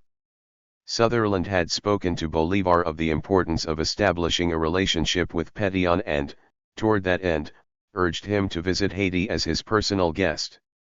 On Christmas Eve, Bolivar landed in the port of Auxiliary Cayes, where many of the fugitives from Cartagena had taken refuge. By New Year's Day, he was comfortably lodged in the capital of Port-au-Prince. Sutherland received him and personally escorted him to the gleaming white presidential palace to meet the great man Pétion. The Haitian president welcomed Bolivar warmly. "I was immediately drawn to him," Pétion later confided in a letter, "and I could feel his greatness." Before long, he offered the Liberator his complete support. When Bolivar said that he would repay Pétion by making him the patron of Spanish-American independence, the president replied, "No, don't mention my name, my only desire is to see that those who tremble under slavery's yoke are free, liberate my brothers, and that will be payment enough." It was a bold demand. Ending slavery would alter the social fabric of South America. But Bolivar already knew that he needed to lure the colored classes to his side. He readily agreed. Within days, Bolivar was given everything he needed to mount a new invasion: 1,000 guns, 30,000 pounds of gunpowder, a fleet of 7 ships, and all the captains and sailors necessary to man them. It wasn't the vast, muscular support Bolivar had hoped for from Britain or the United States, but it was enough to attempt a re-entry. Straight away, he called a meeting with his cohort in Haiti, a motley crew of friends and rivals: Santiago Marino, Manuel Piar, José Francisco Bermudez, Carlos Subolt, Francisco Zia, Mariano Montilla, the French mercenary Louis Ducadre, and the dashing Scottish Colonel Gregor MacGregor, who had married one of Bolivar's cousins at the start of the revolution. Among those, Luis Bryan was his most steadfast supporter, and it was Bryan now who proposed Bolivar as head of the expedition, but Montilla, Bermudez, and others objected. Montilla even went so far as to challenge Bolivar to a duel, and Bermudez continued his insubordination against Bolivar, which had begun even as they battled the legions of hell side by side in the waning days of the Second Republic. In the end, Montilla and Bermudez were dropped from the expedition. Marino, the liberator of the East, was made chief of staff, with the thoroughly dyspeptic Frenchman Ducadre as his assistant. But as plans developed, it was Bolivar who took command. Bolivar busily prepared for the expedition, heartened by the faith of his new sponsor, Pétion, his vital network of European businessmen, and his passionate Republican collaborators. All the same, in the course of those few months, he found time to renew his affair with the irresistible young Isabel Subolt, who with her brother Carlos had made the harrowing escape from Cartagena. It was a transitory romance, dashed all too soon by the winds of revolution, but like the congenial hospitality of Haiti, it gave him the fleeting illusion of home. Chapter 8. A Revolution Struggles to Life. Our people are nothing like Europeans or North Americans. Indeed, we are more a mixture of Africa and America than we are children of Europe. It is impossible to say with any certainty to which human race we belong. Simon Bolivar. 1816 was the year without a summer. As Lord Byron put it, the bright sun had vanished and stars wandered darkling in the eternal space. The colossal eruption of Mount Tambora in Indonesia on April 10, 1815, the largest volcanic event in recorded history, had traveled the globe to spew a fine ash over Europe and the Americas. A year later, the Earth's atmosphere was so saturated with sulfur that brilliant sunsets inflamed the English skies, torrential rains washed away European crops, and a persistent gloom hung over North America. At the time, few imagined that a single geologic event in a remote location could affect the entire globe, and yet there was so much evidence of a freak imbalance. Stinging frosts carpeted Pennsylvania in the middle of summer, killing the livestock. In Germany, harvests failed, causing a crippling famine. A typhus epidemic swept through the Mediterranean. There were surprising ramifications. Food riots gripped England and Ireland. Luddites torched textile factories with renewed frenzy. In a dark castle in rain-pelted Switzerland, Mary Shelley wrote the novel Frankenstein. In Northern Europe, J.M.W. Turner was so stunned by the fiery skies that he recorded them in magnificent canvases for years to come. In France, rampant disease prompted a new age of medical discovery. And in the Caribbean, where Bolivar prepared to relaunch his revolution, a perfect calm preceded the hurricane season, which arrived a month sooner than usual, tossing the sea with singular fury. 1816 also became the revolution's cruelest year. There were wholesale beheadings, hangings, firing squads, all in the name of pacification. General Murillo had installed draconian laws to rid Venezuela, Spain's most defiant colony, of revolutionaries once and for all. The Royalists arrested suspects in rural backwaters and relocated them to heavily defended towns, where they could be overseen. Anyone found wandering the countryside was a candidate for the gallows. Murillo's men burned crops, purged the forests of fruit trees, killed farm animals, impounded horses, and executed any blacksmith capable of forging a lance's head or any other weapon. Royalist commanders exacted taxes and punitive fines, making themselves rich and powerful in the process. Patriots, on the other hand, were stripped of whatever property they had. In the course of a single year, Venezuela's Committee of Confiscation sold land valued at almost 1 million pesos, thereby funding Spain's treasury and enabling its army to secure badly needed supplies. More than 200 haciendas were expropriated, all of them owned by the Patriot leadership, including the Palacios, Del Toros, and Tovars, many of whom had fled in the mass emigration to the east. But the largest and most retaliatory confiscation was reserved for Bolivar, who was divested of 5 estates and numerous smaller properties, valued at a staggering 200,000 pesos. Patriots who were not given the death penalty as traitors to the king were condemned to heavy labor, and royalists set revolutionaries to paving roads and building bridges. Wives were chained inside houses, rebel priests, detained and exiled. But by and large, enforcing this new order was not all that difficult. Bubs had done a good job of cowing the population. Murillo moved swiftly to take up the pricklier work in New Granada, where a purge of Republican leaders followed. Manuel del Castillo, found quailing inside his deserted citadel of Cartagena, was dragged to the public square and shot in the back. The president of New Granada's Congress, the statesman and orator Camilo Torres, tried to flee Bogotá with his wife and children, but eventually was captured and killed with a bullet to his brain. To signal the crown's displeasure, Torres's corpse was drawn and quartered, his body parts hung out for view in 4 corners of the city. Manuel Torres, the young president who had welcomed Bolivar so warmly in Cartagena 4 years before, was shot, then hanged. But in moving so swiftly from Venezuela to New Granada, Murillo had created a strategic problem for himself. Venezuelan rebels with nothing to lose now roamed the plains, trying to reorganize their efforts, getting stronger all the while. Although the Venezuelan coast was firmly under Spanish control except for the Patriot stronghold of Margarita, which Arizamendi had retaken with a fierce battalion of 50 men, the vast inland wilderness posed difficulties for Spain, and Murillo knew it. The Llaneros, on whom his predecessors had relied, were proving true to Bubs's word. They answered to no one. Under a new leader, they gradually defected to the Republican side. Murillo had other worries. A ship holding 1 million pesos had burned in port, and worse, as he had approached the island of Margarita his fleet had incurred costly casualties. These challenges would have been surmountable if Murillo had been able to secure money and reinforcements from Spain, but the Indonesian volcano had inflicted incalculable damage on Europe and the mother country. For all his pleading, Murillo got no response from Madrid. Frustrated, ill-humored, he began to fear that he wouldn't be able to fulfill the continental mandate he had been given. Even before Bolivar's return to Venezuela, the Spanish general began to imagine the worst. Bolivar's expedition set sail from Haiti on March 31, filled to capacity with disputatious officers, querulous wives, a full complement of servants, and an army of black Haitians. They floated away from harbor only to encounter a paucity of wind. For all their eagerness to restart a revolution, they were creeping across a flat sea.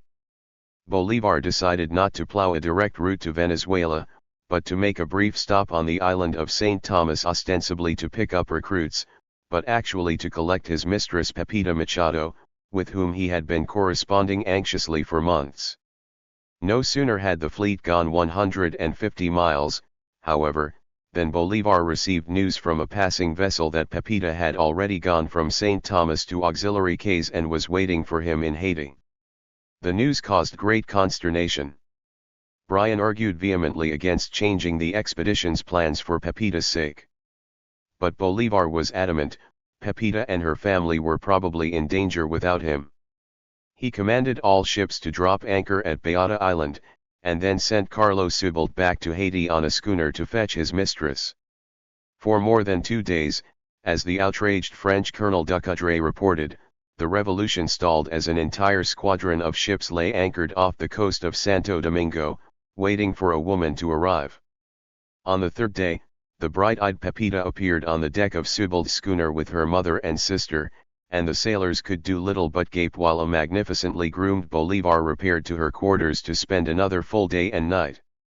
Just as Mark Antony had infuriated his generals by holding up a war and lingering abed with Cleopatra, Bolivar now maddened his officers with his unquenchable libido. Some huffily threatened to abandon the expedition. One Bolivar's cousin Florencio Palacios actually managed to do just that, and disappeared over the water toward Jacmel. It was a bad start for a year that, like the peevish weather moving through it, would grow steadily worse before it cleared. But Bolivar had always been a measured hedonist, never quite losing himself fully to the pleasures at hand. Within days, the patriots were back on the high seas. They stopped briefly to pick up cattle for provisions in St. Thomas, vegetables in Saba. It took a month to make the full crossing, but, finally, on May 2, the expedition left the rough-ending waters to dock at the island of Margarita. Once there, Bolivar proclaimed the dawn of the Third Republic, the liberation of Spanish America, and an end to his war to the death. Arizmendi welcomed him warmly and Bolivar was reinstated as Supreme Chief of the Republic. As much as was possible in that tiny patch of Republican officialdom, El Jefe Supremo was brought abreast of the situation. The news was not good. The island of Margarita was the only Republican stronghold in all Venezuela, this by virtue of Governor Arizmendi's formidable tenacity and grit. The governor was tall, athletic, muscular, half Creole, half Indian, an incongruous blend of old-world hospitality and rank revolutionary. He was 40, but looked far older for the hard life he'd led and the wounds that riddled his body. His face, according to a seaman who knew him, exhibits a peculiar ferocity of expression, which his smile only increases. His laugh never fails to create a momentary shudder, and the dreadful distortion of the muscles which it produces, can only be compared with that of the hyena when under similar excitement. His displeasure is always signified by this demoniacal grin. And should the object of his rage be at these moments within its compass, death inevitably ensues. If Spaniards feared Bolivar as the man who had declared war to the death against them, they feared Arizmendi as the butcher who had delivered that war to the last letter. Arizmendi had been the one, after all, to behead 1,000 hapless prisoners in La Guaira. Although Bolivar's tiny expedition and Arizmendi's troops were no match for Murillo's prodigious army, Spaniards trembled at the thought of so many Republican champions reunited at the gates, the fearsome Moreno, the valiant PR, the terrifying Caribbean pirate Baluki who joined them, not to mention hardened veterans from the wars in Europe. Bolivar had actively sought that fear. He had written exaggerated letters to fellow Republicans, hoping that false information would leak, and he had boasted, all too publicly, that he had 14-7 warships, 2,000 men, and enough arms and munitions to make war for another 10 years. Rumor had it, too, that, Given the backing of a mulatto president and boatloads of Haitian warriors, Bolivar was bringing a black revolution to America. Terrorized, the Royalists engaged his troops briefly along the coast, but withdrew quickly to Cumana. By June, as hurricanes blew record winds and a stinging rain from Tierra Firma to the coast of South Carolina, Bolivar still hadn't been able to recruit enough men or organize what men he had to make a dent on Spanish dominion. When his expedition of 300 landed in Carapano and scattered inland in a desperate attempt to enlist soldiers, the army was largely made up of officers. He never increased it to more than triple that number. But he was able to deliver on his promise to Petillon. In Carapano on June 2, 1816, Bolivar declared absolute freedom for Spanish America slaves. "I have come to decree, as law," he announced, "full liberty to all slaves who have trembled under the Spanish yoke for 3 centuries, and then he specified that they had 24 hours to join his revolution. It was a daring declaration and it fulfilled his obligation to Haiti, but it also risked alienating fellow Creoles, who believed that their livelihoods, if ever they were able to resume them, depended on slave labor in the fields. But Bolivar's needs were more immediate. He lacked fighters, and enlisting former slaves was a way to get them. Bolivar had learned that if people of color weren't for him, they would be against him, and he could afford that risk no longer. Without the support of blacks, his revolution was lost. Ironically, just months before, the Spanish General José de Ceballos, interim Captain General of Caracas, had written to his superiors in Spain, complaining about the law that prohibited blacks from serving in the Spanish army. If Spain didn't support this growing population of people, he argued, it will form a class more dangerous than the ancient helots of Greece. As everyone knew, blacks had fought for Spain under Bubs and Morales, but they had done so unofficially. Generals had not given them arms, put them in uniforms, trained them as soldiers. "We all know that Venezuela has been restored to the rule of our king because of the efforts of these people," Ceballos wrote. "The armies carrying our banner have been composed almost entirely of blacks. Many have shown extraordinary valor. Grant them the privileges of whiteness enjoyed by any citizen under the Constitution." But Madrid didn't listen, and it was Bolivar now who publicly took the high road. For all Bolivar's admirable pronouncements, however, by July his military operation was in shambles. His officers were unable to coordinate their efforts, minions relayed faulty information, and all came to a disastrous head on the beach of Acamari, where Bolivar had hoped to push his invasion inland. For that very purpose, Colonel Sebald had taken a position in Maracay, halfway between Valencia and Caracas. MacGregor had marched to Coronay. Bryan, whom Bolivar had promoted to Admiral of the Navy, had gone down the coast with the fleet. But on July 10 in Acamari, plans went badly awry.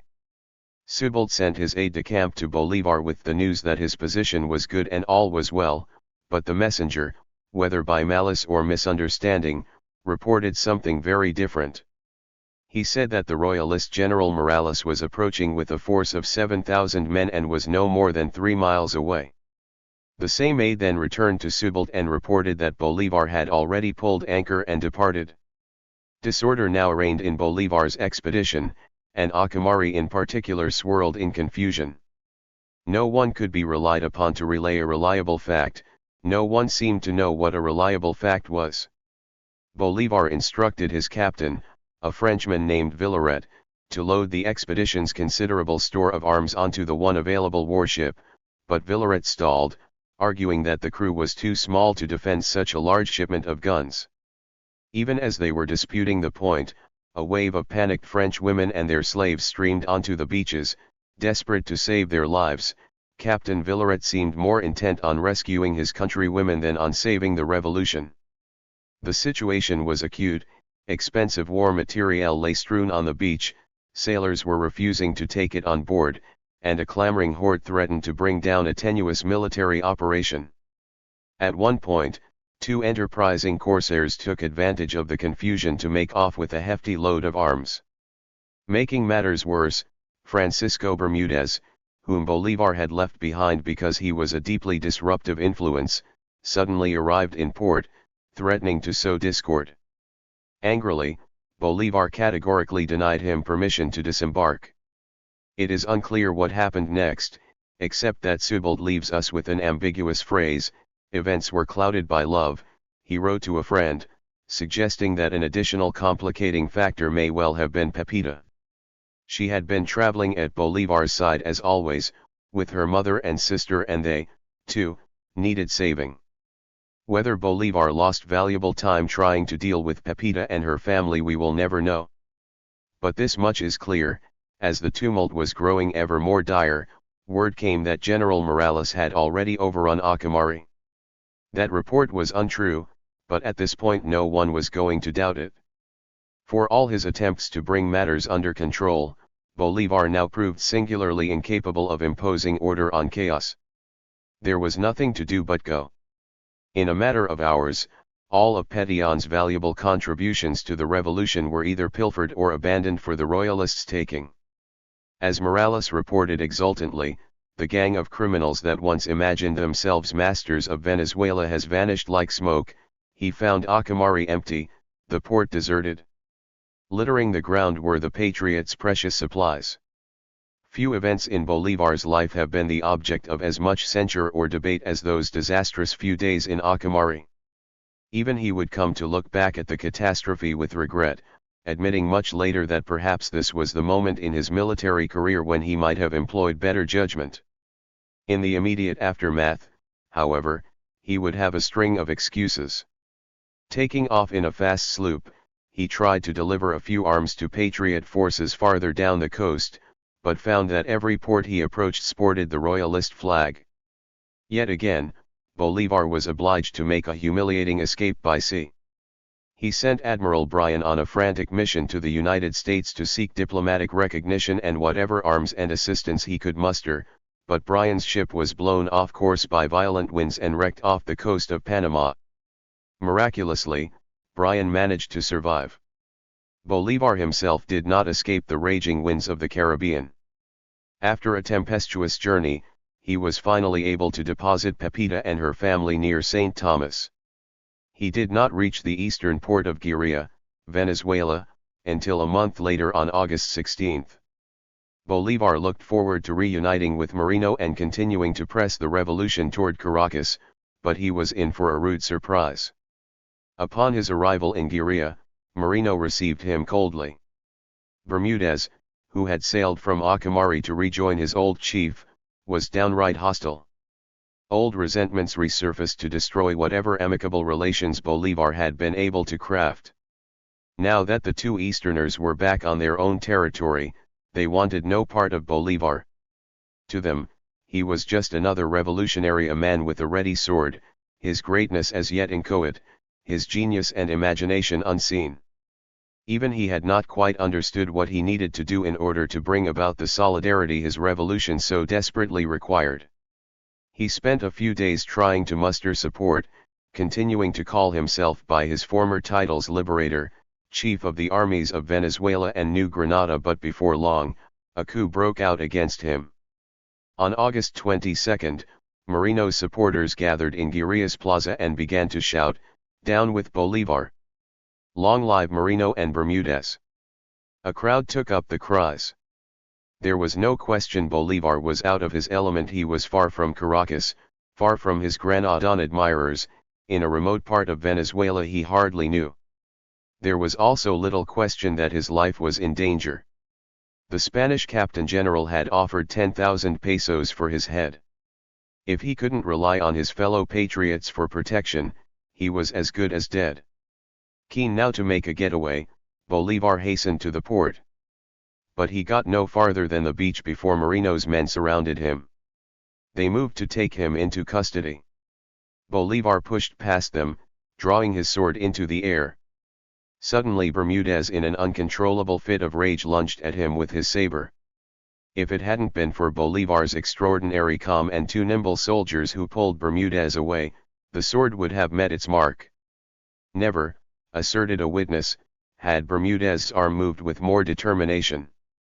Somehow in the skirmish Bolivar managed to slip away, leap onto a canoe, and make a swift course toward his waiting ship. Betrayed, humiliated, but alive, he headed back to Haiti. In an irony no one appreciated at the time, Bolivar took flight from Acamari on the very day that Miranda took his last breath in a dank prison cell in Cadiz. History was repeating itself. Just as Bolivar had rejected Miranda's authority, Bolivar's minions had discarded him from the foray. There was no doubt the Liberator had enemies. Some of his officers were using every excuse to snatch the reins for themselves. Moreno, goaded by Bermudez and PR, had disagreed openly with Bolivar about strategies, goals, the very meaning of the word republic. Luis Ducadre, whom Bolivar had forbidden from assuming the title of Field Marshal, now turned the full force of his bile against him, eventually recording it for all time in his famous invective, Memories of Simon Bolivar. Even Arizamendi, once one of Bolivar's strongest advocates, was infuriated by Bolivar's retreat from Acamari. Bolivar's cowardice has emerged once too often, he was heard to say. He should be court-martialed for it and shot. Warlords were now in charge of the revolution in Venezuela, each with his own patch of territory and band of men. PR was fighting royalists in the wilds of Guayana. José Antonio Paz had emerged in the western plains. Moreno was in Guerilla, Arizamendi in Margarita, Manuel Sedino near the Orinoco River, Pedro Zaraza in the upper plains, José Tadeo Monagas in Cumana. The Republic in disarray, the Republicans had fled to far-flung corners, gathering under the most powerful chieftain they could find. Bolivar had never been inclined to be a regional warlord. He had no private army, no rooted power base. His notion of the Republic was the vast canvas of America. But it was with such divisiveness and regionalism that he would have to contend. It was early September before Bolivar arrived in Haiti. Pétion didn't hesitate to welcome him back and to offer his continued support, both moral and material. Sutherland, too, seemed willing to subsidize him again. If Bolivar's own officers doubted his ability to lead a successful revolution, these two did not. Pétion was generous in his praise, firm in the belief that Bolivar had the vision and mettle to effect a true liberation. Sutherland was more pragmatic. He understood that with Bolivar in power in Spanish America, Haiti would have a strong partner in trade. But another option soon presented itself. While in Port-au-Prince, Bolivar received a letter from a Spanish insurrectionist, Francisco Javier Mina, who, charming his way through Boston and Baltimore, had taken up residence in New Orleans and was trying to restart the Mexican Revolution.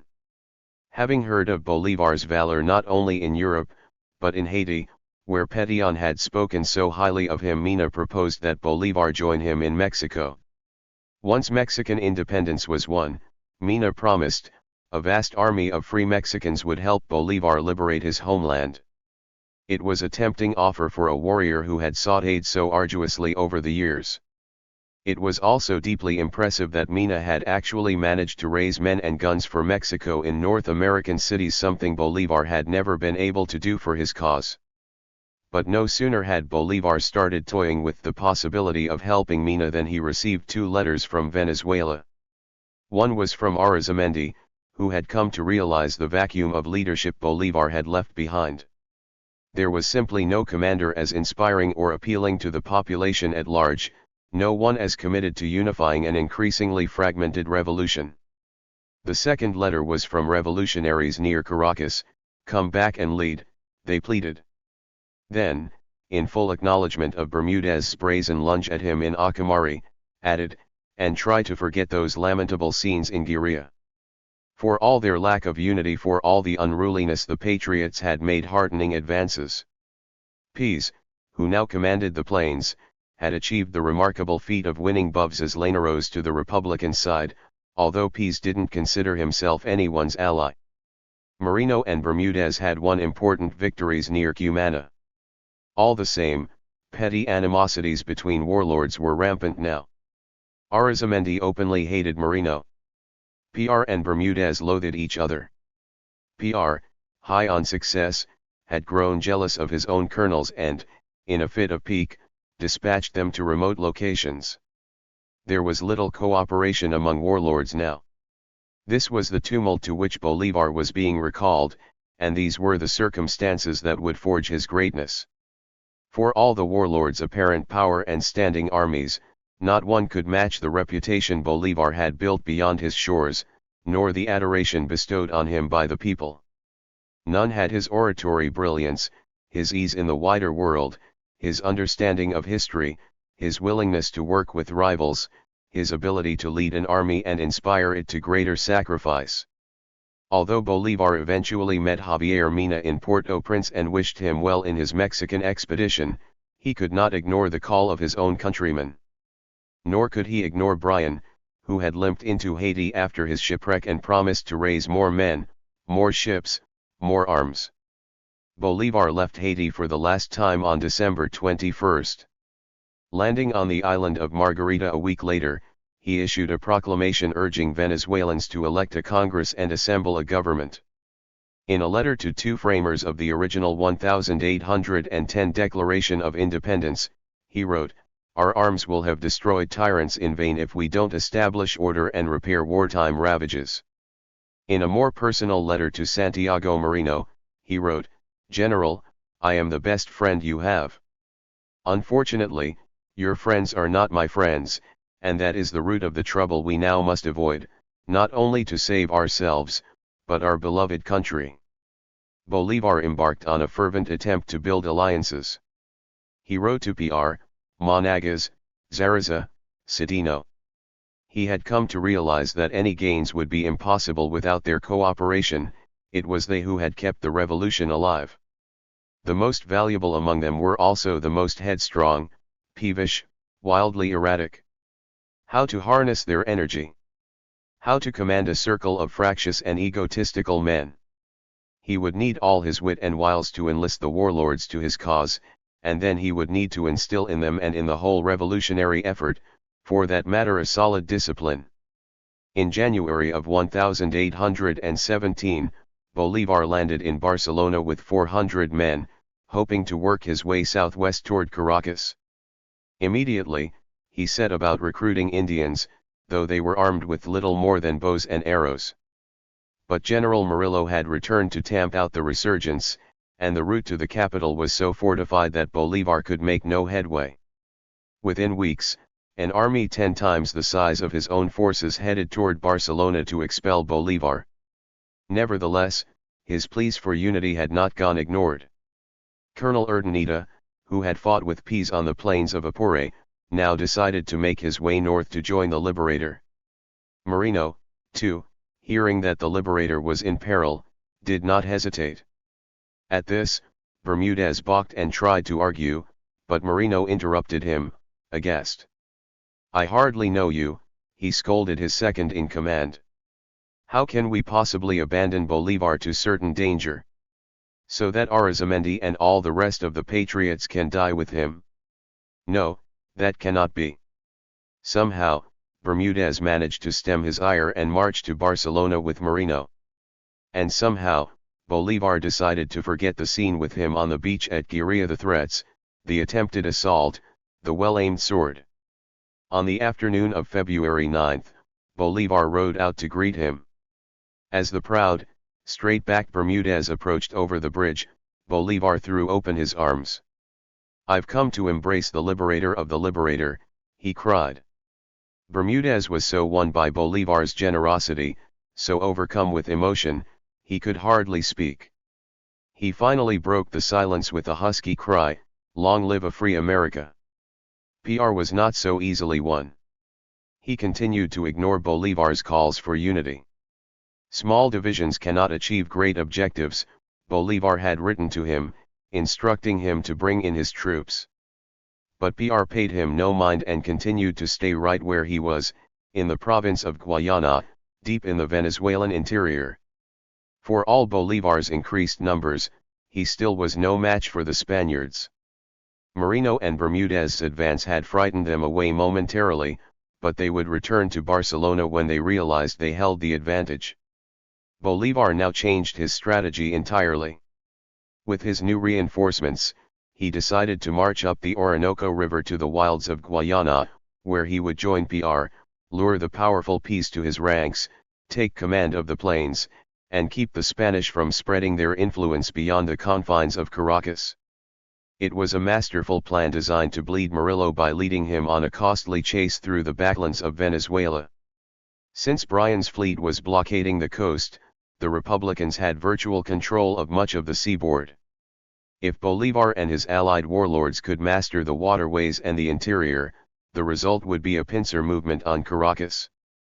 From land and sea, the Patriots would have the advantage. It was a fundamental shift away from Bolivar's earlier obsession with Caracas. It was also one more lesson Bolivar had learned from Bubs: whoever ruled the plains stood to ride in triumph to the capital.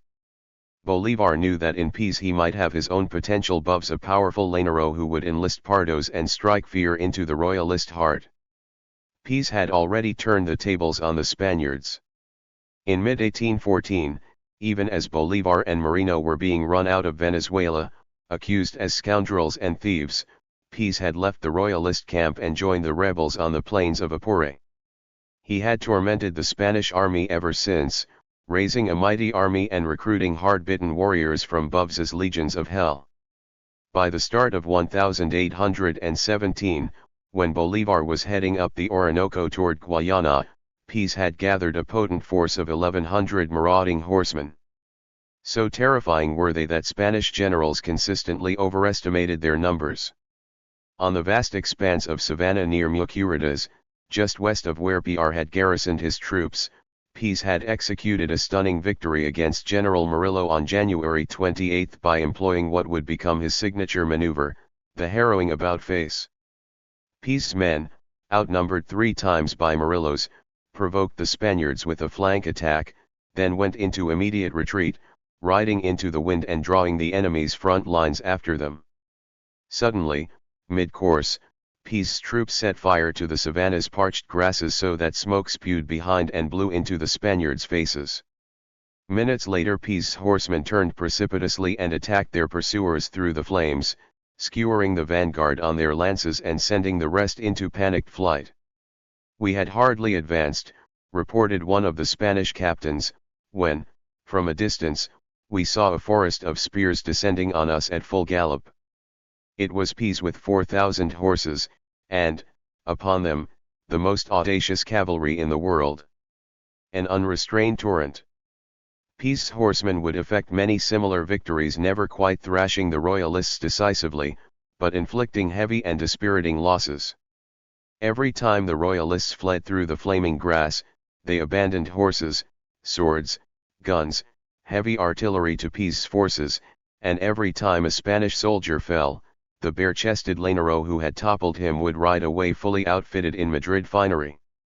Murillo later confessed, 14 consecutive attacks on my tired battalions made me see that those men were not just an inconsequential gang of riffraff, as I'd been told, but organized troops that could compete with the best of His Majesty the Kings."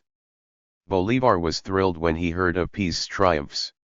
He understood that it was in Venezuela's interior, with men such as these, that a revolution was possible. The plains had horses, mules, and the grass to keep them alive, it had livestock to feed and clothe an army, it had mounted warriors who knew the terrain and whose enormous lances rendered a Spaniard's bayonet useless. "We've just had the best news from the interior," Bolivar wrote his nephew Leandro Palacios cheerily, "when we join forces, we'll have an accumulation of more than 10,000 men, and no one will have the power to prevent us from marching to Bogota and Peru and liberating those provinces from the yoke of tyranny." Bolivar wasted no time in sending Arizamendi to meet with Peace, in hopes of persuading the Lanero to join him in a unified front against the Spanish. "Destiny is calling us to the far frontiers of the American world," he told his men. In the meantime, however, it was the Pardo PR who needed to be reined in. Since the standoff in Margarita between the Liberators and their deputies, he had grown ever more stubborn and unmanageable, ignoring Bolivar's appeals and instructions at every turn. On March 25, when Bolivar set out for the interior with only 15 officers, it was to PR's camp that they proceeded. By the time Bolivar, Subolt, Arizamendi, and Bermudez arrived there in early May, the warlord had demonstrated his worth.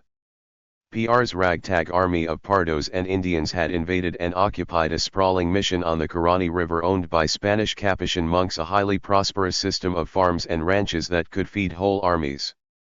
He had gone on to win a decisive victory against the Spaniards in the fields of San Felix, near the ancient and picturesque city of Angostura. He had built fortifications along the river, planned a strategic assault on Angostura, and blockaded Guayana until the starving Spaniards had no choice but to beg for mercy. Bolivar and PR had gone on to prepare a major offensive.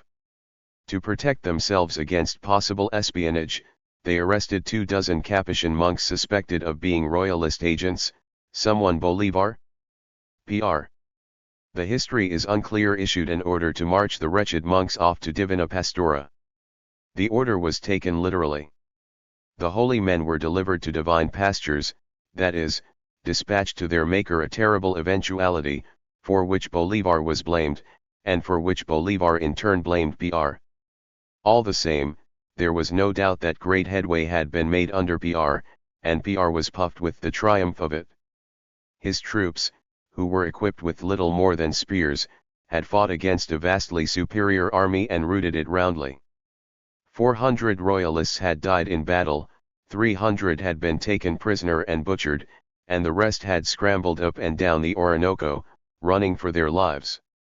Bolivar was not pleased about PR's order to kill all Spanish prisoners. He had made it clear that the war to the death was over, but he could not deny that PR's victories had helped establish the patriot stronghold he needed in Guayana. He praised PR, promoted him to a full general, and tried to appease him.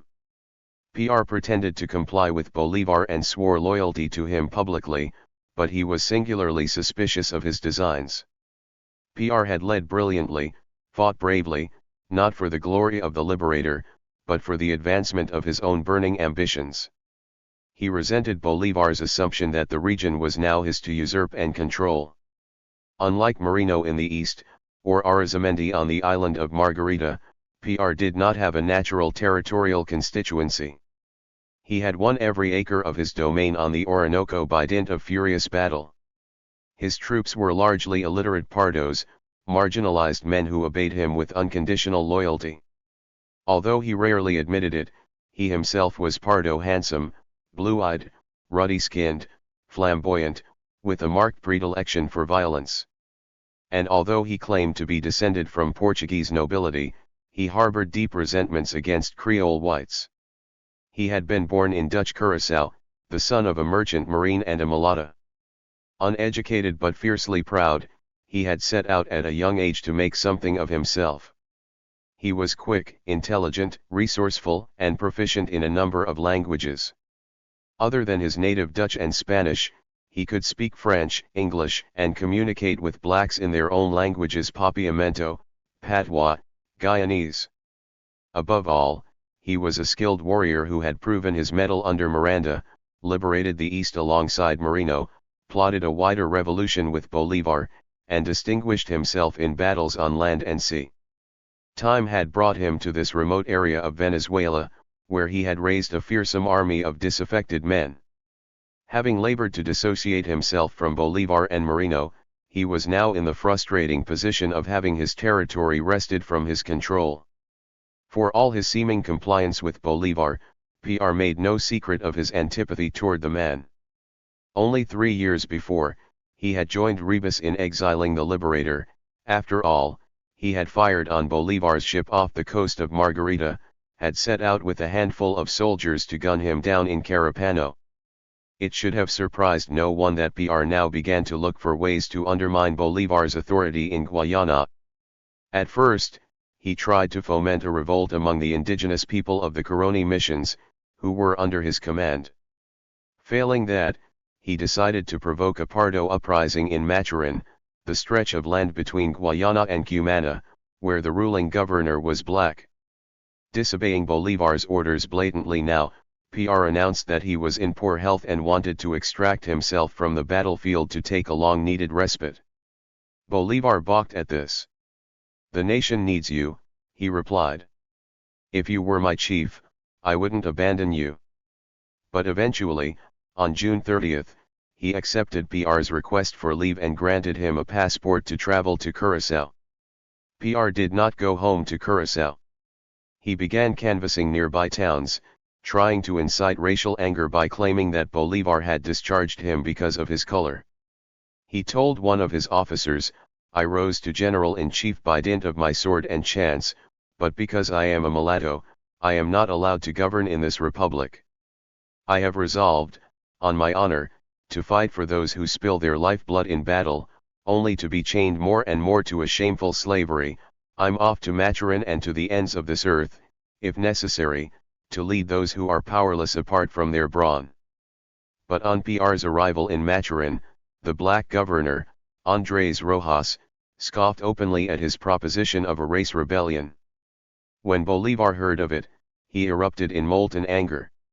He refused, he told one of his officers, to be undermined again, as Castillo had undermined him in Cartagena, as Ribas and PR had done in Carapano, as Moreno and Bermudez had in Guerilla. If I have been the essence of moderation until now, it has been out of prudence, not weakness. As long as I breathe with a sword in hand, there will be no tyrants here, no anarchy. Getting wind of Bolivar's fury, PR fled toward Cumana and tried to find shelter with his old leader Moreno, with whom he had had a long and warm friendship, but there was little Moreno could do for him. On the 23rd of July, Bolivar signed the order to arrest PR. He instructed Bermudez, now one of his most trusted officers, to hunt him down. Bermudez was only too happy to comply. He had always held PR accountable for the death of his own brother. He rode south immediately to make the capture. General Sebald was to bring charges, Admiral Bryan was to head the court-martial. After a sleepless night, worrying about the implications of such an action, Bolivar dictated a manifesto to his secretary. "I want to denounce openly the most atrocious crime a man can commit against society, government, and nation. General PR has slandered the government, proclaimed a hateful race war, instigated civil disobedience, invited anarchy, encouraged assassination, plunder, and disorder. What exactly is it that General PR actually wants for men of color? Equality? No, they already have it, and General PR himself is irrevocable proof. General PR, with his senseless, abominable conspiracy has tried to inflame a war between brothers in which the cruel would slaughter the innocent for having been born with a lighter skin. General PR has broken laws, conspired against the system, disobeyed the government, resisted censure, deserted the army and fled like a coward. In such ways does he put himself outside the law. His destruction is a duty, and his destroyer will be a helping hand." PR was arrested and brought to Angostura. As the revolution raged, a war council was convoked, bringing together some of the highest officers in the Patriot Army. When the trial opened on October 4, PR made no effort to defend himself, except to declare that he was innocent of all charges. Perhaps he couldn't imagine that someone of his stature could possibly be found guilty. The room contained so many of his friends. In any case, he left all arguments to his counsel, Fernando Galindo, a well-born Creole and distant relative of Bolivar's, who spoke eloquently on his behalf.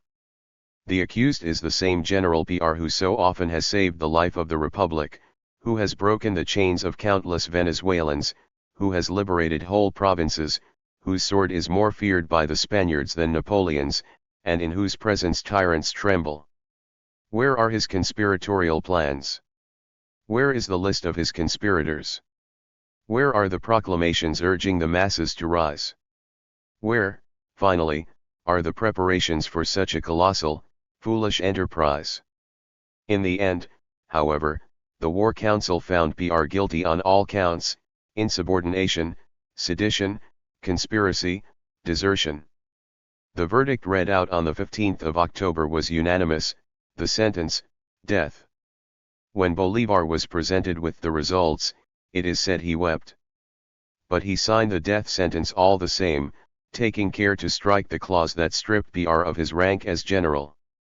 At 5 o'clock on the following afternoon, General PR was led up the hill to Angostura's main square. A crowd of townspeople awaited him, as did all the soldiers who were garrisoned there. He seemed calm, unfazed, likely believing to the end that his sentence would be commuted, that he would be exiled, that one way or the other, Bolivar would not dare to have him shot. He listened as the condemnation was read yet again, staring haughtily at the crowd, tapping his right foot impatiently. But Bolivar never appeared, nor did he send a last-minute order granting the condemned man clemency. As the men of the firing squad filed out and shouldered their muskets, Pierre understood he would be shown no mercy. He refused to cover his eyes, tore the kerchief from his face twice, then, when it was applied for the third time, he flung open his cape to expose his chest and instructed his executioners to aim well. As 20 bullets ripped the air, he cried out, "Viva la Patria!" Bolivar was in his headquarters when those shots rang out and the citizens of Angostura took up the dead man's shout, "Viva la Patria!" Tears welled in his eyes once more. But he never regretted his decision. For all Pierre's bravery in battle, for all his value as a skilled general, he had traits Bolivar despised. He was a divider, a racialist, a man who prized his career above the collective good. Many years later, Bolivar would say, the death of General Pierre was a political necessity that saved the country. Never was there a death more useful, more politic, and at the same time more deserved. He set about explaining the execution to his soldiers. It was no simple matter, as there were pardos among his troops, many of them proud of Pierre's victories. But, as Bolivar told them now, an army needed to be single-minded. Division was unacceptable. Race, though it had plagued the Americas through 300 years of difficult history, was no longer a justifiable reason for discord. The power of the warlord had to yield to the power of the commander-in-chief, and even the most laureled general could not be above the law no matter his color. Bolivar assured his soldiers that the promises he had made were real, slaves were free, men were equal, and citizens stood to enjoy all the benefits of an orderly government. As time passed, Bolivar proved less strict with other generals. He did not punish Moreno, for instance, although Moreno had a long history of flagrant insubordination and, as a result, some wondered why Bolivar had chosen a pardo to make his point. But there was no question that the Republican military, which had been fragmented for so long, was gathering force under Bolivar. Its legions numbered almost 13,000 now. Bolivar, confirmed as the supreme chief of the Republic, busied himself making warlords into generals. He created a general staff to oversee their operations. He established courts martial, insisted on due process. Ever more unified, more organized, with a pay structure written into law, Bolivar's military machine, one might even say, was born with the fall of Pierre. Moreno's trespasses indeed had been grave. In late March of 1817, when Bolivar had set out for Guayana, he had ordered Moreno to march west and await further instructions. But no sooner had Bolivar vanished than Moreno sprang to assume his mantle. He went east instead to a town near his old base in Cumana and there began consolidating his own power. He countermanded orders, flouted the chain of command, outraged his officers, perhaps even worse, he ignored desperate calls for help from troops Bolivar had left behind in Barcelona.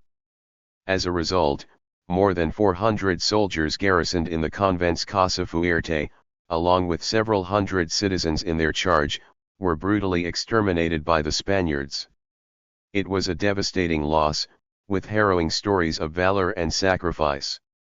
One of Bolivar's aides-de-camp, a young English captain named Chamberlain, had shot himself in the head rather than surrender to the enemy. When a Spanish officer began to paw at Chamberlain's wife and then tried to take her by force, she took out a pistol and killed him. Infuriated, the officer's men hacked her to pieces on the spot. That butchery at Casa Fuerte would go down in more than one chronicle as an utterly deplorable, possibly avoidable moment in revolutionary history. General Moreno had not been far away, he might have come to the rescue. But Moreno never looked back. He had been willing to assist Bolivar as one commander might assist another, but serving Bolivar on terrain he considered his own was abhorrent to him. He established himself in the tiny coastal town of San Felipe de Cariaco and began spreading the rumor that Bolivar had probably been captured or killed in the crocodile-infested wilds of the Orinoco.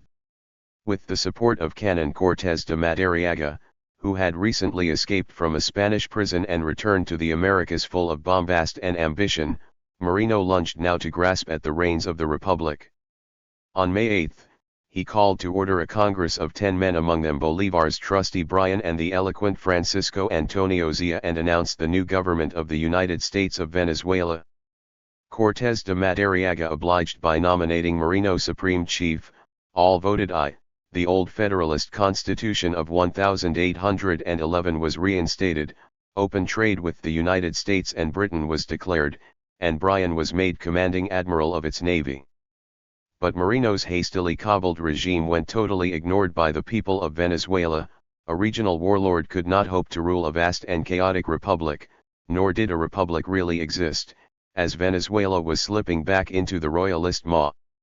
By the following day, the diminutive Congress had put away its gavel and dissolved in haste, since the enemy was fast approaching. By the end of May, Moreno's entire government had dispersed. Cortés had rushed to safety in Jamaica, and what was left of Moreno's army began to take a heavy pounding from Spanish forces. If Bolivar took notice of Moreno's breathtaking treachery, he made little fuss about it. There had been plenty to draw Bolivar's attention away from the attempted coup. Come June, Bolivar was desperately trying to consolidate forces along the Orinoco. By July 17, he had won Angostura. By August 3, he had taken Guayana, and then, flush with victory and the conviction that only a disciplined army could carry out a revolution, he had turned the brunt of his fury on PR. Perhaps Bolivar suspected all along that Moreno's brazen lunge for power would come to nothing. The Liberator of the East was soon discredited, and the Liberator of the West didn't have to lift a finger to contribute to that fleet fall. 30 of Moreno's officers, disgusted with their general's perfidy, left him for Bolivar. Moreno's former deputy, Bermudez, had already defected to Bolivar some time before. Now, General Rafael Urdaneta and Colonel Antonio José de Sucre, among many others, rushed from Moreno's camp to Guayana to place themselves under Bolivar's command. Admiral Brian, trying to put the whole sordid business behind him, drove a fleet of ships up the Orinoco in time to secure Bolivar's hold on the river. Writing to a friend, Bolivar commented that the whole enterprise had been as easy to dissolve as cassava in a boiling broth. Moreno had come apart of his own accord. In the end, Bolivar decided to forgive Moreno.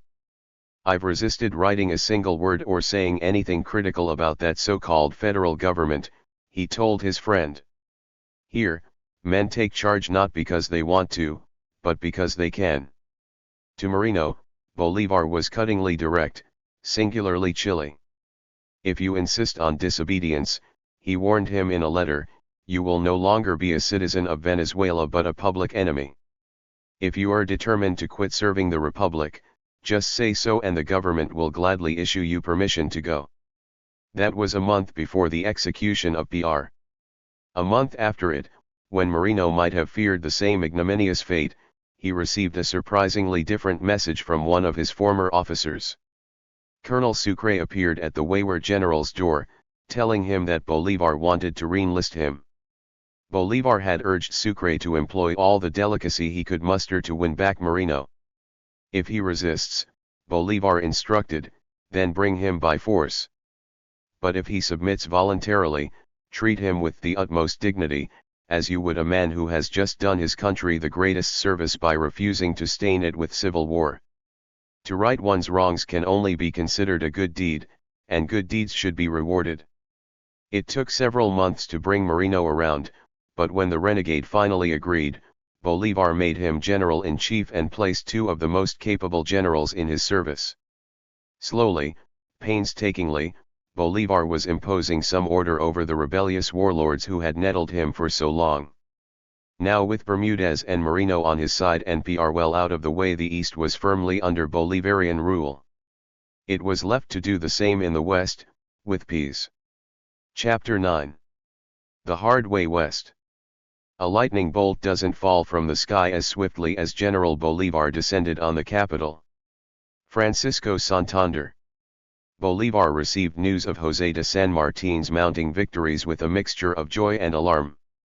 The soldier who had helped rid Argentina of Spanish rule was working his way north, cutting a triumphant path for liberty. In February of 1817, just as Bolivar was struggling to raise a few hundred troops in the seaside town of Barcelona, General San Martin had surprised the Spaniards by leading an army of thousands, half of them former slaves, over the ice-capped Andes into Chile. The Spanish generals responsible for defending the region hadn't imagined such a feat was possible. By year's end, San Martin was routing them in battle after battle. That was the happy news.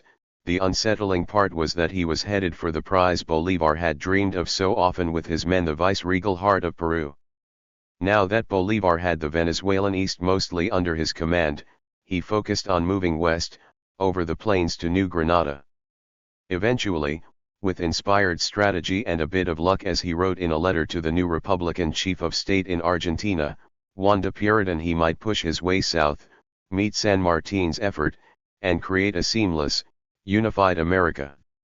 An America thus united, he told Pueyrredon, if heaven grants us this favor, will call itself the Queen of Nations, Mother of all republics. What he needed most of all now, however, was to win over allies close by, chief among them the formidable warlord of the Western Plains, José Antonio Píez.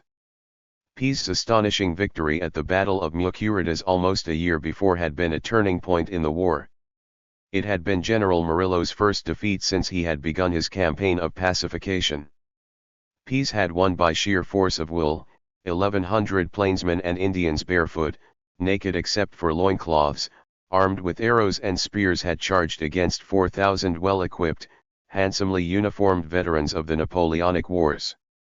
Using fire, dust, wind, and a terrifying ferocity, they had outsmarted the Spanish hussars, scattering them over the burning plains like a herd of sheep.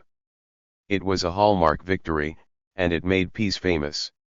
His ranks soon swelled with men wanting to fight under his flag and share in the Spanish booty. At 28 years of age, Píez could neither read nor write, had not learned to eat with a knife and fork, had never seen anything that resembled a big city. The child of indigent Canary Islanders, he had grown up in a small village in the backlands of Barinas. By 15, he had killed a man in self-defense and fled into the wilds of Casanare to avoid Spanish justice. There, in that sea of grass known as the Llanos, he found work as a ranch hand for a paltry few cents a week, and in that punishing terrain he learned the skills of a horseman. His cohort were Pardos, Indians, mestizos, the chaff of Venezuelan society, many of them, like him, fleeing to escape poverty or the dungeon. They called him the Fair Píez, for although his hair was brown, his skin was moon white, his cheeks pink in the relentless heat of the savannah. From rougher men, he learned how to survive the harsh land. Meat became his diet, river water his drink. His bed was a hammock of pineapple twine or a length of dried hide. By 3 in the morning, he would be up and out on the plains, rounding up the livestock, branding them, castrating them, moving them to pasture. Píez's overseer was a towering black slave with a long, scruffy beard named Manuelot. He was taciturn, demanding, severe, but he taught Píez the trade, how to break horses, kill crocodiles, cajole cattle into crossing rivers, flip cows by their tails. In the evenings, after a hard day's work, and as an extra dose of discipline, Manuelot would call Píez to wash his feet and swing his hammock until he nodded off to sleep. Eventually, Manuelot took him to another ranch, and Píez, a hard-working, amiable young man, won the notice of its owner, who taught him the business and helped him establish his own herd. That is, until war intervened. By the time he was 24, Píez had served in both the Royalist and Patriot armies and was quartered in Mérida, fighting with General Urdaneta's guerrilla forces. But he quit in disgust when one officer commanded him to give up his horse and surrender it to another officer. Píez decided to cross the Andes on foot, return to the Llanos, and raise his own legion of horsemen. He undertook that arduous trip with his young wife and child, arriving on the plains of Casanare in mid-1814, just as Bubs was charging into Caracas and Bolivar was decamping from the capital with 20,000 panicked citizens. Pease was convinced he could raise a cavalry as powerful as Bubs's and, although his fellow patriots laughed at the notion, he soon commanded a regiment of more than 1,000 men. When Bubs was killed in battle a few months later, Pease was in a position to attract the dead man's multitudes. As Pease's army of the Apure began to gather victory after victory, that was exactly what he did.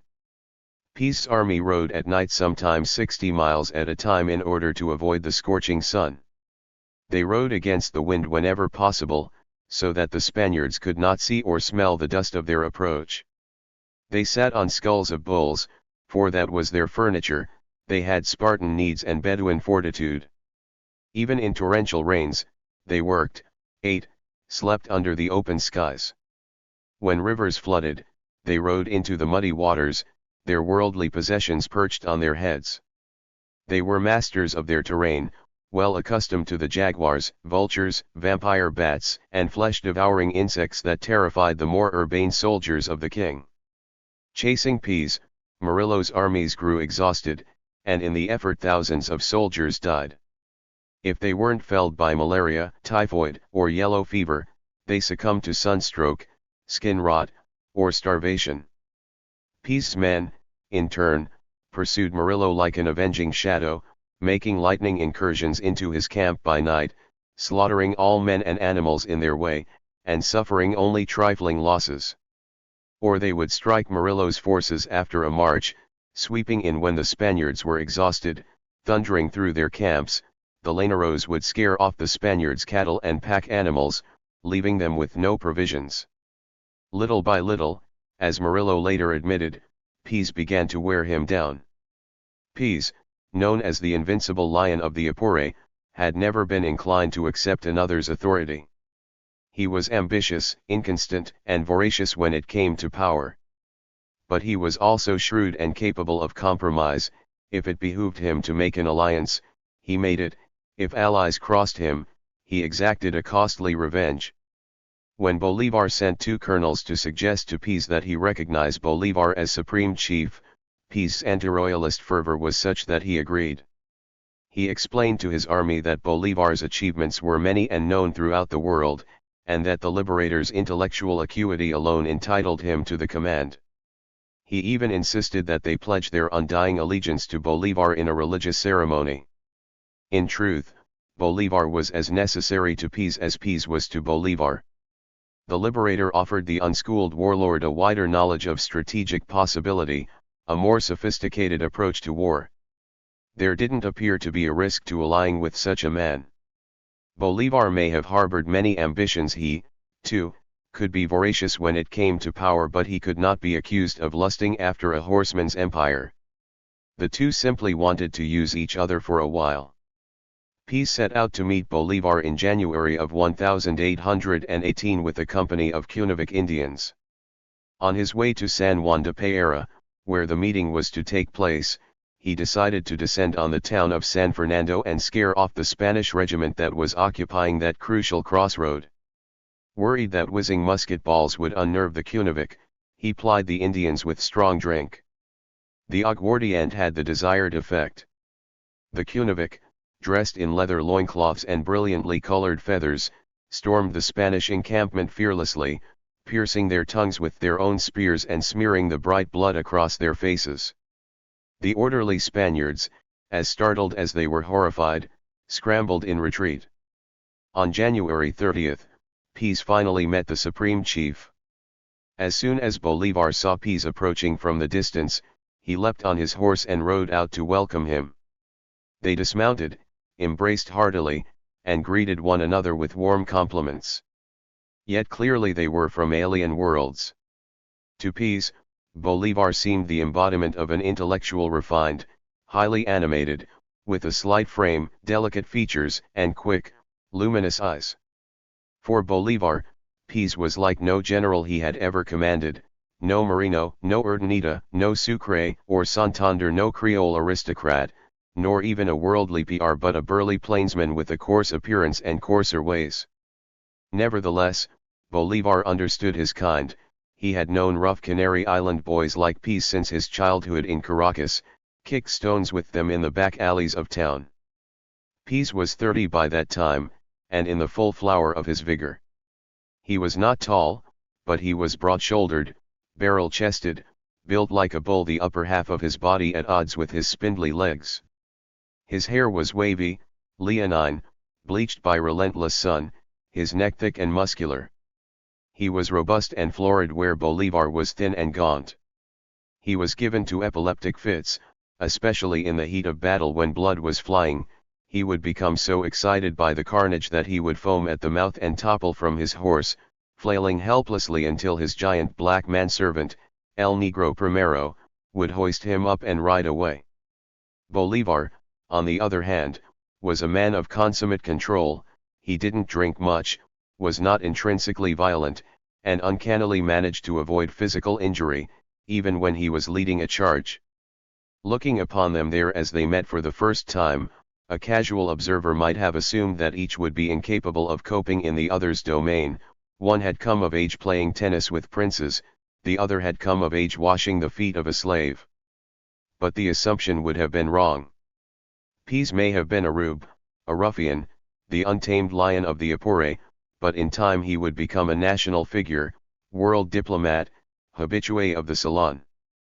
Bolivar, on the other hand, despite his small frame and wiry body, would go on to perform Herculean feats of physical endurance. Within a year, he would be riding longer and harder than any horseman of the Apure, so superhuman in that ability that his troops admiringly named him Iron S. Bolivar and Pease spent a few days together, discussing the campaign to take the revolution west. The most immediate problem was getting Bolivar's army across the Apure River. He had come to San Juan de Pereira with 3,000 men, a third of them on horseback. They had no boats, no wood to build them, no admiral to ferry them across this tributary of the Orinoco, which, as far as they could see, was closely guarded by 4 Spanish ships.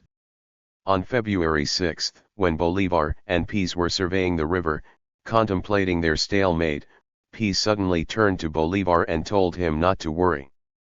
"Start the march," he said animatedly. He would provide the boats. "But, hombre," Bolivar cried in amazement, "where from?" Pease replied that they were down on the river, right there, in full sight, the enemy ships lined up before them. "And how do you propose to do that?" Bolivar asked. "With my cavalry." Bolivar was irritated. "With the sea cavalry, you mean? Because one that operates on land can't possibly perform such a miracle."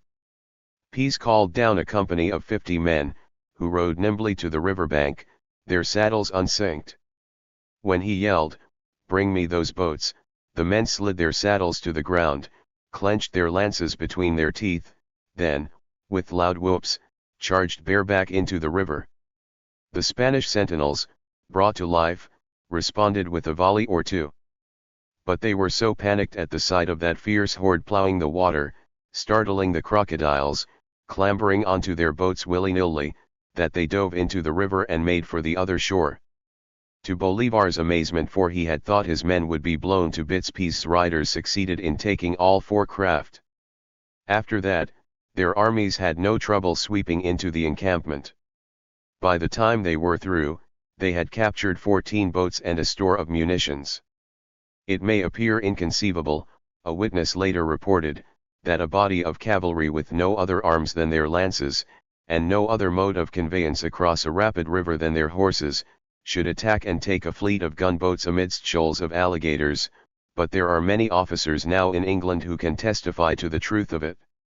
Bolivar eventually won the respect and affection of these lawless Rough Riders, although one can easily imagine their initial suspicions.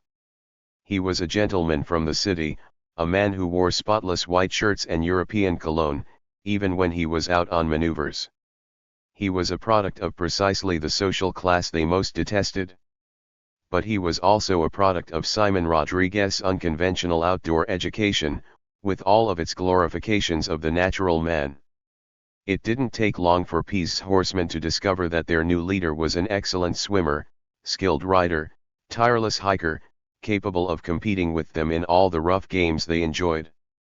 On a dare, he had leapt into a lake with his hands tied behind his back, swearing that even with that liability he could outswim any challenger. Seeing his aide-de-camp spring out of his saddle over his horse's head and land, incredibly, on 2 firm feet, he wanted to do the same, and actually managed it, although it took him several tries and a few painful misses. "I confess it was crazy of me," he later told a friend, "but in those days I didn't want anyone to say they were more agile or able than I, or that there was anything I couldn't do. Don't think that sort of thing isn't useful in a leader." Eventually, Bolivar decided to waste no more time in San Fernando, and so left P's and his horsemen behind to lay siege and win what booty they could from the Spaniards. With 4,000 men, he marched north to Calabozo, where General Murillo had just arrived with an army of 2,500. Bolivar's opening strategy was masterful. On February 12, the Liberator gave Murillo the surprise of his life, descending on his post at 6 in the morning and inflicting punishing losses. Once he saw he was at disadvantage, Murillo shut himself off in his headquarters, prompting Bolivar to send him a high-handed communique, inviting him to surrender. But this was no admirable campaign in which the mere mention of Bolivar's name struck fear into Spanish hearts, and Murillo was no tin hat general. The Spaniard managed to dodge Bolivar's troops and flee into the night, on foot, with a tiny remnant of his army. Bolivar captured his arms and supplies, but he failed to pursue Murillo and force him to engage in battle. As a result, the Patriot advantage was quickly lost. Frustrated and weary, Bolivar waited for peace to bring fresh troops. His own were exhausted after the 550-mile march that had started in Angostura and lasted almost 2 months over that merciless terrain. "Fly, fly, join me now," Bolivar wrote to the Lion of the Apure, "so we can seize the day." But though the union of P's and Bolivar was a military rock on which the Republic eventually would stand, P's was still unused to taking orders. There followed a string of loud arguments, miscommunications, and misunderstandings. P's dragged his feet, insisted on making his own decisions. He complained that Bolivar didn't understand the plains, didn't rely enough on the wisdom of the locals. He knew, too, that his plainsmen and Indians were not keen to wander too far from their natural habitat. The big cities of Venezuela did not lure them in the least. Bolivar, on the other hand, had his own ideas. He had gone as far north as Calabozo and wanted to go farther still, toward the irresistible chimera of Caracas. It was here that his mistakes began. In Calabozo, he had had Murillo in the palm of his hand, and might have taken him there and then.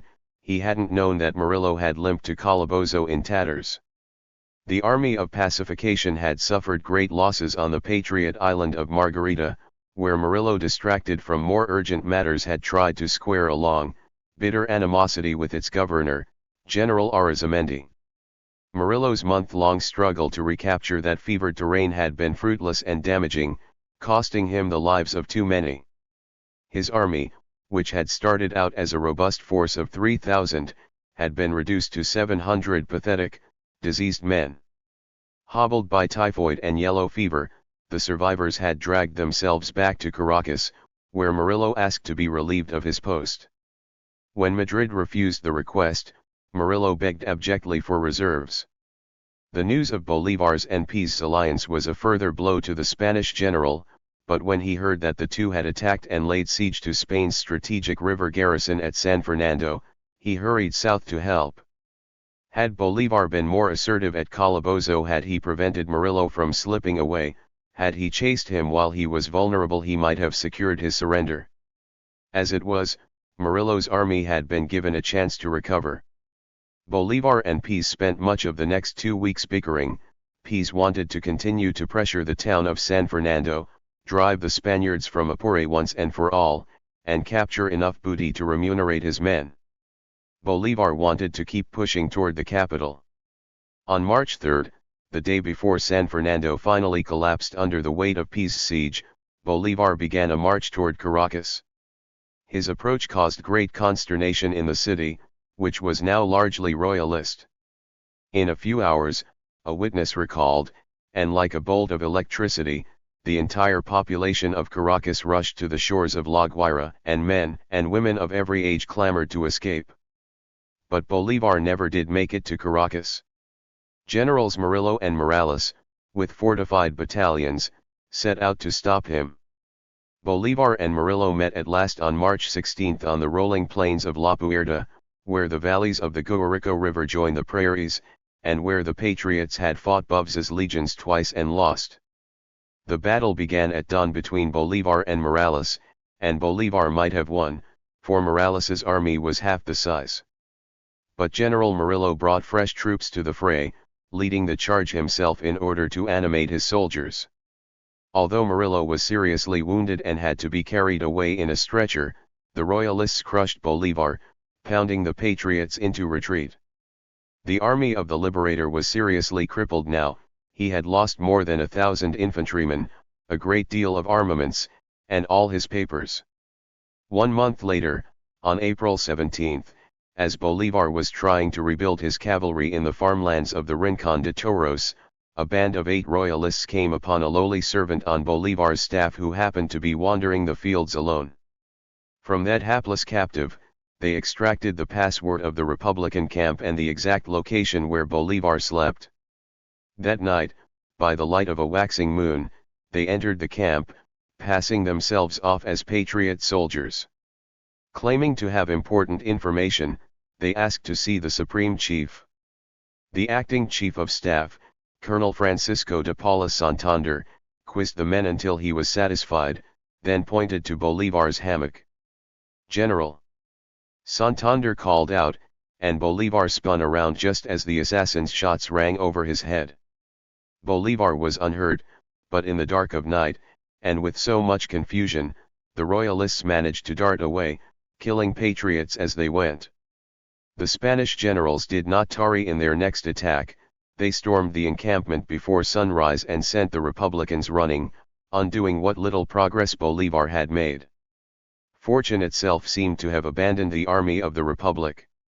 Its greatest patron, Alexander Pétion, had died of a raging case of typhoid fever in Port-au-Prince on March 29.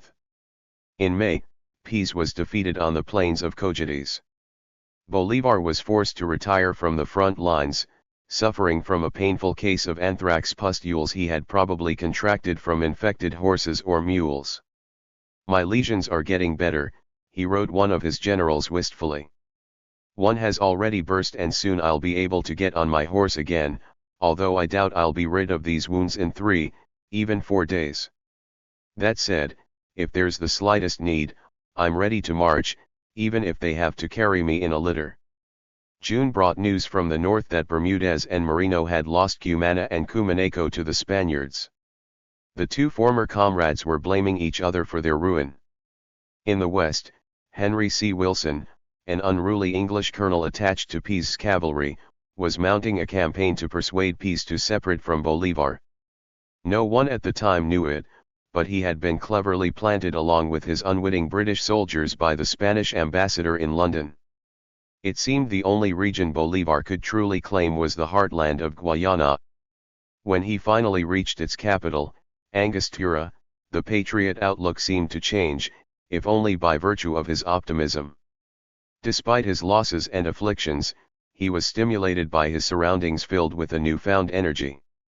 Re-establishing himself in his headquarters, he began a flurry of correspondence, ranging from matters of state to matters of the heart. He set about finding his mistress, Pepita Machado. "They say the Machados have gone to Caracas," he wrote his nephew Leandro Palacios. "If that is true, there's nothing more to say, but if it's not, I want to ask a favor of you. Mr. Jose Mendez Monsanto is holding 400 pesos for that family's voyage, and I'll pay whatever it costs to bring them. Try to persuade the family to travel, and tell Pepita that if she wants me to be true to her, she'd better come here." Ensconced in the relative safety of Angostura, he devoted himself to the much neglected business of government. If the revolution was stalling, it was because Venezuelans needed to be rallied, allies won, soldiers recruited. Whenever Bolivar's revolution seemed to be going badly, it generally heralded a great leap forward. He worked furiously now to gather more intelligence, produce propaganda, establish diplomacy, outfit his army. A larger plan was forming in his head. As Murillo would write one day, Bolivar was the revolution. And he was far more dangerous in defeat than in victory. The city of Angostura, whose name means narrows, sits on a slender strait of the Orinoco River, 300 nautical miles from the sea. Situated between hills and a rolling current, it is an outpost Humboldt had visited and described as a calm redoubt on a mighty river, flanked by a profusion of natural resources. It had been built 50 years before by the enterprising Spanish crown, which understood the economic importance of moving large shipments of goods from the bountiful interior. Farmlands fanned out along the river, ranchlands flourished immediately behind. Orange, lemon, and fig trees perfumed the balmy air. It had once been a beautiful city. The glistening white houses were ample, low, made of adobe, capped with red tile, handsomely elaborated with wooden windows.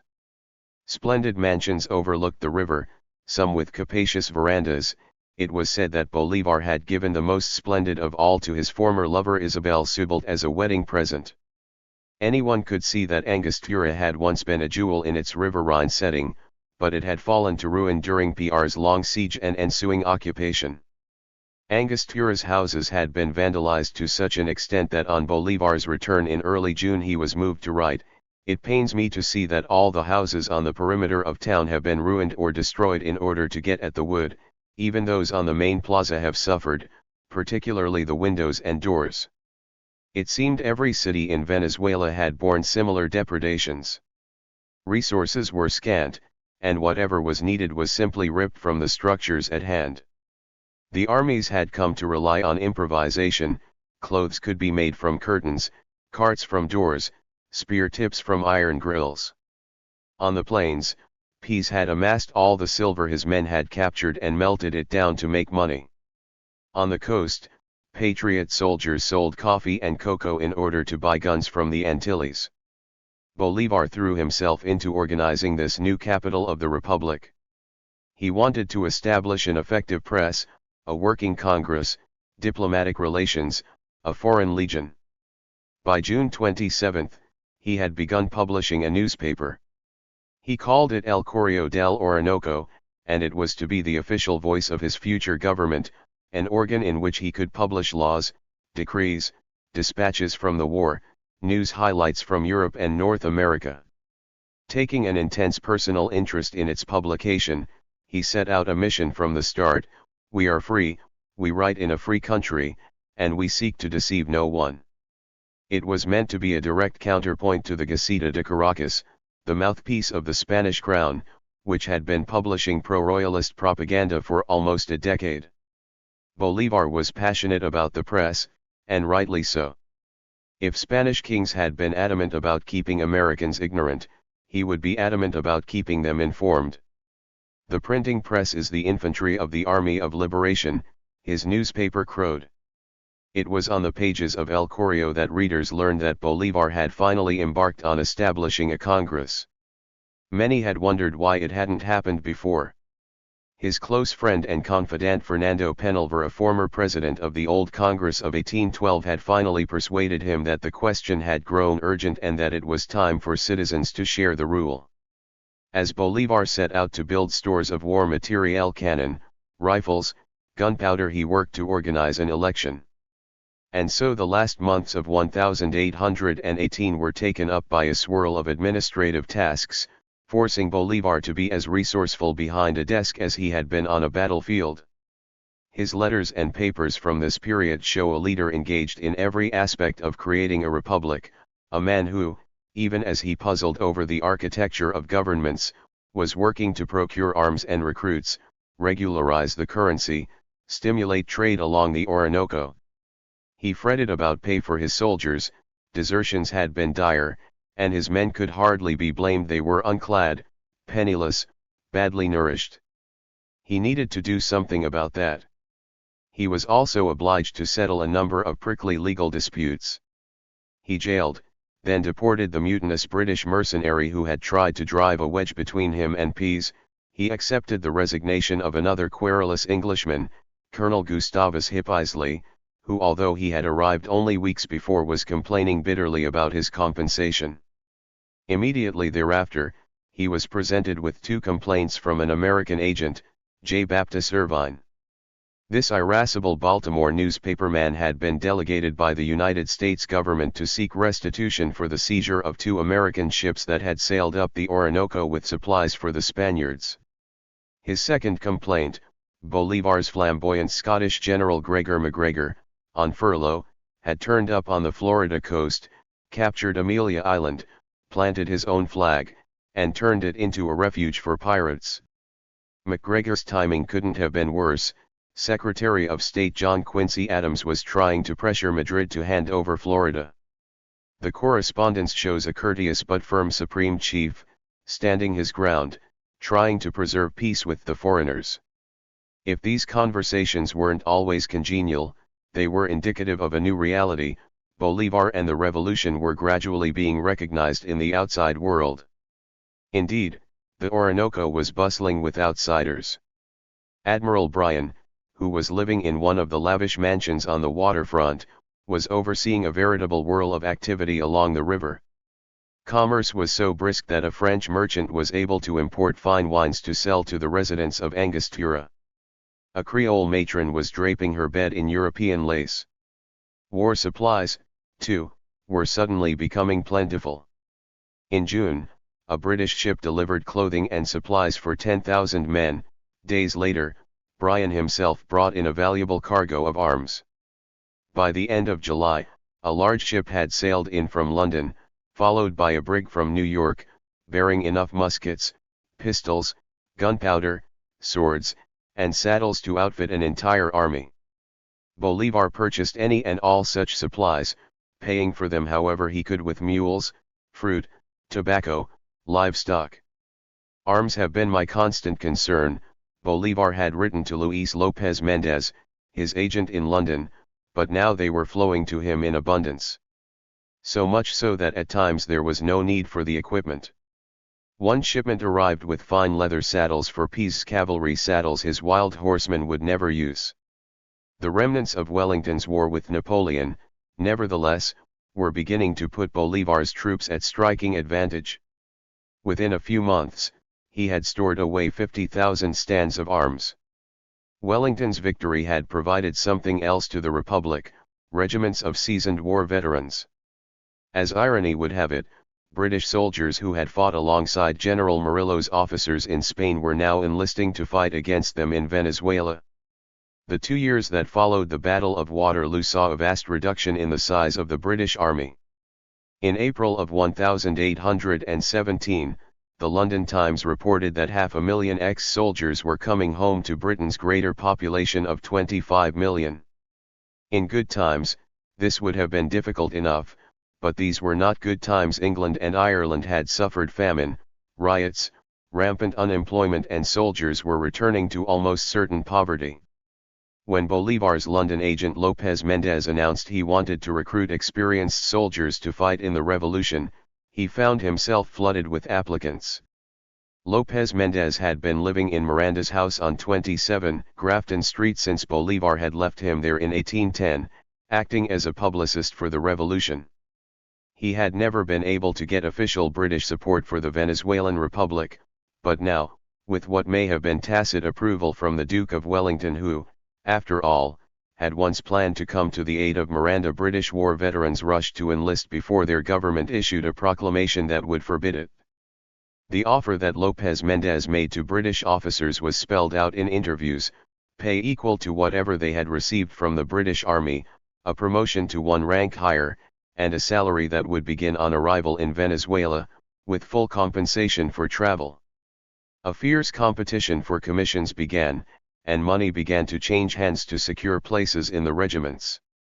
Colonel Gustavus Hippisley had been one of the first potential commanders to present himself to Lopez Mendez, offering to raise a corps of cavalrymen.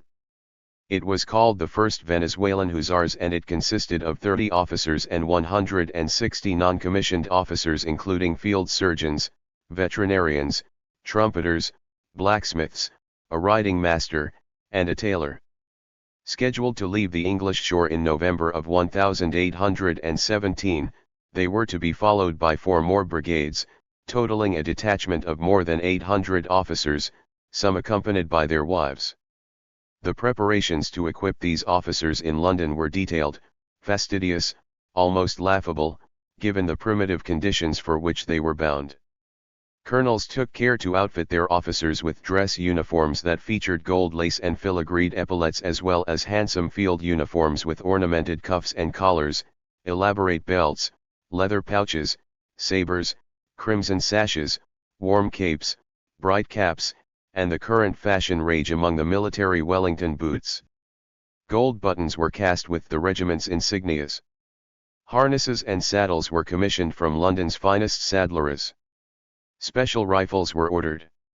All this was undertaken on the assumption that the commanding colonels and regiments would be reimbursed once they reached Spanish America. It was also undertaken with stunning inattention to the fact that the soldiers would be living in the tropics, serving alongside men who fought barefoot, naked, bareback, with no other weapons but sticks and spears. Dinners and social events were organized throughout London to celebrate the volunteers, and, as the weather grew chillier, members of the regiments could be seen around the city, standing about grandly in their uniforms. A pending proclamation would soon forbid citizens from taking up arms against Spain, but everywhere they went, the Venezuelan regiments garnered breathless, adoring publicity.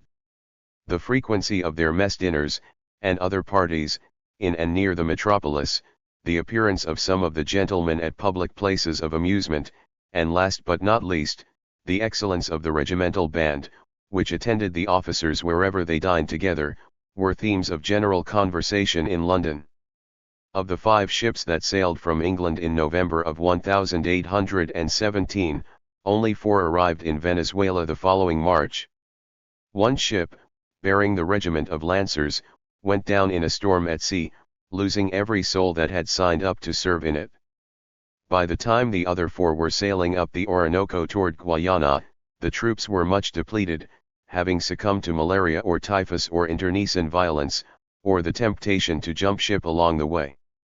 Of the more than 800 men who had started out in full uniform and high hopes, only 150 set foot in Angostura.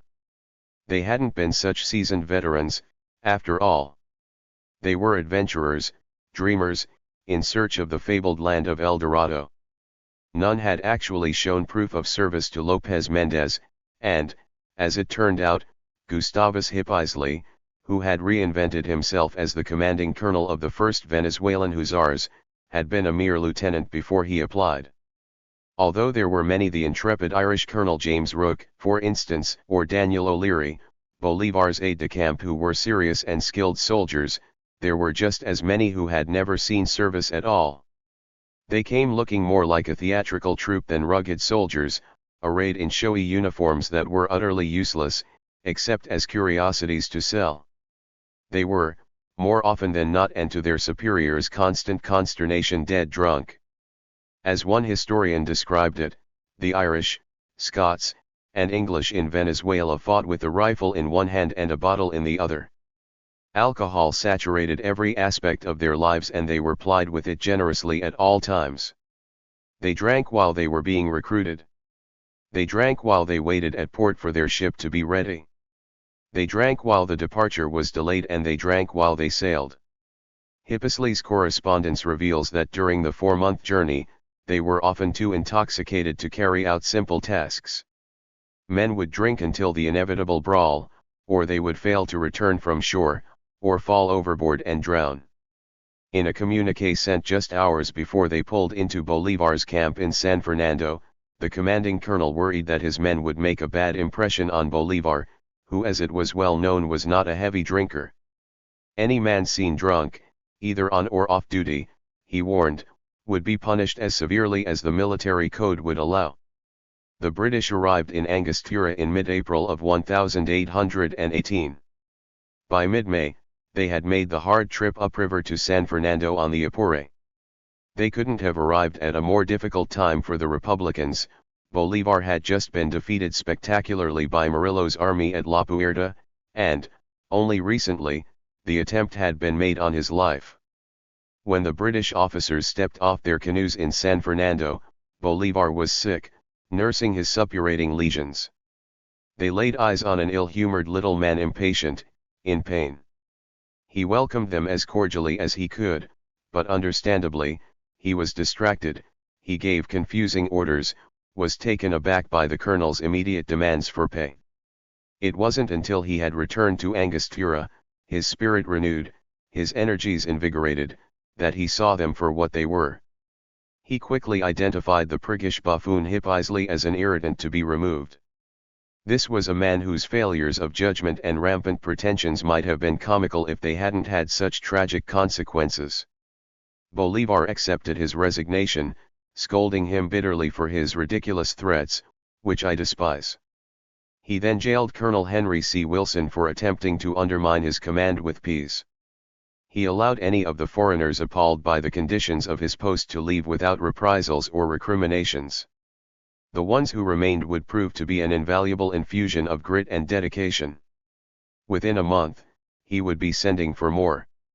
Within 5 years, 53 ships would bring more than 6,000 volunteers from Britain and Ireland to serve in South America. 5,300 actually arrived. The ones who made it up the Orinoco to the plains quickly learned that making war in that faraway terrain was no easy way to earn money. Their contributions made a great difference to the revolution in that precise moment in history. Bolivar was convinced of it. He was known to say that the real liberator of Spanish America was his recruiting agent in London, Luis López Méndez. In August of 1818, Bolivar learned that his nephew Leandro Palacios, who was trying to raise guns and men in the Caribbean, had finally located Pepita Machado. His mistress had not returned to Caracas, as gossip had it, but had remained with her mother and sister in the bustling port of St. Thomas, making arrangements for their return. It had been almost 2 years since Bolivar had laid eyes on her, and he was eager to see her again. But there were questions. Why had she contemplated going back to Caracas? Was she trying to give fuel to his enemies? Had she taken up with another man? People are saying a million things that strike me as preposterous rumors, he wrote Leandro. The doubts they arouse in me are making me truly cross. In his next missive, he enclosed a letter for Pepita, entreating her to come. As spring appeared and Bolivar busily planned a major offensive in New Granada, good news arrived from Leandro. Pepita and her family had just boarded a ship for the long journey to Angostura. Bolivar was delighted.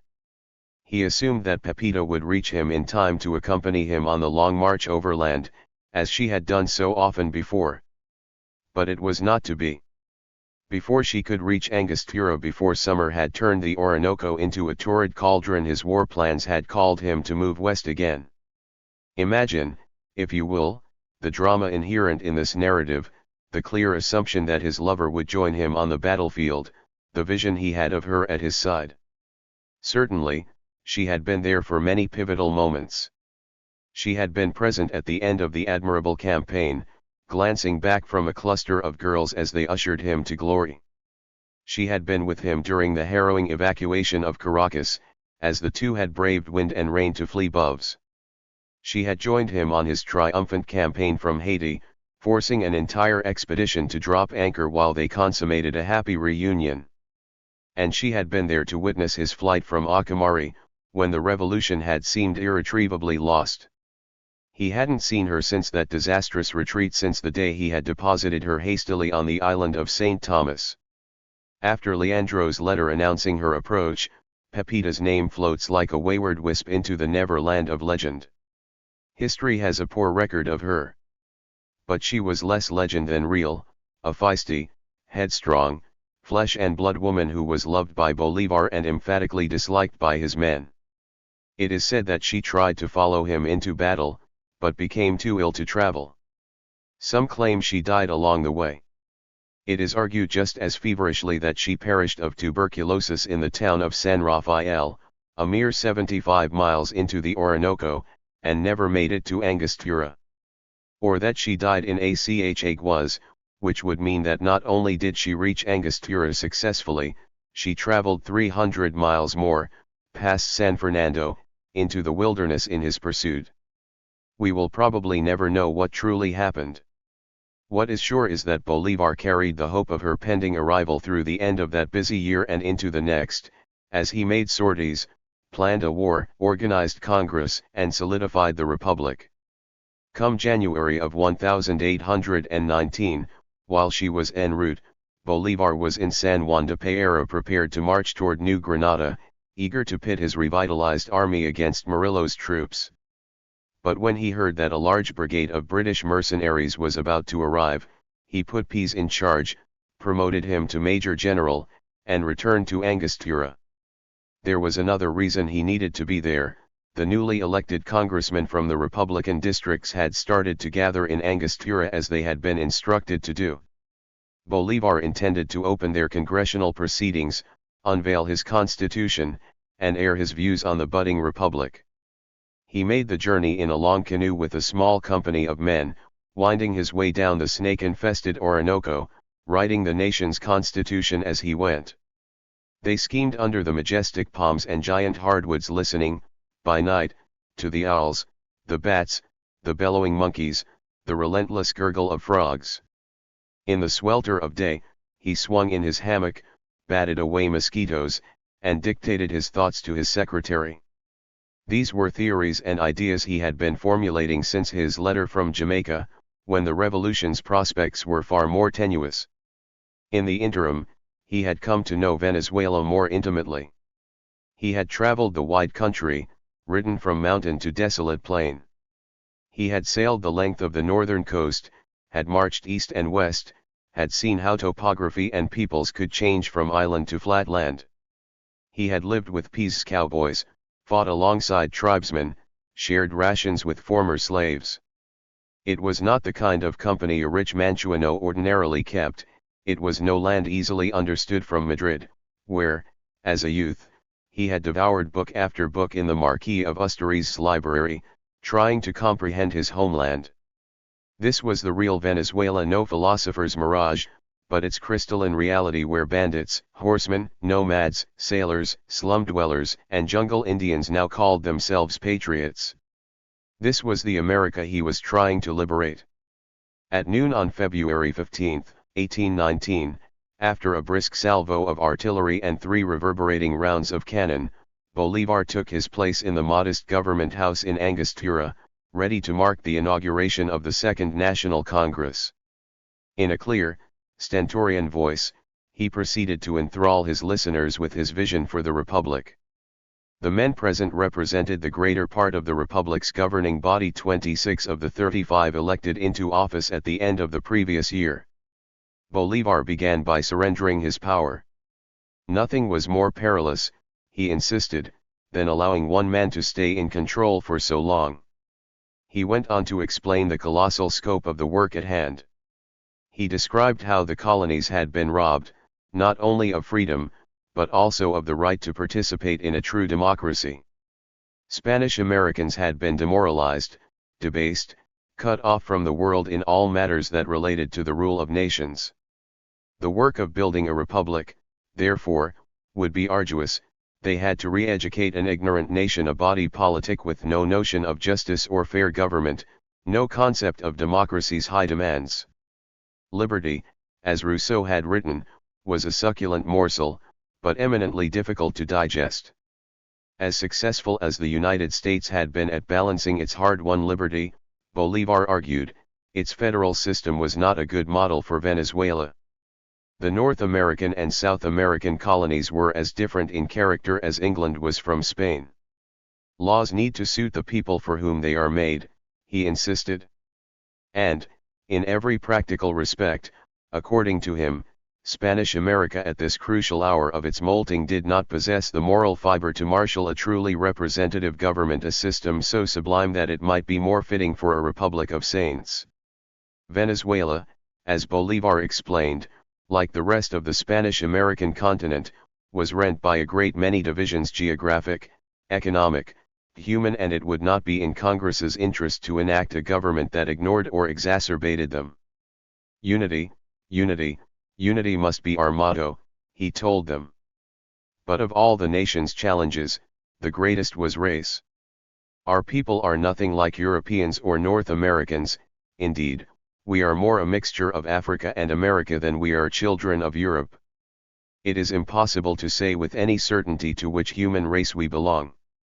Most of our Indians have been annihilated, Spaniards have mixed with Americans and Africans, their children, in turn, have mixed with Indians and Spaniards. We all differ visibly in the color of our skin. This diversity places upon us an obligation of the highest order. We will require an infinitely firm hand and an infinitely fine tact to manage all the racial divisions in this heterogeneous society, where even the slightest alteration can throw off, divide, or undo its delicate balance. It wasn't that Spanish Americans were lesser stock, it was that they were a different stock altogether, a new kind of people, forged by 3 centuries of history, cruelly emasculated by Spain. When a man loses his freedom, Homer had said, and Bolivar quoted him now, he loses half his spirit.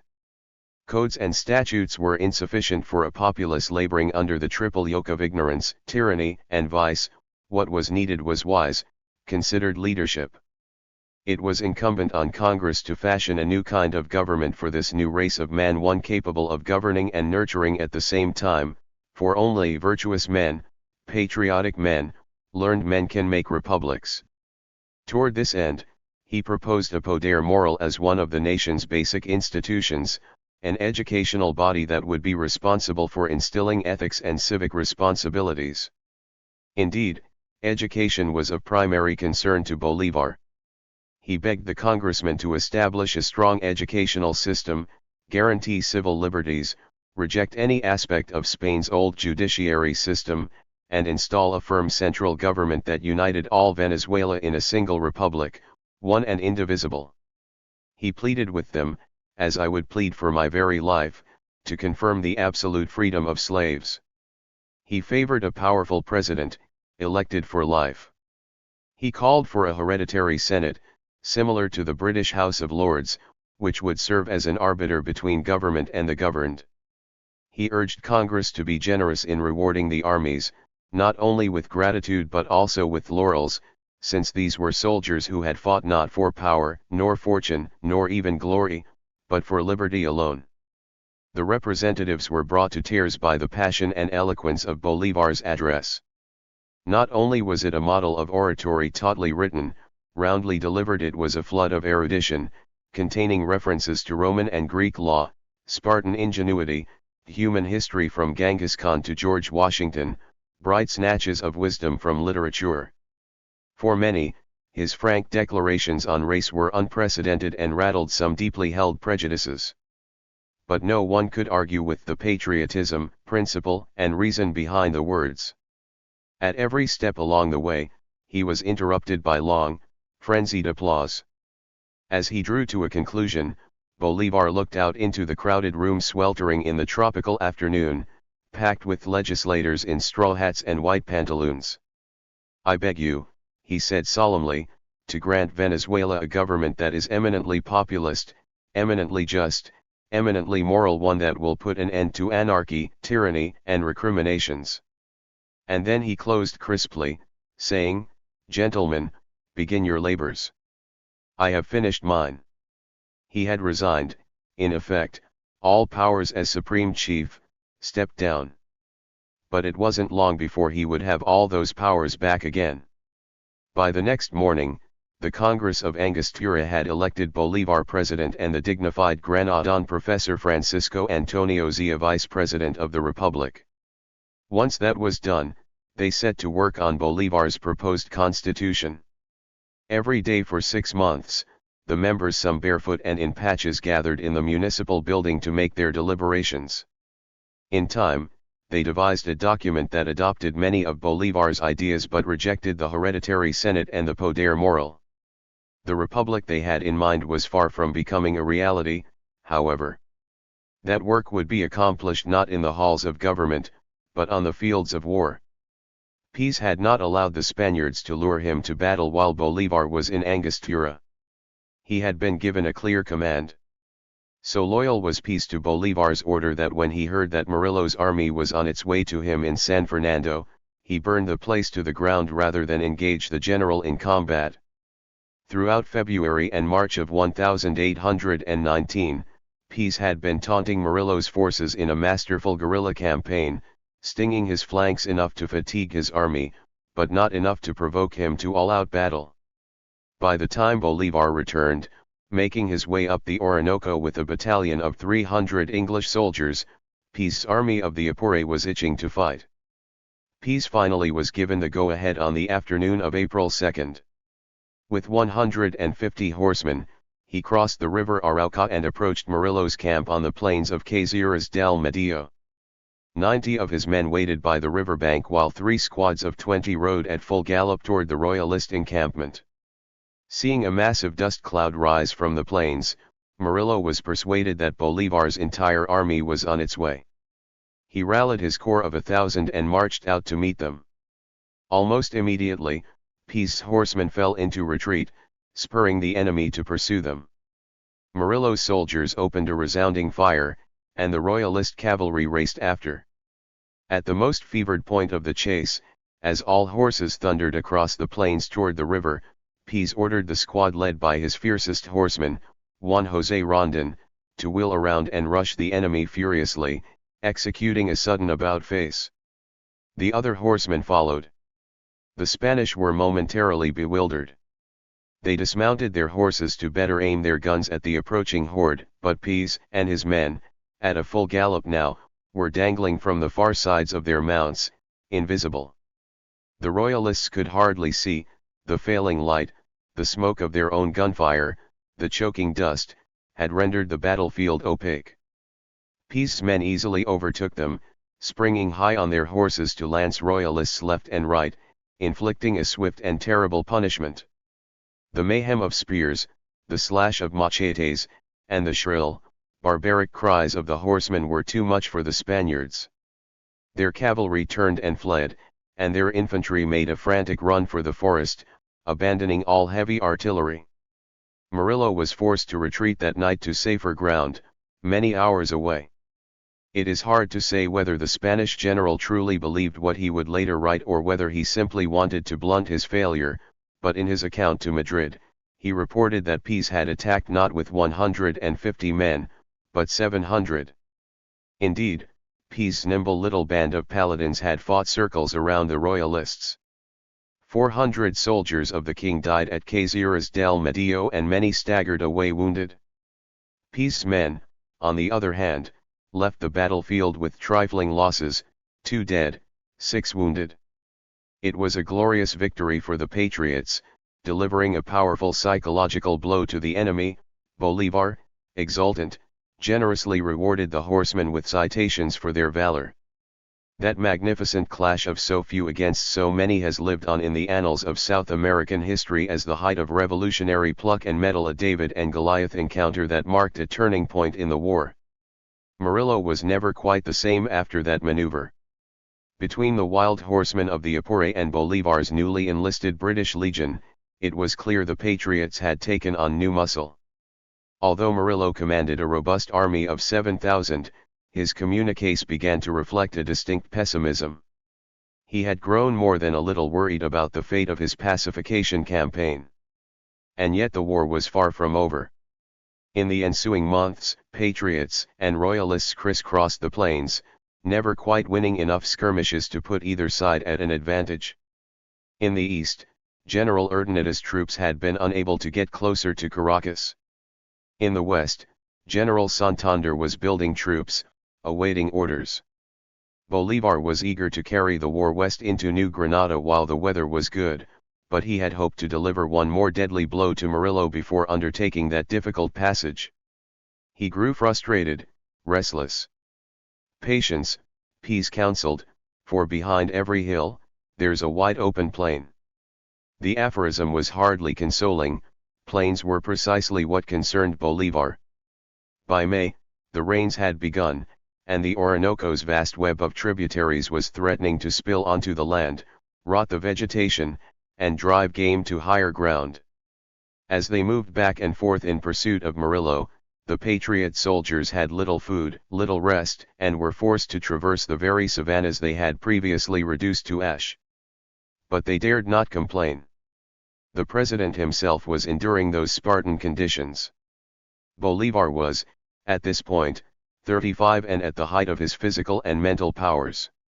Tirelessly driven, lit by a nervous energy, he slept little, survived on a soldier's rations, and marched alongside his men, urging them on, inspiring them to greater sacrifice.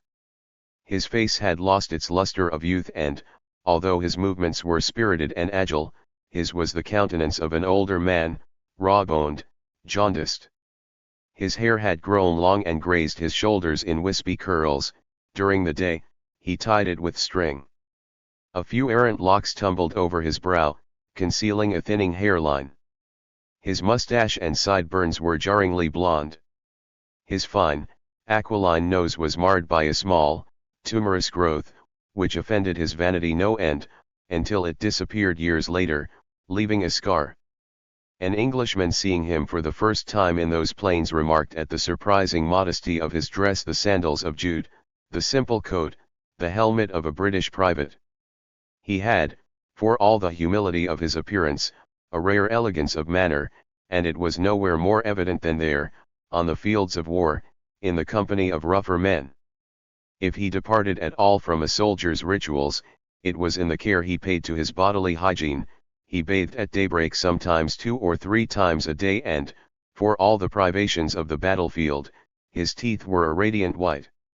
Indeed, life in the liberating army was the very essence of privation. Often, a foot soldier made long marches in the scorching heat, obliged to hunt game as he went, and to drink from muddy rivers. His official diet was meat, no salt, no accompaniments, and that, only if he was fortunate enough to be in a company driving cattle. Each soldier received 2 pounds of beef per day, no more. Peace horsemen were accustomed to this austere life, and openly disdained the others, especially the British, who called themselves warriors but couldn't break a horse, fight a crocodile, or swim a rushing river. If meat were available, the horsemen were driving it, and they routinely issued the foot soldiers the inferior parts. But even if cattle were close at hand, there were days when no one ate, since vultures or campfire smoke could easily betray their position. Bolivar took great pains to bring in supplies from Angostura when he could: salt for meat, flour for bread, medicines for the surgeons, tobacco for his officers. Most important, it seemed, were spare shoes for the British, who, unlike the Pardos and Indians, were singularly incapable of marching in bare feet. His letters during that time show a commanding general obsessed with details, the precise pattern of horseshoes, the specific soft iron to make them, the way ammunition should be packed for transport, the exact kind of gunpowder. In February, he had left Angostura well stocked with arms and ammunition, even a few uniforms, but food and medicine were rare. The paltry clothes sent by the British were all too easily spotted by the Spaniards, filling them with no little indignation that Bolivar had managed to enlist their former allies. For the first time, a MIF General Murillo reported to the War Ministry in Spain, "We are seeing rebels, suited from head to toe like Englishmen, and even some of the horsemen of the Apure have been seen wearing feathered caps and sitting in British saddles." It was no secret that Bolivar wanted to take his war to the rest of South America. He had said as much in a promise to Granadans, published months before. But time was slipping away, and the skies were issuing a steady drizzle of rain, miring the plains in mud. If the Spaniards had thought Bolivar would try to fulfill his promise of moving the revolution west, they certainly did not think he would do it now. Caracas was still under royalist rule. He had not succeeded in taking it, indeed, he hadn't really tried. Why would he go to New Granada at such a crucial juncture? Only a fool would attempt that journey in the rain, when rivers became seas, valleys disappeared under lakes, and the Andes grew slick with ice, impassable. Bolivar had said nothing to the Congress at Angostura about his plan, but now he put it forward to two of his most trusted generals, those he considered essential to the enterprise, Pease and Santander. He swore them to secrecy, insisting that the element of surprise was critical. "This is for your eyes and your eyes only," he wrote Santander. Pease had already said yes. On May 23, as he and his infantry were making their way west along the Apure, Bolivar called his officers, including Subalt, Pedro Bracino Mendez, James Rook, José Antonio Anzoátegui, and several others to a council of war.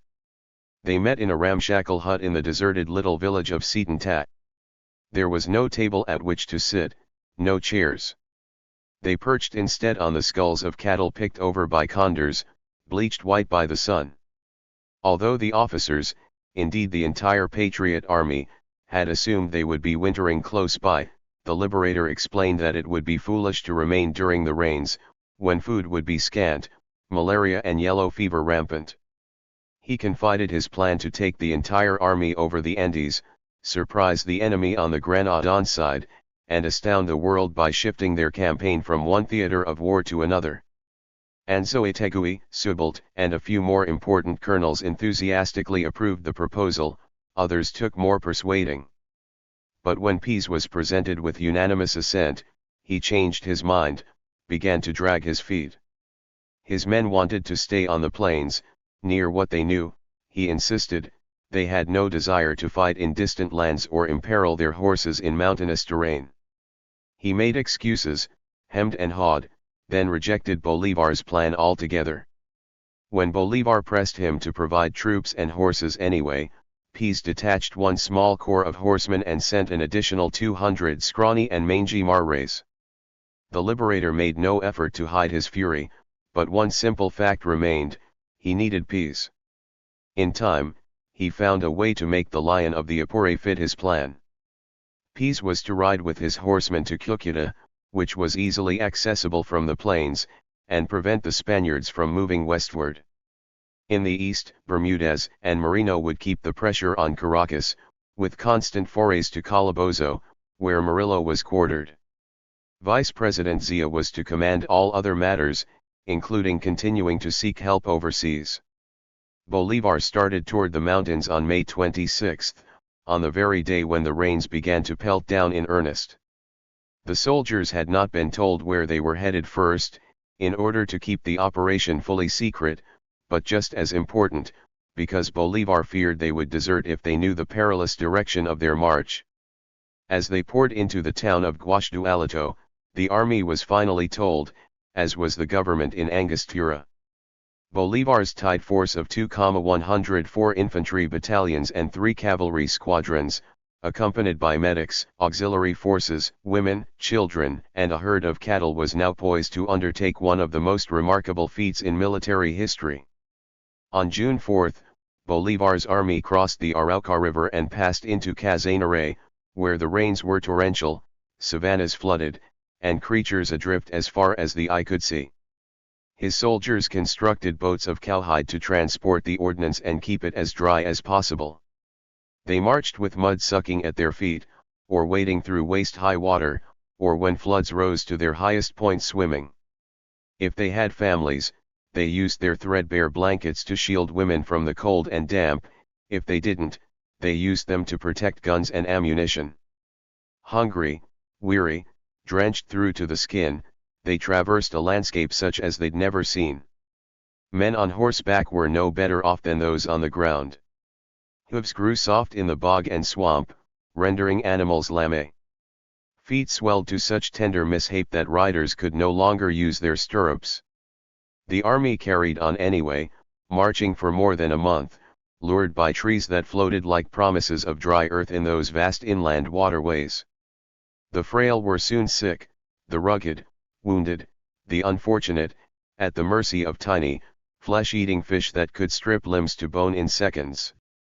Horses and cattle fell into deep water, never to rise again. Cargo became too heavy to carry, reins too shriveled to use. At night, they camped wherever they could, sleeping in standing water, or on their horses only to be set upon by mosquitoes, sandflies, and stinging gnats.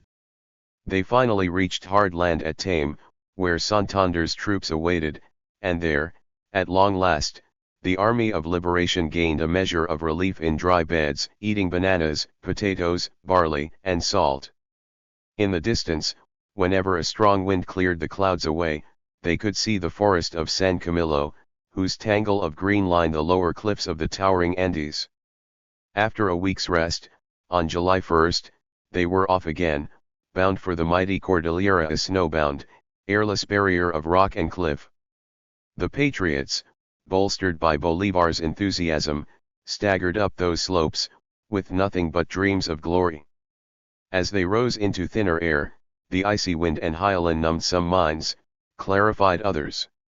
Many of Peace's horsemen, who had slogged unhesitatingly 20 miles a day through mud and flood, decided the vertiginous heights and unstable rock were too punishing for their horses. Some gave up on the expedition, deserting the revolution in favor of their afflicted animals. Few beasts would survive the 5 days' march over the dizzying Paramo de Pisba. The rain was ceaseless, the cold unrelenting. Within a few days, the remaining livestock were gone, a string of carcasses marked their trail. The harshness of the peaks we have crossed would be staggering to anyone who hasn't experienced it, Bolivar reported to his vice president. There's hardly a day or night it doesn't rain.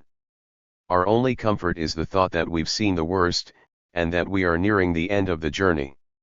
Often, the streams they crossed were swift and fierce, and travelers had to negotiate them in solid lines, moving hand in hand, until every last person had been dragged through the white water.